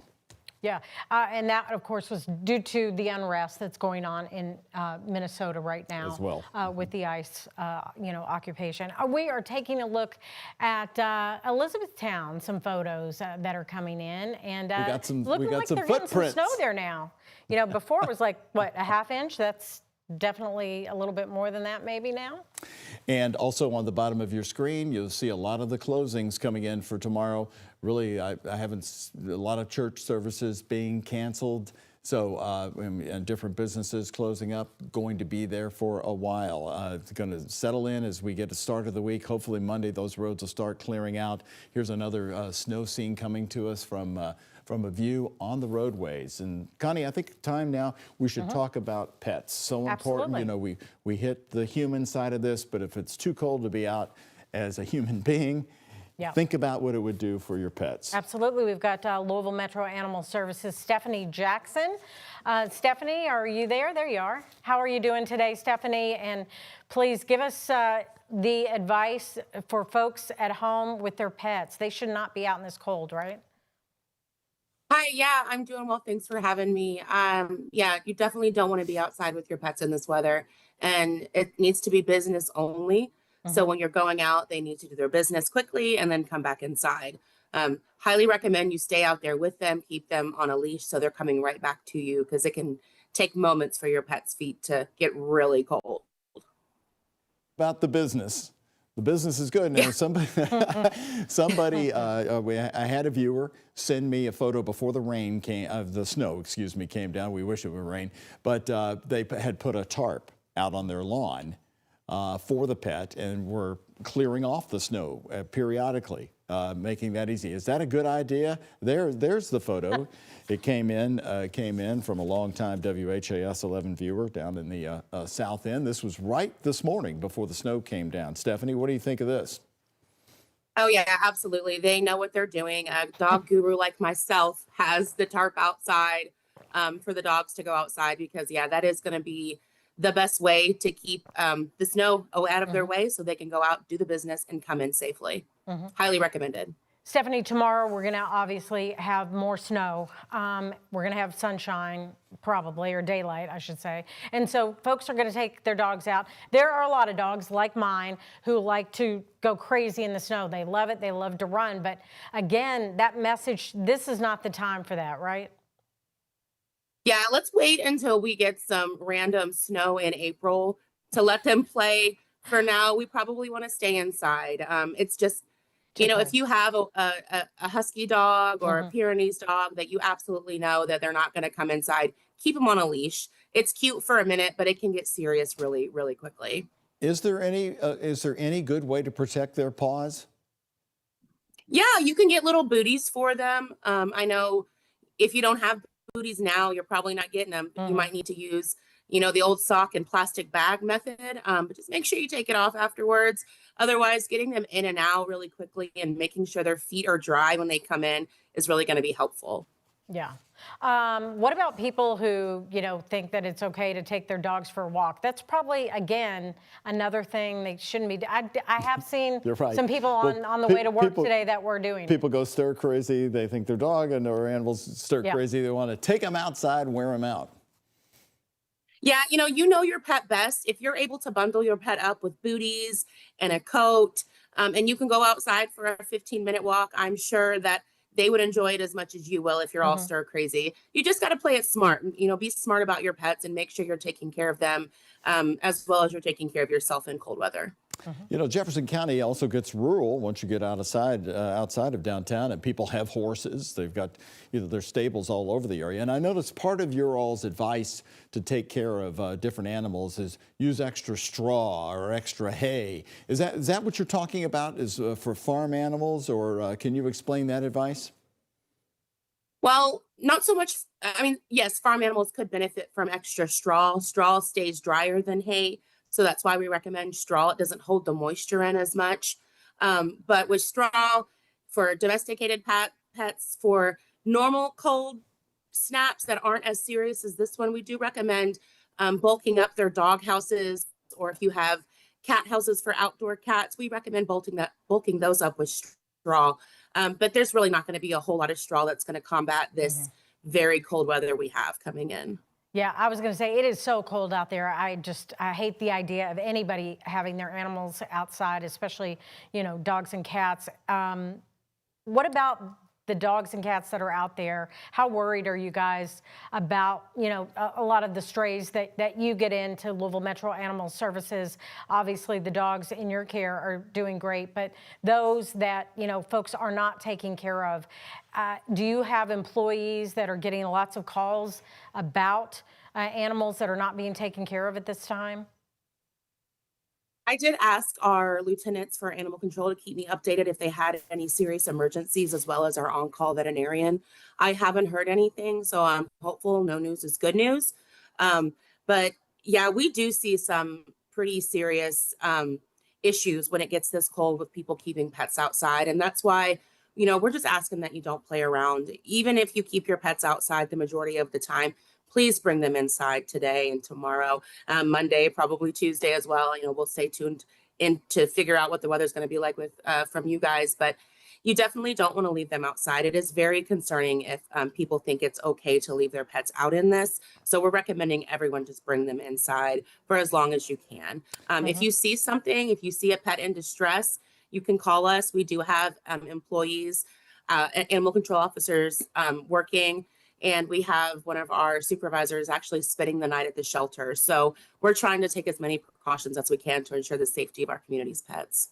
good. You know, Stephanie, earlier we had Sergeant Matt Sanders on from Louisville Metro Police, and we brought up the situation with pets. He was very aggressive about how police do respond to these reports, even in the snow. They take the treatment of pets outside, especially in this weather, very seriously because the ordinances have changed and have helped the enforcement here. Give us your thoughts on that, and also how LMAS will work through this snowstorm and this weather event with very cold weather the next 7 days. Yeah, we're just going to have to be boots on the ground. We're really thankful that our partners with LMPD are also going to be vigilant, making sure that pets in our community are taken care of. We are very fortunate that we were able to send a lot of dogs to foster. Our community stepped up in a major way, so we were able to open up a lot of kennels. So in the event that our officers are out over the next 7 days or so, hopefully shorter, we do have open kennels for these dogs just in case we have these emergencies or folks who aren't obeying the ordinance. We do have places for them to go. So if I can, just a big shout out to our community for their amazing response to picking up pets yesterday and today. All right. Well, Stephanie, thank you for all the work that you're doing. Stephanie Jackson with Louisville Metro Animal Services. We sure appreciate it. I know this community loves their pets. So Thank you so much for all the great work you're doing. Stay warm and safe with your pet too, Stephanie. Thank you so much. We really appreciate your great advice. Let's go to our Travis Breeze. He is also been following the roads for us for the last couple of hours, and he's joining us now live along Dixie Highway. Travis, give us the exact location there on Dixie and how things are looking on this major thoroughfare through southwest Jefferson County. Doug, we are at the intersection of Dixie Highway and Rockford Lane, just a little bit north of Holy Cross High School. And we wanted to pull over to show you guys, I don't know if you can see it, but the snowflakes have definitely gotten a lot thicker than they were maybe around 4 p.m. or so. We've definitely noticed that. Dixie Highway is one of the snow routes, and you can definitely tell that it has been hit at least once. We got that clarification from Metro Police a couple of hours ago saying that all of the snow routes have been hit at least once. I texted a few spokespeople with Public Works and the city to ask if they had any update. Haven't heard back yet. We do see a lot of private crews kind of plowing these bank parking lots and these private businesses. We saw one plow on the Waterston Expressway as we were driving over here. But earlier today, we spoke with Public Works about the process of plowing these roads, kind of how that works, how they layer the different runs over a multi-day event. Because when the snow stops, it gets cold. It freezes under. We can take the top layer off easy, but it's that bottom layer that's dangerous. So we try to keep the calcium on it, try to break it up, make it a slush as best as we can, and get it moved off the road. How do you teach people about how important it is to make sure that part is taken care of? I don't think people think about that. We really don't. Well, we got a lot of new guys, and I try to explain to them to, drive slow.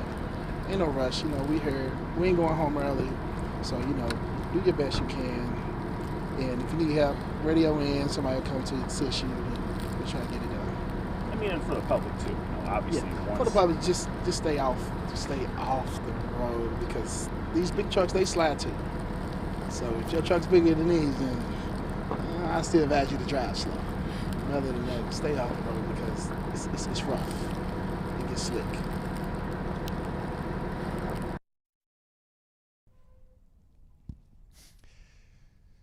So definitely a lot on Public Works' hands, as they did, like you guys have been saying, they spent so much of their time pre-treating these roads in the days leading up to this event. I think that's why a lot of us are thankful that the roads are not so bad so far, but you can definitely tell that they're getting worse. And we've been talking so much about the snowfall and the road conditions. I haven't heard us talk too much about the temperature. I believe it is 18 degrees.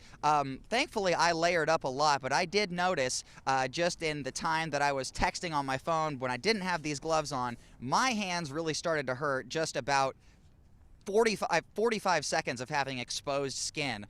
So if you have to go outside, definitely take these temperatures seriously too, just as much as the snow. Some good advice there. It is bitterly cold. You are right. Let me ask you real quickly.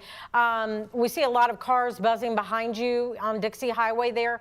Are quite a few of the businesses still open on Dixie at this hour? I don't think any businesses are really open in the place where we are at. I will say when we were in the Highlands maybe about an hour and a half ago, it did seem that a few of the restaurants near the intersection of Bardstown Road and Baxter Avenue looked like some of those businesses were still open, at least trying to stay open for people to get a bite to eat. So I would say it kind of feels like the businesses that had stayed open, they're probably getting close to calling it quits.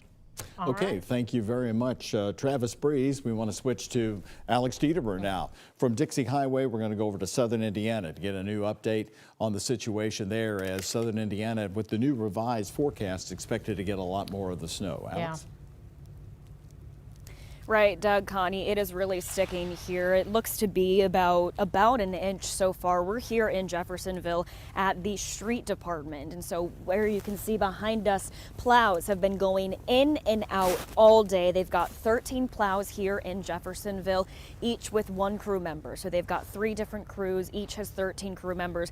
And I do have a quick update for you. You touched on it earlier, but in addition to President Trump approving an emergency disaster declaration for both Indiana and Kentucky, Indiana Governor Mike Braun has also just signed within the last hour or two an executive order also declaring a state of emergency in Indiana. So basically what that means is it's directing Indiana Department of Homeland Security to coordinate all of the state's emergency response efforts as we continue into this weekend with this winter storm. We also have an update for you. Last time I spoke to you, we had an orange level for a travel advisory. Right now we have a travel warning. A state of emergency has been declared here. So that means avoid all travel, especially here in Clark County. Making our way from Clarksville over here to the City Department Services building, we're going about 15 miles an hour, and that's just taking it nice and slow. Everyone is advising not to go onto the streets. We've got plows coming in and out, making sure that those main roads are plowed. That's the priority right now here in Clark County.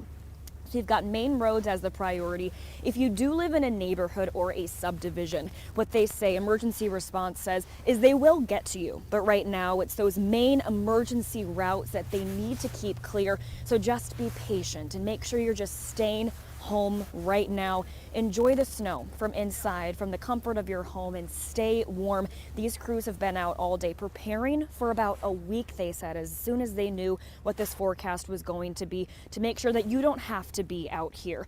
Earlier today, we spoke to Street Commissioner Kevin Moreland, who basically just said they're here. They see you, and they just want to make sure that you stay safe. And he's even recommended stay home and watch some sports or pick that Netflix show that you've been putting off this weekend to really make sure that these crews are staying safe out on the roads. All right, Alex, thank you very much. And just a little bit ago, Kentucky Transportation Connie gave us some pretty interesting information. I thought they are saying that they maintain 28,000 miles of roadway for this event right here. They began with a stockpile of 311,000 tons of salt and over 1 million gallons of brine. We don't know if they mix molasses with the state brine, who knows. But some emergency car kit suggested items for you. Some things on here we haven't really talked about a lot. Well, there's the first aid kit, extra coat, gloves, blankets, and a sleeping bag, food and water, non-perishable, baby formula, diapers, and wipes. That's a good idea. The state adds to that list, which I think is very smart.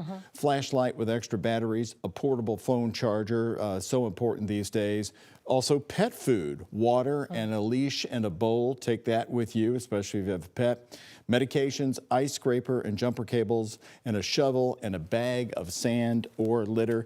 Now, the bag of sand and litter, that has worked before. I have used that one over the years, and it works charms. I've used that as well as having a piece of cardboard to put under the tire, you know, if you get stuck. That's good. That helps as well. There are a lot of things that people have little tricks that they can do. Put it in the car. I mean, you can use anything if you get stuck, that's for sure. So our coverage plan for you is we're going to be on the air with you until 8:30 tonight. So we're going to continue to also bring you weather updates and keep an eye on the roadways. We thank you very much for joining WHAS 11's continuous winter storm coverage.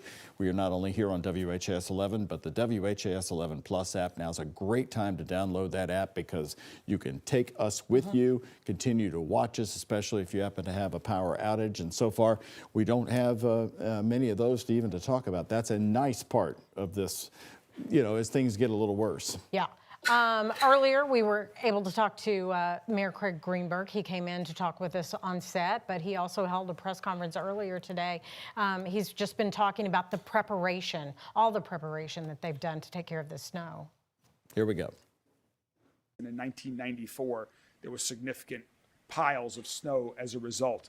That is something that we have already discussed. We know that might be a situation. Our first priority is plowing the streets to get them safe and clear. We will assess depending on the accumulation, but we do have contingency plans in place if there are certain locations where we need to remove snow because of the extent and how long the cold temperatures will remain. We'll address that at the time, but our primary focus is on clearing the roads first. Okay, that was the mayor earlier today at 2 o'clock news conference. By the way, he's going to do another one tomorrow. They'll have Public Works there, police, LG&E gave a briefing as well. It was interesting, LG&E brought up the situation that we have here because so many other states are facing an even worse weather disaster. Sure. A lot of those states, crews from North Carolina, Florida, they come into Kentucky to help us during our weather disasters, but they're going to be busy themselves. Oh, absolutely. They also put a reminder out to folks, a lot of good information at the press conference today, but they put a reminder out about down power lines. If you see one, call them immediately, or even call 911, and do not go anywhere near them. And we were talking to the Kentucky Transportation Cabinet about a line that had early on in the day had fallen over in Bullitt County. They didn't know what caused it to fall, but they were putting that information out there about that road being closed.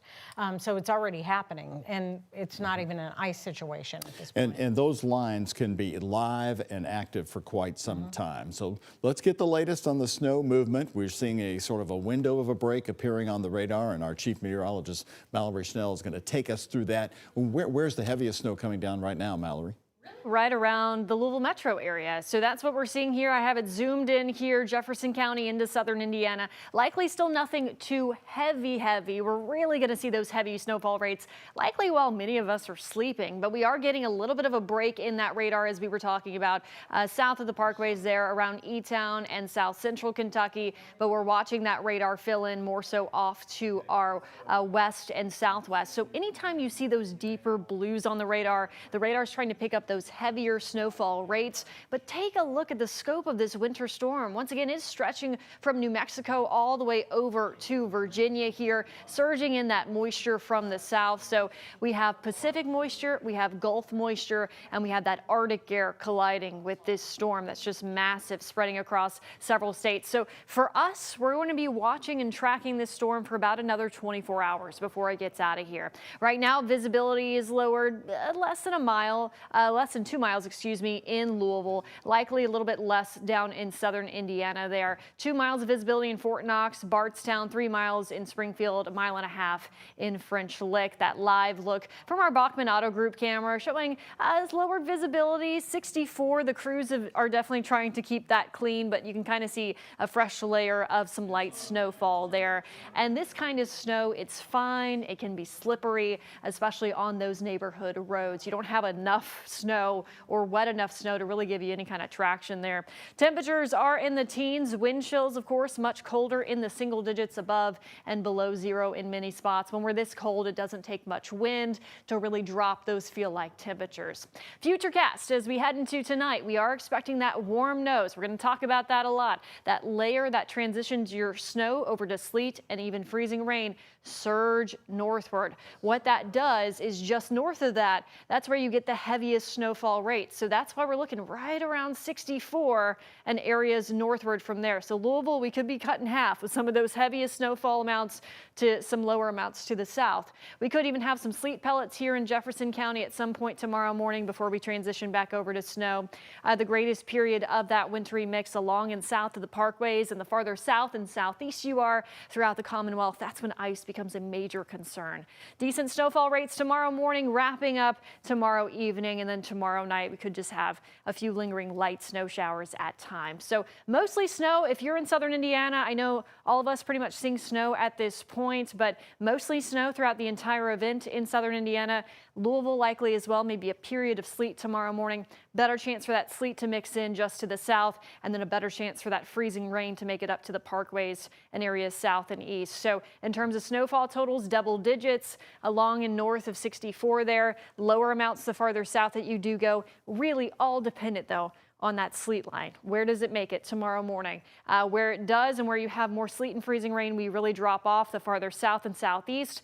But then you have a different issue. You don't have as much snow, but you have a lot more ice, and that's a totally different impact there, but very, very impactful. Quarter of an inch is when you really start to see some issues. We could have 3/4 of an inch of ice in some spots, Mumfordville, Campbellsville, Columbia, off to the east as well, if that forecast does continue. So we're going to see a lot of hazards as we carry on into tonight and into the day tomorrow. But now for a look at the roads, I'm going to toss things over to meteorologist Austin Evans. Austin? Mallory, thank you. Right behind me is I-65 north of Lebanon Junction. Keeping an eye on this one, we actually have a couple of plow trucks headed. I believe this is looking south, and you want to give these trucks a big wide berth on the roadways if you happen to be out on the roadways, and we highly recommend you don't do that. And just a few minutes ago, our extreme weather specialist, meteorologist John Gordon, told me that he measured 1 inch of snow just outside of WHAS 11 studios here on Chestnut Street here in downtown. The official record for snowfall so far here in Louisville is 0.8 of an inch, 0.8 of an inch measured. And you can see actually the rather large amount of traffic in behind those snow plows, and they're continuing to move on I-65. Let's take a look at a 4-box Trimark traffic camera. I've been noticing on I-264 at Bardstown Road, people have been driving very, very slow in the top right corner of your screen. This area, people have been driving very slowly, which is good. They need to be driving slowly, but you want to be taking it easy or just not traveling at all. Stay home because at this point, with the sun having gone down, our roadways are just going to deteriorate further. So we can see some emergency vehicles there as well. That's on I-65 at the fairgrounds. So the roads might be passable now. That is going to change. And here's a live look again at a Bachman Auto Group downtown camera. It's part of a UVL Health camera network. It's still snowing here in downtown. This is a look at an interstate roadway where things, again, aren't all that bad at this time, but that is going to change the deeper into the night we go. And in fact, on the traffic tracker, like I said earlier, this data, the orange, the red lines popping up, this is all usually green. This data picks up on speeds of vehicles. It uses data from your cell phone that you carry on you, along with sensors in the roadways and a bunch of other data that we don't have time to get into, to measure how fast cars are moving on the roadways. So the oranges and now especially the reds beginning to pop up, it means people are driving very slowly. Not necessarily means that there's a big pile up or a whole lot of people stopped in one area. It means what cars are on there are driving very slowly. So continue to use that caution. We don't have any new accidents reported as far as I know. Taking a look at our Trimark website, everything is everything's above board on that, not seeing any accidents there. We're going to really quickly go to satellite radar. We got some heavier snow moving over the metro. I'm going to send it back over to Doug and Connie at the desk. Thanks, Austin. We want to bring you up to date live on the local roadways from the Morgan Woodrum, who's with Kentucky Transportation Cabinet. The Louisville District. Morgan, you focus on the roads here in Louisville and the counties around us. Give us your update from the view of Kentucky Transportation, and how many crews do you have out there right now salting the roads? Yeah, so this is an all-hands-on-deck operation. Our snowplow drivers reported in early this morning and are working in rotating 12-hour shifts, and our shift change is actually happening as we speak. So this approach allows us to keep crews out around the clock while making sure that they also get rest. Right now we know that this is going to be a marathon and not a sprint. Yeah, Morgan, earlier today you were telling me that there was one road that was already closed. You were advising people not to go on it because there was a power line that was down. Did you find any more information about how that power line came down? And are there any more instances like that of roads closed that people need to stay away from? Yeah, so I do not have details at this time for the reasoning behind why the utility pole fell, but I do know that the utility company has been contacted, and the road referenced is Kentucky 2733, or 2723, excuse me, Raymond Road in Bullitt County. But this is a good reminder to never try to move a downed power line or to touch it, and to always assume that it is a live wire. Morgan, we have 4 live views we can show our viewers. We've been showing them a lot. We see the salt trucks passing live in front of our very eyes. It's been interesting to see, sometimes 2 and 3 deep. Can you tell us once again about the Louisville metro area, the roads that you clear, that you're responsible for, versus Metro Louisville? Yes. So in Jefferson County, KYTC is only responsible for the interstates, and that covers about 600 single-lane miles. So district-wide, we have about 150 trucks, but specifically for Jefferson County, we have 50. And Morgan, that's the reason why when you guys were talking earlier today at the press conference about salting an hour before, which that press conference was at 2 o'clock, so starting at 1 o'clock. That was because there was not that much to salt, right? Versus the city that had so many roads to get to. That's why they started pre-treating so much earlier. Yes, correct. The approach that we take, our crews are able to respond immediately since the focus is primarily on the interstates in Jefferson County. So as soon as that first snowflake falls, we are out there actively salting and plowing.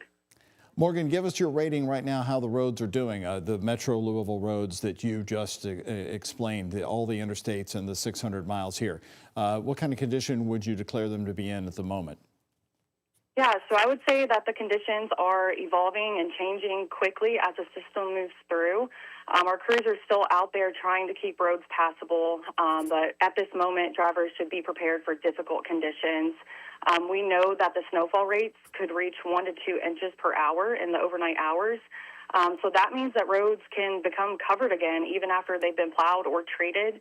So because of this, it's important to stay alert and cautious. And I know that you guys have mentioned in your coverage, even if a roadway looks passable, the extreme cold like we're experiencing right now can cause that refreezing and those black ice conditions. So if you do have to be out, please take it slow, be very cautious. So you're plowing, you're doing 2 things, plowing and treating at the same time. How long have the plows been down on the pavement today? We started as soon as the snow started here in District 5, which I believe was around 2 o'clock. So since then, we have been actively plowing and treating, and we will continue to do so around the clock. And can you tell folks at home, Morgan, just your advice for them if they have to be out, they see these trucks that are on the roadway that are trying to clear the roads, how far away should they be from them, and just, you know, giving them a good, safe area where they can do their job? Yeah, so we are encouraging Kentuckians to stay home if possible, but we know that that isn't an option for everyone. So if you do need to be out, take it slow. If you do happen to come across one of our drivers, please leave plenty of space, several car lengths, and never try to pass one of our snow plows unless it's absolutely safe to do so. Morgan, let's walk people through the next few days. We know tomorrow when we wake up in the morning, it's going to be a much different story. The heaviest of the snow is going to come down overnight. I know your crews are going to be working around the clock overnight. So once we get the snow out of here sometime Sunday evening, how fast do you see the roads improving around here, especially as we're going to go into starting the week on Monday? Any idea that you can give people about Monday with Arctic air in the air for probably the next 7 days? Yes, so the Arctic air is definitely a challenge, but our crews are prepped and are ready to face the storm head on. I will mention that during a system like this, our goal is to keep roads passable, not necessarily clear. And with the snowfall rates reaching up to 1 inch per hour at times, snow can quickly cover lanes again after they've been plowed. So in situations like this, we are working around the clock, and the expectation should be that roads will be passable. But again, we are encouraging Kentuckians to stay home if possible. Mm-hmm. And you're feeling good. You're talking about those crews working around the clock. Certainly, we know they get tired. They are working in shifts. But do you feel good about the next few days as we go forward, as the snow totals increase, how they're going to be doing and how you're going to be able to man those streets? Yes, absolutely. We prepare for this year-round, and as I mentioned, we know that this is going to be a marathon and not a sprint. So we're making sure that our crews are taken care of, taking breaks and resting as needed, and we are fully prepared to face Winter Storm Fern. Now, so Morgan, I think you would probably be the first to tell people, don't get a false sense of security. Once they start seeing the roads looking a little better, the speeds start going upward a little bit. I mean, you know, I find myself going probably a little too fast downtown today, but that was at the beginning of the snowfall. Yes, definitely take it slow. As I mentioned, that refreezing is a huge possibility. Looks are deceiving. Even if a road looks clear, with this temperature that we are facing right now in the Arctic air, black ice conditions are very real. So take it slow if you do have to be out, and allow yourself extra time if you do need to travel. Oops, Connie, I shouldn't have said that. I'm driving my son's Outback. He's not going to like hearing that.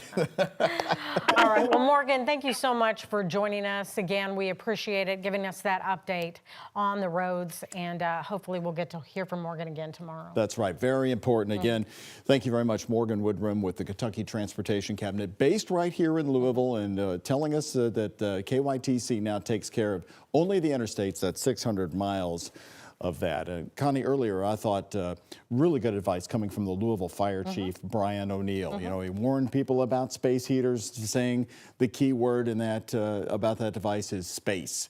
Keep it away from everything. The fire department doesn't want you to use space heaters, but realistically they know you need them in some homes. Absolutely. And as we know, through this event, we're going to have emergencies, and he talked a little bit about staffing those emergencies earlier today.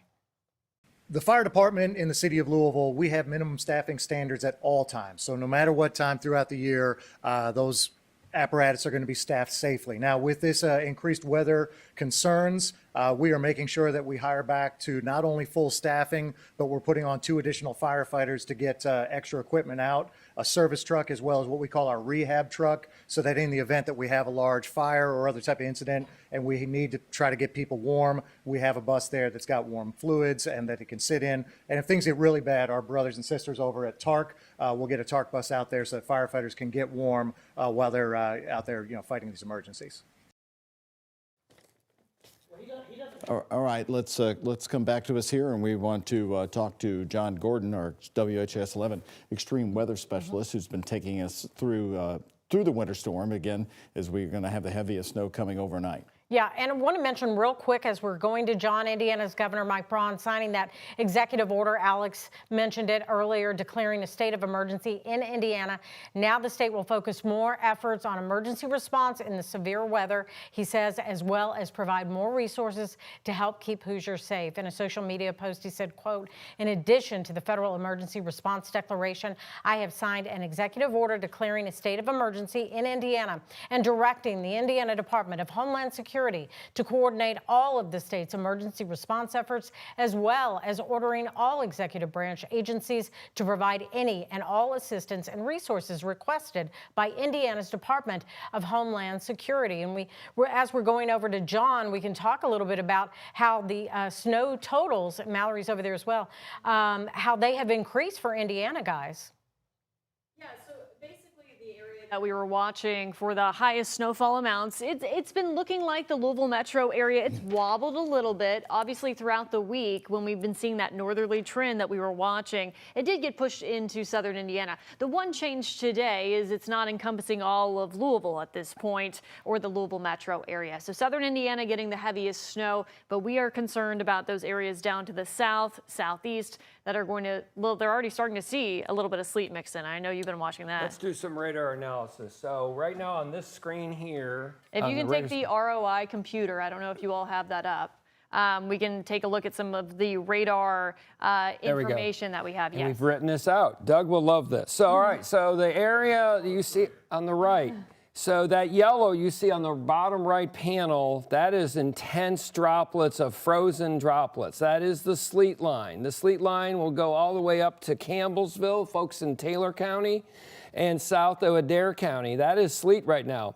But we're creeping the dreaded word, the three-letter word, ice, that's coming down. It's already in Cumberland County, Monroe County. It's getting over to Clinton County. All that stuff, that warm air that Mallory's been talking about, is growing up. Now you notice on the left, you see you don't see much in between. There's still snowing, even where you see nothing. There's very light flakes. The heavier stuff, like you see, look at that burst up by Madisonville. That's the sleet right now. The bright banding. You see that frozen droplets in there, and everything north of there is snow. So let's look out on the wider scale. Right now we got northeast winds. Cold. It's 14 degrees in Louisville. Nashville's 21 degrees. This big area that I was talking with Connie about, look at this, goes from Maryland and Washington, D.C., all the way to New Mexico, this warm tropical air conveyor belt, really. It's just a giant mass of water coming up and over into this Arctic air mass there, Mallory. Yeah, I mean, and this is what we're talking about. Anytime we have that Arctic air that began to spill out of Canada on Friday, meeting with all of that moisture from the Pacific and also from the Gulf, just combining really across much of the country to create this massive winter storm that we are dealing with here. So we're seeing snow in many parts of the viewing area, but as John was mentioning, yes, some sleet and ice mixing in the farther south that you do go. And we're going to be watching that sleet line, that ice area tomorrow morning very closely to see where it does set up. If you want to go to your screen, we can do this really quick. Yeah, if you all want to take Max 1, we can show the radar here. There we go. So the one thing to really know, folks, is look in eastern Missouri, like just southwest of Carbondale. Go back into the Ozarks. You see those blues? Those are bursts of moderate snow. That stuff's going to be flying from the south. Look at Arkansas. Not good. That means moderate snow for sure. And you see that pink area just to the northwest of Little Rock. All that stuff's going to be moving off to the northeast. The interesting thing is that's warm air off the deck. Even though it's 15 degrees outside, it's really warming. It's warming above the surface. Not good, Mallory. No, I know that can be difficult for people to kind of wrap their head around. It's so cold. How are we getting rain that then freezes on contact? But yeah, as we were talking about before, we have to pay attention to the entire atmospheric profile here, not just what the temperatures are at the surface. So I was looking at all the airline flights. I sent this to Doug earlier. Almost every flight coming into Louisville tonight except Delta out of Atlanta, United out of Newark, Minneapolis Delta, and American out of Reagan. Everything else is not coming in tonight. That means they won't go out in the morning. Look at Dallas right now on the radar. That's freezing rain and sleet. That is not good. You go off to the northeast. Look at Memphis. That stuff's going to be moving into Memphis soon. Stuff's in Huntsville. Nashville's not good tonight, not a good place. And all that cold air is trapped in the Carolinas and Georgia, and they're going to get a massive ice event later tonight and tomorrow. So it's not just us, folks. This stuff is moving, and look how far it's got to go. It's got to go all the way from eastern New Mexico before it's out of here. Yeah, we keep talking about how this is a marathon, not a sprint. That's exactly so right. we've got about another 24 hours to go That's here. exactly right. Hang in there, folks. We're trying Mm-hmm. to give you the best forecast. I really believe for the Louisville Metro, it's going to be really tight from the southwest to the northeast. So if you live up by near the river at the East End Bridge, you could get 12, 14 inches of snow. But if you're down near Fort Knox, much less. Yeah, it's going to be interesting to see where exactly these snow totals line up. But we've been talking time and time again with the data that we were seeing this morning about that warm nose.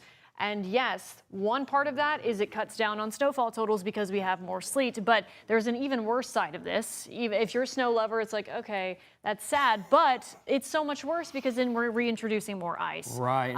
And we never like to see that. Yeah, we've been really careful. There are other people who have been going for certain weather company went up for 18 to 24 inches in Louisville, and that is not going to happen. We're trying to give you the most responsible forecast we can using good science and good judgment. Yeah, it's a tough one. It's never easy in the Ohio Valley, That's right? why I have gray hair. We have a lot of mixed precipitation events. It'd be easier if it were all snow. That's right. Certainly. Exactly. Look at this one. This is the most important graphic, really. Look at that area. So if you're in Taylor County, you're in Hart County, you're in Dare County, that is not good. The freezing rain is moving northeast. I wish it wasn't. I wish I was in San Diego with good weather. But we're talking about 1/4 to 3/4 as much as an inch of freezing rain down in the southeast part of our area. So that's the kind of precipitation that clings to the trees, the power lines, and causes a big old mess. It's not good. So this is an impactful storm for all of us in Kentuckiana. We've been talking about how this is just the appetizer. This light snow we've been seeing an inch or so in some spots. A slow start of light, fluffy snow. But things will be a lot different when we all wake up tomorrow morning. And will continue throughout the day tomorrow as well. And I'll hit that middle area one more time. So the middle area, what Mallory's got on that screen right now. So if you're in Bardstown, you're in E-Town, you're in Litchfield, you're in Springfield, you're in Lebanon, you're even over to Lexington. Lexington is a very challenging forecast because the snow rain line is almost like the Louisville thing. So the South part of Fayette County could get a lot more sleet, and the north end could get a lot more. So I think there's going to be places that we used to issue in the Weather Service, a heavy sleet warning was 1/2 inch or more. I think there's going to be places in Hart County get inch and a half of sleet. That's a lot of sleet. That's a lot of sleet. Oof. So that's different from freezing rain. Correct. The freezing rain would be the one that brings down the power lines. Completely. Yeah, so freezing rain is, yes, much, much worse. This is that visual of how we form the different types of precipitation that here. nice graphic. Yeah, so snow, you're freezing all throughout the layer there, right? But when you have that warm nose that we keep talking about, freezing rain, you have that snowflake, it melts, and then it doesn't refreeze really until it reaches the surface. It creates that glaze, and that's what's so dangerous. Sleet is what makes noise and bounces around. It's like Alfred Hitchcock. That's the Alfred Hitchcock precip type, sleet. It's very odd. It's a kind of a weird noise, but there's going to be a lot of it. If you're in Campbellsville tonight, it's going to sleet the night away. Is that about you, John? John, you and your sayings. Okay, I got a text from our photojournalist, Aspen Hester, who said, Doug, my dad is irked that his favorite phrase has not been used yet during all this coverage when you all talk about grocery stores, and he wants to hear about John, you know it well, the French toast warning. Only you can say it. The French toast warning. The bread and milk. What else are you going to do with all that bread and milk? Toilet paper and water. Yeah. Mallory, I think you even used. I used it last night. Yes, at 11. Okay. Yeah. I gotta say. So Dad should be happy now. Yeah, you're Dad, happy. are you listening? I hope you're listening. That's the first time I'd ever heard the French toast warning. Unless you were was last night stuffing at a 11. turkey, you don't need 20 loaves of bread. I mean, really? I saw someone with 10 loaves of bread, and I'm thinking, are you stuffing a turkey? Listen, maybe they have a lot of kids, John. Yes. And milk That's goes a bad. lot of bread. They're feeding a camp, or maybe half the neighborhood kids are coming over for a sleepover. Fair enough. How about that, Con? That's All right. Well, thank you. Thank you, guys. I do want to update everybody on the current power outage situation because it at least is not a dire story to tell. Looking at LG&E, the power outage map. Currently in Louisville, 169 customers customers without power. Down in Valley Station, south of Valley Station Road, right tucked in near the Gene Snyder Freeway. Hopefully, they'll be getting their power back on soon, especially in this cold weather. Duke Energy, I checked Southern Indiana. The only outages listed in the WHAS 11 viewing area right now, Georgetown, Indiana, with 16 customers there from Duke Energy.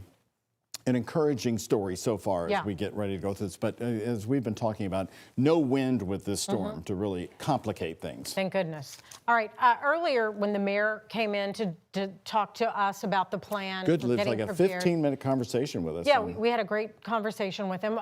Part of the conversation was about food, as we were just talking about, getting all the food that you need.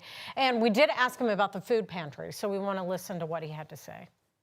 My understanding is that they were well supplied before this, and so they've been able to deal with the demand that was out there.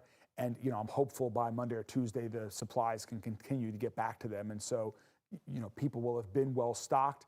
If people are in need of food, though, beyond that, certainly we're operating our shelters in a white flag operation right now, which means they'll take anybody in. And so if there's an assistance that you need, that's the place to go. Our homeless engagement and response team is out every day. They've been out since early this morning, reaching out to people to provide transportation. So we're going to make sure that everyone's taken care of. All right, and Doug, a lot of places out there certainly helping families, helping even, you know, the homeless community. The Lord's Kitchen, our Shirlene Shanklin, who you know as well as I do, is doing the Lord's work every day. Yes, yes. Especially by helping us. Saint Shirlene, we call it. Yeah, the Lord's Kitchen Ministries, they've converted their facility to house over 100-bed shelter during the storm, and they began receiving people today, serving those hot meals, and they wanted to let the community know they're a resource if anybody needs them out there right now. So before we go back to programming at 8:30 and then continue on WHS 11 Plus, we're giving you some very helpful tips coming up here for the next few days, especially the cold. When we put that back on the screen, we'll read some of the different ideas here for protecting yourself from frostbite. It's very important to wear warm layers. I saw one expert the other day say, Connie, at least 3 layers. Yeah. I think I had 4 on today, and I thought, well, this is nice, toasty, and comfy. I liked that. I was glad to hear him at least say 3. Also, avoid staying outdoors for too long a period of time. And if you have any doubts, if you're really feeling bad or just odd, seek medical attention. Yeah, absolutely on those layers. Now, hypothermia in adults. We want to keep this in mind. If you suspect you or someone you know has hypothermia, here's some common symptoms. Check to see if they're severely shivering, exhausted, disoriented, or confused. If they have issues remembering or answering a question after being out in the cold, you need to get them checked immediately. And another bit of advice here for you. Again, here's the signs of hypothermia for adults. Also, frostbite and hypothermia. Know your actions. If someone might have frostbite or hypothermia, seek medical attention immediately. Get to a warm area, warm up with dry layers of blankets or clothing. Remove your wet clothing immediately and place your skin affected by the frostbite in warm water. Not hot, but warm water. And frostbite caution. Do not use fireplaces or artificial heat sources for warming, and do not rub or put pressure on areas. Good advice because, again, we're going to be not warming up above freezing for about 7 days or so. Right, and be careful out there, whatever you're doing, whether it's shoveling or just going out, taking the pets out. As you know, I've had a problem with that. I've already like pulled my shoulder out from like my dogs dragging me down in the snow. So be careful out there. Don't do anything silly like that like I've done. So. And by the way, when we rejoin WHAS 11 Plus at 6:30, you're going to see our lengthy interview with the mayor. It lasted about 15 minutes. He came from the emergency center down to WHAS 11 late this afternoon, and we talked with him. Another live news conference from the mayor and emergency officials is tomorrow at 2 p.m. WHAS 11 will be carrying that live. Again, continuous coverage here throughout the evening, and then WHAS 11 night team will be on tonight at 11:35, right after the NBA game on ABC. But that newscast, you'll want to join us because that's right when the snow is going to be coming down a little bit heavier, and we're going to be on for an hour tonight from 11:35 to 12:35. So if you're staying up, looking for something to do to get the latest local news information, we're going to be here late for you tonight at 11:35. And you can always download that WHAS 11 app that you see there on your screen. You just scan that code and you've got it, and you will get all the alerts that you need. Governor Andy Beshear gave an update recently about what's going on today with the state. We want to listen to that real quick. As you know, a massive winter storm has now hit Kentucky. It could bring up to 15 inches of snow and 3/4 of an inch of ice. Both of those are enough to knock power out in large parts of Kentucky. That means you need to know where your warming center is. You need to have an emergency kit packed in your car, including blankets and water. Now, I've signed a statement of emergency so that we are prepared. We have National Guard ready all over Kentucky. Transportation Cabinet is all hands on deck. Your local first responders are ready too, but we need you to do two things. First, be careful. Don't go out if you don't have to. Don't travel. But two, be a good neighbor. Check on an elderly neighbor. Check on other people. If they lose power, bring them in, but make sure that we are helping every single Kentuckian get through this. This will be our 15th major weather disaster in the last 6 years alone. So we know how to handle this. Let's get every single Kentuckian through it and through it safely. Thanks, y'all. All right, just talk to you about the local power outages here. Nothing really too serious. 169 customers without power now down at Valley Station. Earlier at the mayor's news conference, Connie, at 2 o'clock, Liz Pratt with LG&E also talked and gave an update on LG&E through this storm. Again, we have more than 1,000 restoration personnel who are positioned across our service area to protect the public, assess any damages, and if we do experience power outages, to restore power safely and as quickly as possible. I have to acknowledge too, we have so many employees behind the scenes in areas like our control centers, our public safety response team, and our customer service team who are also supporting our customers and our communities during this storm event. I want to take a couple moments to talk a little bit about safety. I want to emphasize that safety of everyone involved and of the public is our first priority. Please, if you see a downed wire, stay away. Assume it may be an energized power line and report it to us immediately. I'll also echo the same sentiments. If you can, please stay off the roads. Leave that room for the snow plows, for emergency responders and utility crews who may need to get to an area. Just this week, we also launched new proactive outage alerts. We can now automatically notify customers by text or automated phone calls when their power goes out, provide estimated times of restoration once available, and confirm when their power is restored. We're encouraging all of our customers, if it's been a little while since you've accessed your account, please make sure that your current preferred contact information is on file in your account. Too as well. We want to show the traffic cameras here for you live before we go back to WHAS 11 Plus at 8:30, and our chief meteorologist Mallory Schnell is joining us for our television viewers before we transition back to continuous coverage live on WHAS 11 Plus. Yeah, so snow showers are ongoing right now. We're seeing that on our Trimark cameras. I did just see a report in our National Weather Service chat somewhere along 64. Roads are starting to deteriorate a little bit more. Things are getting cold. Obviously, it's nighttime. Stay indoors if you can. Even though snowfall amounts haven't been all too heavy yet, they will be getting worse as we carry on into late tonight and into tomorrow morning. So we're tracking this with you all night. We're on our streaming platform, WHAS 11 Plus, and we'll continue to keep an eye on the conditions across Kentuckiana here. You can certainly see how much slower those cars are going on the Waterson. The Waterson looks like pretty, a few minutes ago when we checked in. Right, and 30 minutes ago. We've been following this camera since before it got dark, and so much more traffic. Of course, the U of L game is now over, and it looks like a lot fewer people are on the roadways. So again, WHAS 11 is going to be with you through Winter Storm 2026, continuing live on WHAS 11 Plus. You can put your phone right up to that red box. That's the QR code. It'll take you there immediately.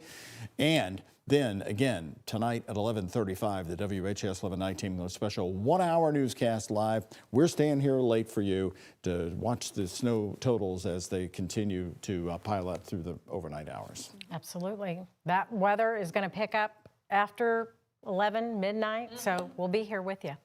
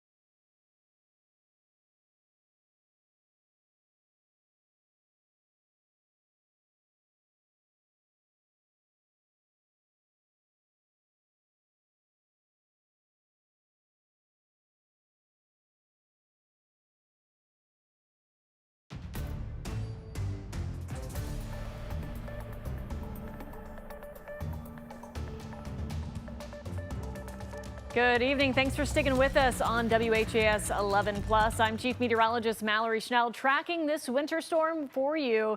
And it's starting off slowly, as expected. Light snowfall amounts, light snow showers across the Louisville metro area and Kentuckiana as well. But it does not take much when temperatures are this cold to make an impact, especially on untreated roads. Bigger picture view of the satellite and radar, a little bit of a break down south of the parkways, but more moisture is streaming in and some of that sleet might be beginning to mix in as well. Steadier snow showers off to the west in Illinois and portions of western Indiana as well. But let's take a big picture view of this snowstorm, of this winter storm, I should say, because obviously it's not all snow. It is snowing from New Mexico through Texas, Oklahoma, through the Ohio Valley and off to the East Coast. But just south of there, where there's a bit more of that warmer, moist air, you are seeing more sleet and freezing rain. And then you just have plain old rain on the warm side of this as that moisture streams in from the Gulf. This began off in the Pacific. You have that disturbance, that moisture streaming in from the Pacific, meeting up with the Gulf moisture and of course the Arctic air that came crashing in on Friday. So here at home, we are under a winter storm warning through 7 a.m. on Monday. And of course, we're not the only ones involved in this. A big picture view, as you just saw, with that winter storm really stretching from New Mexico up through the Northeast. And that's where we're seeing all of those alerts. A live look outside from our Bachman Auto Group U of L health camera here. This is right along the 2nd Street Bridge. This is 64 that goes underneath it. It does look like there's some crews taking that exit ramp. You can see right there at 3rd Street. So it does look like the crews are out and about. They're trying to keep these interstates as clean as possible. And of course, with the snowfall rates that we've seen so far, they've been able to keep up with it. Because many of us have only picked up an inch or so of snowfall. I saw maybe 1.5 inches down near E-Town, 2 inches or 3 inches down near Bowling Green, where that snow began earlier today. Temperatures right now are in the teens. Feels like temperatures a lot colder than that. Feels like 2 degrees in Louisville and Shepherdsville. Feels like 1 below in E-Town. Feels like 3 in Hodgenville. Now, your hour-by-hour futurecast here, we are expecting snow showers to continue throughout this evening, light and fluffy. And then at some point overnight, we're watching this warm nose of moisture and air surge in from the south, and that's going to transition our snow over to sleet and potentially freezing rain. And as it does so, that will cut into some of your snowfall totals. Now, this will wrap up as all snow eventually tomorrow afternoon and evening, and then we will get a break by tomorrow night. So this is a long duration event. We keep talking about how this is a marathon and not a sprint. So in terms of precipitation types, looking at mostly snow in this blue color here. So that is around the Louisville area and off to the north. That means we could have some sleet mixing in. Better chance for sleet the farther south that you do go, around E-Town, Shepherdsville, Bardstown as well. And then along and south of the parkways, that's where we are concerned about ice. Freezing rain, not a good precipitation type. It really clings to the power lines and trees. So even though your snowfall amounts will be much lesser down there, your ice amounts are going to be a lot higher. And that's a whole different kind of an impact here. We could have ice amounts up to 3/4 of an inch in some portions of south central Kentucky, southeastern Kentucky as well. More sleet, E-Town, Bardstown. And then as far north as Louisville, we could have some of those sleet pellets. Could see a light glaze. Not really concerned about, though, freezing rain that far north. But a few sleet pellets mixing in, certainly not out of the question there. Beyond the precipitation, we are looking at a cold weather advisory in place Sunday night through Tuesday morning. This is where we could be dealing with temperatures really dropping below zero, wind chills as low as 10 or 15 degrees below zero. So very, very cold air filtering in here. And your 7-day forecast, we are not going to warm up anytime soon. We're expecting this cold air to stick around with us with highs in the teens and 20s, overnight lows in the single digits above and below zero. So be prepared for whatever to fall this evening and night into tomorrow to stick around for quite some time. Now, earlier this afternoon, we did have Mayor Craig Greenberg in studio. We're going to toss to that interview right now. Doug joins us now along with Mayor Craig Greenberg. Mayor, thank you for being here. My pleasure. Great to be with you all here today. Good to see you. I came in just as the snow was starting to cover the roads, but we heavily salted, heavily brined. Do you think the city is the best prepared it's been in many decades for a storm of this enormity? I think so, Doug. We've done a lot over the past year, even since the last snowstorm that we had early last year, to improve our preparedness. First of all, since last year, we have $3 million of new vehicles that are out there that are part of our snow team. That means they do a better job with newer equipment, and also they break down less, which means they're out on the road doing the job that we want them to do. I was shocked to learn how little we brined when I became mayor. And so we've changed that approach. We even learned since last year, we've added some additional things, molasses and calcium chloride to the brine this year, so it works at a lower temperature. So the molasses is getting a lot of attention. Yeah, You've got to explain. Is this molasses that you put on pancakes? That is my understanding. That is my understanding. So because we've gotten so many questions about that, I'm going to get a better answer over the next couple of hours as to the why. But that's there, and then calcium chloride's in the salt. So what they do is they brine first, then they've been putting down salt, which they're doing right now. And when we get to about 2 inches of snow, that's when the plowing begins. The other thing that we've done, just knowing how, regardless of what area of the range this snowfall comes, it is going to be a lot of snow. And so in addition to the 60 trucks that we have as part of our regular snow team, we've brought in another contractor to bring 10 more crews in. So we'll have 70 crews across the entire county. Is that the first time we've added a contractor for snow removal? I know you use them for the flood At least since I've been mayor. It's the first time that we've done this. So in the last 3 years, before that, I'm not sure. But I just wanted to err on the side of being prepared to get the city back moving, knowing how much snow is coming. Right. Well, so far, it looks like it's working as we've looked at some shots of the city streets anyway. Mayor, I know when you had the state folks there today and talking about working hand in hand, I was curious, when I came downtown, you could easily see the product down on the streets, for the city streets. But like when I came in main thoroughfare 146, I saw nothing on it. And I know the state said they started about an hour ago salting. What was the thinking there with them, or do you know? Well, the state in Jefferson County, the state does the highways. Right. And so because they have a large number of contractors plus the state crew that do it, and they have far fewer miles of road lane to cover. They could do their entire route, they think, in about 90 minutes. I see. And so as a result of that, they did not brine, but they started salting before the snow came, did one round of that, and then they're going to be prepared to start plowing. And as Matt mentioned, you might see 3 trucks on the water center. I heard I heard him say that in your 2 o'clock news conference, and I was impressed that they think that they can get it done in 90 minutes. We've got a Trimark. Well, and to be clear, Doug, that's one pass. That's one pass. You need multiple passes with as much snow as we're getting. We've also got a shot of 4 different roadways on Trimark that we can put on the screen. We ought to talk about that because here it is at just before 4 o'clock. How would you rate the current road conditions, Mayor? You came over here. And downtown's a little different from the roadways, but this live picture looks pretty good. Yeah, so far I'm pleased with what I'm seeing and the reports that I'm getting.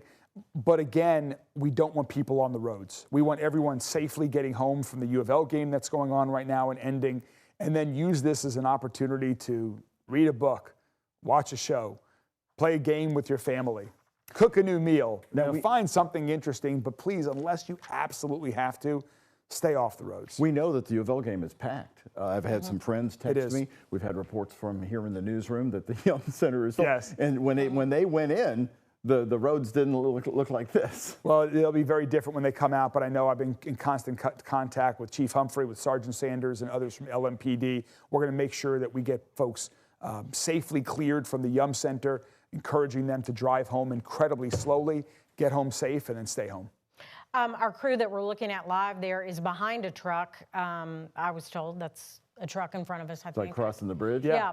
And the roads look good there. Tell us about, just your message to folks. You said stay home, but for the folks that do have to work today, we know several businesses still operating today, probably not tomorrow. But, what is your advice for them just to stay clear of these trucks? They really need to do use their extreme job. caution. Yeah. First of all, drive incredibly slowly. I appreciate your colleagues there that are giving that member of the snow team plenty of space to do their job. Salt is going to be coming out. You don't want that impacting your vehicle either. Right. So give them plenty of room to do their job. And also, if you are home and your car is parked on a street, you might want to move it, because if it gets plowed, we're asking everybody on the emergency routes, but even if you're not on an emergency snow route, you don't want to be plowed in at the end of this. Right. So the more cars that are off the street, the better we can do the plowing, and the more the more effective it will be. But I understand some people have to go. Use extreme caution. There's no rush. Leave plenty of time. And plus, it's going to be bitter cold. You do not want to get stuck. Right. The response times are going to be longer. So talk about the igloo effect on your car. I mean, when those plows go by, if they encase your car, and then we have the Arctic air coming in. Let's talk about, you heard them revise the forecast. The National Weather Service stood next to you at 2 o'clock and said 8 to 12 now instead of 12 to 15. And interestingly enough, our folks, in talking to John Gordon, who you know used to work for the Weather Service, says Jefferson County is actually going to be divided up. Valley Station, 7 inches could be much different than Prospect. That's right. So that's what we've been learning over the last few hours, is it does appear that in the northern parts of our county, there's going to be more snow. In the southern parts, there might be some additional sleet. We're going to be prepared forever. I'm really hopeful. I was pleased to see over the past couple of days, and even this morning with the latest forecast, that it looks like ice is not as much of a threat as it was. That's the biggest risk to power lines. Not saying nothing's going to happen, but that's the biggest risk to power lines. So I'm pleased that's not part of the forecast.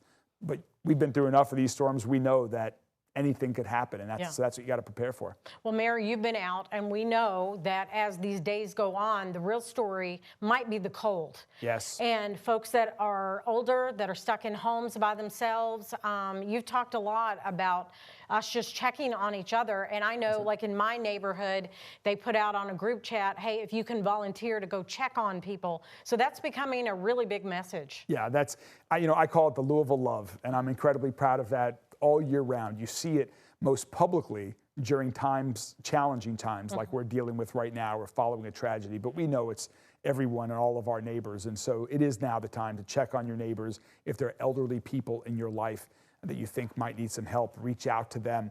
I was incredibly proud of 50 colleagues of mine from my office and throughout Metro government this morning. They volunteered to show up to deliver 900 meals to seniors who rely on Meals on Wheels deliveries. And because that might be taking a couple of days off, we got them 3 days worth of shelf-stable meals to ensure they've got some time to get through this.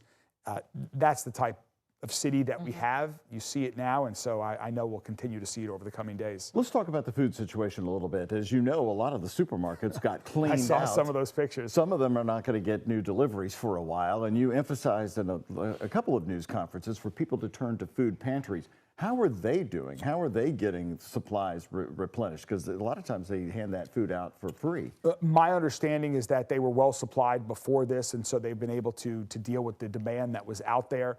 And I'm hopeful by Monday or Tuesday the supplies can continue to get back to them. And so, people will have been well stocked. If people are in need of food, though, beyond that, certainly we're operating our shelters in a white flag operation right now, which means they'll take anybody in. And so if there's an assistance that you need, that's a place to go. Our homeless engagement and response team is out every day. They've been out since early this morning, reaching out to people to provide transportation. So we're going to make sure that everyone's taken care of. One thing I've never noticed, I've never seen this city pre-salt so much. Yeah. Before the first flake came down.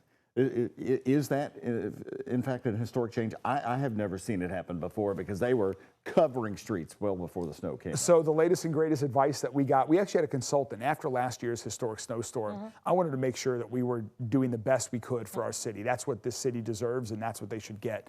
And so a consultant who's very knowledgeable in this area, their advice is you brine, and then as you're getting, at least in this type of condition, it might be different if there's wet before the snow, but when it's dry before the snow starts, you're going to brine, then you're going to apply this snow, and again, we use some extra calcium chloride so it works at a lower temperature, and then you plow. When we get to about 2 inches is when you'll see the plows really going down. That's when you'll start seeing accumulation on the roadways that will start plowing away. So that has been the advice we're getting, and we're going to hope it's worked, but ultimately, if we get 8 to 12 inches of snow, it's going to come down to just time with the plows getting it off the roadways. But I think what these photos that you're showing your viewers right now, I think that's the result of the brining and salt strategy that we've implemented. Trying to see that exit sign. What was that, Connie? Well, I was going to say, the last couple of snows that we've had, I think the road crews have done an incredible job. I certainly noticed a difference in previous snows that we had where it was not so great. So, the roads were very clear. Let's talk a little bit about city services, if you will. I know you mentioned things like, folks need to realize things are going to be a little different. Garbage services, TARC, they're running right now, but that could certainly change. Yeah. Can you talk about that a little bit? Sure. We've suspended garbage service because a lot of the folks on our solid waste management team are also part of the snow team, and so we want their focus to be on ensuring that the roads are safe and clear. TARC is going to continue to update on, they're going to go as long as they can. My guess is at some point it's not going to be safe for the drivers or passengers, and so they will suspend service temporarily as well. But our fire department, our police department, our EMS, they don't stop regardless of the weather. So I know you all are going to be speaking with Sergeant Sanders also. He'll go into that, but we have a fully staffed teams on fire and police and EMS that are available. Now their response time might be slower as the weather continues. There might be a point where it comes where they can't respond to non-injury accidents. Again, just for the safety of everyone, we'll continue to keep the community informed on that. But we have to be prepared for regardless of the weather. So your next big concern is going to be the Arctic air and that. And of course, I go back to 94, although this storm is so set up so differently. We don't have the wind. We don't have 22 degrees below zero. But we've all noticed that when Louisville gets into prolonged cold, the water mains start breaking. Yeah. And then we have water issues, all of that. What kind of infrastructure studies have you done considering with the kind of weather we're going to have for 7 days or more? Yeah, I mean, Rachel and I were talking about that this morning with our own pipes at home to make sure we're taking the advice that we're giving to everyone about turning them on, letting them drip occasionally if you're home, turn them off and on to make sure that your pipes don't freeze. I think we're in a much better place than we were in 1994 with a lot of our infrastructure that we have. More people have four-wheel drives. I think we're better prepared. I actually talked to Mayor Abramson this week. I wanted to get his take on what they did to prepare. He has like flashbacks and nightmares over this. He won't even laugh about it. Well, I mean, it sounds like, unlike what you're seeing on the screen right now, it sounds like they actually shut the interstates down for a period of time. I don't expect that to happen. Oh, they did. We've got a famous clip from a news photographer. His name was Donnie Rourke, laying right in the middle of I-71 talking to the camera. Oh, really? There was nothing around, looking back at the city skyline. Well, we want to keep everyone moving. So I think we're in a better place than we were, and people just need to hear the warnings. It's going to be cold. JCPS is obviously going to have a decision to make as well coming up, but it's going to stay cold, and that's going to impact our ability with the roads. It's going to impact what people do, and so that's why we're also going to make sure we continue to stay on, whether it's shelters, the community centers, or our libraries, that there are places to go if people need warming places as well. I'm sorry. Today you said you declared a state of emergency for Jefferson County. Kentucky Governor Andy Beshear had done that yesterday for the state. What's the reason to declare it for the county? Can you explain that to Yeah, there are two main reasons why we do it. One is with respect to procurement. If we need to move quickly, if, for example, it's even worse than projected, and we need to bring in more crews or something, we can move quickly through the procurement process in a state of emergency. So it allows us to do things like that. And then also, ultimately, if this becomes such a large event that there's an opportunity for federal reimbursement, as there are after some other natural weather disasters, we want to be able to be in front of the line to try to get reimbursement. And so we start tabulating all of the expenses in connection with our storm recovery that we would submit to the federal government for reimbursement. You talk about the consultant report. After '94, then Mayor Abramson took a contingent and they toured cities like Buffalo and Chicago, and then they learned put snow plows on the front of dump trucks and stuff like that. And so that was simple stuff that happened. What else did your consultant report tell you? Because the brining has obviously been an interesting, very visible change, and now the salting. Was there any other So there were a couple, things? again, using some different additives in the brine and the salt was one thing. We also, the blades at the bottom of the plow, we're replacing many of those with a new type of metal that make them more effective. They're going to last longer. They do a better job at the curb. So each time you plow, it will be a more effective plow. We're also constantly evaluating the snow routes. Before last year, I didn't realize before last year's event that we hadn't looked at the snow routes in a really long time. And there are some new roads that had been built since the last snow routes were created that weren't on the snow routes because no one had looked at it. So we did a look at that. We've added some roads. We've removed some roads that don't get as much traffic so that we can continue to cover it. And we're going to constantly evaluate now on an ongoing basis as we get feedback from the community, but also as we see our real experiences, how that's pick up on that about the feedback, because you tested it first in December. That's right. Yeah, because the snow routes came after the January 5th. That's right. 10 inches in that. So you tested it first in December. What kind of feedback did you get on the new snow routes? Well, we got positive feedback, and I think that the community was pleased with our work, just a month or so ago. And so I'm hoping they have a little bit of patience this time, given the amount of snow coming. But we're as prepared as we've ever been. You are. We're taking a live look now, and streets look great out there right now. I'm not exactly sure Let's where see they if we are. can, Is that the can we spot a steps? landmark there? Yeah, that looks like, is that? No. That looks like it's no. I-65 South. That's what That's I thought. JCTC on the right side there. There you go. You're right. Downtown. Just off Louisville. the downtown. The mayor knows his city. So tell me about your schedule the rest of the day. And of course, tomorrow, you have a 2 p.m. news conference, which we'll be carrying live on WHAS television and right here streaming. Do you, in the morning, what are going to be the critical hours for you and what you need to Well, do? there are three things that I focus on for myself.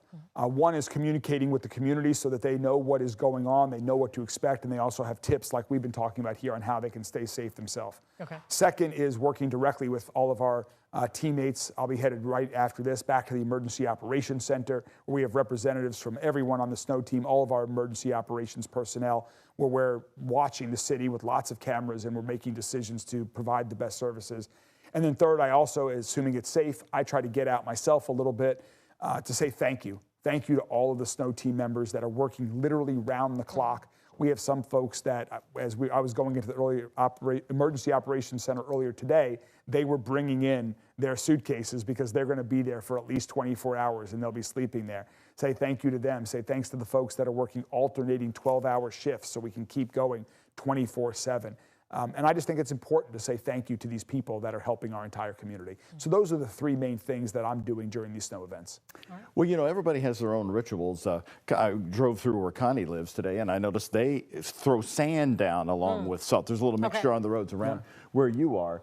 And I've seen all colors of salt driving around the city today. I don't know which works best. What's the snow, the first things that you do in the Greenberg household to get ready for the snow? I mean, do you bring in shovels out by the door? I mean, everybody's got their own personal tips and tricks. So we move our cars to the bottom of the driveway. We have a little bit of a hill on the driveway. So we do that, and we stock up the fridge. Sure. And then we pray for the best like everyone else. And So- hope, I will tell you, I You was go very to Kroger for bread and milk? Of course, we have to eat too. Rachel and I are hungry, get hungry. I will say Rachel did more of that this time than I did. So she was along, you had news stories about all of the stores. Rachel was part of that over the past 48 hours. And I was very impressed this morning when I woke up. Rachel had all of our flashlights already out. Nice. She'd taken our lanterns out, so we are ready. We have a plan in the event that we lose electricity at our house, which is, I think, very wise for people to do. And so, but in this job, we stay pretty busy. Do you, and I think you bring up a good point. I saw a lot of people whose cars were at the end of the driveways and pointed outward. That's right. Not the other way. You don't want to back out. I saw today a new thing with my neighbors, and I've seen that a couple times driving around the city today, where people have put blankets on I've got their lots windshields. of pictures of that. So I hadn't noticed that before. So that might help save a little work in terms of clearing the car off. One thing they do is they tuck them on the inside. Right. Yeah, my husband said he was going to go get tarps to put over our cars because our garage is full of junk. Yeah, you know what? My wife wanted to do that too, but then I said, well, if you have a foot of snow on it, how are we going to get the tarp off? Yeah, or knowing our windshields would bust out. I like a little bit of shoveling. People obviously need to be careful with shoveling. It can hurt you, but getting out and now it's going to be incredibly cold. So you probably need to do it in spurts and with how much we're getting. But here's a photo somebody sent me. They've put a tarp out in the yard for the pet. Oh, okay. Yeah, so in the front yard, it's got a blue tarp out. For this is where the pet's going to go. That is the final tip that we to go to the all bathroom, share. I should say. No, I don't want to put them in. We have been encouraging folks to, I'm sure they bring their pets inside if they're outdoor pets. Absolutely. It's going to be too cold for them as well. Yeah. So. That's critical. Tell me what LMAS does through this. It's common sense things, but with 7 days of Arctic air, you don't want a pet outside at all. And here, this person put a tarp out there very nicely so they could have their pet could have conveniently a spot to go. We didn't do that for River, so he's not going to be that takes a little fortunate. extra work. It does. It does. But no, they bring your pets inside, and LMAS is an operation. They're caring for pets 24/7 again, regardless of the weather. Yeah. Well, and Jefferson County is so rural too. You've got people who board horses. Yeah. And it's part of their advice from LMAS is get extra hay, get extra straw down, and things like that, and blankets. That's exactly right. To take care of your pets like you do your people. There we can see the Yum Center. I don't know if the U of L game's over yet. It's pretty close to being looks around like the an time. NBA game. No, that's an NBA. No, at 2:15. At 2:15 is when the game started. And so another thing I about noticed, 4:15. windshield wipers up. I've noticed that today as well. So I'm learning as well as we go. So I'm going to head back to the Emergency Operations Center and make sure that we keep these roads as good as we can. But thanks for having me on. Sounds like I'll be seeing you all tomorrow here as well. Yes. Thank you very much, Mayor Craig Greenberg. Take care.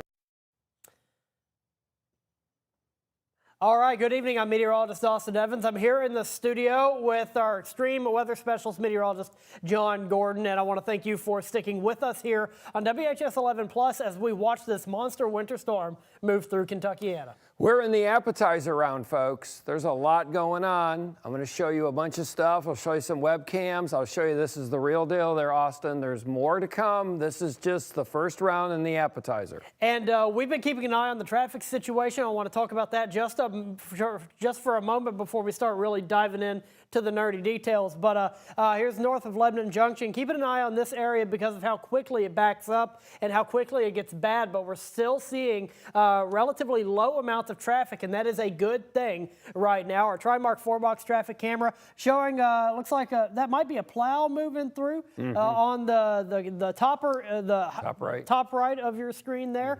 People driving very, very slowly on the roadways. And here's a live look from our downtown camera brought to you by Bachman Auto Group, where everything, again, moving smoothly. The traffic tracker, like I said earlier, doesn't necessarily pick up on the amount of people on the roadways, but it's the speed at which the cars are moving that it does pick up, which means we're still driving slow.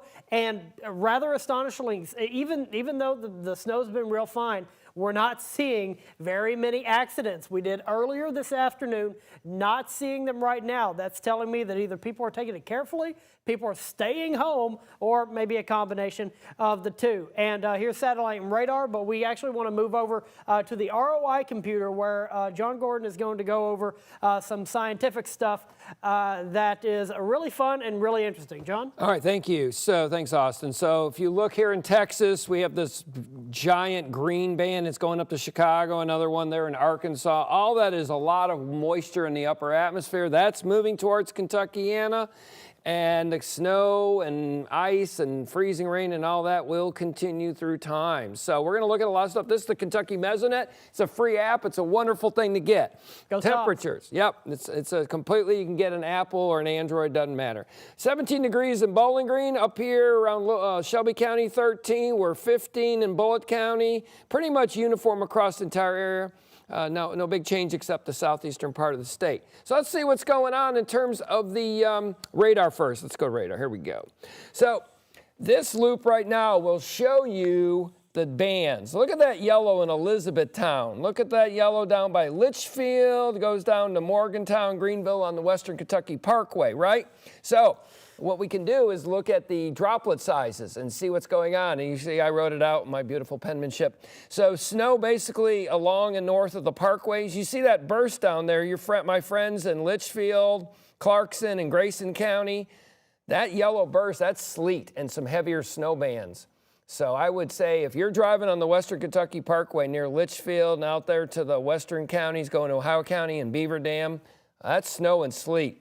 Then we got sleet coming in there down in southern part, down by Bowling Green. All that's moving to the north, and then the dreaded ice word is to the south. We'll look at a couple of quick webcams. I'll turn it back to Austin. That's Shelby County.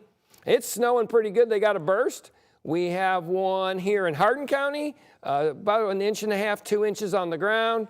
And we'll go to one more here. I'll pick one here. We'll go to Meade County. And it's snowing there too, Austin. Plenty of snow, and we just looked at Hardin County. Our reporter Clarice Shaley is live in Hardin County right now. Clarice, what are you seeing and how are you doing? I hope you're staying as warm as possible. Well, guys, we're seeing what you're talking about. These are big flakes of snow, and it's back after a little bit of a hiatus. Allowed the road crews to kind of catch up, but now it's all back. We're actually in the commercial area of Mulberry Street, so we're about a little southwest from 65, and it's very quiet here. We've seen a few cars go by, but not a whole lot of people. Also seen an E-Town police officer kind of cruising around and a few plows that have come through as well, but not a whole lot of people. And also that's because there's also not a whole lot of businesses open. Only a few that we've heard of, like Domino's, Taco Bell, Waffle House are open right now. So we do know that the state crews have been coming through and plowing. We also know city crews have been going since at least 4 o'clock today. So they're about 5 hours into a 6 to 8 hour process. So they've been going through, it looks like, I heard from the Elizabethtown City Communication, they told me there's 176 miles of road that they treat on both sides. So it goes over to, I think, a little over 300 miles of road that they're treating. So, and this is just the first round. So this is what is being brought in is going to also need to be pushed to the side. So I'm sure they're got a busy night. A lot of people have a busy night ahead of them. Back to you guys.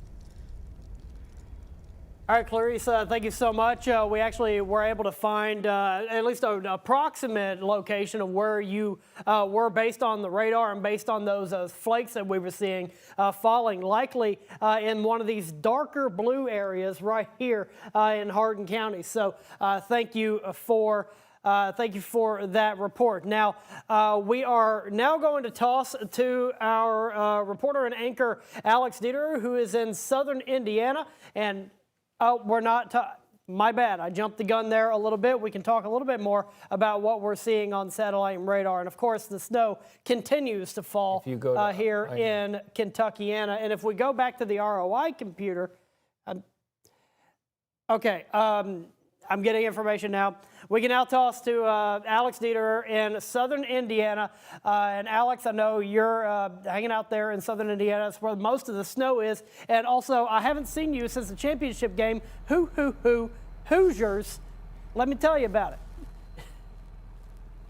Let me tell you about it. So it looks like Mother Nature is excited too about the Hoosier win because of all this snow that she's giving us, and it's still coming down here. We're in Jeffersonville at the City Services Street Department, where we've been for a few hours, just watching all of these snow plows coming in and out of the City Department. Just take a look right there. We have one tractor that just came back to the station, maybe to be relieved. They do have 3 different crews of 13 crew members, so really everyone is putting in the work today.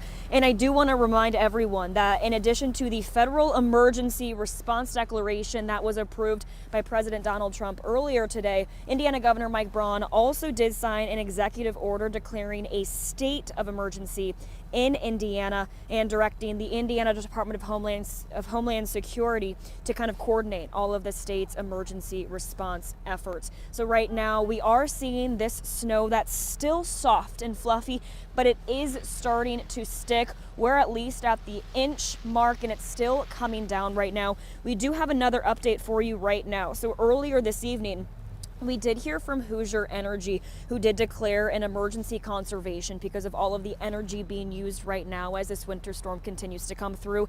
And just about 10 minutes ago, we did get an update saying that regional grid operators have advised that they can step down from that emergency conservation. They did say, we want to thank everyone for taking the steps to conserve energy and doing your part. So again, there are 13 plows here in Jeffersonville that are on the roads and have been on the roads for hours now. They say here at Jeffersonville that they have been preparing for about a week.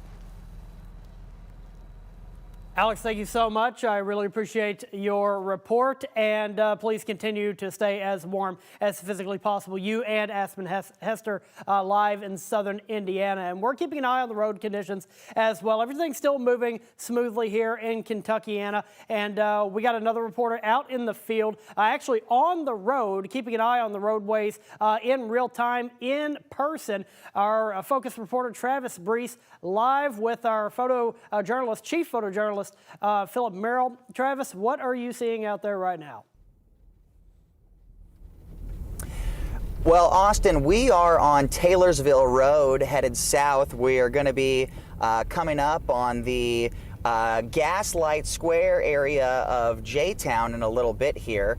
It definitely feels like the snow is a bit light right now, but we definitely have noticed it accumulating more and more on the ground. I have even seen some trucks that I would definitely assume have four-wheel drive kind of struggling in a few spots, kind of when you go from being stationary to starting moving, or when you make a turn. The interstates are also, they're better than the main roads, but the interstates are starting to get a little bit of accumulation on them as well. I want to give you guys an update on the progress of the snow plows around Louisville Metro, and this is something I kind of just figured out. So if you go to the snow map on Metro Louisville's website, you can track and see what color all the snow routes are.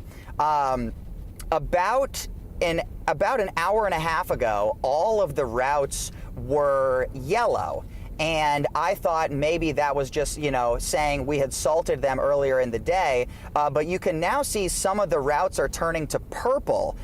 So I spoke with Kristen Shanahan, the spokesperson for Public Works, over text, and she said we are continuing to salt, and plowing is now underway. So it seems like a lot of our crews that were out there, you may have seen some snow plows driving around with their plows up, and you might have been wondering what's going on.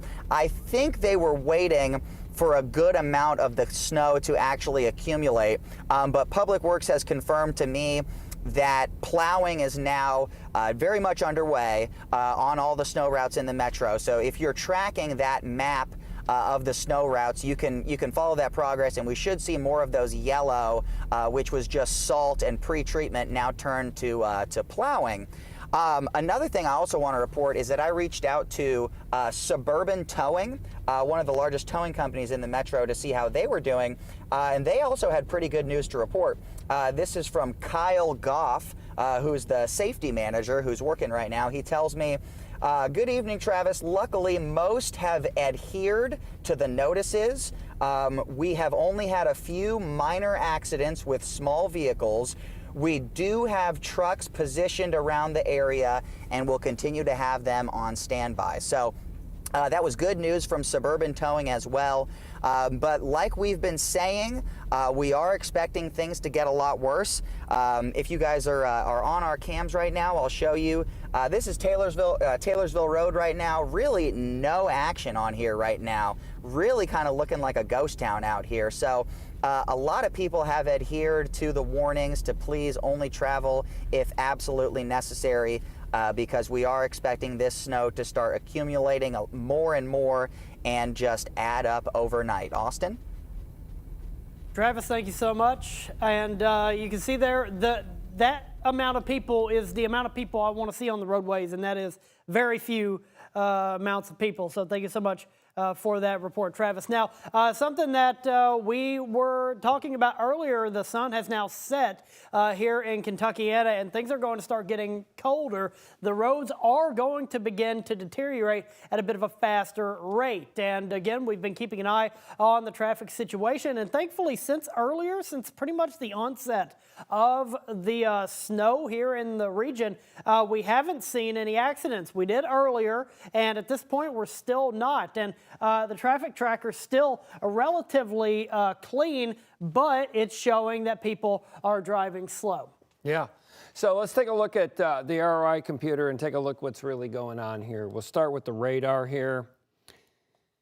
Basically, you can see that yellow batch that's on the right picture here. That's that burst that's down in Litchfield and Grayson County, Clarkson, Beaver Dam, Ohio County. That's a burst of snow and sleet. Those rates are good, pretty decent, which means that visibilities will go down, and you've got to slow down if you're on the Western Kentucky Parkway heading towards Paducah, which I would advise against. That whole area is slow. This swing, when we started 3 hours ago, that ice area was barely on the Tennessee-Kentucky state line. It has now moved up to just south of Edmonton. And Bowling Green's been going sleet with a little bit of freezing rain here and there, but the real ice is down there heading to Adair County. Adair County, Columbia, our viewers down there. I've been down there many times. It's a very hilly county. There's low-level trapped Arctic air. The ice is not going to be pretty down there, so I'm hoping you get more sleet than that. That fuchsia color, the reddish color up on the north side, that's all snow. And if you look on the left, upper left, you see this green over here. That's the stuff that we were talking about 2 hours ago with Mallory and I, coming out of southeast Missouri, down in Illinois and western Tennessee, and that's starting to get there. It really does look to me that when these snowfall rates really get going on the overnight shift towards daybreak, it's going to be very close to Louisville. So folks, if you're in Harrison, Floyd, Clark, Jefferson County, and then you go over in Kentucky side, you go into folks like Eminence and Newcastle and Henry County, over into Oldham County, that's going to be a lot of snow, a bunch of snow. In the middle, we're going to be really close to the Louisville area. So let's take a look on the left side. Let's go to some webcams right now. This is where we just had one of our reporters in Hardin County, Clarice. That's snowing down there, and there's another burst that's coming towards you that's almost on top of you right now. They're 13.9 degrees with an east wind at 13. That brings your wind chill to a kind of an unpleasant temperature down near zero. And that's why all the cold weather products have been out here day after day. Let's look next door. This is Warren County, where all of them went to college here. There you are, the Hilltoppers. The 17 degrees, about 2.2 inches of snow officially that reported near the airport. We can go look at a bunch of these. So I just want you all to see, that's Taylor County. The snow's coming. Mallory and I have been preaching for days that it was not, we're going to have low snow amounts through about midnight, and then it's going to ramp up, Austin. And it's beginning to ramp up, at least a little bit in pockets, and that was, again, what we were expecting. We were expecting heavier snow in pockets. We're also starting to see a bit of that pink on the radar move its way up, even though we know that it's been sleeting in portions of southern Kentuckiana for most of this evening so far. And like we were saying, showing the few mesonet sites, it's very, very cold out there. If you want to take max 3, I have temperatures pulled up across Kentuckiana, and we're all in the teens right now, which was expected. And that means also that if we look at feels like temperatures are cratering. And I can tell you right now, the one in Mitchell and the one in Scottsburg, those are not accurate in the slightest. There is an issue with the sensor there.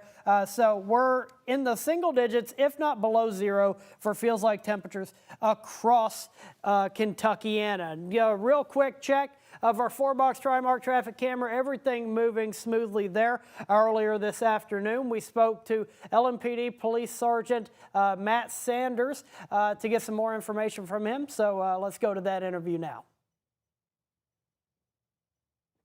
And we're joined by LMPD Sergeant Matt Sanders. He was with the mayor at 2 o'clock for their briefing at the emergency center. Now he's come here to WHAS. And Matt, of course, you're in contact with how the roads are doing. It's now 17 minutes past 4. What kind of update can you give us at the moment? Well, the road conditions look like they're starting to deteriorate, okay? In fact, about an hour ago, LMPD issued what's called state forms. And what that means is motorists that are involved in a non-injury accident, either single vehicle or multi-vehicle, where there are no injuries reported, we're encouraging people to take their own accidents now. Right. And it's simply because there's enough accidents out there and not enough officers to respond to all of them. So if you find yourself in a single vehicle accident, non-injury, or you bump into somebody, exchange information with that person, get your cell phone out, take a couple pictures of the damage, and then on our social media, we have a link to the Kentucky State Police website where you can go fill out that information. Okay, great to know. Let's talk about the snow routes.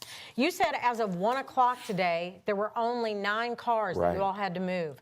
That's pretty shocking. Simply incredible. Yeah. You know, we pleaded with the community yesterday to remove vehicles from the emergency snow routes, and the community responded. Thank you all very much. We only removed 9 vehicles off of that artery of the emergency snow route plan that we put on our social media yesterday. Wow. Absolutely incredible. We believe the majority of those vehicles were actually just abandoned. So everybody listened. They removed their vehicles from the snow route. Those snow routes are by design.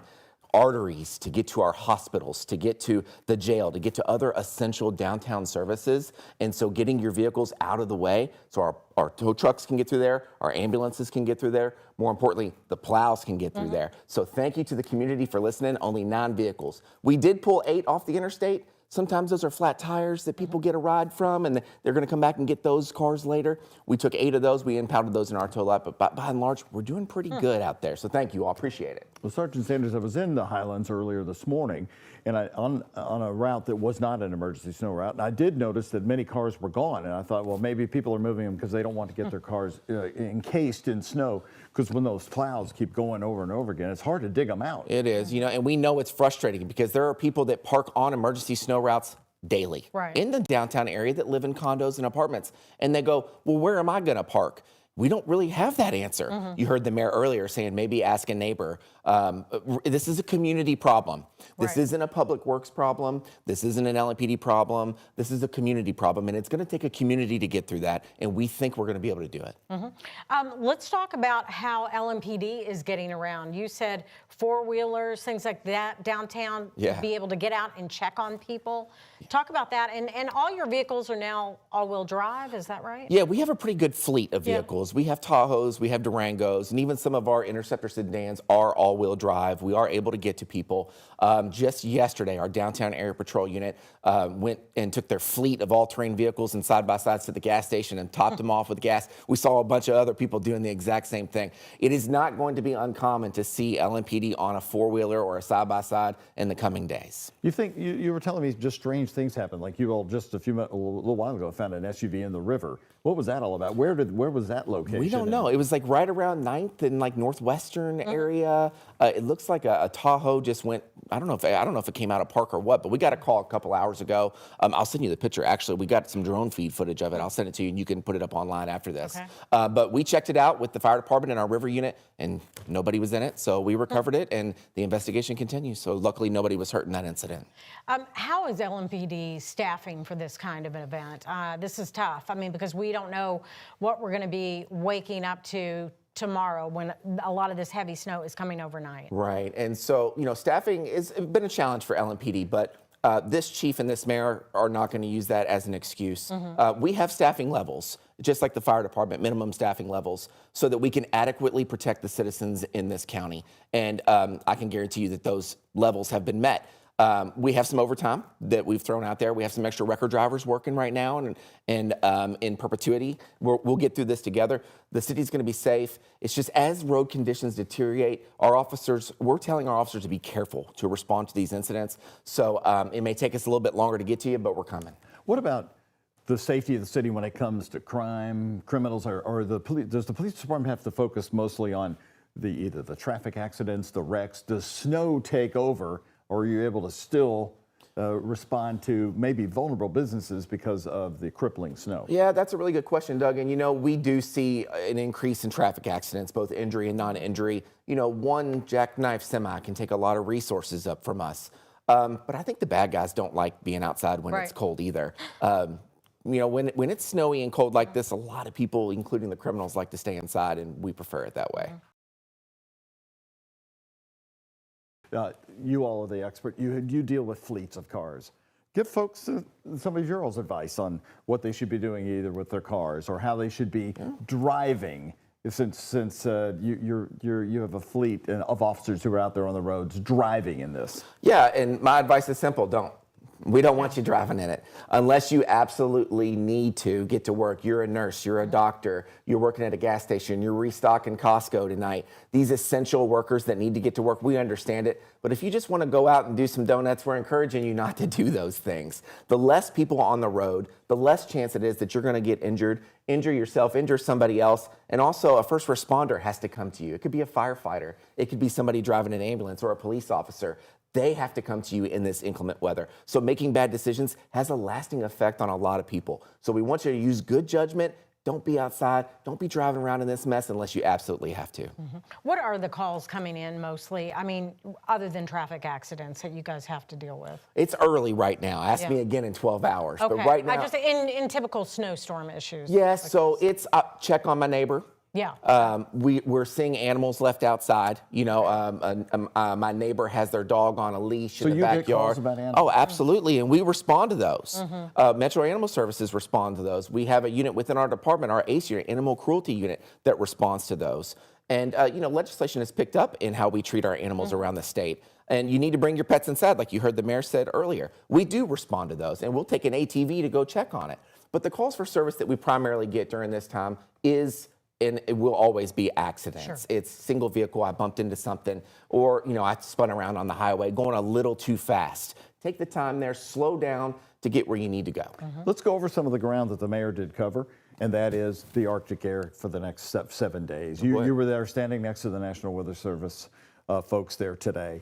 What kind of challenge will that bring the police department here from here on out? And of course, you all have to deal with the homeless population that is, many people just won't come in for anything. And I know you're doing checks like that. Yeah, we obviously will do that.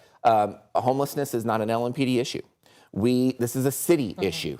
And I think the mayor's done a great job of announcing that most of these shelters are under a white flag. We encourage our homeless to take advantage of that. We're going to check on anybody outside. Our officers are going to be out patrolling. We're not going to be, sitting in our car, sitting inside of buildings. We're going to be still out doing our jobs. And we're going to check on the community and make sure the community's safe. You look at prolonged temperatures that are freezing, though. And for the police department, what kind of challenge is that? A lot of your police officers drive cars or police cruisers, as we call them. They're not four-wheel drive. Oh, a lot of our fleet is. It's It either is. all-wheel drive or four-wheel drive. You know, we under this mayor and this chief, we have upgraded fleet. We have Tahoes and Durangos, and even some of our sedans that we have, our Taurus Interceptors, are all-wheel drive. We have all-terrain vehicles. Our officers do have driver's training, but you know, policing in inclement weather is nothing new for LMPD. We police in the middle of July when it's 110, and we know what it's like when it's minus 10. You know, it takes a strong-willed person that has a heart to serve their community to do this job. And the men and women of LMPD are that people. They're the ones that answer the call. And those are the ones you want responding. You have a really good police department, a really strong chief, in my opinion, and we're going to keep this community safe. And there's dedicated men and women of LMPD that are out there right now and will continue to be out there through this winter storm. Do you, so from the police department here, from the next several days, we'll be getting what, accident reports from you, the numbers that you've been dealing with? I guess we'll see a peak and then maybe it'll go down? I hope so. So, you know, we had a press conference yesterday in the Emergency Operations Center at 2 o'clock. We had one today at 2 o'clock. We'll have one tomorrow at the EOC at 2 o'clock. I'll be there with the mayor and Jody Myman and the fire chief, and we'll go over some stats to date, and we'll try and get those pushed out to you.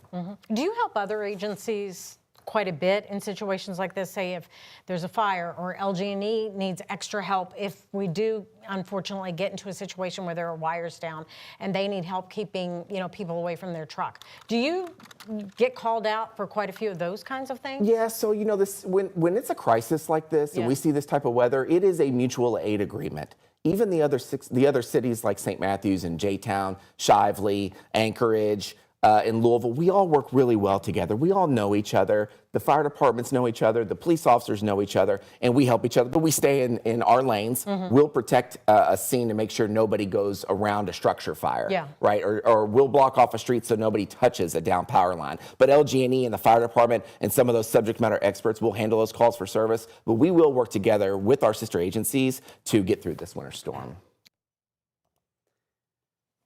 All right, and that was LMPD Sergeant Matt Sanders there with some good information. And the good thing is, since we talked to him earlier this afternoon, there's been very few, if any, accidents out on the roadways. I'm meteorologist Austin Evans, joined alongside our extreme weather specialist, but a meteorologist. I'm going to start dropping that beginning part and just call you meteorologist John Gordon. We are keeping an eye on everything, and right behind us is radar, the radar situation. And we got some heavy stuff on the way, John. So right now here in Louisville, we're getting a little respite with the vans coming through. You see these little breaks here and there, but look what's going on in Missouri and Arkansas, okay? Missouri and Arkansas. Big moderate area of moderate snow all across Arkansas and southern Missouri and the Ozarks. That's moving north-northeast. And this is higher snowfall rates. These are faster snowfall rates, maybe about 2 inches an hour. The darker colors, the more intense the rate, the more snow you get. The lighter colors, you get just a little bit here and there, and it's nuisance, and you sing Bing Crosby, and you know, it's let it snow, let it snow, snow. Anyway, all that stuff's going on there. Now let's look at this. Okay, even though there's a break here, maybe there really isn't a break. There's light returns, maybe the radar so far, distance, curvature of the earth, Columbus and all that.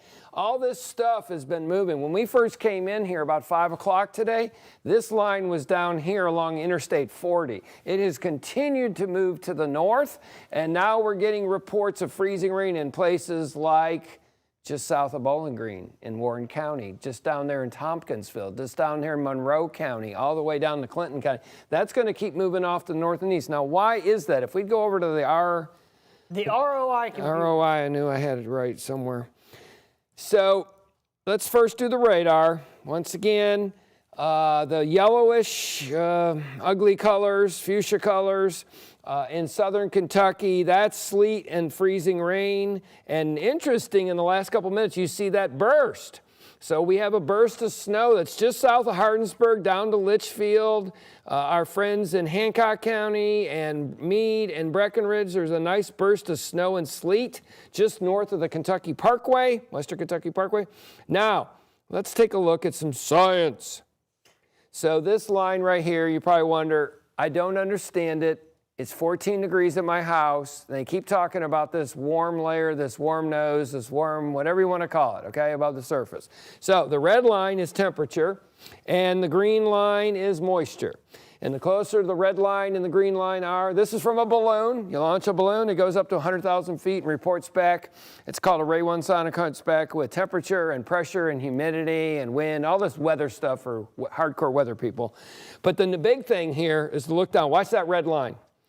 Right off the surface, it decreases with height, which is what it's supposed to. We lose about 4 degrees Fahrenheit per 1,000 feet in theory.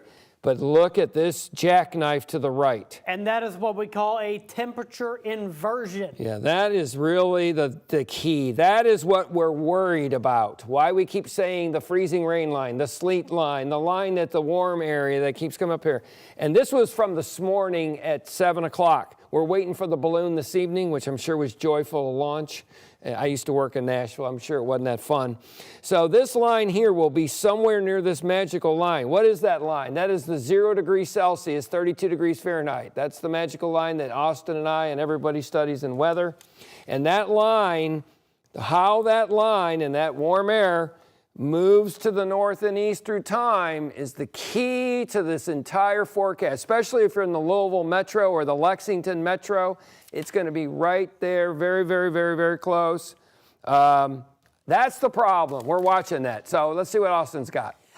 So we're keeping an eye on that warming of the atmosphere, which is going to bring us the ugly ice stuff. But to the north of the Ohio River, where most of the snow is expected to fall, in fact, the great majority of it, we have stationed our reporter and anchor, Alex Dederer, with photojournalist Aspen Hester, and they are out in the cold, so we don't have to be. And Alex, what are you seeing out there right now? Well, Austin, I gotta be honest with you. It's kind of beautiful out here in Jeffersonville, but that's where you should see it right now is through us and through pictures. Please stay home. I'll give you a look at the road conditions really quickly. You can see that this snow is starting to stick and accumulate here on the roads. This is a side street leading up to the city services department where snowplows and tractors have been going for hours back and forth to fill up gas and to come back. We actually just got stopped by a Jeffersonville police officer who did think that our car broke down. Thankfully it did not. We are safe, we are here, but it just goes to show you that they are out here. And there's another plow going to fill up. They have been out here and they are out here making sure that everyone is safe. But there has been declared a state of emergency here in Indiana. Governor Mike Braun signed that a few hours ago. So what does that mean for you? It means that all travel and all driving should be avoided right now. Hopefully you have everything at home. You've got your bread, you've got your eggs, you've got your loved ones, and you've got water. So just stay home and stay safe and warm. Another update for you right now is at this moment, there are about 53 customers in Indiana who don't have power. So in the grand scheme of things, with 3 million people total who are covered by Hoosier Energy and by energy sources here in Indiana, only about 50 right now are without power. About 10-30 minutes ago, we did get an update from Hoosier Energy saying that the operators have advised that everyone can step down from emergency conservation. They did declare an emergency conservation hours ago today, just with everyone using so much energy trying to stay warm and stay inside.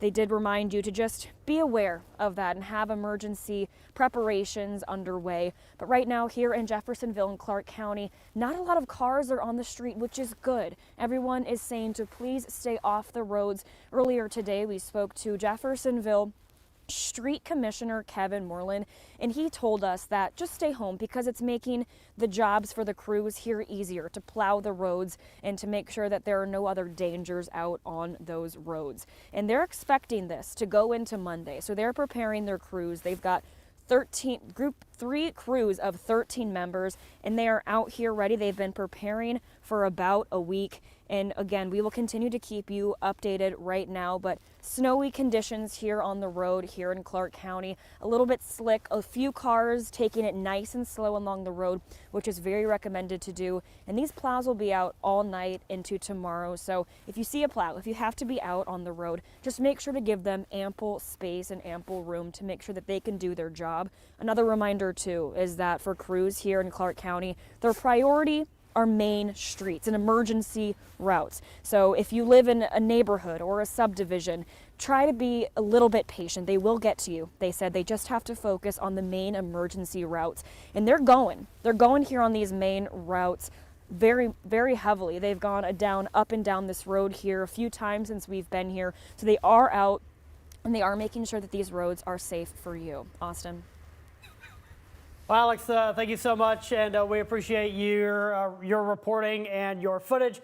Please, you and Aspen, stay as warm as you physically can. Now, we are keeping an eye on everything here from the studio, and in fact, we do have a quick picture to look at on the ROI computer from Oldham County. Our webcam there as part of the Kentucky Mesonet. Shout out to Knocked Loose, by the way, from Oldham County. Yeah, I want to show this really quick here. So the snow bands continue to go. This shows you the visibilities down there. Webcam, they're 13 degrees. They're outside of LaGrange, 6 miles northwest, and I just want to show you this. This radar mosaic really shows you the depth of this storm that we're talking with Connie and Doug. Look at the wave that goes from Midland, Texas. And real quick, John, what are we looking at? Yeah, oh, okay. Anything that's green and yellow and is basically a lot of either rain to the south or ice in Dallas. We have ice in Dallas right now, ice in Nashville. The encompassment of this is several thousand miles long, and the width is darn near close to 1,000 miles. So there's still a lot more to come. People think, what's going on with these weather people? There's a lot more to come overnight and especially Sunday morning. And as we get deeper into the night, that's when we expect the roads to really begin deteriorating. We were seeing that a little bit earlier with our focus reporter Travis Brees out on the roadways in our weather impact vehicle. And the roads are covered here in downtown. The interstates are doing a little bit better just because they're warmer. They've had more traffic. But in general, not a lot of people out on the roadways, and that is a good thing. That's what Alex was saying. That's what Travis Brees was saying. And that's what we've been seeing on our traffic tracker, on our traffic cameras. Not a whole lot of people out on the roadways. People have been heeding our warning and staying home, even if today was only the beginning of it and not going to be as bad as tomorrow. That picture right there is really good. I saw a bunch of lights there on the bridge going across the Ohio. That's the one thing I really worry about in events like this with an Arctic air mass for 14, 15 degrees. Bridges, they're pounding the bridges with salt and brine and everything else, but these bridges are the first place to freeze. These bridges, these overpasses, these underpasses are the first problems. So if you're going across bridges, please, please slow down. And now we have a couple of things to discuss. Let's start with the full screen that is discussing the more historic snow events, and we can talk about how this one contrasts to it. This is a rather large winter storm for Kentuckiana. We've had other ones in the same vein, somewhat similar. 94 has been discussed very heavily over the last several days, the 2015 one. So here are the snowiest January days on record. Yeah, John? so that's per day. That's a 24-hour day. So the real record is 98. February 1998, almost 22 inches of snow, but that was over 3 days. So the one day, everyone knows, which I've been calling this the baby of 94, this event right now, 15.5 inches. That was in Louisville. Some places had over 20 inches. And then I don't think anyone in the station was alive in 1918. But in 2025, we got 9. That was just 1 year ago. That was a weird one, Austin, because we went snow, and then we went freezing rain, then we went sleet, and then we went back to snow. Yeah, and I was in Louisiana when that one happened. We got some impacts down there. No treatment on the roadways. We also have an image, a satellite image, showing the storm from space. And this is, I assume, a visible satellite image, so it should be rather interesting to look at. Again, this is the storm from space. If we could take that video here. they're working on it, but we do have widespread snow across Kentuckiana. Now we can take that video. They told me that they found it, and look at is there a United States behind that? Yeah, that just shows you how big some of these storm systems are. This is a massive, massive winter storm. And we're calling it that is what it is. If there were, we don't name winter storms. I know some people do, but we don't officially. I guess if there was one to be named, though. So flying is very complicated. So there's lots of flights being canceled. Look at the width, the length of this thing, and it's going to go on for a couple days. And whether you're in New York City, you're in Baltimore, Washington, Nashville, Louisville, Cincinnati, it's not going to be good. And we got a live shot at Waterfront Park I was just told about, and we can take that. I just want to take a look at what we're seeing, because right now here in Louisville, the snow has gotten a little lighter, though we got some on the way, actually just passing over Interstate 165, some heavy snow. But here's a live shot from Waterfront Park. This is an Earth camera, and we can't see a whole lot going on, but the ground is white. It is a nice snowy environment, and yes, the ground is covered, and we probably got maybe at this point an inch and a half outside the station, if we were to guess, though we're up to like 3 inches in Bowling Green, about 2 inches in Santa Claus, you said? Yeah, 2 inches in Santa Claus. I went outside about an hour ago. It was an inch, 1.1. I'm sure we got a little bit more now. The burst right now, folks, if you're coming into Hancock and Meade, Hardinsburg and Breckenridge, you're going over, it's going to be in Harrison and Perry. Look at Du Bois, our friends in English there in Crawford County. This is all good. Basically, if you drew a line along and north of Hardinsburg to Frankfort and points to the north, there's going to be bands of snow. Now, what's going to happen for us? Look at that stuff in Arkansas. That is the heavy stuff that we were discussing just a little bit ago.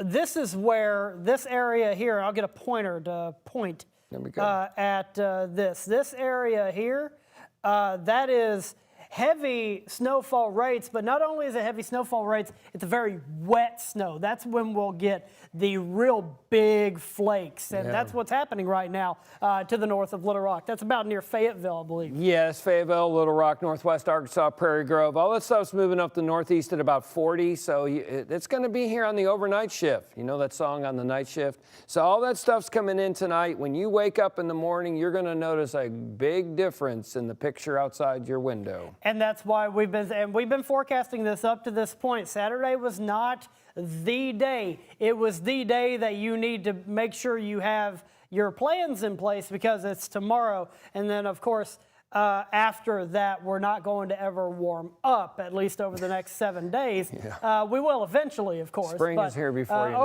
Over the next 7 days, we're not going to. So that is what we're looking at right now. And we're going to continue to track this snow as it moves through. John? Yep, yeah. So in Louisville, you're going to have light flakes for a while. There is a little break to the southwest. There's all these bands. But southern Indiana, my friends in Sulphur and English, my friends in Lanesville, my friends in Cordon, it's coming. You're going to get dumped on by a tremendous amount of snow on the overnight shift and in the morning.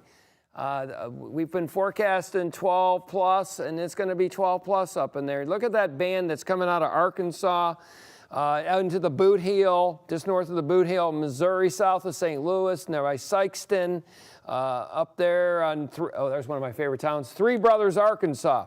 All that stuff's moving to the northeast, Paducah, Evansville, Louisville, and northward especially. The snow totals, if you're in southern Kentucky, your snow is coming to an end very soon. You will see very little snow in about 2 hours. It's going to go to primarily sleet and then freezing rain and sleet. Not a good sandwich at all. And so you know people everywhere, and we were just talking about southern Indiana. We did an interview with some first responders in southern Indiana. We can toss to that right now. All right, so the snow is coming down. It is. How have the preparations been up in here, and how are you looking to see the next 24 Well, hours? I mean, at this point, everybody should be prepared. I mean, we've had plenty of time. I know the town of Clarksville as a whole, we're prepared. We've had meetings. We've had our Public Works Department is always on top of it. They do a fantastic job. We have a good reputation in our area for having our streets well kept. Our police and fire departments are definitely prepared.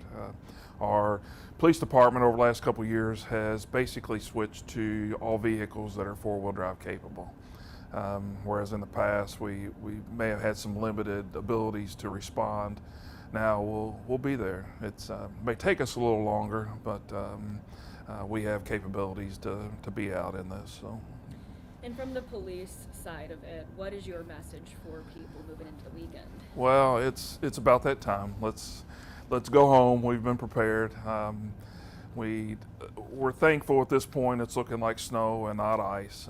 That should create less slide-offs and less crashes. But everybody knows at this point it's time to go home. So let's try to let our road crews get their work done safely, so everybody can sit and look out their windows and enjoy the snow. But we do have plans in place if things were to go sideways or take a bad turn.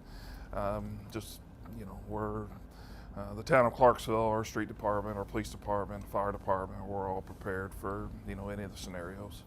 And do you see an influx of 911 calls to dispatch during events like this? Well, we do. It's at times it can be it's the vehicle stuff, it's slide-offs, it's crashes, but those generally go hand in hand with people being out when they shouldn't be, or quick ice events or snow events that just happen, get on us real quick, and people don't have time to prepare.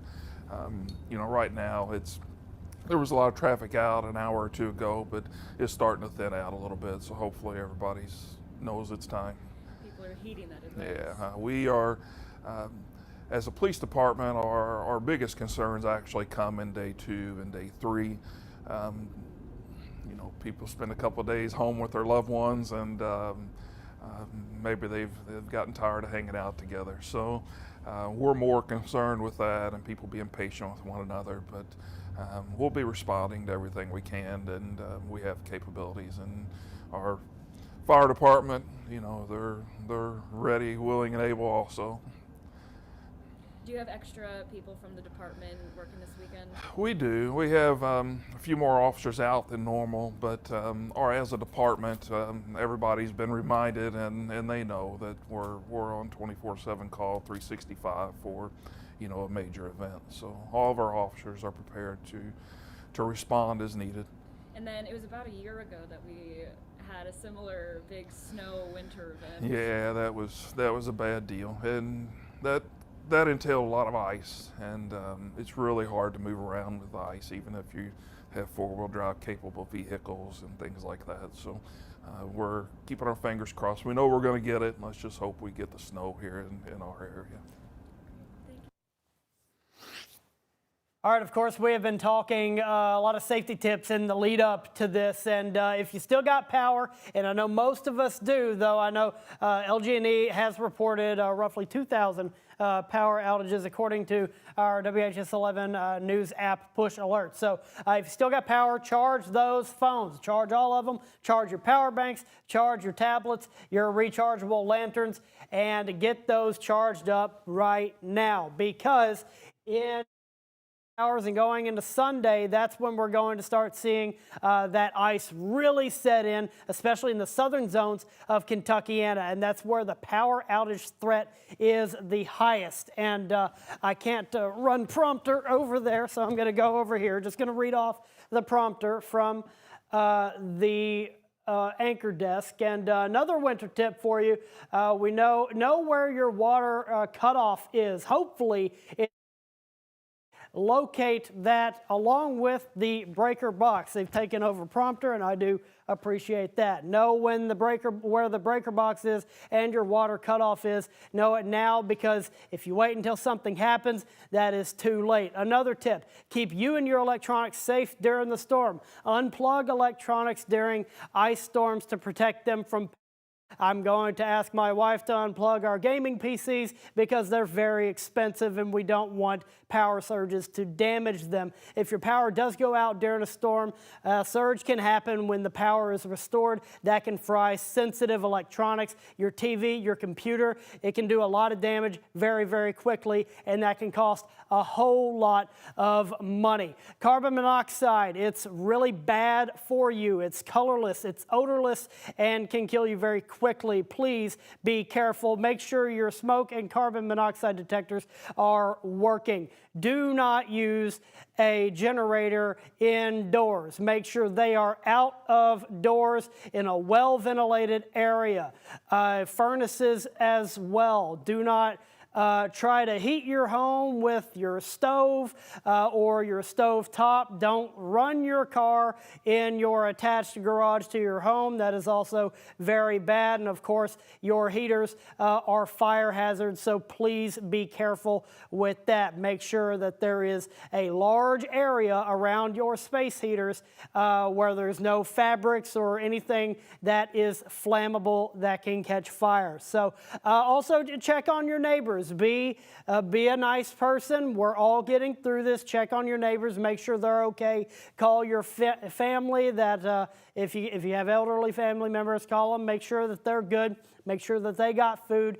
And just in general, hold steady, and we'll get through this winter storm. Now, we do have some more information about what's going on, some upper air data that I really like getting into. It's called a skew-T graph, and not a lot of you see those types of things, but John Gordon knows how to read them very well, and he can explain them too. So let's take a look at that. So these lines, this is Nashville. They launch a weather balloon twice a day. This was the one I've been waiting for. So they before were below freezing all the way, which meant they were going to start off with snow, which they did.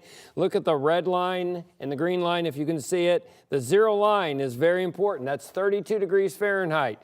Oh no, it's above. That layer right in here, that's from about 3,000 feet up to about 6,000 feet. You're up to almost +2 in a good a decent area.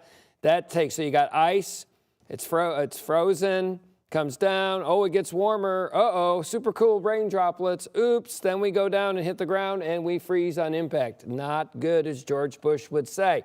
So we will go, let's look at Little Rock. This is much worse. So here's your ice, comes all the way down. Oh no, we're getting above freezing in a large area. This area here is well above. Mallory's been talking about this warm area, this warm nose, whatever you want to call it, this big thing, it melts it and then refreezes on the ground, and that's a major ice problem in the state of Arkansas. I'll do one more, and I'll turn over to Mallory. This is Springfield, Missouri, where you saw all that blue that Austin was showing you. That's just cold. That's a heavy so sounding. All this moisture, the lines of green and red, when they're closer together, that means there's more moisture. It's all cold, and they're getting a bunch of snow in the Ozarks between Springfield and Poplar Bluff. So it is going to happen. It's eventually going to get up very close to Louisville, and it's a very complicated forecast, is it not? Yeah, you just had an atmospheric lesson with meteorologist John Gordon. That's a treat. That warm nose in Little Rock is more like a warm chin. Yeah. It's not really good. It's really sticking out there. It's You don't real like to warm. see that. Ice is only good for inflammation and margaritas. There you go. I know we got John Gordon quote. We got a reporter live in the field. I want to send it to Travis Brees, our focus reporter, who's got a little bit more information out there. I wanted to toss it over to him real quick, and then we can continue our laughing and joking here in the studio. Travis? Austin, we are driving on Shelbyville Road right now, back towards the downtown area. I want to say that a little bit ago, we were on Blankenbaker Parkway, kind of where Blankenbaker Parkway starts around the Plantside Drive area, and that was a very difficult street for us to drive on, completely snow covered and at a bit of an incline. So really not many people on the road here right now. You can see that where we're driving on Shelbyville Road right now, it does look pretty much completely covered, but we're not seeing a lot of that kind of, big patches of snow on the ground, except for when you get to a major intersection and you kind of have those rifts from when people are making turns in the middle of an intersection. But on the straightaways, I mean, you can find people's tire tracks to stay in line with if you absolutely have to. But like our meteorologists have been saying throughout the day, only travel if you absolutely need to. It's now, very dark outside. We have seen some police officers driving around. They are just making sure that everybody is safe and doing what they need to do. I have been talking with Suburban Towing, and they confirmed for me that they actually said it's been a slow day so far, but they said they have up to 200 pieces of equipment that they can get rolling if they need to. They said they have people on standby all the way down towards Radcliffe and Lebanon Junction.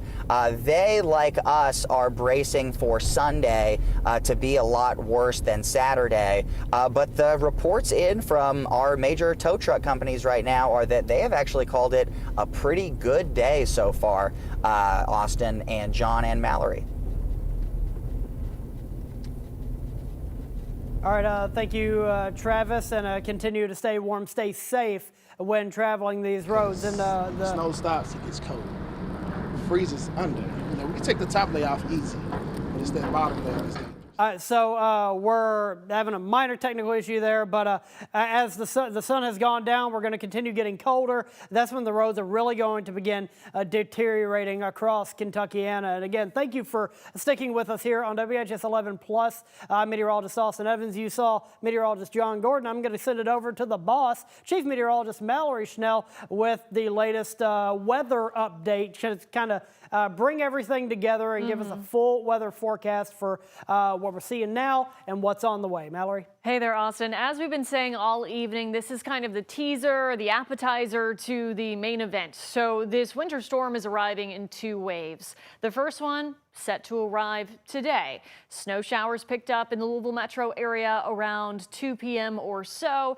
They've been light, they've been fluffy. They're coating the roads simply because we are so cold, but they're not accumulating all too much. You might still be seeing some of your grass popping up off the ground, but don't you worry, there's a lot more to come. And unfortunately for the folks that won't be seeing as much snowfall, you're expecting more sleet and potentially more ice as well. And I'll get you to those maps in just a moment, but I do want to take you out to the roads in case anybody does have to work tonight or into tomorrow morning. You're emergency personnel, you're a nurse and you have to get to the hospital, anything of that sort. The Gene Snyder at Preston Highway here. We have I-65 at the fairgrounds. You can tell they've been through here. They're treating the roads, but there's still sort of an icy glaze, a light layer of snow. There has been an accident on the Watterson westbound. You can see Trimark actually zooming in just on cue there. Right around Bardstown Road, between Bardstown Road and Newburgh Road. It does look like it's in the left lane. I believe it was only a 1-car accident, which means somebody probably spun out or something of that nature. So be aware that the Watterson looks pretty snow covered.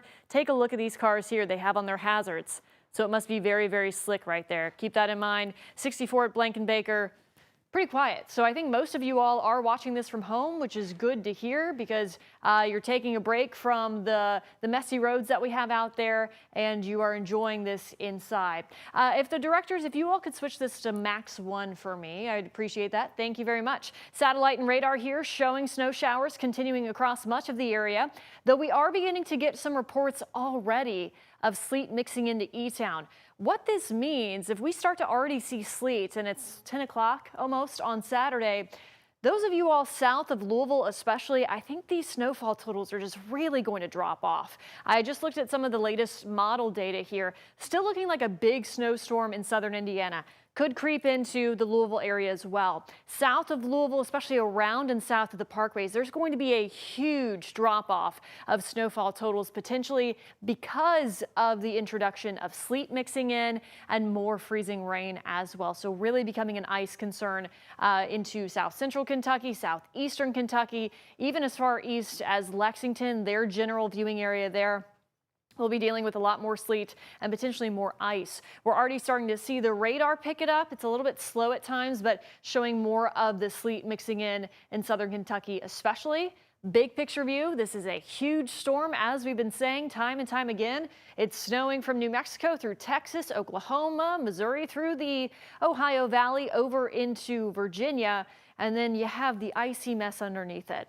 So that's where you're dealing with what John was showing you, that warm layer of air above our heads, so you can be freezing at the surface, but above you, there's a warm layer, and that will influence what precipitation falls to the ground. So we are seeing more of that sleet and icy mess down to the south, and then we have rain farther south from there, where it is warmer all across the board.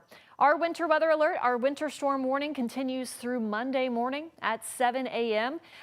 So that went into effect this morning at 7 a.m. Takes us through Monday at 7 a.m. Live look outside from our Bachman Auto Group camera here, part of our U of L Health Cam network. It's looked a little foggy for the last several hours because we've had those lighter snow showers kind of blowing around, limiting visibility at times. There's 64 right there. They have had a lot of plows and salt trucks roll through there, but as somebody who takes this all the time, this part right around the Ohio, it's elevated and it can also get pretty slick at times. So just be cautious if you're out and about tonight. Temperature wise, those temperatures haven't budged much throughout the course of the day. We've been primarily in the teens, and then those wind chills are in the single digits. So it's cold outside. If you don't have to be out, even without the snow, it's just not comfortable. Hour by hour futurecast here. We are expecting snow showers to continue through the overnight period. More of that sleet mixing in as this warm layer continues to surge northward. So this is the latest model run here, and you can tell it moves as far north as about Bullitt County. So that's when we could start to see some sleet mixing in. This is early tomorrow morning. And if you're north of that sleet line, so southern Indiana, this is prime time for you. You're talking very high snowfall rates tomorrow morning and into potentially tomorrow afternoon as well. And then that sleet layer tries to get pushed off to the east. So we all will end up likely as snow as cold air continues to roll through the column of air tomorrow late afternoon, tomorrow evening, wrapping up pretty quickly now tomorrow night. And then we're just dealing with that very cold air that will be left in behind that will stick with us through much of next week. Your winter storm forecast, mostly snow in that blue color. So once again, this is Louisville northward. That doesn't mean in Louisville we won't see sleet pellets, but the better chance for that is just down to our south. And then along and south of the parkways, that's where we're really concerned about this becoming an ice storm. So in terms of your winter storm forecast, things just all kind of shifted a hair up today. And with that, your totals down south are going to cut off because, as I mentioned, we're already starting to see sleet reports in E-Town right now. So even this band might need to nudge up a bit to where this 6 to 10 is going to be pretty thin before a bigger drop off in terms of those snowfall totals. That's because our ice risk continues to increase, especially the farther south and southeast that you do go. I think the parkways has been that general idea of a boundary all week, and now it's really coming into play.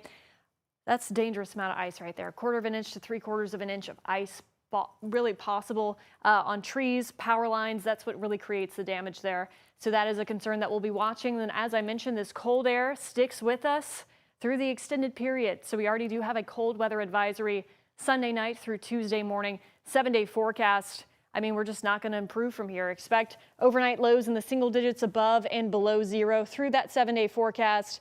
So no melting is in our future. I'm going to toss things back over to meteorologist Austin Evans. Thank you, Mallory. And you notice that right at the top of the screen there, it's actually right above my head. Normal high is 44, and that's higher. We're now increasing. Our average high is now increasing as we go deeper into the year. And I want to toss now to an interview with Louisville Mayor Craig Greenberg talking about the food bank situation and donations for the storm. So we can go to that now. My understanding is that they were well supplied before this, and so they've been able to deal with the demand that was out there. And, you know, I'm hopeful by Monday or Tuesday the supplies can continue to get back to them. And so, you know, people will have been well stocked. If people are in need of food, though, beyond that, certainly we're operating our shelters in a white flag operation right now, which means they'll take anybody in. And so if there's an assistance that you need, that's the place to go. Our homeless engagement and response team is out every day. They've been out since early this morning, reaching out to people to provide transportation. So we're going to make sure that everyone's taken care of. making sure everyone is taken care of is very, very important, especially in this time. And again, keep an ear out for your family members, your community, your people. Keep an eye and check on them, make sure they're okay. Of course, take care of your pets as well. No pets can really be out in this. Make walks quick. Obviously, keep the cats in. They're not going to want to go out anyway in this. It is far too cold, and especially if they're like my cats, they're kind of scared of the outdoors anyway. Now, this is also a situation where we could start seeing fire risks, people using space heaters, people possibly using space heaters incorrectly. So we got some information from a fire chief earlier today about some fire safety, so we can send it to that now. The fire department in the city of Louisville, we have minimum staffing standards at all times. So no matter what time throughout the year, those apparatus are going to be staffed safely. Now, with this increased weather concerns, we are making sure that we hire back to not only full staffing, but we're putting on 2 additional firefighters to get extra equipment out, a service truck, as well as what we call our rehab truck, so that in the event that we have a large fire or other type of incident and we need to try to get people warm, we have a bus there that's got warm fluids and that it can sit in. And if things get really bad, our brothers and sisters over at TARC will get a TARC bus out there so that firefighters can get warm while they're out there, fighting these emergencies. Very important there. And again, make sure if you're running a space heater, make sure there's nothing around it that can catch fire easily. Don't leave it alone in your living room for a couple hours. Even if you got to go to the bathroom, just shut it off, come back, turn it back on. Not that big of a deal. And we're expecting power outages, especially in the southern zones of Kentuckiana. That's where the ice is going to be the worst. We were looking at the map earlier, up to possibly 3/4 of an inch of ice in some locations, maybe even more than that. And power outages are likely to happen. We have some information from LG&E about power outage preparedness. Again, we have more than 1,000 restoration personnel who are positioned across our service area to protect the public, assess any damages, and if we do experience power outages, to restore power safely and as quickly as possible. I have to acknowledge, too, we have so many employees behind the scenes in areas like our control centers, our public safety response team, and our customer service team who are also supporting our customers and our communities during this storm event. I want to take a couple moments to talk a little bit about safety. I want to emphasize that safety of everyone involved and of the public is our first priority. Please, if you see a downed wire, stay away. Assume it may be an energized power line and report it to us immediately. I'll also echo the same sentiments. If you can, please stay off the roads. Leave that room for the snow plows, for emergency responders and utility crews who may need to get to an area. Just this week, we also launched new proactive outage alerts. We can now automatically notify customers by text or automated phone calls when their power goes out, provide estimated times of restoration once available, and confirm when their power is restored. We're encouraging all of our customers, if it's been a little while since you've accessed your account, please make sure that your current preferred contact information is on file in your account.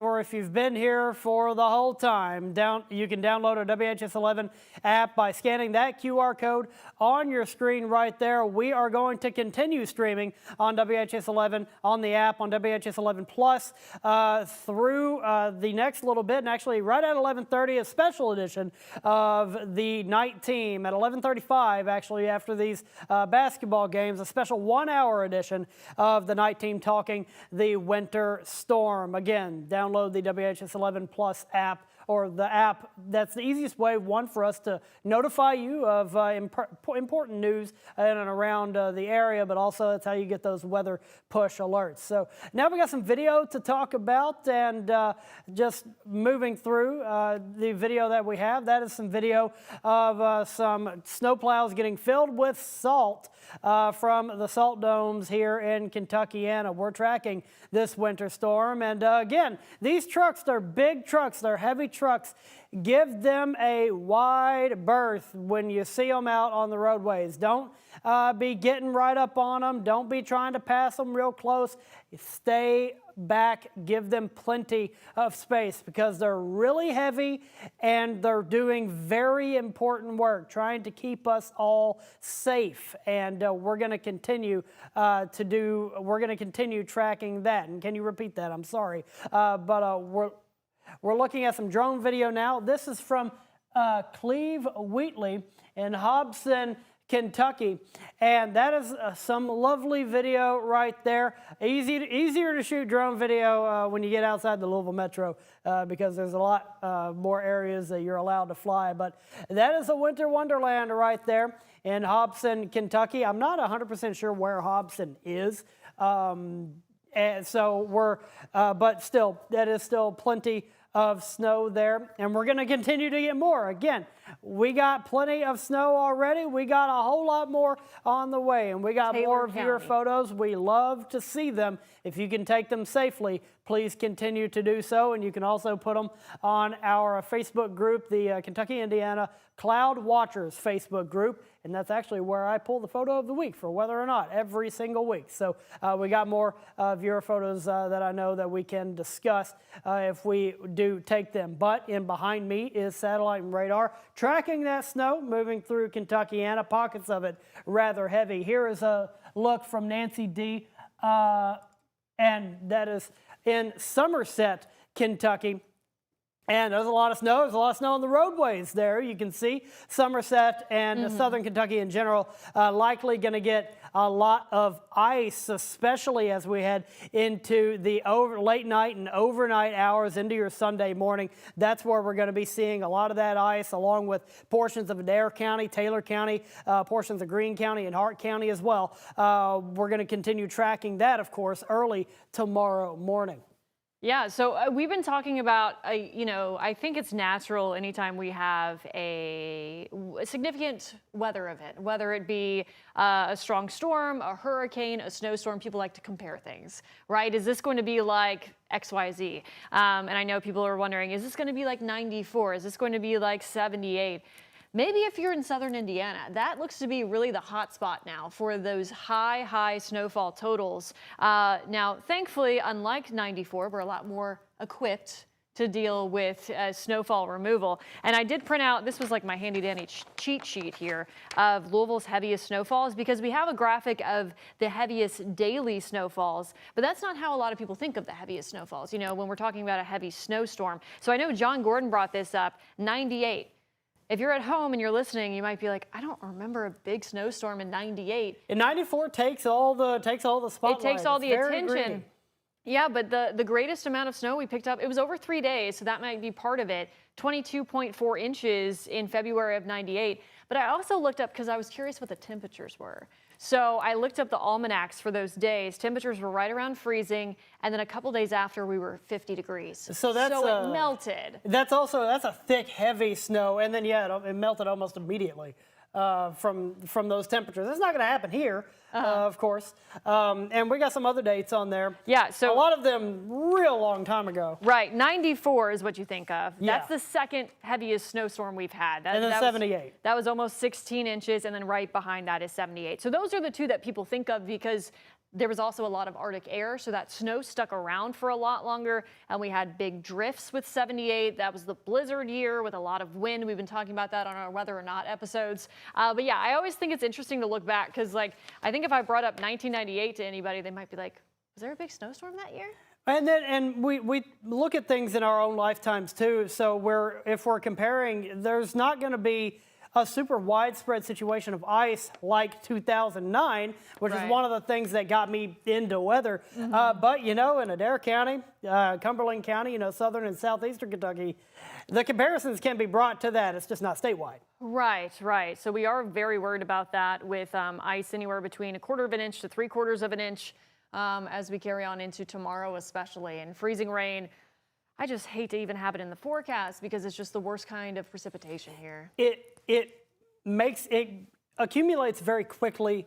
It gets very heavy very fast, and that's when we get the real problems because the trees are brittle this time of year. They're already cold, and then they get a sudden weight on them, and that holds them down. Now, we do have some sound about protecting your pets, protecting animals from Louisville Metro Animal Services. I want to toss it over to that right now.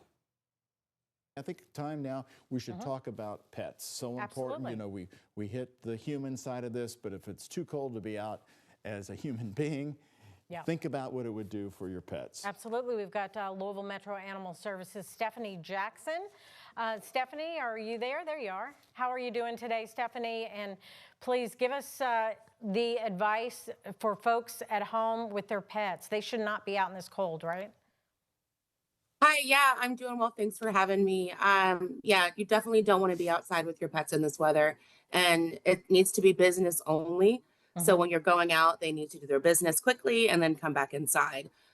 Highly recommend you stay out there with them, keep them on a leash so they're coming right back to you, because it can take moments for your pet's feet to get really cold.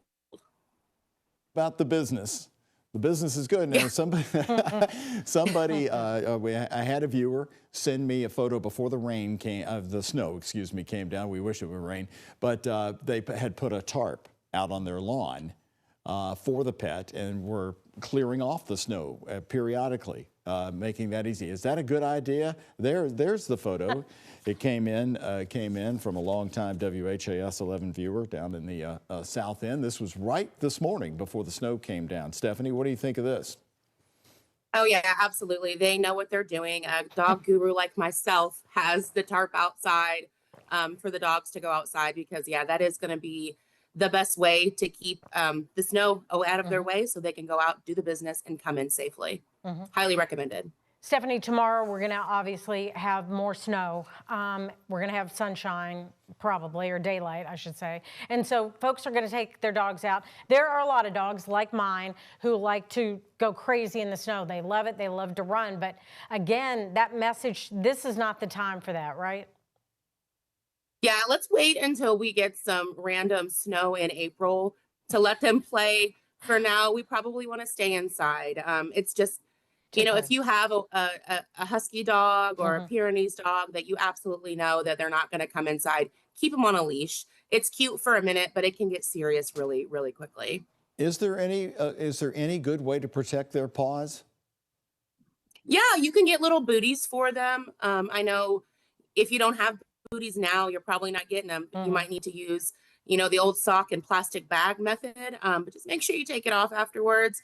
Otherwise, getting them in and out really quickly and making sure their feet are dry when they come in is really going to be helpful. Yeah. What about people who, think that it's okay to take their dogs for a walk? That's probably, again, another thing they shouldn't be. I have seen some people on the way to work today that were doing. People go stir crazy. They think their dog and their animals stir crazy. They want to take them outside and wear them out.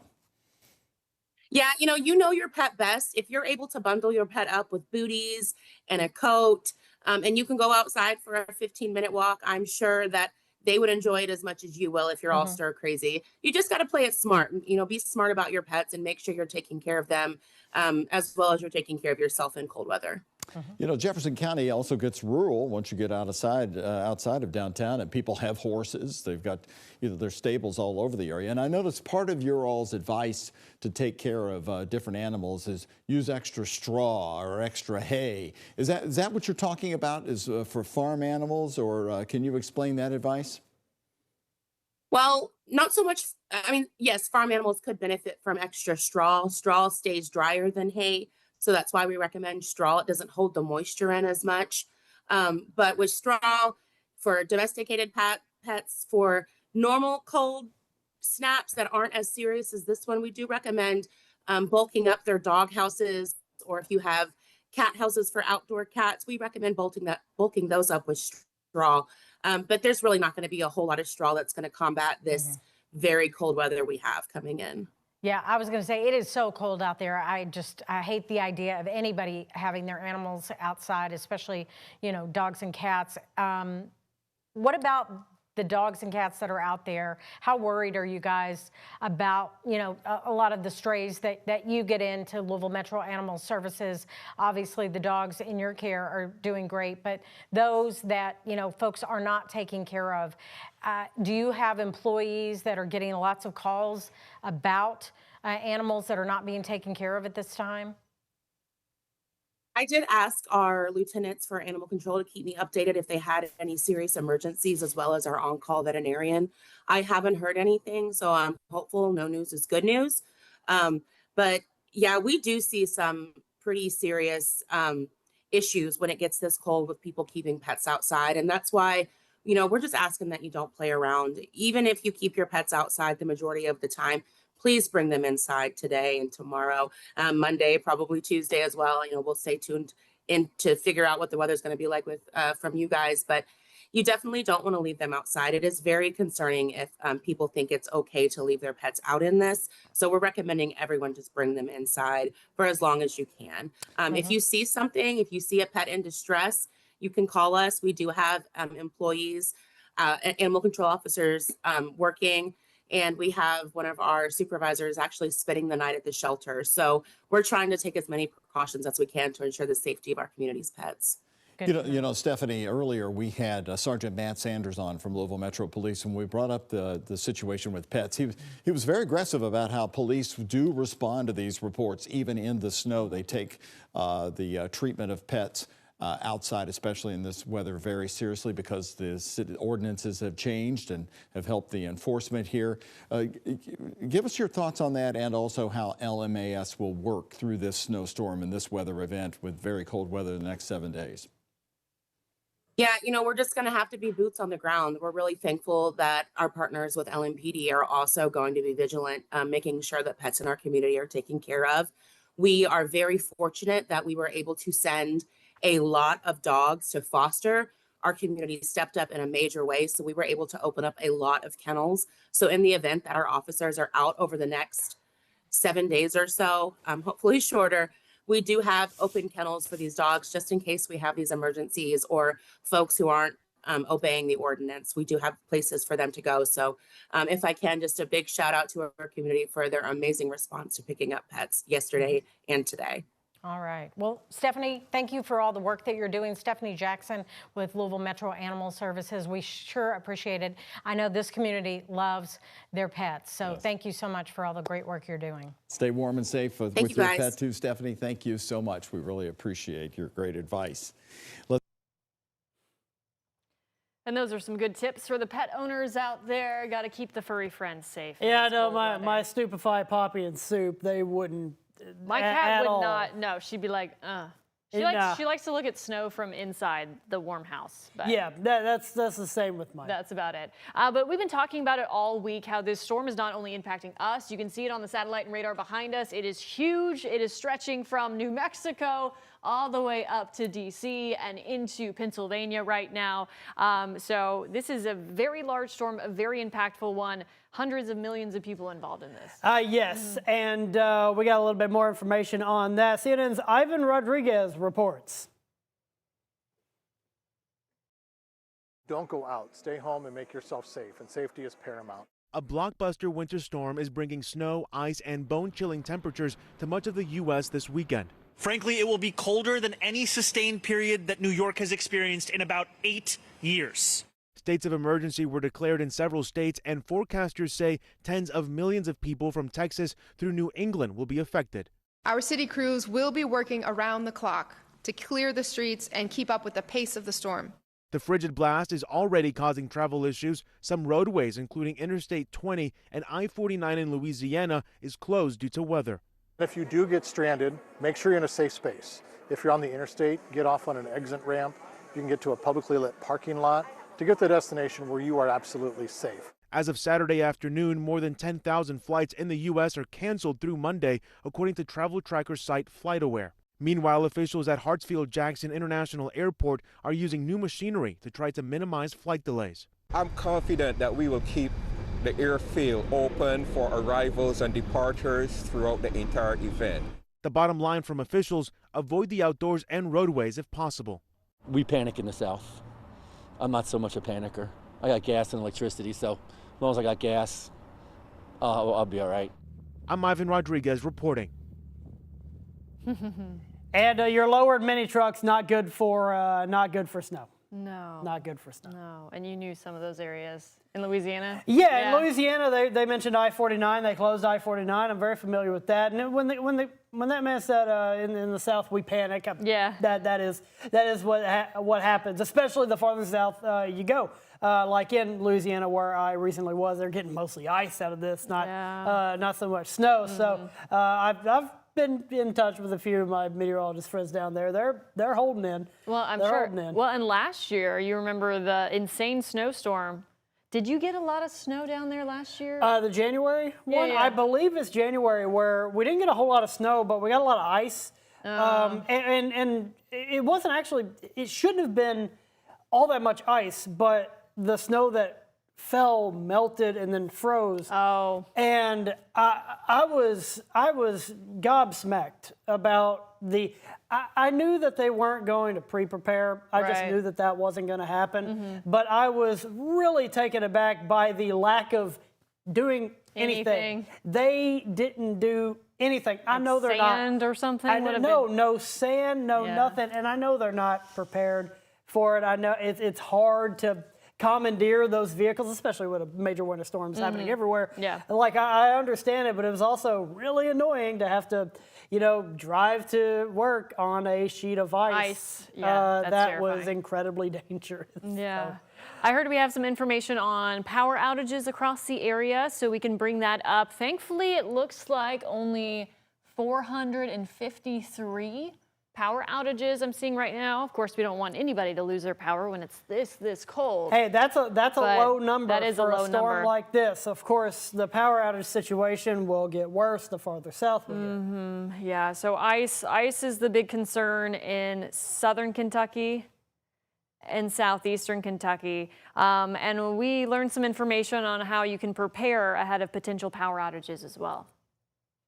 Again, we have more than 1,000 restoration personnel who are positioned across our service area to protect the public, assess any damages, and if we do experience power outages, to restore power safely and as quickly as possible.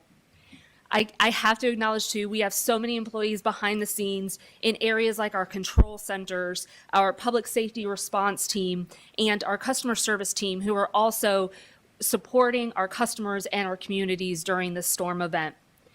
I want to take a couple moments to talk a little bit about safety. I want to emphasize that safety of everyone involved and of the public is our first priority. Please, if you see a downed wire, stay away. Assume it may be an energized power line and report it to us immediately. I'll also echo the same sentiments. If you can, please stay off the roads. Leave that room for the snow plows, for emergency responders and utility crews who may need to get to an area. Just this week, we also launched new proactive outage alerts. We can now automatically notify customers by text or automated phone calls when their power goes out, provide estimated times of restoration once available, and confirm when their power is restored. We're encouraging all of our customers, if it's been a little while since you've accessed your account, please make sure that your current preferred contact information is on file in your account.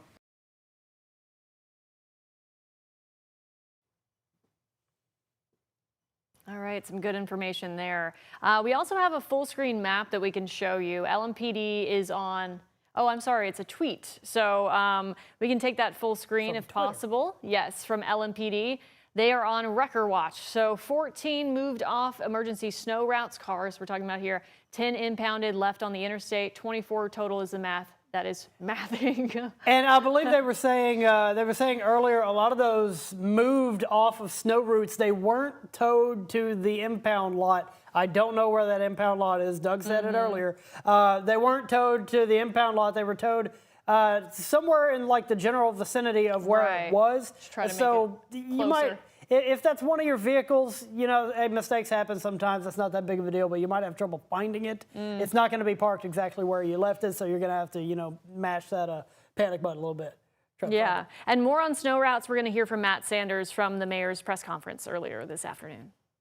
As of 1 o'clock this afternoon, LMPD has removed just 9 vehicles from the emergency snow route plan. That's incredible, folks. That's a very low number. What does that mean? It means we're going to thank the community for listening to our plea to clear the snow routes. 9 vehicles is a very low number. Thank you.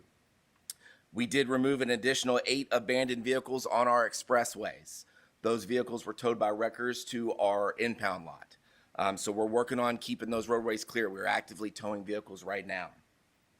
If residents are unsure if their street is on an emergency snow route, we've shared those maps on our social media along with local media yesterday, and they're on LouisvilleKY.gov's website as well, okay? Lastly, as these conditions continue to deteriorate around the city, LMPD is begging motorists, if you do not have to go outside and drive on our streets, please do not do so. Please stay home unless it is absolutely necessary. All right, and we have some, I would say boots on the ground, but wheels on the ground with our reporter Travis Breeze, who's been out surveying the roads for us across the metro this evening. Travis, where are you and how are things looking? We are pretty close to you guys in the station right now. We are on 2nd Street right now, heading south. We're going to be approaching Broadway just in a little bit here. According to the Metro snow map, I believe 2nd Street was plowed at 8:38 p.m. You can see that it's kind of looking like these roadways were looking around like 6:30 p.m. It's kind of how this looks, given that it was plowed about 2 hours ago. So we have seen a fair number of snow plows around. Some of them with their, what do you call it, shovels, or I don't remember the exact word for it, but some of them with their plows down, some of them up. But we've been monitoring that snow map. I saw that Goss Avenue, I think, was plowed recently. And we just heard from a Public Works spokesperson, I believe around 8:30 p.m. that they had started to switch over instead of treating the roads to plowing.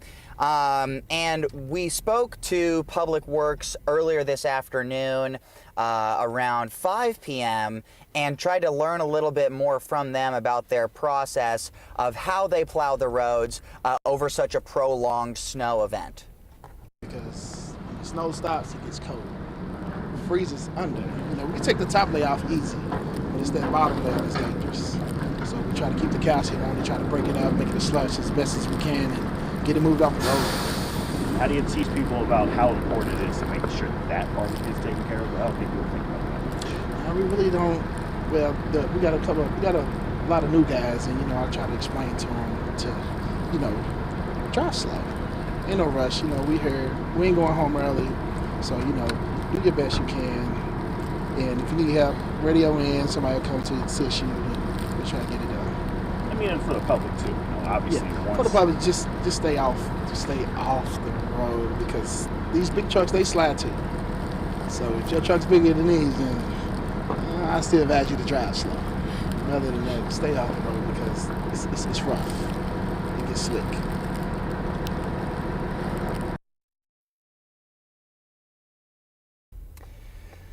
So definitely want to give our road crews enough space to do that plowing. You can see on the snow map that on the east side of town, kind of over by J-Town and Watterson Trail, over by where we were about an hour ago, they have made a lot of progress over on those roads.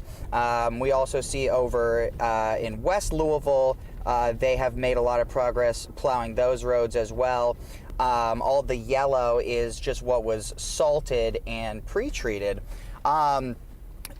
The progress that they make on plowing these roads overnight, is likely going to be undone by some of that heavier snow that I think we're expecting. But I have heard you guys say in the studio that we're expecting most of the heavy snow, I think, north of the Ohio River. But we are still expecting to kind of be in a little bit more of a winter wonderland. I know it's definitely looking that way now, but we're expecting a lot more snow when people wake up on Sunday morning. You can see a decent amount of cars here on Broadway right now, but people definitely going slow. We're going 15 miles an hour right now. So if you do absolutely need to go somewhere, just take it slow, but we definitely recommend to everyone else, please avoid travel if possible, guys.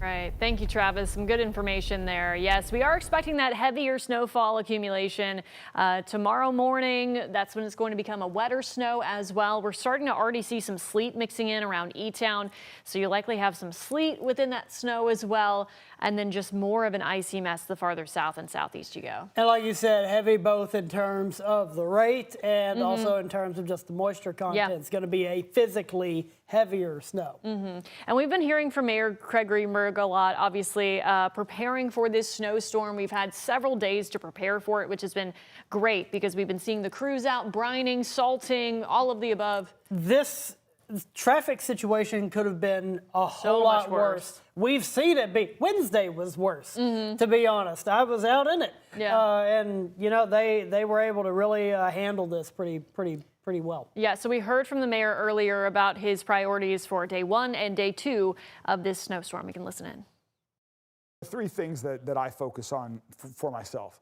One is communicating with the community so that they know what is going on, they know what to expect, and they also have tips like we've been talking about here on how they can stay safe themselves. Second is working directly with all of our teammates. I'll be headed right after this back to the Emergency Operations Center, where we have representatives from everyone on the snow team, all of our emergency operations personnel, where we're watching the city with lots of cameras and we're making decisions to provide the best services.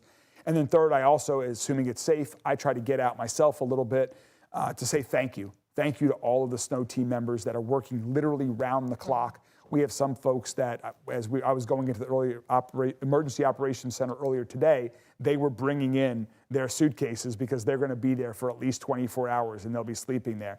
Say thank you to them. Say thanks to the folks that are working alternating 12-hour shifts so we can keep going 24/7. And I just think it's important to say thank you to these people that are helping our entire community. So those are the three main things that I'm doing during these snow events.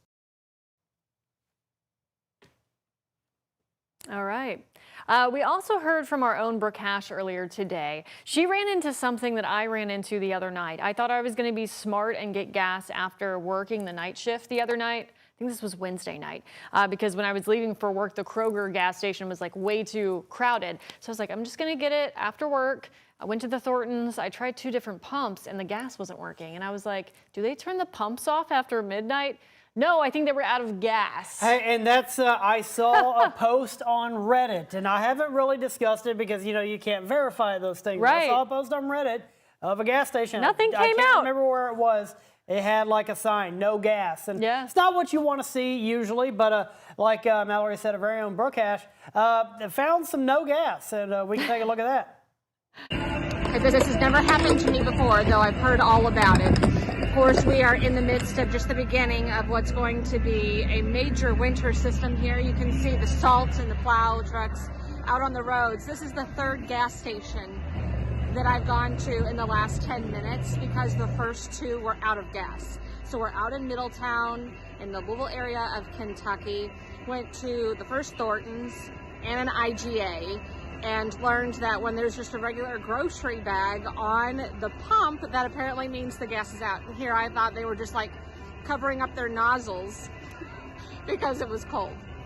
But that apparently is not the case, and a nice trucker who came up beside me told me that there was no gas. So this is the 3rd place. This is what we are up against. So I hope that you don't run into the same situation, but do not let yourself get too with this impending storm that is starting to come in to the Kentucky-Anna area. Woo! That scared me.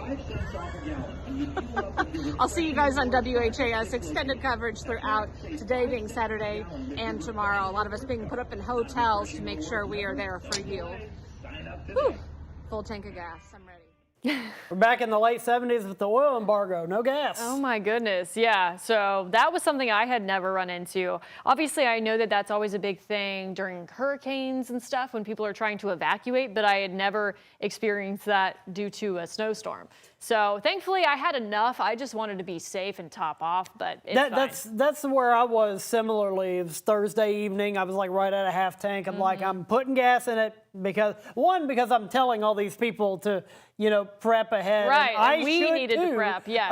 But it also, the fact that they ran out, it can be looked at as a bad thing, but also it means people were getting out and preparing. Hopefully not hoarding, and I'm sure there was some of that happening, but they were out and preparing. And we have a story out of Kansas City, I believe. Yes. So let's take a look at how things are unfolding there. I think we're going to bring it out here on the Missouri side of things. Now, I want to show you guys just how light this snow is. So we are much more than 100 feet back of this snowplow right here, and you just see how lightweight this snow is, that once the plow throws it up in the air, man, it can really blind you out here. So you really need to give plenty of room to these plows as they have been out working. And this looks like it was a big truck that had spun out. We had spotted this. Looks like it's over in the farthest lane that is still snow covered. And man, that truck is not pointing the right direction. If you see it right there, not a good situation at all. The wheel is bent. Hopefully everybody's all right over there, but it is a dangerous situation out here for sure. You have to be safe out on these roads. We're going to keep on keeping an eye out for you out here, but stay inside if you can. Yeah. All right, and we are now going to kind of not wrap things up, but kind of fold things in and talk about the weather forecast going forward with Chief Meteorologist Mallory Schnell over at the weather wall. Thank you, Austin. So yeah, we always like to start with our TriMark camera so we can take that live look outside. This is a Snyder at Preston Highway, 65 at the fairgrounds. You can see there's kind of a fresh coating of snowfall. It's going to be difficult for, of course, the plows and the salt trucks to get onto, oh, there's crew right there, to stay on top of everything. That's the Watterson at Newburgh Road. There was an accident there earlier, 64 at Blankenbaker as well. So it looks like we're getting a nice, pretty healthy snow shower in here. Seeing some reports of some sleet mixing in as far south as areas like E-Town, Radcliffe as well in Hardin County there. And we're expecting a little bit more of that to try to drift northward here over the next 12 hours or so. And you can see this radar, obviously this is not the only place that we're seeing sleet because we're starting to see it picked up closer to the parkways. But when the radar starts to pick that up, that does let you know that there is some kind of warm layer that's surging from south to north here. Big picture view though, I like to keep showing this because this storm is far from over. We are just kind of in the difficult spot of where we're going to have some heavy snow across some portions of Kentuckiana, and we're going to have some areas that deal with an ice storm. And the rest of us are kind of somewhere in between that. So we are looking at the satellite and radar here. Snow stretching from New Mexico over to D.C. and Virginia. More of that icy mix and mess from Dallas up to Memphis, over to Tennessee, southern Kentucky, and off to the east into the Carolinas, and then plain old rain to the south. So our winter weather alert, a winter storm warning in place through Monday morning. This has been in effect for the last couple of days here for starting this morning. Live look outside showing some lowered visibility around the 2nd Street Bridge from our Bachman Auto Group U of L Health camera. Temperatures are in the teens as they have been all day with wind chills, of course, even colder in the single digits. If you step foot outside today, you know that it is cold. Hour by hour futurecast here through the rest of the night tonight. Snow mixing in with some sleet, especially the farther south that you go throughout Kentuckiana. But this sleet line will continue to nudge northward. We've been seeing that on the model data all along. The question has just always been, where is that going to stop? Is it going to be our southernmost counties? Is it going to be the parkways? The data as of Saturday really shoving it close to the Louisville metro area, at least through Bullitt County there. Could have a period of sleet tomorrow morning in Louisville. Meanwhile, looking like all snow up in southern Indiana. And north of that sleet line, that's where you really get those high, quick accumulations. We all round out as some light snowfall tomorrow afternoon and evening, and then we're just stuck in the bitter cold there from there on out with a cold weather advisory from Sunday night through Tuesday morning. So in terms of precipitation types, mostly snow the farther north that you go, a lot more snow and sleet mixing in just south of Louisville, and then snow, sleet, and that dreaded ice that we never like to see along and south of the parkways. If you have more ice, you're going to have a lot less snow, and some of these totals will be the combination of sleet and snow mixing in with them. So still looking at those high amounts in southern Indiana. We could have some impressive snowfall amounts in southern Indiana from this storm, but this is certainly not a one-size-fits-all storm for us. It's going to be a wide range of snowfall amounts, a wide range of impacts, but impacts for all of us nonetheless, because if you are dealing with less snow, you're dealing with more ice. Especially you can see Mumfordville, Campbellsville, Columbia, and areas off to the east there. So very impactful storm. As I mentioned, behind it, a cold weather advisory Sunday night through Tuesday morning, where we could be dealing with wind chills 10, 15, even 20 degrees below zero, depending on if we have clear skies and a bit of a breeze overnight. 7-day forecast, lots of red here. We are expecting these temperatures to stay in the teens and 20s for highs. Overnight lows in the single digits above and below zero. And we might even have to watch for a little clipper of snow by late Wednesday. Not looking to amount to much, but just not what we're going to want after this weekend. So I'm going to toss things back over to the weather desk with meteorologist Austin Evans and, of course, John Gordon. Mallory, thank you so much for that weather update. I'm joined now with John Gordon after a little bit of a break, and this is playing out pretty much to plan. We got plenty of snow across Kentuckiana already, starting to see that ugly stuff in the south. What are you seeing? What have you been seeing over the past in the last 30 minutes, I've gotten all these texts. Well, I thought it was going to be much worse. Be patient. Remember your mother used to say to you, be patient, be patient. It's coming. So right now, even behind Austin, you can see these whole bands coming up from the southwest. Look in Missouri, okay? That's what you need to look at. Don't look in Kentucky, look in Missouri. Remember the Show Me State? Harry Truman, the Show Me State? This stuff is coming towards a theater near you. So let's take a look at some radar data. Can we go to the ROI? Yeah, let's hit up the ROI he's got. And I want to real quickly explain this. On the right side of your screen, once we do take the ROI, that's correlation coefficient. It's actually what we usually use for looking at debris in tornadoes. But and this is something he has taught me over the past few days. It's great to look at sleet lines. Yeah, so it's droplet sizes. So let's start on the left first, the green. That whole area you see basically in the Hoosier State, Evansville to Ferdinand, even those little bands going through Louisville and Radcliffe and Mount Washington over there to Taylorsville, anything north of there, that's all snow, period. Plain old snow. And if you notice, it's been more continuous in Indiana. You might remember Mallory and I and Austin been pounding Indiana, you know. So Indiana, that is a continuous snow. That's going to be accumulating and accumulating and accumulating. All right, let's go southbound. Thing that really caught my eye. So you got the two significant things. Let's go southeast first. That one I got ice. Pardon my English, my writing, it's not so good. But that's all ice down on Tompkinsville, over there to Jamestown and in Adair County. Southern That's Adair. pretty heavy. That looks like heavy rain. Yeah, that's freezing rain with a little bit of sleet. The heaviest part there is probably a little sleet, but that is all ice in there. But the one that really has jumped up in the last 30 minutes that I've noticed is all basically along the Western Kentucky Parkway, Ohio counties. These are counties outside of our DMA, but that stuff coming up from the southwest into Ohio County, and that will be in Hancock, Meade, Breckenridge. That will be in Perry. That will be in Harrison County before you know it. That is sleet and snow. As it moves off to the northeast, it will probably go to more snow, but that's a burst of good rates. And when you see good rates, you start to see better accumulation. So this whole area is going, it's kind of interesting, it's going to the northeast. The southwest winds are pushing up and over this Arctic air mass, and that's the problem. That's the problem we're going to have, isn't it, Austin? Yeah, and anytime you say Arctic air mass here in Kentucky, that's an issue. Here's a look at the Kentucky Mesonet, just how cold it is out there. Bullitt County, 15 degrees, and well, there's not a place in Kentucky other than a few in far southeastern Kentucky. What's interesting, in the 20s. So when we started this at 5 o'clock, what's interesting, everyone was within 3 degrees in the state. Oh, 3 degrees. Now what do we see along the border? So we're starting to see a bit of warming in southeastern Kentucky. That's Appalachia. And it's going, if you know, kind of oriented, it's going from the southwest to the northeast. So that's why it's going to be so close in the Louisville area. I think Lexington's going to get a lot more sleet and freezing rain than anyone thinks. That warm area is going to be coming up to the north and east. Just wanted to show everyone there, just the wind chill so everyone could see.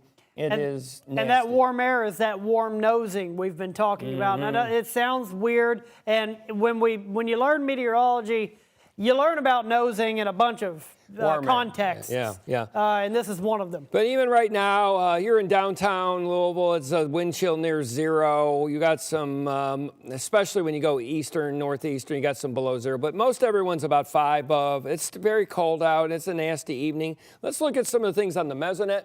So I'm going to plug 2 things for you. One's the KY Mesonet. It's free, F-R-E-E. It's free, Android or Apple, and you get some amazing data. And one of the great things you get is webcams. It's a great resource. Used it a ton in college. Use it here still. Yep. So that's Grayson County. Our friends in Litchfield and Clarkson along the Parkway. It's 16.4 degrees, and a dew point is 14.8. But look at the webcam. That's a solid inch on the ground. I picked some random counties. There's Hardin. Now, when we did this a couple hours ago, Hardin just had a little bit of skiff on the road. I would say that's darn near 2 inches there. It's starting to get heavy, and that's right at that dividing line where we're going to be seeing. Yeah, so we can pick a few others for our friends. Let's do, this is over near, that thing's been the same picture for a while. Obviously, this camera needs a little repair, but it was snowing earlier. Well, they haven't taken a power hit. They're still reading temperatures and stuff, so that's good. Right. So, okay, so let's look around. Here's Hart. They just had a little sleet shower go through. That's down by Mumfordville. Let's take a look at LaRue County, Abraham Lincoln. That may be a little ice or freezing rain on the lens, actually, the way it is right there. That could be accretion. I don't know. Let's go to Meade County, our friends in Meade County. By golly, look what we got. Snow. Man, plenty of it. 15 degrees there. Ohio County. That's old. I think that's a little bit old. Still a bit of it. It looks like there still might be a bit of sunshine. Yeah, it's hard. No, I don't know what's going on there. Let's go ahead. My mic's not on. Oh, we have information. Yes, in the NWS chat. So some good information here about us losing some of our deep saturation with this warm advection. So that means we are getting a few reports of freezing drizzle in areas like Hillview. Yeah, because there's nothing going on. Hillview, so we're not getting those ice crystals. Yeah, they've lost their ice crystals. So that very area northern Bullitt County. Hi, everybody. I didn't realize I was on screen. Look Hello. who's here, the chief. She's never far away. But anyway, in these dry areas right now, there's not enough ice to get into the whole column and then produce some snow, so you get some light freezing drizzle. That won't happen for long, but it will happen for a couple hours as this being moves through. But I just wanted to give that. So in case you're looking out, might be a little glaze on top. When you lose that saturation, it can lead to freezing drizzle. Do you have any snow totals anywhere in the chat of significance? Not since earlier. Let me see. A lot of people have been sending me 1.5 inches in southern Indiana. Yeah, I think that's been the general. And I looked at some of the Indianapolis, since their office covers a few of our counties as well. And it seems to be inch and a half, maybe up to 2 inches in some places. Okay. But nothing major yet, guys. Thank you. There's Spencer. If you go back to me briefly on ROI, I don't have the control. Oh no, they'll get to it in a moment. I've been peeking over and looking at some traffic cameras that we'll get to coming up at 11:30. Right. There's our friends in Spencer, snowing there. They're 15 degrees. We can jump to Taylor. They had a snow shower go through or a little bit of sleet there. They're 15. Keep calm, Taylor County. Warren. Yeah, that's probably, the snow is probably done. I think the snow in Bowling Green is over, and it'll either be sleet or freezing rain. They've gotten about 2 to 3 inches, I've seen 2 to 3? down there. Okay, yep. They're up to 17. They were 12 earlier. Now they're 17.6. That shows you that the warm air is trying to beat into the Arctic air, and there's no doubt. The snow's over down there. If you are in... you are in the bottom tier. If you're in Bowling Green over to Allen, Simpson, Monroe, Cumberland, Clinton, it's over. It's all sleet and then freezing rain.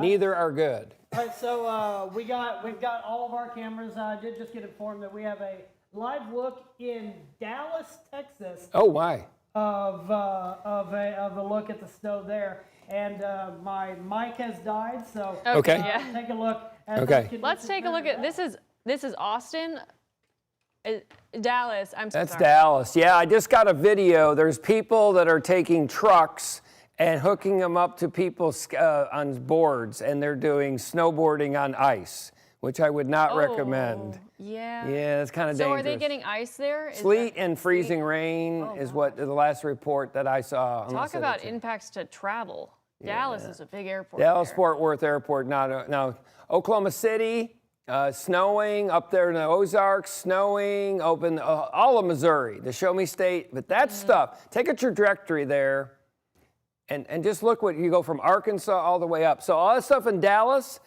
that part of the air will be going into southern Kentucky. That is this freezing rain and sleet area. Yep. So it all depends. You have to look at the trajectory of the entire storm of which way it's going. And Dallas, not so good. Right. I believe we heard we have a live picture from Horse Cave.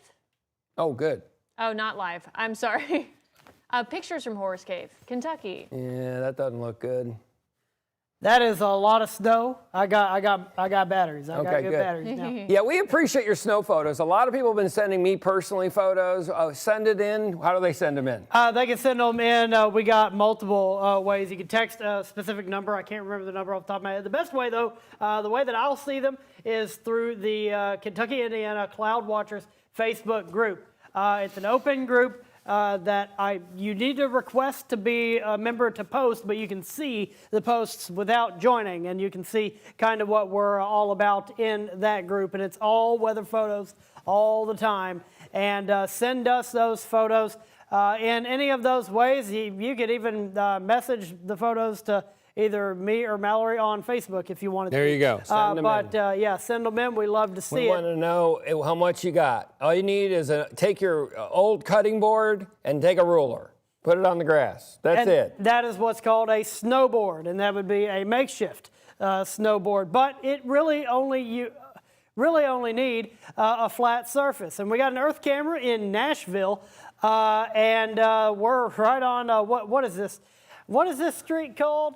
We're looking at Broadway. That's Broadway. That's downtown. That's where all. And look how few cars are on a set. I used to live there for 4 years. Hey, look, that's stunning. Nashville has become so busy, so popular of a destination, and the fact that we're not seeing those streets flooded on a Saturday night is really telling. A lot of people either listening to the warnings that all the meteorologists have been giving ahead of this storm, or they just looked outside and thought it wasn't worth it, or a combination of the two. Nashville's 6 miles, light freezing drizzle, and 700 feet. And that not makes sense good with what we're seeing there as well. And again, we highly recommend you don't travel out there. We got some more information. Of course, this storm affecting millions, if not hundreds of millions of people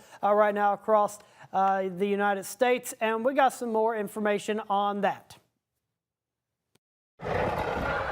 Tonight, a sweeping winter storm is moving across more than half the country.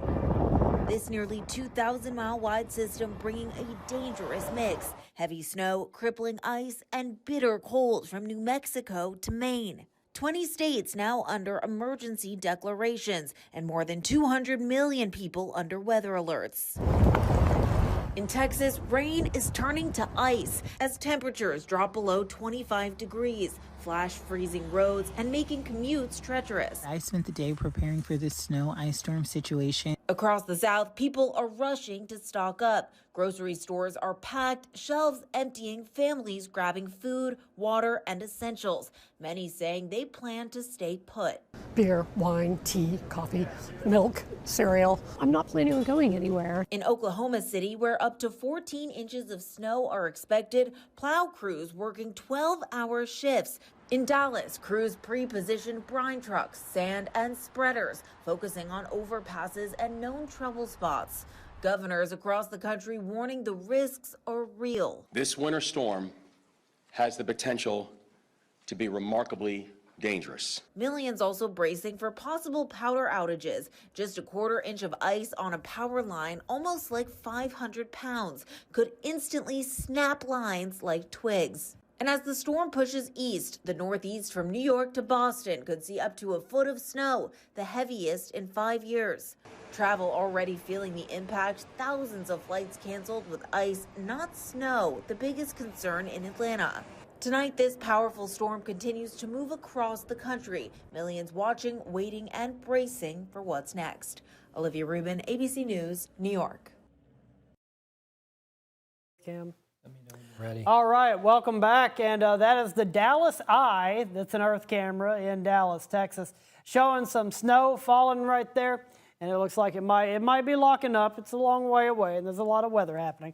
But that is a live look from our Earth cam in Dallas, Texas, and the snow, amongst other precipitation types, falling in Dallas, Texas. Now, let's take a look at the ROI camera, the ROI computer, because we got some information that John was pulling up there. Yeah, this is Paducah's radar, so that's our next Doppler weather radar to the west.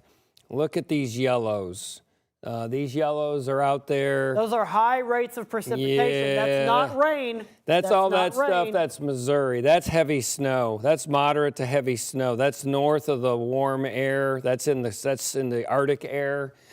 So Poplar Bluff, I just looked at its observation. It's reporting moderate snow. Sykeston, same thing. Cape Girardeau, Carbondale, it's all moderate snow. So we've been saying for hours that's going to be going off to the north and east. That's aiming towards Louisville northward. So if you're, it's going to be extremely tight. If you heard me a few minutes ago, Bowling Green's done. Snow's over. However, there's sleet and freezing rain. That's going to continue to lift north. But this stuff you see coming out, let me draw this. This stuff you see coming out of Missouri, all this is snow. Moving to, oh my God, there's Louisville. By golly, it does work. So all this is coming. So let's see, it's moving about 35 miles an hour. It's 10:58. So we said about after 3 a.m., Mallory and I. So after 3 a.m., between 3 and 8 a.m., a lot of snow, especially Louisville northward. So Breckenridge, Meade, I'll go Mount Washington, Shelbyville, over to Frankfort. Anything north of there, it's going to be snowing. Pretty good clip on there. You see these, what Austin was talking about earlier, the red area on the right. That's actually, that's heavy snow. It's just consistent heavy snow in there, and it's all working its way off to the north and east. Let's take another look. And that's the Paducah radar. And that's what we've been saying, that this is the precursor, that you're going to go to bed tonight and the environment's going to look one way. You're going to wake up in the morning, it's going to look a lot different. Exactly. And this is Nashville's radar. It's very interesting. That dry slot has definitely helped. They're getting a little bit saved right now. They've got light freezing rain and a little bit of mist, some freezing drizzle. But overall, not bad. This is liquid. All this stuff near the Alabama border, let me show you that. They're lucky. That's liquid. And that dry slotting, these breaks that we see in between pockets of snow, that's one of the many variables that make winter forecasting, especially snow forecasting, very humbling. So difficult and humbling. I just came from the deep south where this type of snow don't really happen. So it's been a while since I've been forecasting snow, and I've been having a lot of fun doing it, John. So speaking of heavy snow, this is the radar coming out of Indianapolis. Look at this area. So we go Evansville, Louisville, northward, especially Vincennes, Bedford, Seymour, Lawrence Jennings, Jackson County, up to Cincinnati. I would not want to be driving on I-71. If you're on I-71, find a nice place and spend the night. Not a good thing. This is moderate, light to moderate, and some heavy snow there, especially you see there between Bedford and Seymour. All that stuff's moving off to the north and east as well, and it's continuous. So you're really going to start accumulating in southern Indiana. I think in the next 2 hours, that's the big area. The areas along and north of the river. And then you definitely have ice. I'll go back to that one more time. Really quickly, let's take Max 3. I don't want to lose this shot. It's a parade of... We got a parade of snow plows. You can see in the background. On the bottom on left. the bottom left. That I looked at that. I thought that's great. I thought there was a huge Convoy. Remember the movie Convoy? But that's a convoy of snow plows right there, and they're doing. You know, in all seriousness, we're laughing and joking. We're having a good time, but they're doing some really good, really important work, all at once apparently as they pass the I-65 let's at go to the fairgrounds. this. Let's go to this next. Let's take a look now at our just regular radar, Max HD radar that's in behind kind of us. important. Okay, so this is really important. Look down here by Bowling Green, that big pinkish area. That is trying to go north. I mean, I've been saying, Eller and I have been pounding this for days. It's trying to go north, and you can see it right here. Some of this stuff doesn't want to move. You look at the stuff up by Evansville and out to the west, that's not moving. The pink is not winning. The blue is winning. But with southwesterly flow, if you go from Nashville to Bowling Green up to Campbellsville, it is slowly winning. It is slowly advancing. Remember the game of Risk? You're taking over the world? This is what's going on right here. So the warm air is trying to move in, and all this cold air is holding in first. It's going to be so close to Louisville. Warm air, cold air. Combat. The collision, risk. Yeah. And, you know, usually warm air, cold air mixing that leads to severe weather. I guess this is a different type of severe weather. We got an earth cam in Nashville, Indiana. Oh, I think that's what I was told. Oh, it's got to be snowing heavy. Oh, there it is. Oh, it's snowing heavy. Look at that. Imagine this whole thing works. That is, that's pretty heavy snow. That's a heavy snow rate. Those flakes aren't that big, though. The camera probably isn't picking up on them all that well. It is nighttime after all. But that's some pretty heavy snow rates in Nashville, Indiana, not Tennessee. Yeah. So for the next 3 hours, the snow is basically going to go from Meade and Breckenridge over to Bullitt. It's going to go into Frankfort and north. That is where your snow is. Where is your heavy snow going to be? Southern Indiana, Evansville, Perry, Crawford, Floyd, Harrison, Clark, and Jefferson and Scott are going to get a bunch of snow by morning. If you hear my voice, I'm telling you, Madison, Clifty Falls, one of my favorite places on earth. Over to Harrison, Lanesville, over to Santa Claus. Love Santa Claus. All that is going to get a bunch of snow tonight. And like I said earlier, you're going to go to bed tonight, and it's going to look one way. You're going to wake up, and you're going to be buried, at least in some locations. It will vary depending on where you are located. And we're still looking at a whole lot of snow here in Louisville, just, not quite as much as southern Indiana, because we got that nosing of warmer air in portions of maybe southern Louisville, southern Jefferson County. Yeah, the line, okay, the best case for Louisville not getting a lot of snow is the line gets right up. I'm going south, the Snyder. That's my line, the Gene Snyder. Gene Slider, as Doug calls it. All right, the Gene Slider here. South of there is snow turning to sleet, and the sleet just kind of eats out your snowfall rates. And if you go north of there, this blue, this darker blue, these echoes are going to move in the north side. So I've been using Prospect and Goshen up to the East End Bridge. We'll get close to a foot of snow, whereas places down here might only get 5 inches. And that's how quickly it drops off, though. North to south, I don't know how wide Jefferson County is. It's not that wide. It's not that wide, though, and that's again, it adds to the difficulty of this type of forecast because we're talking in tens of miles rather than hundreds of miles, and that's when things start to. We're getting into the hyper mesoscale. If not local. It's very humbling to try to give you exactly. Well, I had 8. Well, I had 14. 14. Why only had 4? We're trying to give you this range, but I'm telling you, watch that pink. If you don't believe me, this pink area keeps trying to move north. And how far it can get up here, this warm air, which is refreezing, that's sleet down here. How far it can get up there will make drastic differences. The bottom line is it's a winter storm, and everyone's going to have impacts. Everyone. And that's what we were saying. You know, when we get into the double digits in snow, the semantics don't matter. It's the impact. What would you do, seriously, what would you do between 9 inches and 11 inches different? What would you do? There isn't much to discuss. And we have that image of this massive storm again, shot from space, that they told me that they want to pull up once again. Yeah, that's pretty so we can take a look at that. And it shows the enormity of this system.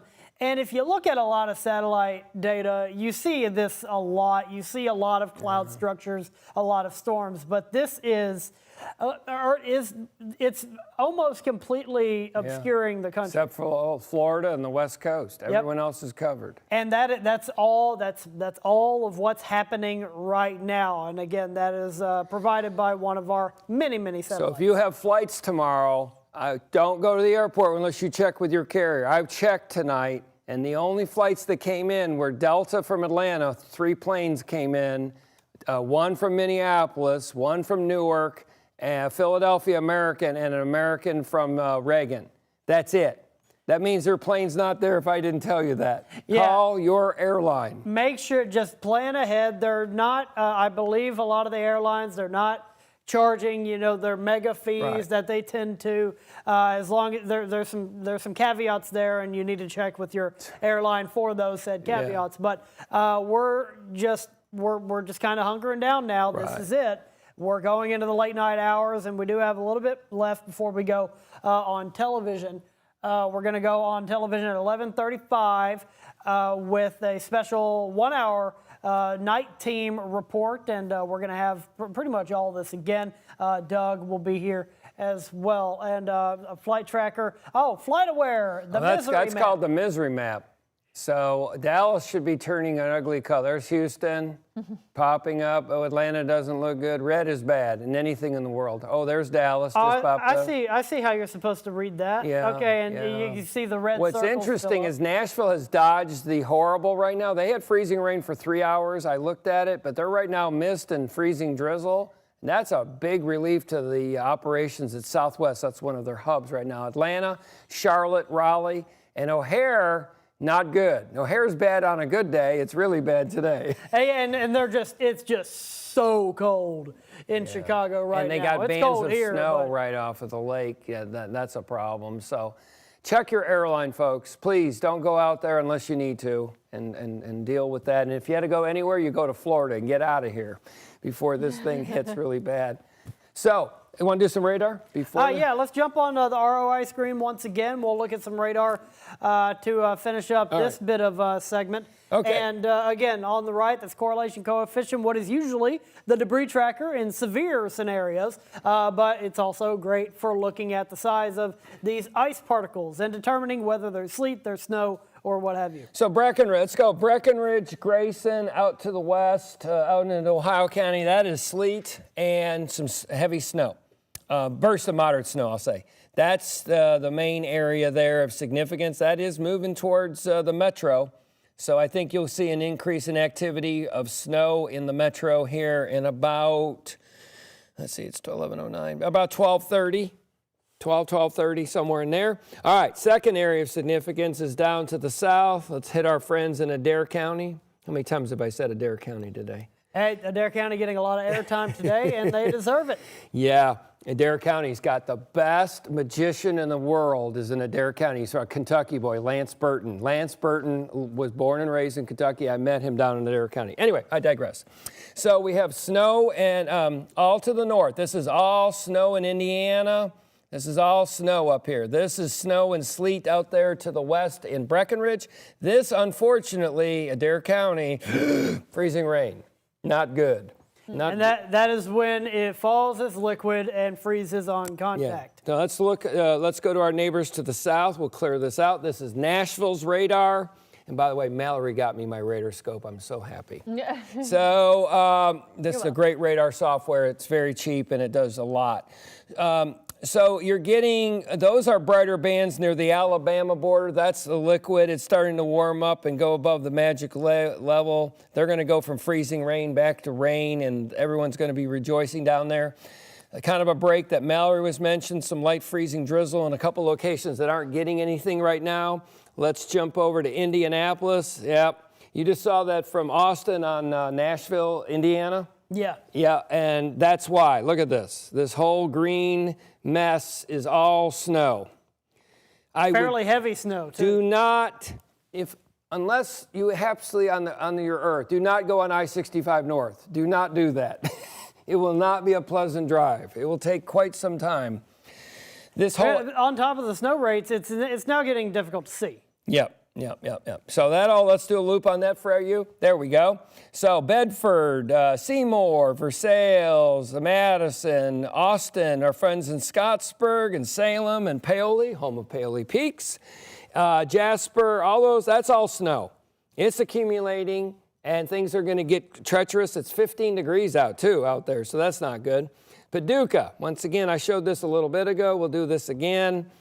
This area, which would be in eastern Missouri, the Boot Heel, northward, that's all heavy snow. It looks like heavy rain. It's not. This radar doesn't differentiate between precip types like our in-house radar uses that you see Mallory and I and the rest of the team use every day. It just shows the reflectivity. That's what that is. And those are high DBZ levels of reflectivity. And that is very heavy snow. And again, it's on the way to mostly southern Indiana, but we're also going to see some of that here. And some of that is sleet. Yeah, sleet. And some of that sleet. Some of that sleet and moderate snow. So that's all moving to the north. It's going to be a mess. It's going to be a mess in there, and that's all moving off to the northeast. And back to Louisville.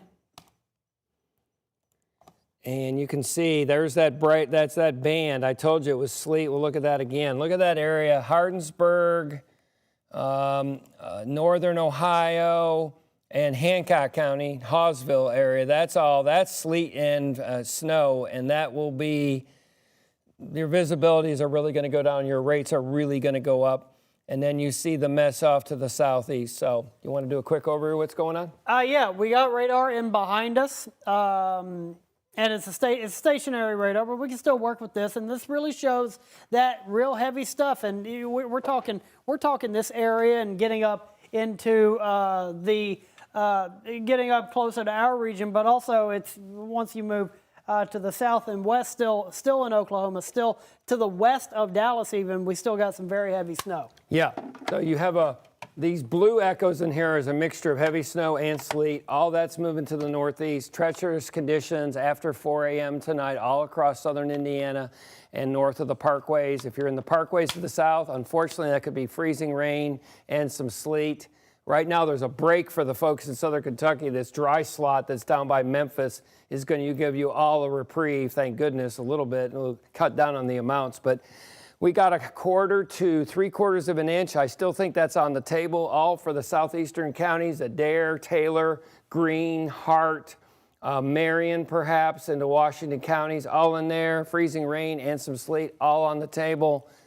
Conditions deteriorating as the night goes on. Yes, and roadways deteriorating as well. It's gotten, it's already cold. It's gonna stay this cold, and it's not gonna get any warmer. And then overnight, as people stop driving on the roadways, even lesser than they are right now, we're really going to start seeing the roadways get worse. We got a live camera in Bloomington, Indiana, where it is a winter wonderland. They had their parade I'm this sure morning. they're still celebrating plenty. Yeah, the parade was this morning. I'm glad they moved it up. I was very worried they were going to have it later in the day. I'm like, well, that's not a good idea.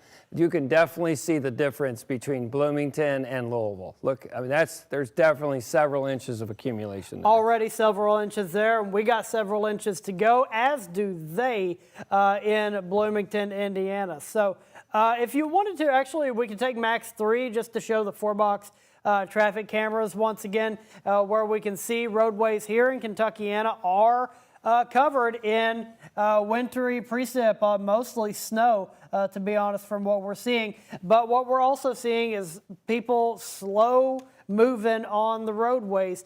Here's our traffic tracker. And again, this picks up on speed, not amount, but speed. I know it kind of goes against what you think, but it picks up on how fast those cars are moving based on a whole bunch of different sensors and data. And we're still showing that, for the most part, if people are driving, they're driving very slowly. Now, is that because of them, you know, is that because they're actually being cautious, or if they're actually just scared of the road? Regardless, it don't matter. They're driving slowly, and that is a good thing. The best thing, though, is still to stay home. And you're definitely not going to want to go anywhere tomorrow, because things will be a lot deeper.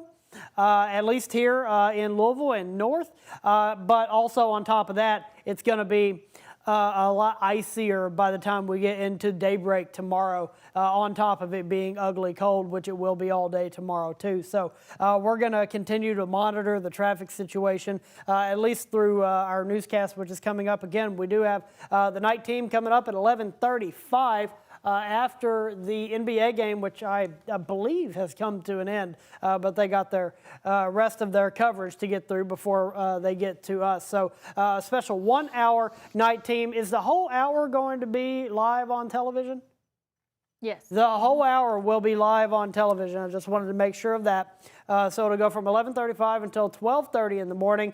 Doug will be back, and we will be discussing everything up to this point.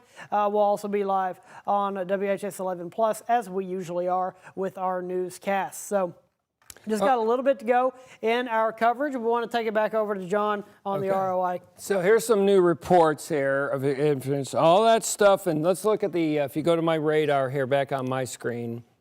On I'm their going to name ROI, this a John please. Gordon computer. Thank you. Yeah, I know. All right.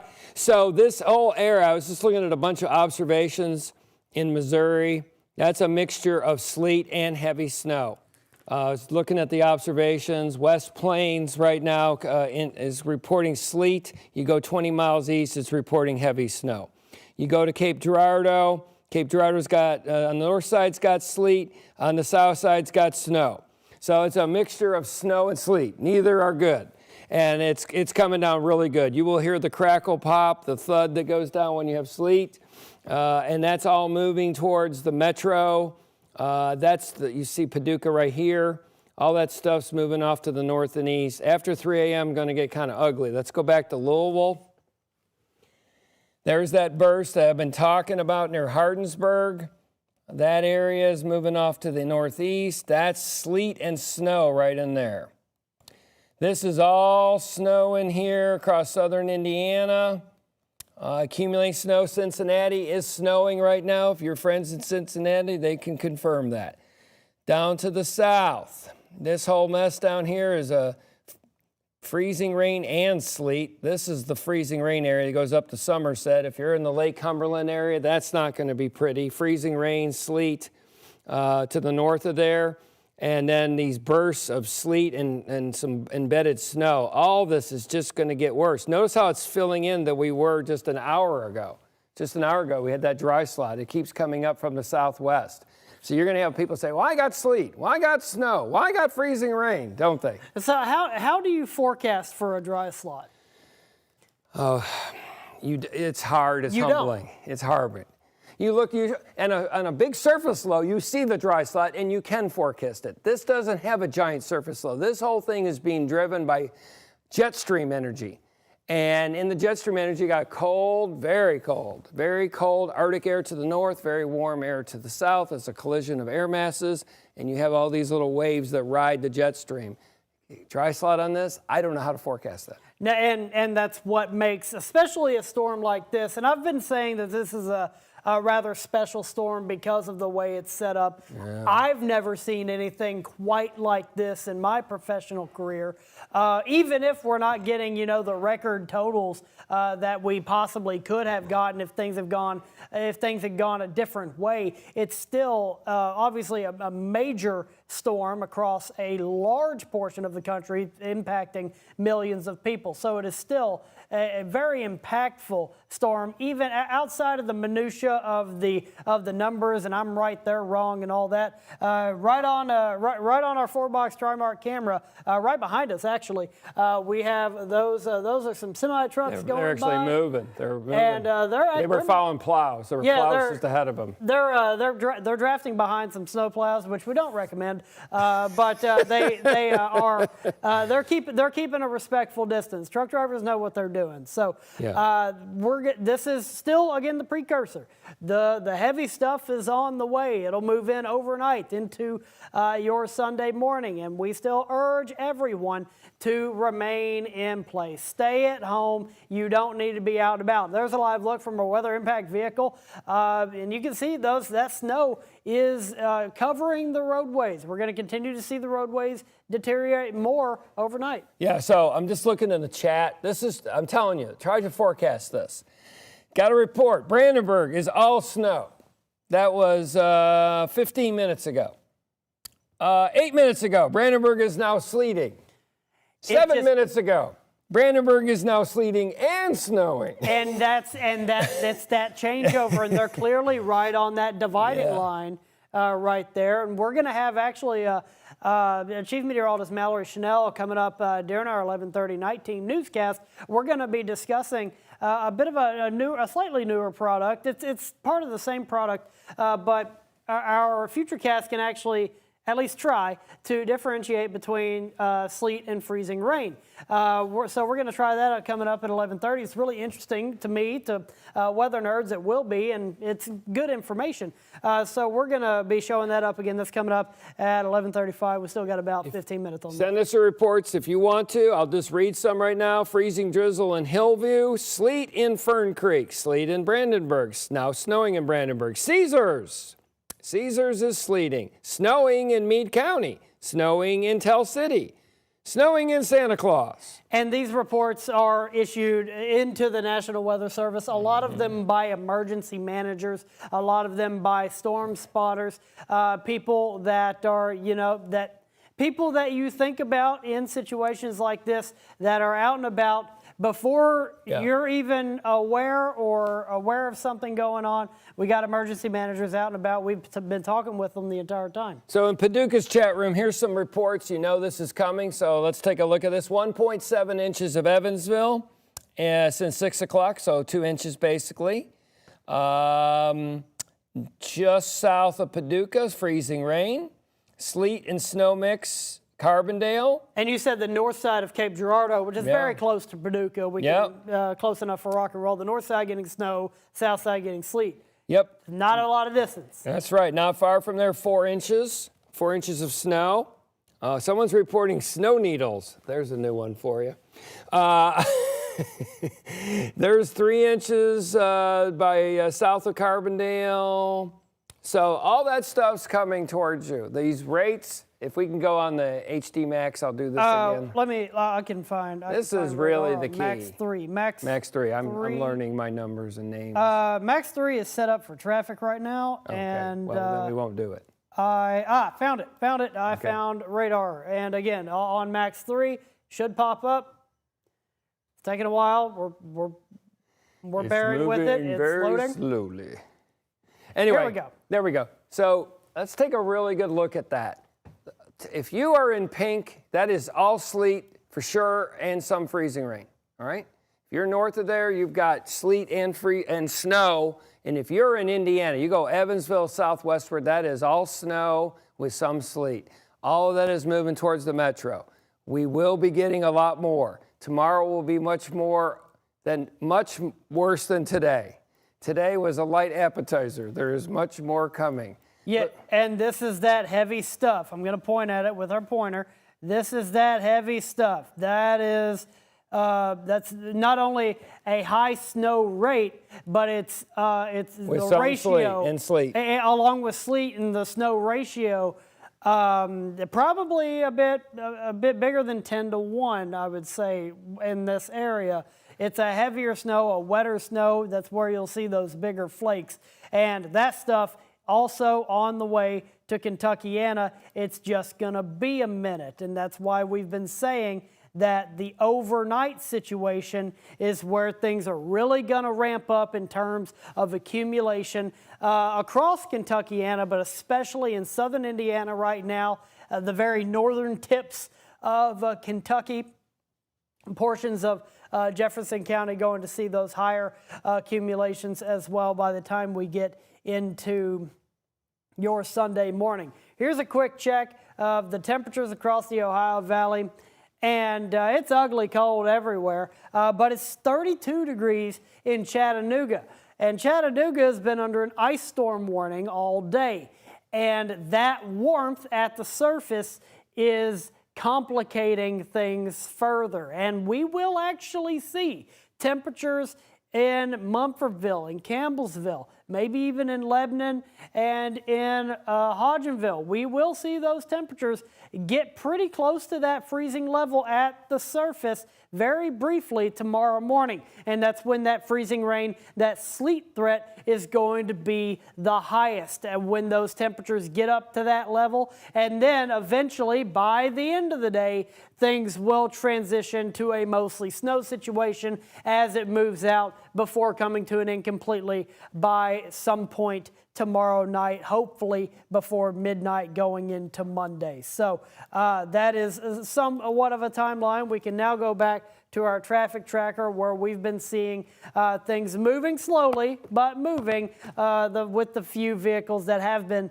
on the roadways. It's moving a little slower, so just bear with me. Again, this picks up on speed, not quantity of vehicles. And here's once again a live look at our 4-box Trimark traffic camera where every now and again we see a car go by, depending on location. That truck's probably going a little faster than I would be when traveling, especially with these prevailing road conditions. And again, the roads will get worse as we head through the night, as we start to get more of that freezing drizzle, that sleet, and that snow, especially the heavier stuff, begins moving in to Kentuckiana. If you want to go to my screen, we'll go through some things here. We can go through some things real quick. We do have our 11:35 newscast coming up in just a few minutes, right. So please stay with us, and thank you for staying with us. All this echoes that's in southeastern Missouri, that is all sleet and snow.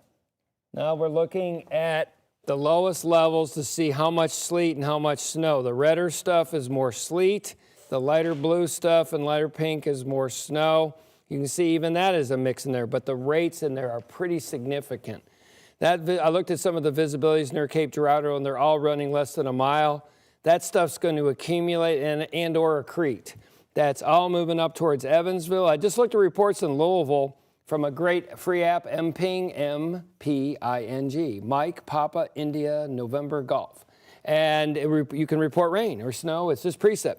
And in Louisville, near Fairdale, I had 3 snow reports and 1 sleet report. Near PRP, I had 3 snow reports and 1 sleet report. So there's a mix even in the metro. Yep. And the MPings, that's how we get those storm reports during severe weather, too. So that's how, like, if you ever reported a tree down, it's an MPing. Yeah, and we're still watching that snow, and that's the heaviest stuff. The snow and sleet mixed in. That is on the way. That is going to move in to Kentuckiana as we head into the the overnight hours. Yeah. I just realized we're in the late night hours at this point, so we're running into the late night. But it's classic. Everything is moving relatively to plan. You know, we adjusted the forecast with the data that came in this morning, of course, as we would have anyway, and it did tell us a slightly different story than we were. We've tweaked it by 25 miles today. Yeah. That's about all we did. The big thing that I want you to know is that if you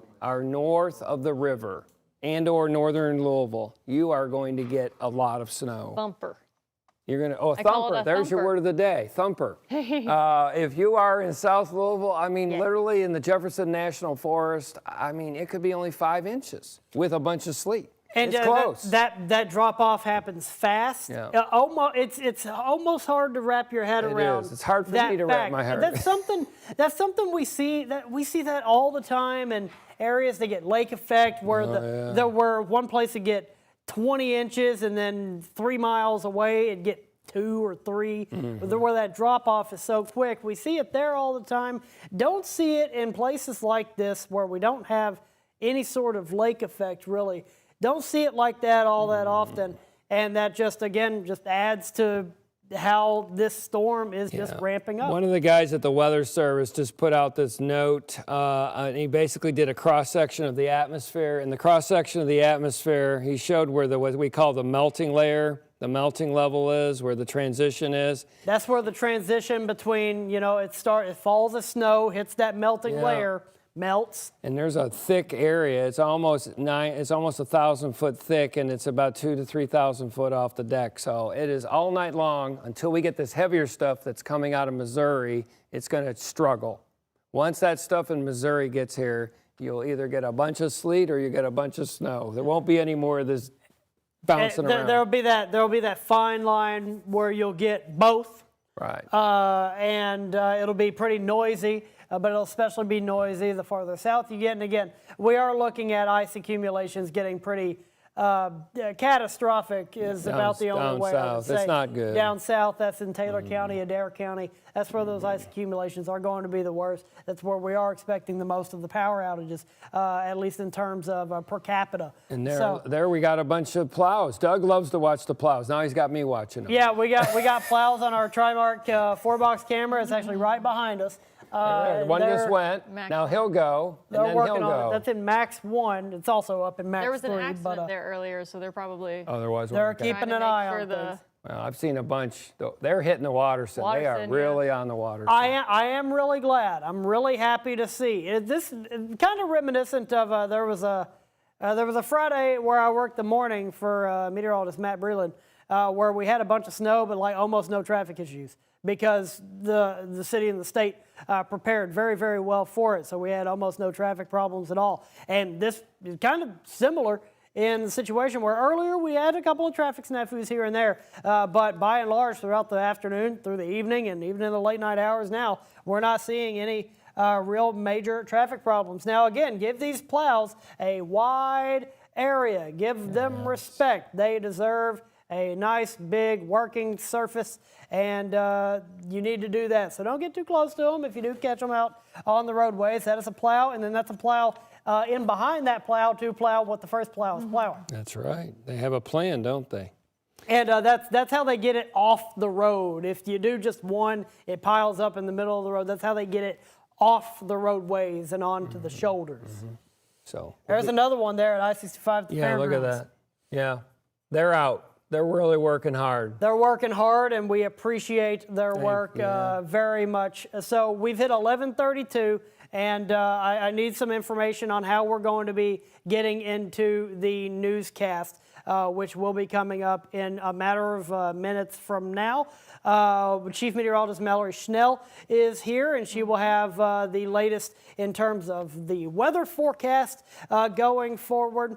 And Doug Proffitt has joined us at the news desk, getting ready for our 1-hour special edition of the WHS 11 Night Team, which will start at 11:35. So we're coming up on that in just a few minutes. Do you have any final comments, John? Yeah, pay attention. We got a big newscast coming up. If you're north of the river, a tremendous snowstorm. If you're near to Louisville, it will go back and forth between Sorry, I realize I'm in the shot. Hi, there's the boss right there. That's the boss. And yeah, down south, in Adair and all those, just try to weather through the night as you hear either sleet or freezing rain.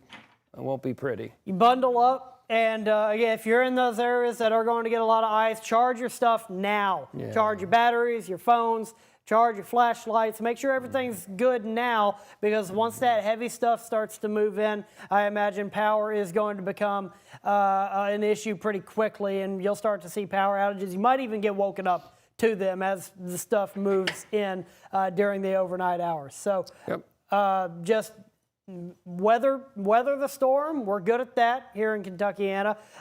This is not our first rodeo, nor will it be our last in terms of winter weather going forward. So again, here's that 4-box Trimark traffic camera where everything has been moving relatively smoothly, though the roads are covered in snow. And we are going to see that continue to be the case. Here's Max HD radar again, showing some heavier stuff beginning to move into the western zones of Kentuckiana. And as we head deeper into the night, the heavier stuff will move in. And again, Chief Meteorologist Mallory Schnell is going to have the details on that coming up on a special edition, a special 1-hour edition of the WHS 11 night team that will start in a matter of moments.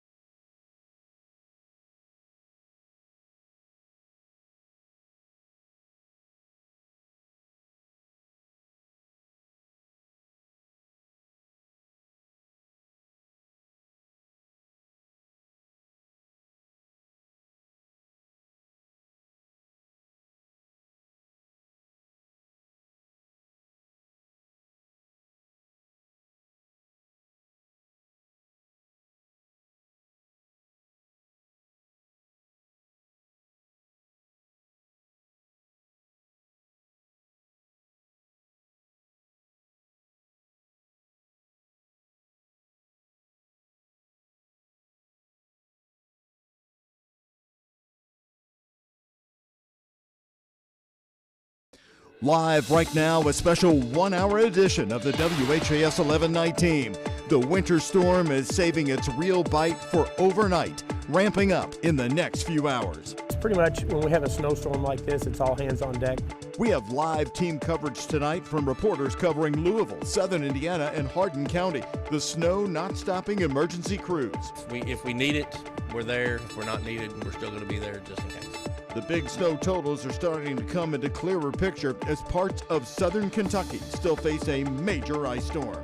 New updates for you right now on the WHAS 11 night team.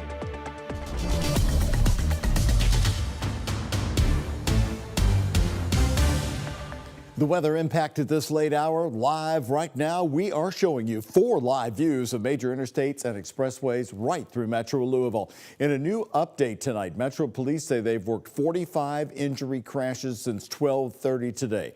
Remember, police are right now only responding to wrecks involving injuries. And the plowing crews have made several passes on those interstates that we just showed you. But tomorrow when we wake up, our world in Kentuckiana is going to look so much different. Hello, everybody, and thank you very much for joining us and staying up late. Good to be with you for this special 1-hour edition of the WHAS 11 night team. We have a lot to bring you. Some of the top headlines first, right off the top. LMPD only responding to injury crashes. Hoosiers are asked to conserve energy after a serious power supply emergency throughout southern Indiana. That includes the main southern Indiana counties. You are asked to hold off on using major appliances until further notice. President Donald Trump has approved emergency declarations for Kentucky and Indiana. Also of note, UPS Sunday operations are suspended. WHAS 11 news reporters are live all over the place for you tonight in the next hour. But first, this is an important hour for you to be watching us. Chief Meteorologist Mallory Schnell is leading off our winter storm coverage. And Mallory, we also want to point that a lot of churches are canceling their Sunday services tomorrow. So you won't be able to go to church. You'll just get to enjoy the natural beauty around and how much heavy snow is going to be on the way in the morning. Yes, and really depending on where you live, you'll be waking up to several additional inches of snowfall or more sleet or potentially, unfortunately, more ice. And I'll show you the difference in that map in just a moment. Starting to see those roads really get coated here. Max HG radar showing snow showers.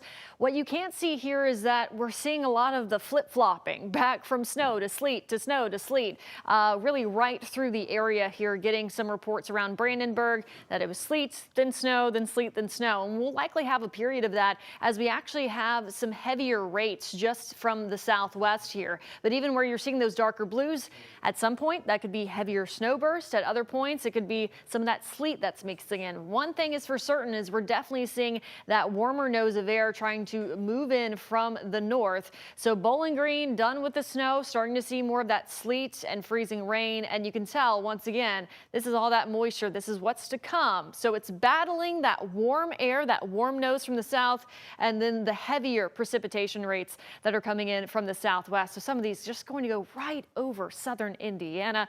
Louisville, we're kind of right on the cusp there. So winter weather alerts, lots of pink still on this map. Those are your winter storm warnings for us. Ours is in place through Monday morning. Hour by hour futurecast, sleet ongoing as we carry on into early tomorrow. We really start to see that freezing rain line continue to move northward. So we're really concerned about ice south of the parkways as we carry on into tomorrow morning.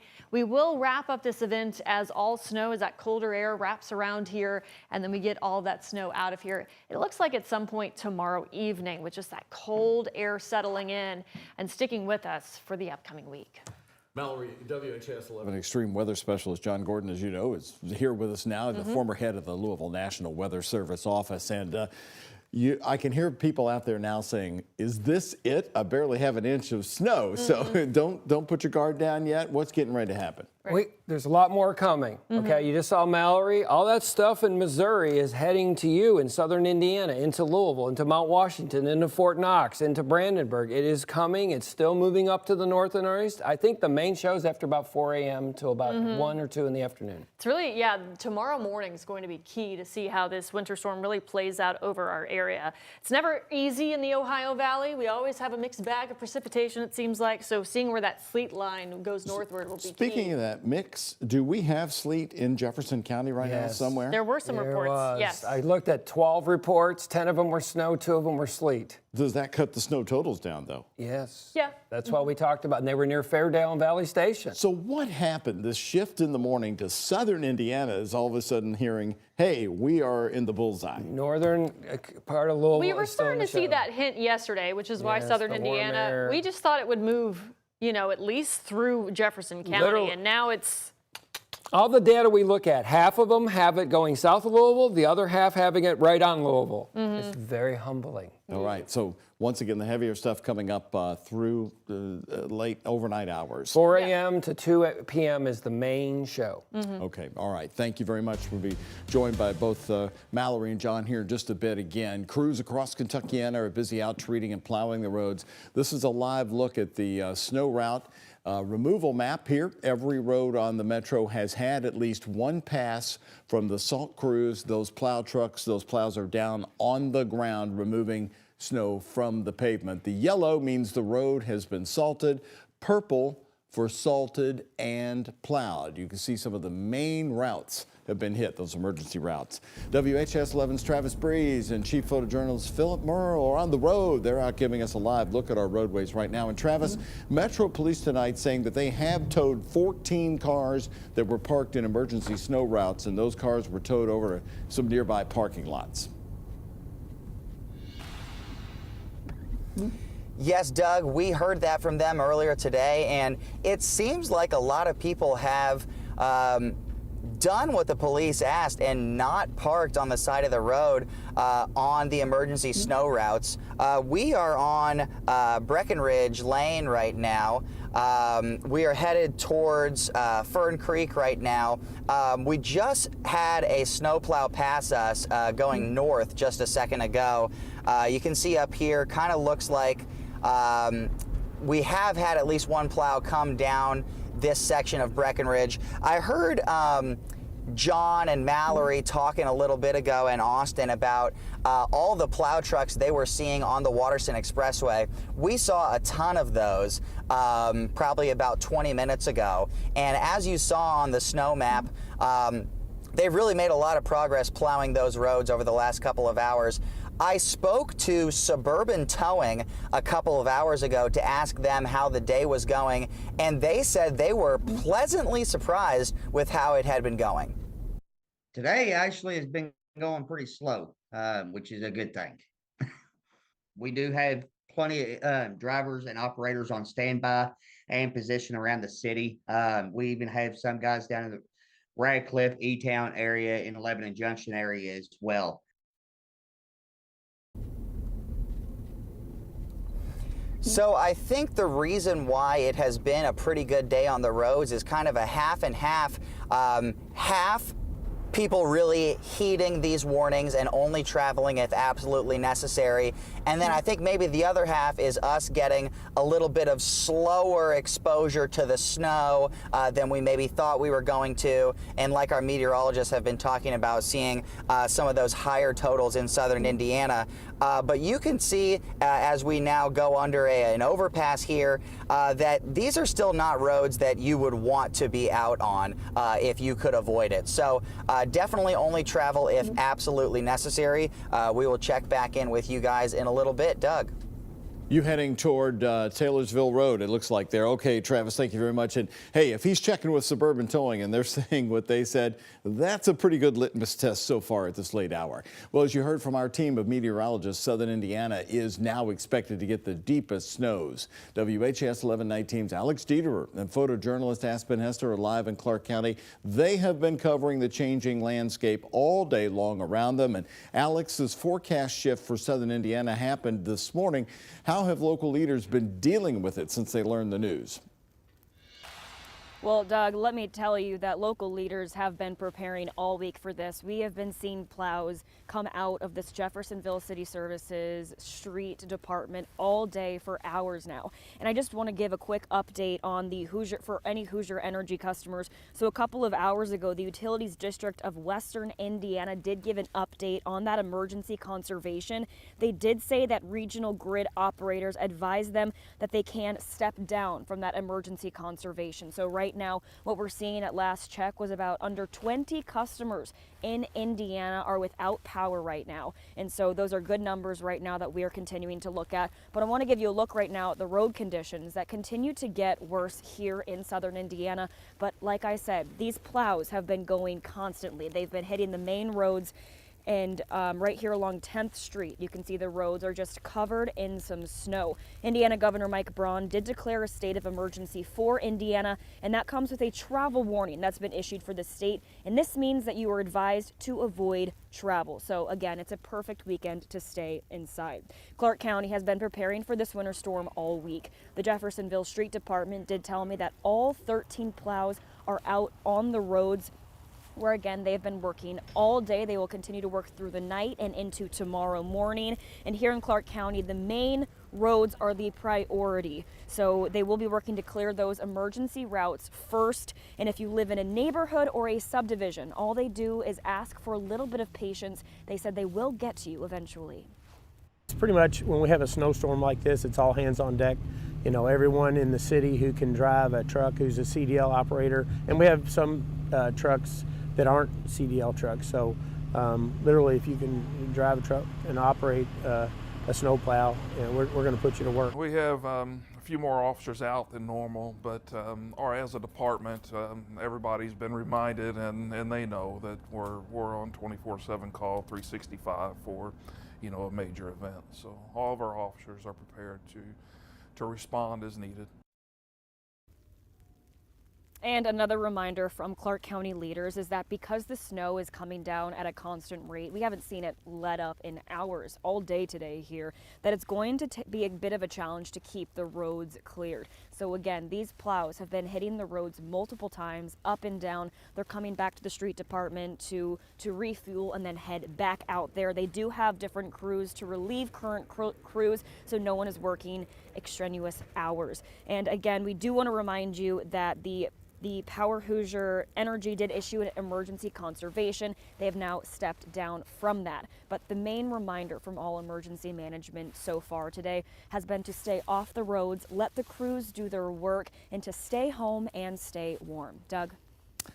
Good news about the power emergency being dropped at the moment. Thank you very much, Alex. Of course, that impacted the southern Indiana counties. A warning that they had put out earlier today we had been passing along, but a big change there is being reported by Alex.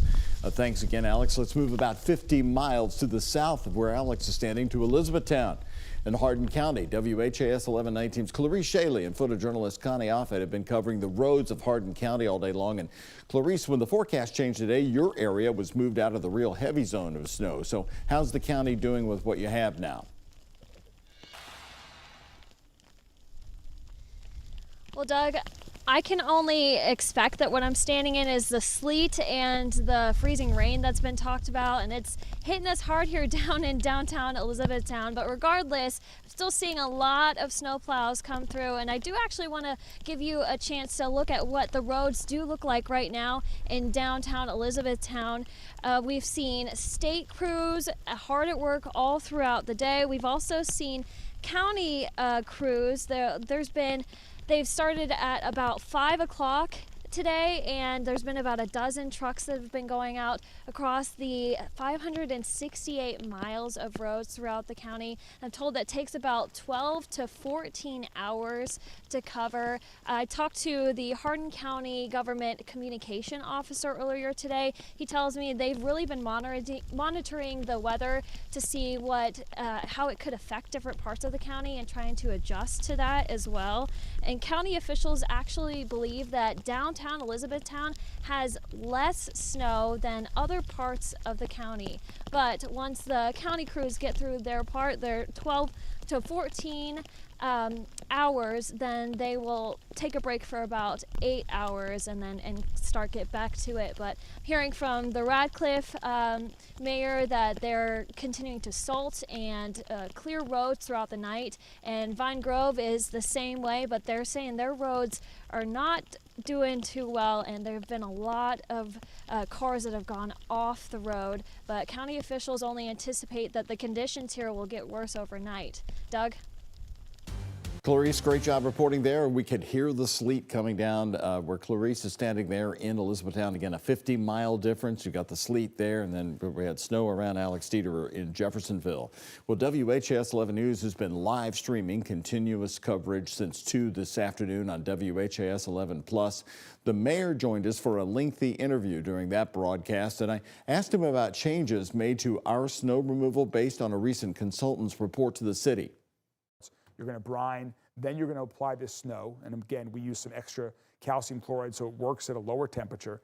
And then you plow. When we get to about 2 inches is when you'll see the plows really going down. We also, the blades at the bottom of the plow, we're replacing many of those with a new type of metal that make them more effective. They're going to last longer. They do a better job at the curb. So each time you plow, it will be a more effective plow.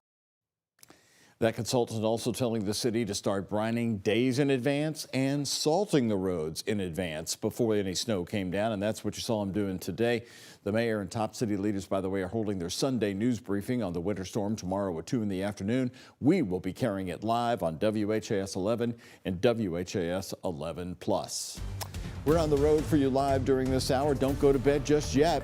He gets just as excited about snow as I do, and WHAS 11 extreme weather specialist John Gordon will join us again to talk about what we're going to see in the morning. And our Travis Breeze will give us another road report on the night team, this live edition for 1 hour.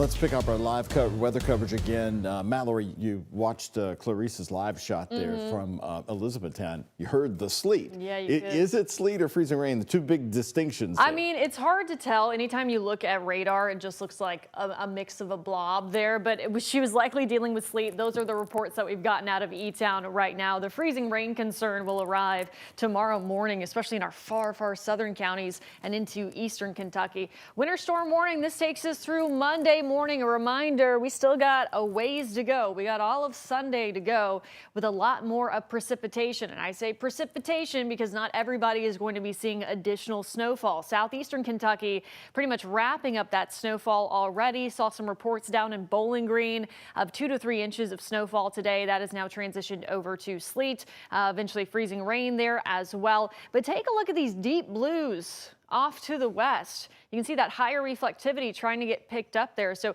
that is likely a heavier dose of snow, likely mixed with some sleet in there, depending on where you are, that's riding in from the southwest. So those are those heavier precipitation amounts and rates that we're expecting here.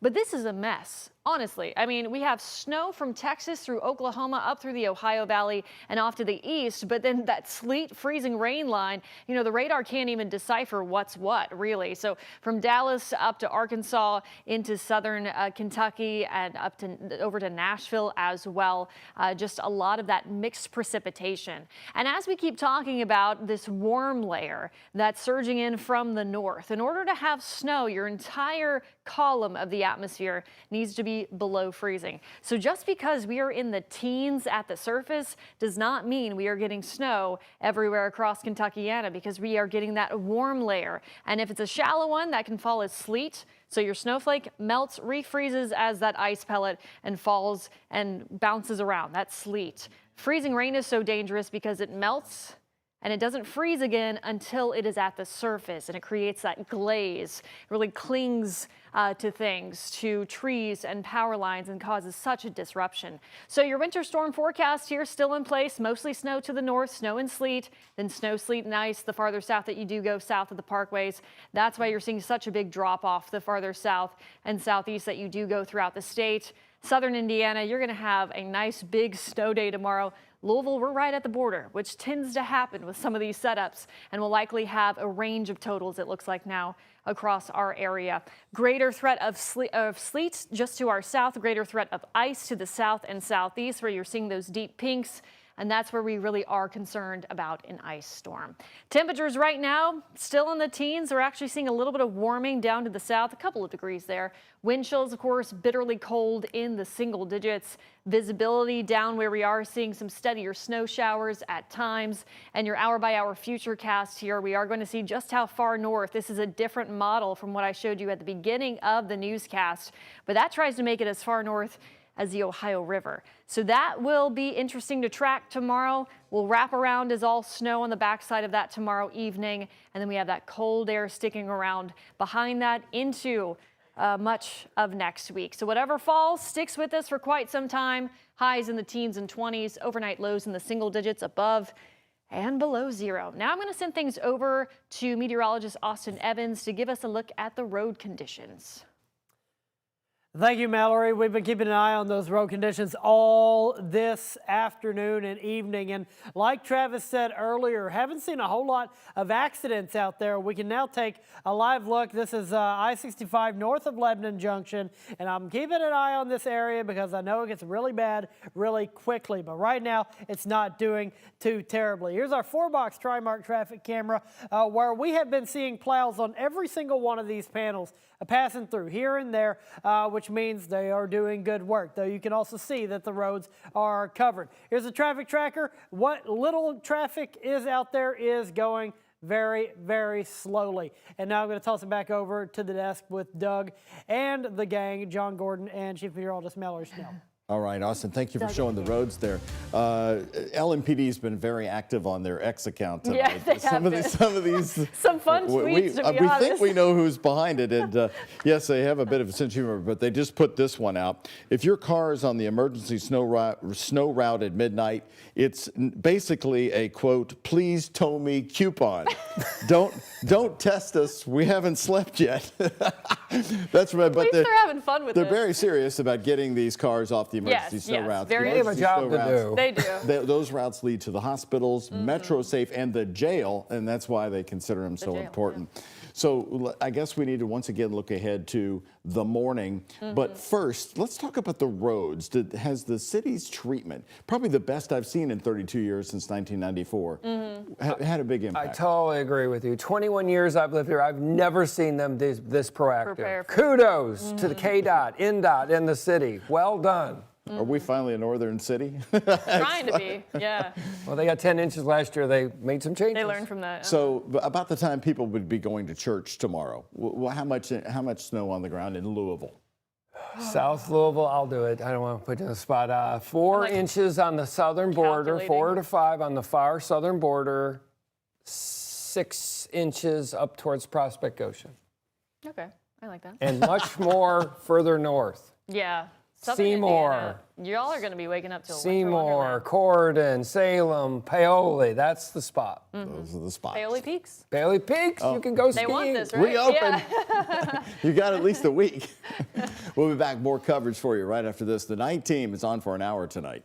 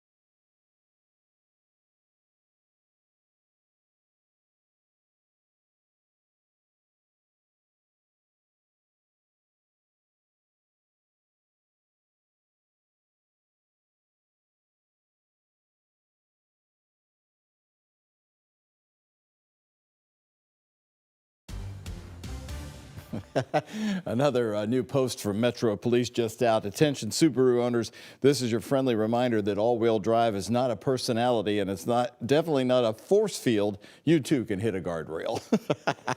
Just some of the live updates we've been getting from police tonight, and no serious injuries, thankfully, to report. And it's not just the Metro Snow Team that started early. So did crews with the Kentucky Transportation Cabinet. While they are working to plow the roads, spokesperson Morgan Woodrum told us in a Zoom interview earlier today, drivers should still be cautious in the morning. That refreezing is a huge possibility. Looks are deceiving. Even if a road looks clear, with this temperature that we are facing right now in the Arctic air, black ice conditions are very real. So take it slow if you do have to be out, and allow yourself extra time if you do need to travel. For a check on conditions right now, let's go back to WHAS 11's Travis Breeze and our chief photojournalist, Philip Merle. They are traveling the roadways in our very big weathermobile tonight. So, Travis, where have you moved to? Are you still along Breckenridge Lane, or have you made a turn there? We just turned onto Shelbyville Road, and we were looking at the snow map, and it said that Linden Lane had been plowed at 10:30 p.m. So we wanted to come take a look and see what that looked like. So this is Linden Lane right now. We're near the Oxmoor Center, just popped into one of these residential neighborhoods. So this is a street that was plowed about an hour and a half ago. You can see that we've already got kind of a thin layer of snow back on the roadway. We have seen a ton of snow plows over the last, I would say, 2 hours or so. So they have been very active, Doug. All right, Travis, thank you very much. Coming up, the breaking news we learned about earlier today. Federal agents shoot and kill a 37-year-old man in Minneapolis. Another fatal shooting this morning, rocking that city. This time, an American citizen killed by a Border Patrol agent. That man, a part of the VA healthcare system.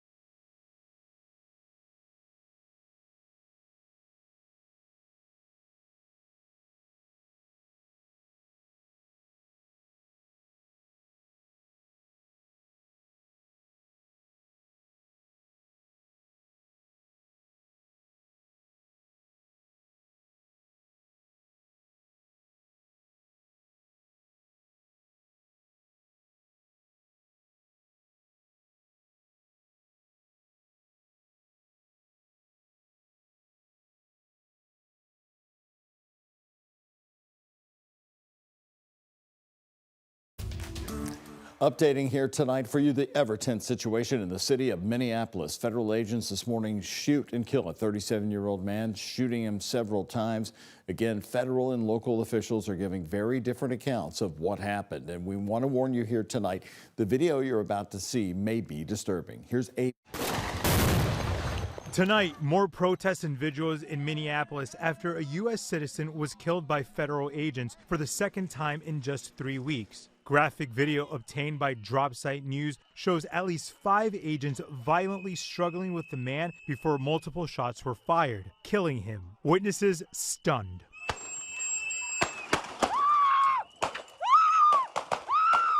That man identified as Alex Preddy, a local nurse. His father says he thought it was terrible, kidnapping children, just grabbing people off the street. He cared about those people, and he knew it was wrong. DHS says agents were conducting a targeted operation on an undocumented immigrant when Preddy approached Border Patrol agents with a 9mm handgun. They released this image of a weapon. Police say the 37-year-old was licensed to carry a concealed weapon.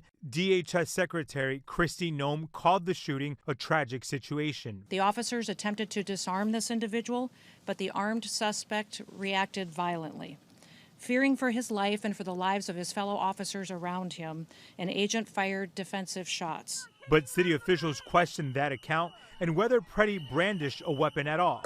How many more residents, how many more Americans need to die or get badly hurt for this operation to end? Minnesota's governor calling the ICE crackdown an absolute abomination and is demanding a complete federal withdrawal from Minneapolis. Do I have any confidence Donald Trump will do the right thing? No, I don't have a lot of confidence Donald Trump will do the right thing. They need to evaluate their rhetoric, their conversations, and their encouragement of such violence. The Minnesota National Guard has been activated but remains on standby.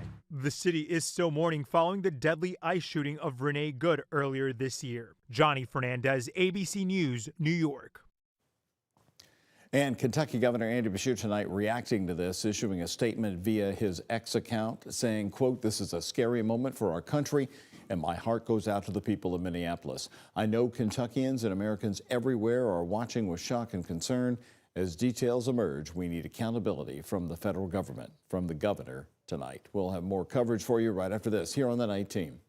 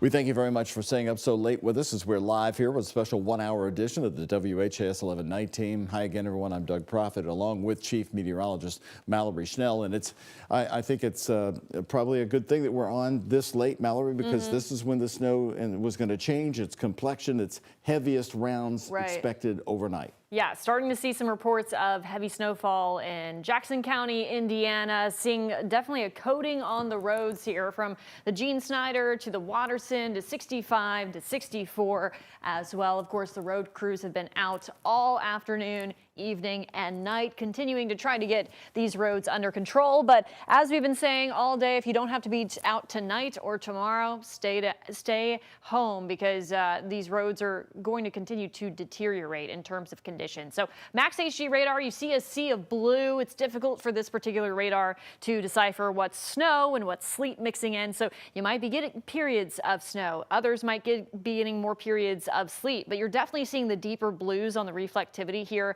So we are expecting some heavier snow showers, potentially mixed with sleet as well, rolling in from the west there, whereas that warm layer is trying to surge in from Tennessee as expected. But take a look at that heavier activity in southern Missouri moving into southern Illinois as well. So here's that scope of the winter storm. We still have a day to go with it all throughout Sunday. Hour by hour futurecast showing that warm nose. The question is just how far north will that sleet layer go, and will the freezing rain go tomorrow? That will cut into snow totals, whereas the heavier snow will really be just north of that, likely in southern Indiana. This entire system does wrap up as we head into Sunday evening, gets out of here, and then we're just left with the very cold conditions that will be sticking with us all throughout next week. And of course, we will take a full look at our 7-day forecast that's coming up in just a bit.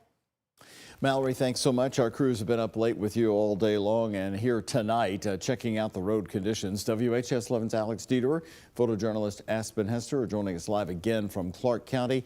And how are things been going in the last hour there, Alex?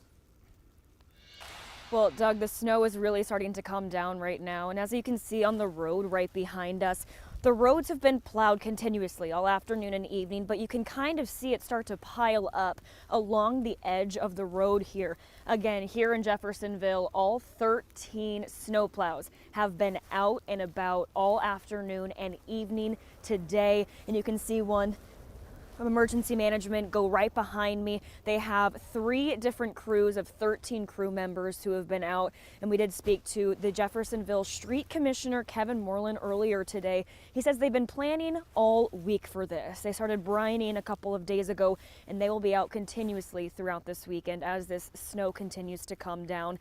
And what he called it, he said, reminder, it's a marathon, not a sprint, so just be patient if you have to go anywhere, but if not, make their jobs a little bit easier and stay home. Doug. Well, speaking of marathon, you know people will be walking the Big 4 bridge there, Alex. You're not far from there. Keep an eye on it. I'll bet money on that. Now, we're covering the winter storm to our south as well in Elizabethtown and Hardin County. WHAS 11 Night Team's Clarice Shaley is there, along with photojournalist Connie Offit in Hardin County. Clarice, you gave us a great live report a few minutes ago about sleet coming down. What's the latest on that around you? Well, Doug, now it's going into my eye. So it is still coming down, but you can probably hear it a little bit. Still coming down here, and it's these weather conditions that county officials only anticipate to get worse. Right now, they've got extra ambulances, EMS crews out, along with an extra person per crew, and an additional 911 operators as well in Hardin County tonight.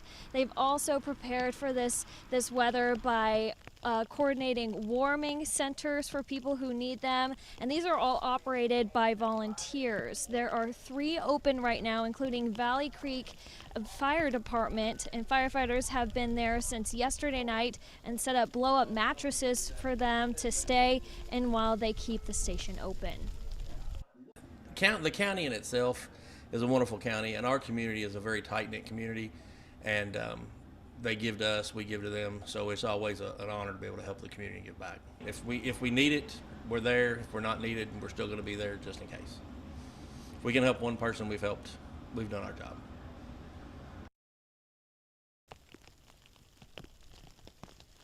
And at the Valley Creek Fire Department, they have water, they have coffee and hot chocolate available. They also even accommodate your pets and have some extra crates and cat food and dog food as well. The other two centers that are open right now are the West Hardin Fire and Rescue, that is on Sonora Hardin Springs Road, and also the Old East Hardin Middle School in Glendale, that is off College Street. And there are a total of 8 locations they have available, and they will open some more if there is a need for them, such as power outages. Doug? Clarice, thank you very much. So much different story there in Hardin County with the sleet coming down. Right here next on our live coverage, our Travis Breeze is right behind a snowplow right now. This is a live view from WHAS 11's Travis Breeze and our chief photojournalist, Philip Merle, on the road for you tonight, checking out the latest conditions going up this road here. We'll check in with them to find out where they're located right after this.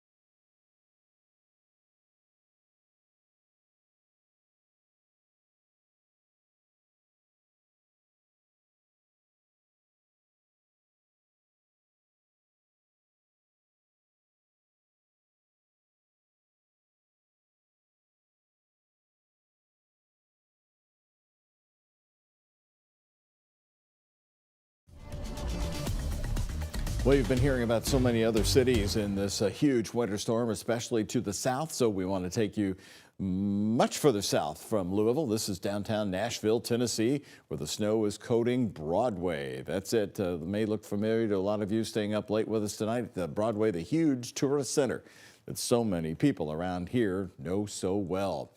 Let's pick up that story right here now with our chief meteorologist, Mallory Schnell, as we're getting ready to have a few more minutes of our live newscast here. And Mallory, the next few hours overnight, we're talking about what, 3 or 4 in the morning? Yes, so we're really going to start to see those precipitation rates increase in terms of our snowfall rates, especially southern Indiana, around the Ohio River there. And we'll start to see more of that warm layer moving in from the south. That's transitioning that snow over to sleet and potentially freezing rain as well. Our winter storm warning continues through Monday morning. So just a reminder that I know we did not get a lot of snow today. We were not expecting a lot of snow today, just the onset of it still creating some rough road conditions just because it is so cold outside. But take a look at these deeper blues just off to our west. So that is higher reflectivity here. Some of that will be some heavier snow, potentially mixed in with some sleet as well, really streaming in from the southwest. That will be arriving in the next couple of hours here. Meanwhile, it's fighting. So we have this snow that's trying to surge in. It's fighting this warmer nose to the south. We're really in the combat zone right here in the Commonwealth of Kentucky. So we are going to have a wide range of snowfall reports, of sleet reports, of freezing rain reports by the time we are all said and done tomorrow. But here's the edge edge of that storm still rolling through portions of Texas and New Mexico, and it will be impacting the northeastern states come late tomorrow and into early next week as well. Winter precipitation, we've been talking about this warm layer that's transitioning our column of air. So cold column creates snow below 32 degrees all throughout that column of air. Of course, at the surface, we are far below freezing. We're in the teens. Tomorrow we'll be in the lower 20s. Even though temperatures might increase at the surface, we're still well below 32. So you probably think, why aren't we having snow? When you have that warm layer, your snowfall melts and then it freezes either straight on contact, creating a glaze like in freezing rain, or it has more time to refreeze and becomes more of those ice pellets that bounce off the ground. And that's sleet that you're seeing there. So our winter storm forecast, mostly snow for our southern Indiana counties, Louisville, especially the northern half of Jefferson County, probably mostly snow, maybe a period of sleet at some point tomorrow. And then we're starting to already see, of course, some reports of sleet around Hardin County, more of that ice risk the farther south and southeast that you do go around and south of the parkways there. So with that, your snow totals will really drop off. I think this can even be tightened probably a little bit farther to the north here. So the sweet spot has always looked to be around the 64 corridor and north, but now it's really looking to be north of the 64 corridor there with some bigger drop-offs because this warm nose is just surging everything northward there. So unfortunately, because of that, you do have that higher ice risk. We could see some ice accumulations up to 3/4 of an inch in our southernmost counties there. So that will create a major power issue with the freezing rain really clinging onto trees and power lines there over the next 24 hours.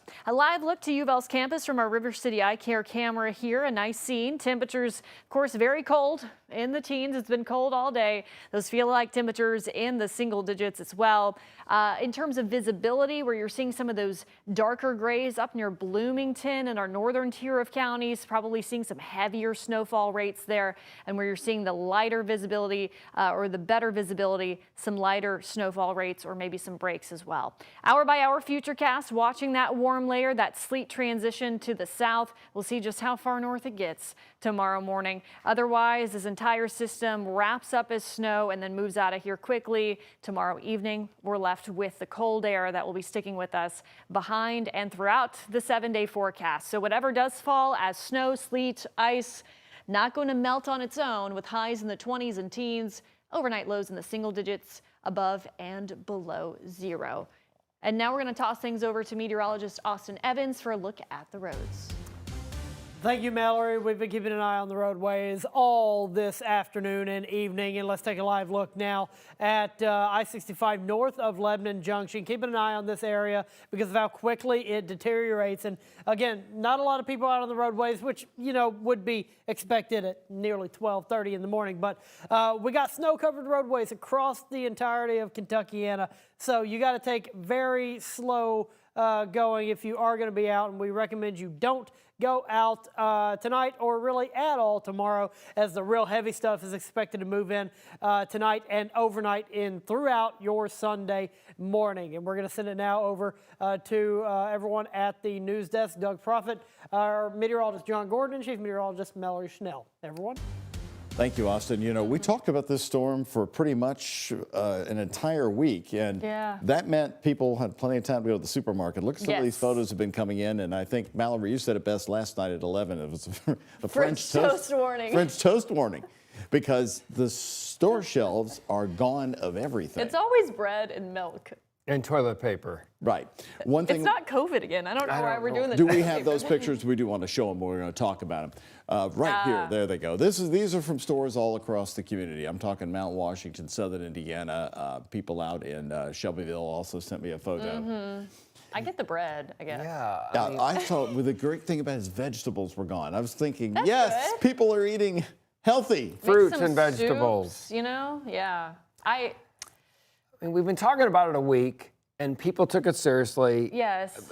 I mean, this is not going to be 50 inches, but it's nice to see people took it seriously. So tomorrow, you're probably going to be glad that you did go to the supermarket. Oh, yeah. Because we're going to see a vastly different story. You're not going to want to head out. You're not going to want to head out. Thank goodness it's a Sunday. People will stay off the road. Do you want to leave in the morning and hear all that sleet and all that snow? I don't. Not to mention, of course, you know, we focus on the precipitation, which is very impactful, but the temperatures are not comfortable either. So we're going to be dealing with temperatures tomorrow still in the teens, lower 20s, a little bit warmer. I don't even want to use that word, but with that warm layer trying to surge north, but then colder wind chills, bitterly cold into Monday. And if you're down in Adair County and Campbellsville and Greensburg, I'm telling you, you're going to have freezing rain. Do you want to go out in freezing rain? No. Ice is not nice. It is not. Well, so tomorrow for sure it's going to continue snowing. We won't see sunshine. That's going to come later. No. Sleet and snow. If you're in southern Indiana, it's all snow. We're kind of on the border, and then ice to our south. Yeah. All right. We're going to talk about your pets right after this.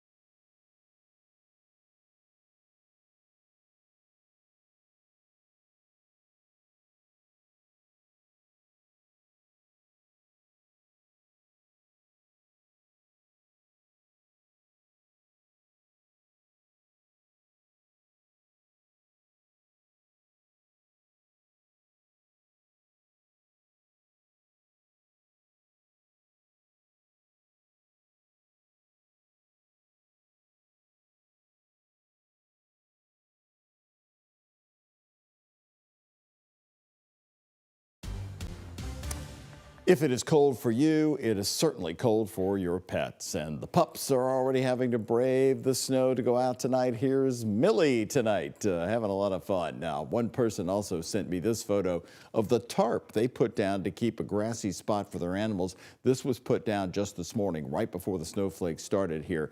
Stephanie Jackson with Metro Animal Services say they do have space if any lost pets or strays are brought in. We are very fortunate that we were able to send a lot of dogs to foster. Our community stepped up in a major way, so we were able to open up a lot of kennels. So in the event that our officers are out over the next 7 days or so, hopefully shorter, we do have open kennels for these dogs just in case we have these emergencies or folks who aren't obeying the ordinance. We do have places for them to go. So crews across Kentuckiana busy out treating and plowing the roads. Take a look at this map. The snow removal map is live and updated around the clock. Every road on the metro has had at least one full pass tonight. The yellow means the road has been salted. Purple for salted and plowed. A lot more purple showing up there. Let's check in with our Travis Breeze. He has been on the roadway for most of this evening. Travis, where have you moved? And I know you were following a very busy, active salt truck just a minute ago. Yes, we were, and they're still with us. We are trying to follow them from a safe distance while showcasing their hard work. We were following these two plow trucks as they were on 71 South. They then did a little bit of work on the Waterston Expressway. We are over Brownsboro Road right now. Just got off at the VA hospital, but we saw a group of probably 6 plow trucks all working together. They are very active right now, Doug. Heavily congested area, but moving along well tonight. Okay, thank you very much, Travis. When we come right back for our final break here, one last look at your forecast from Chief Meteorologist Mallory Snell. Straight ahead, here from the night team on this late edition.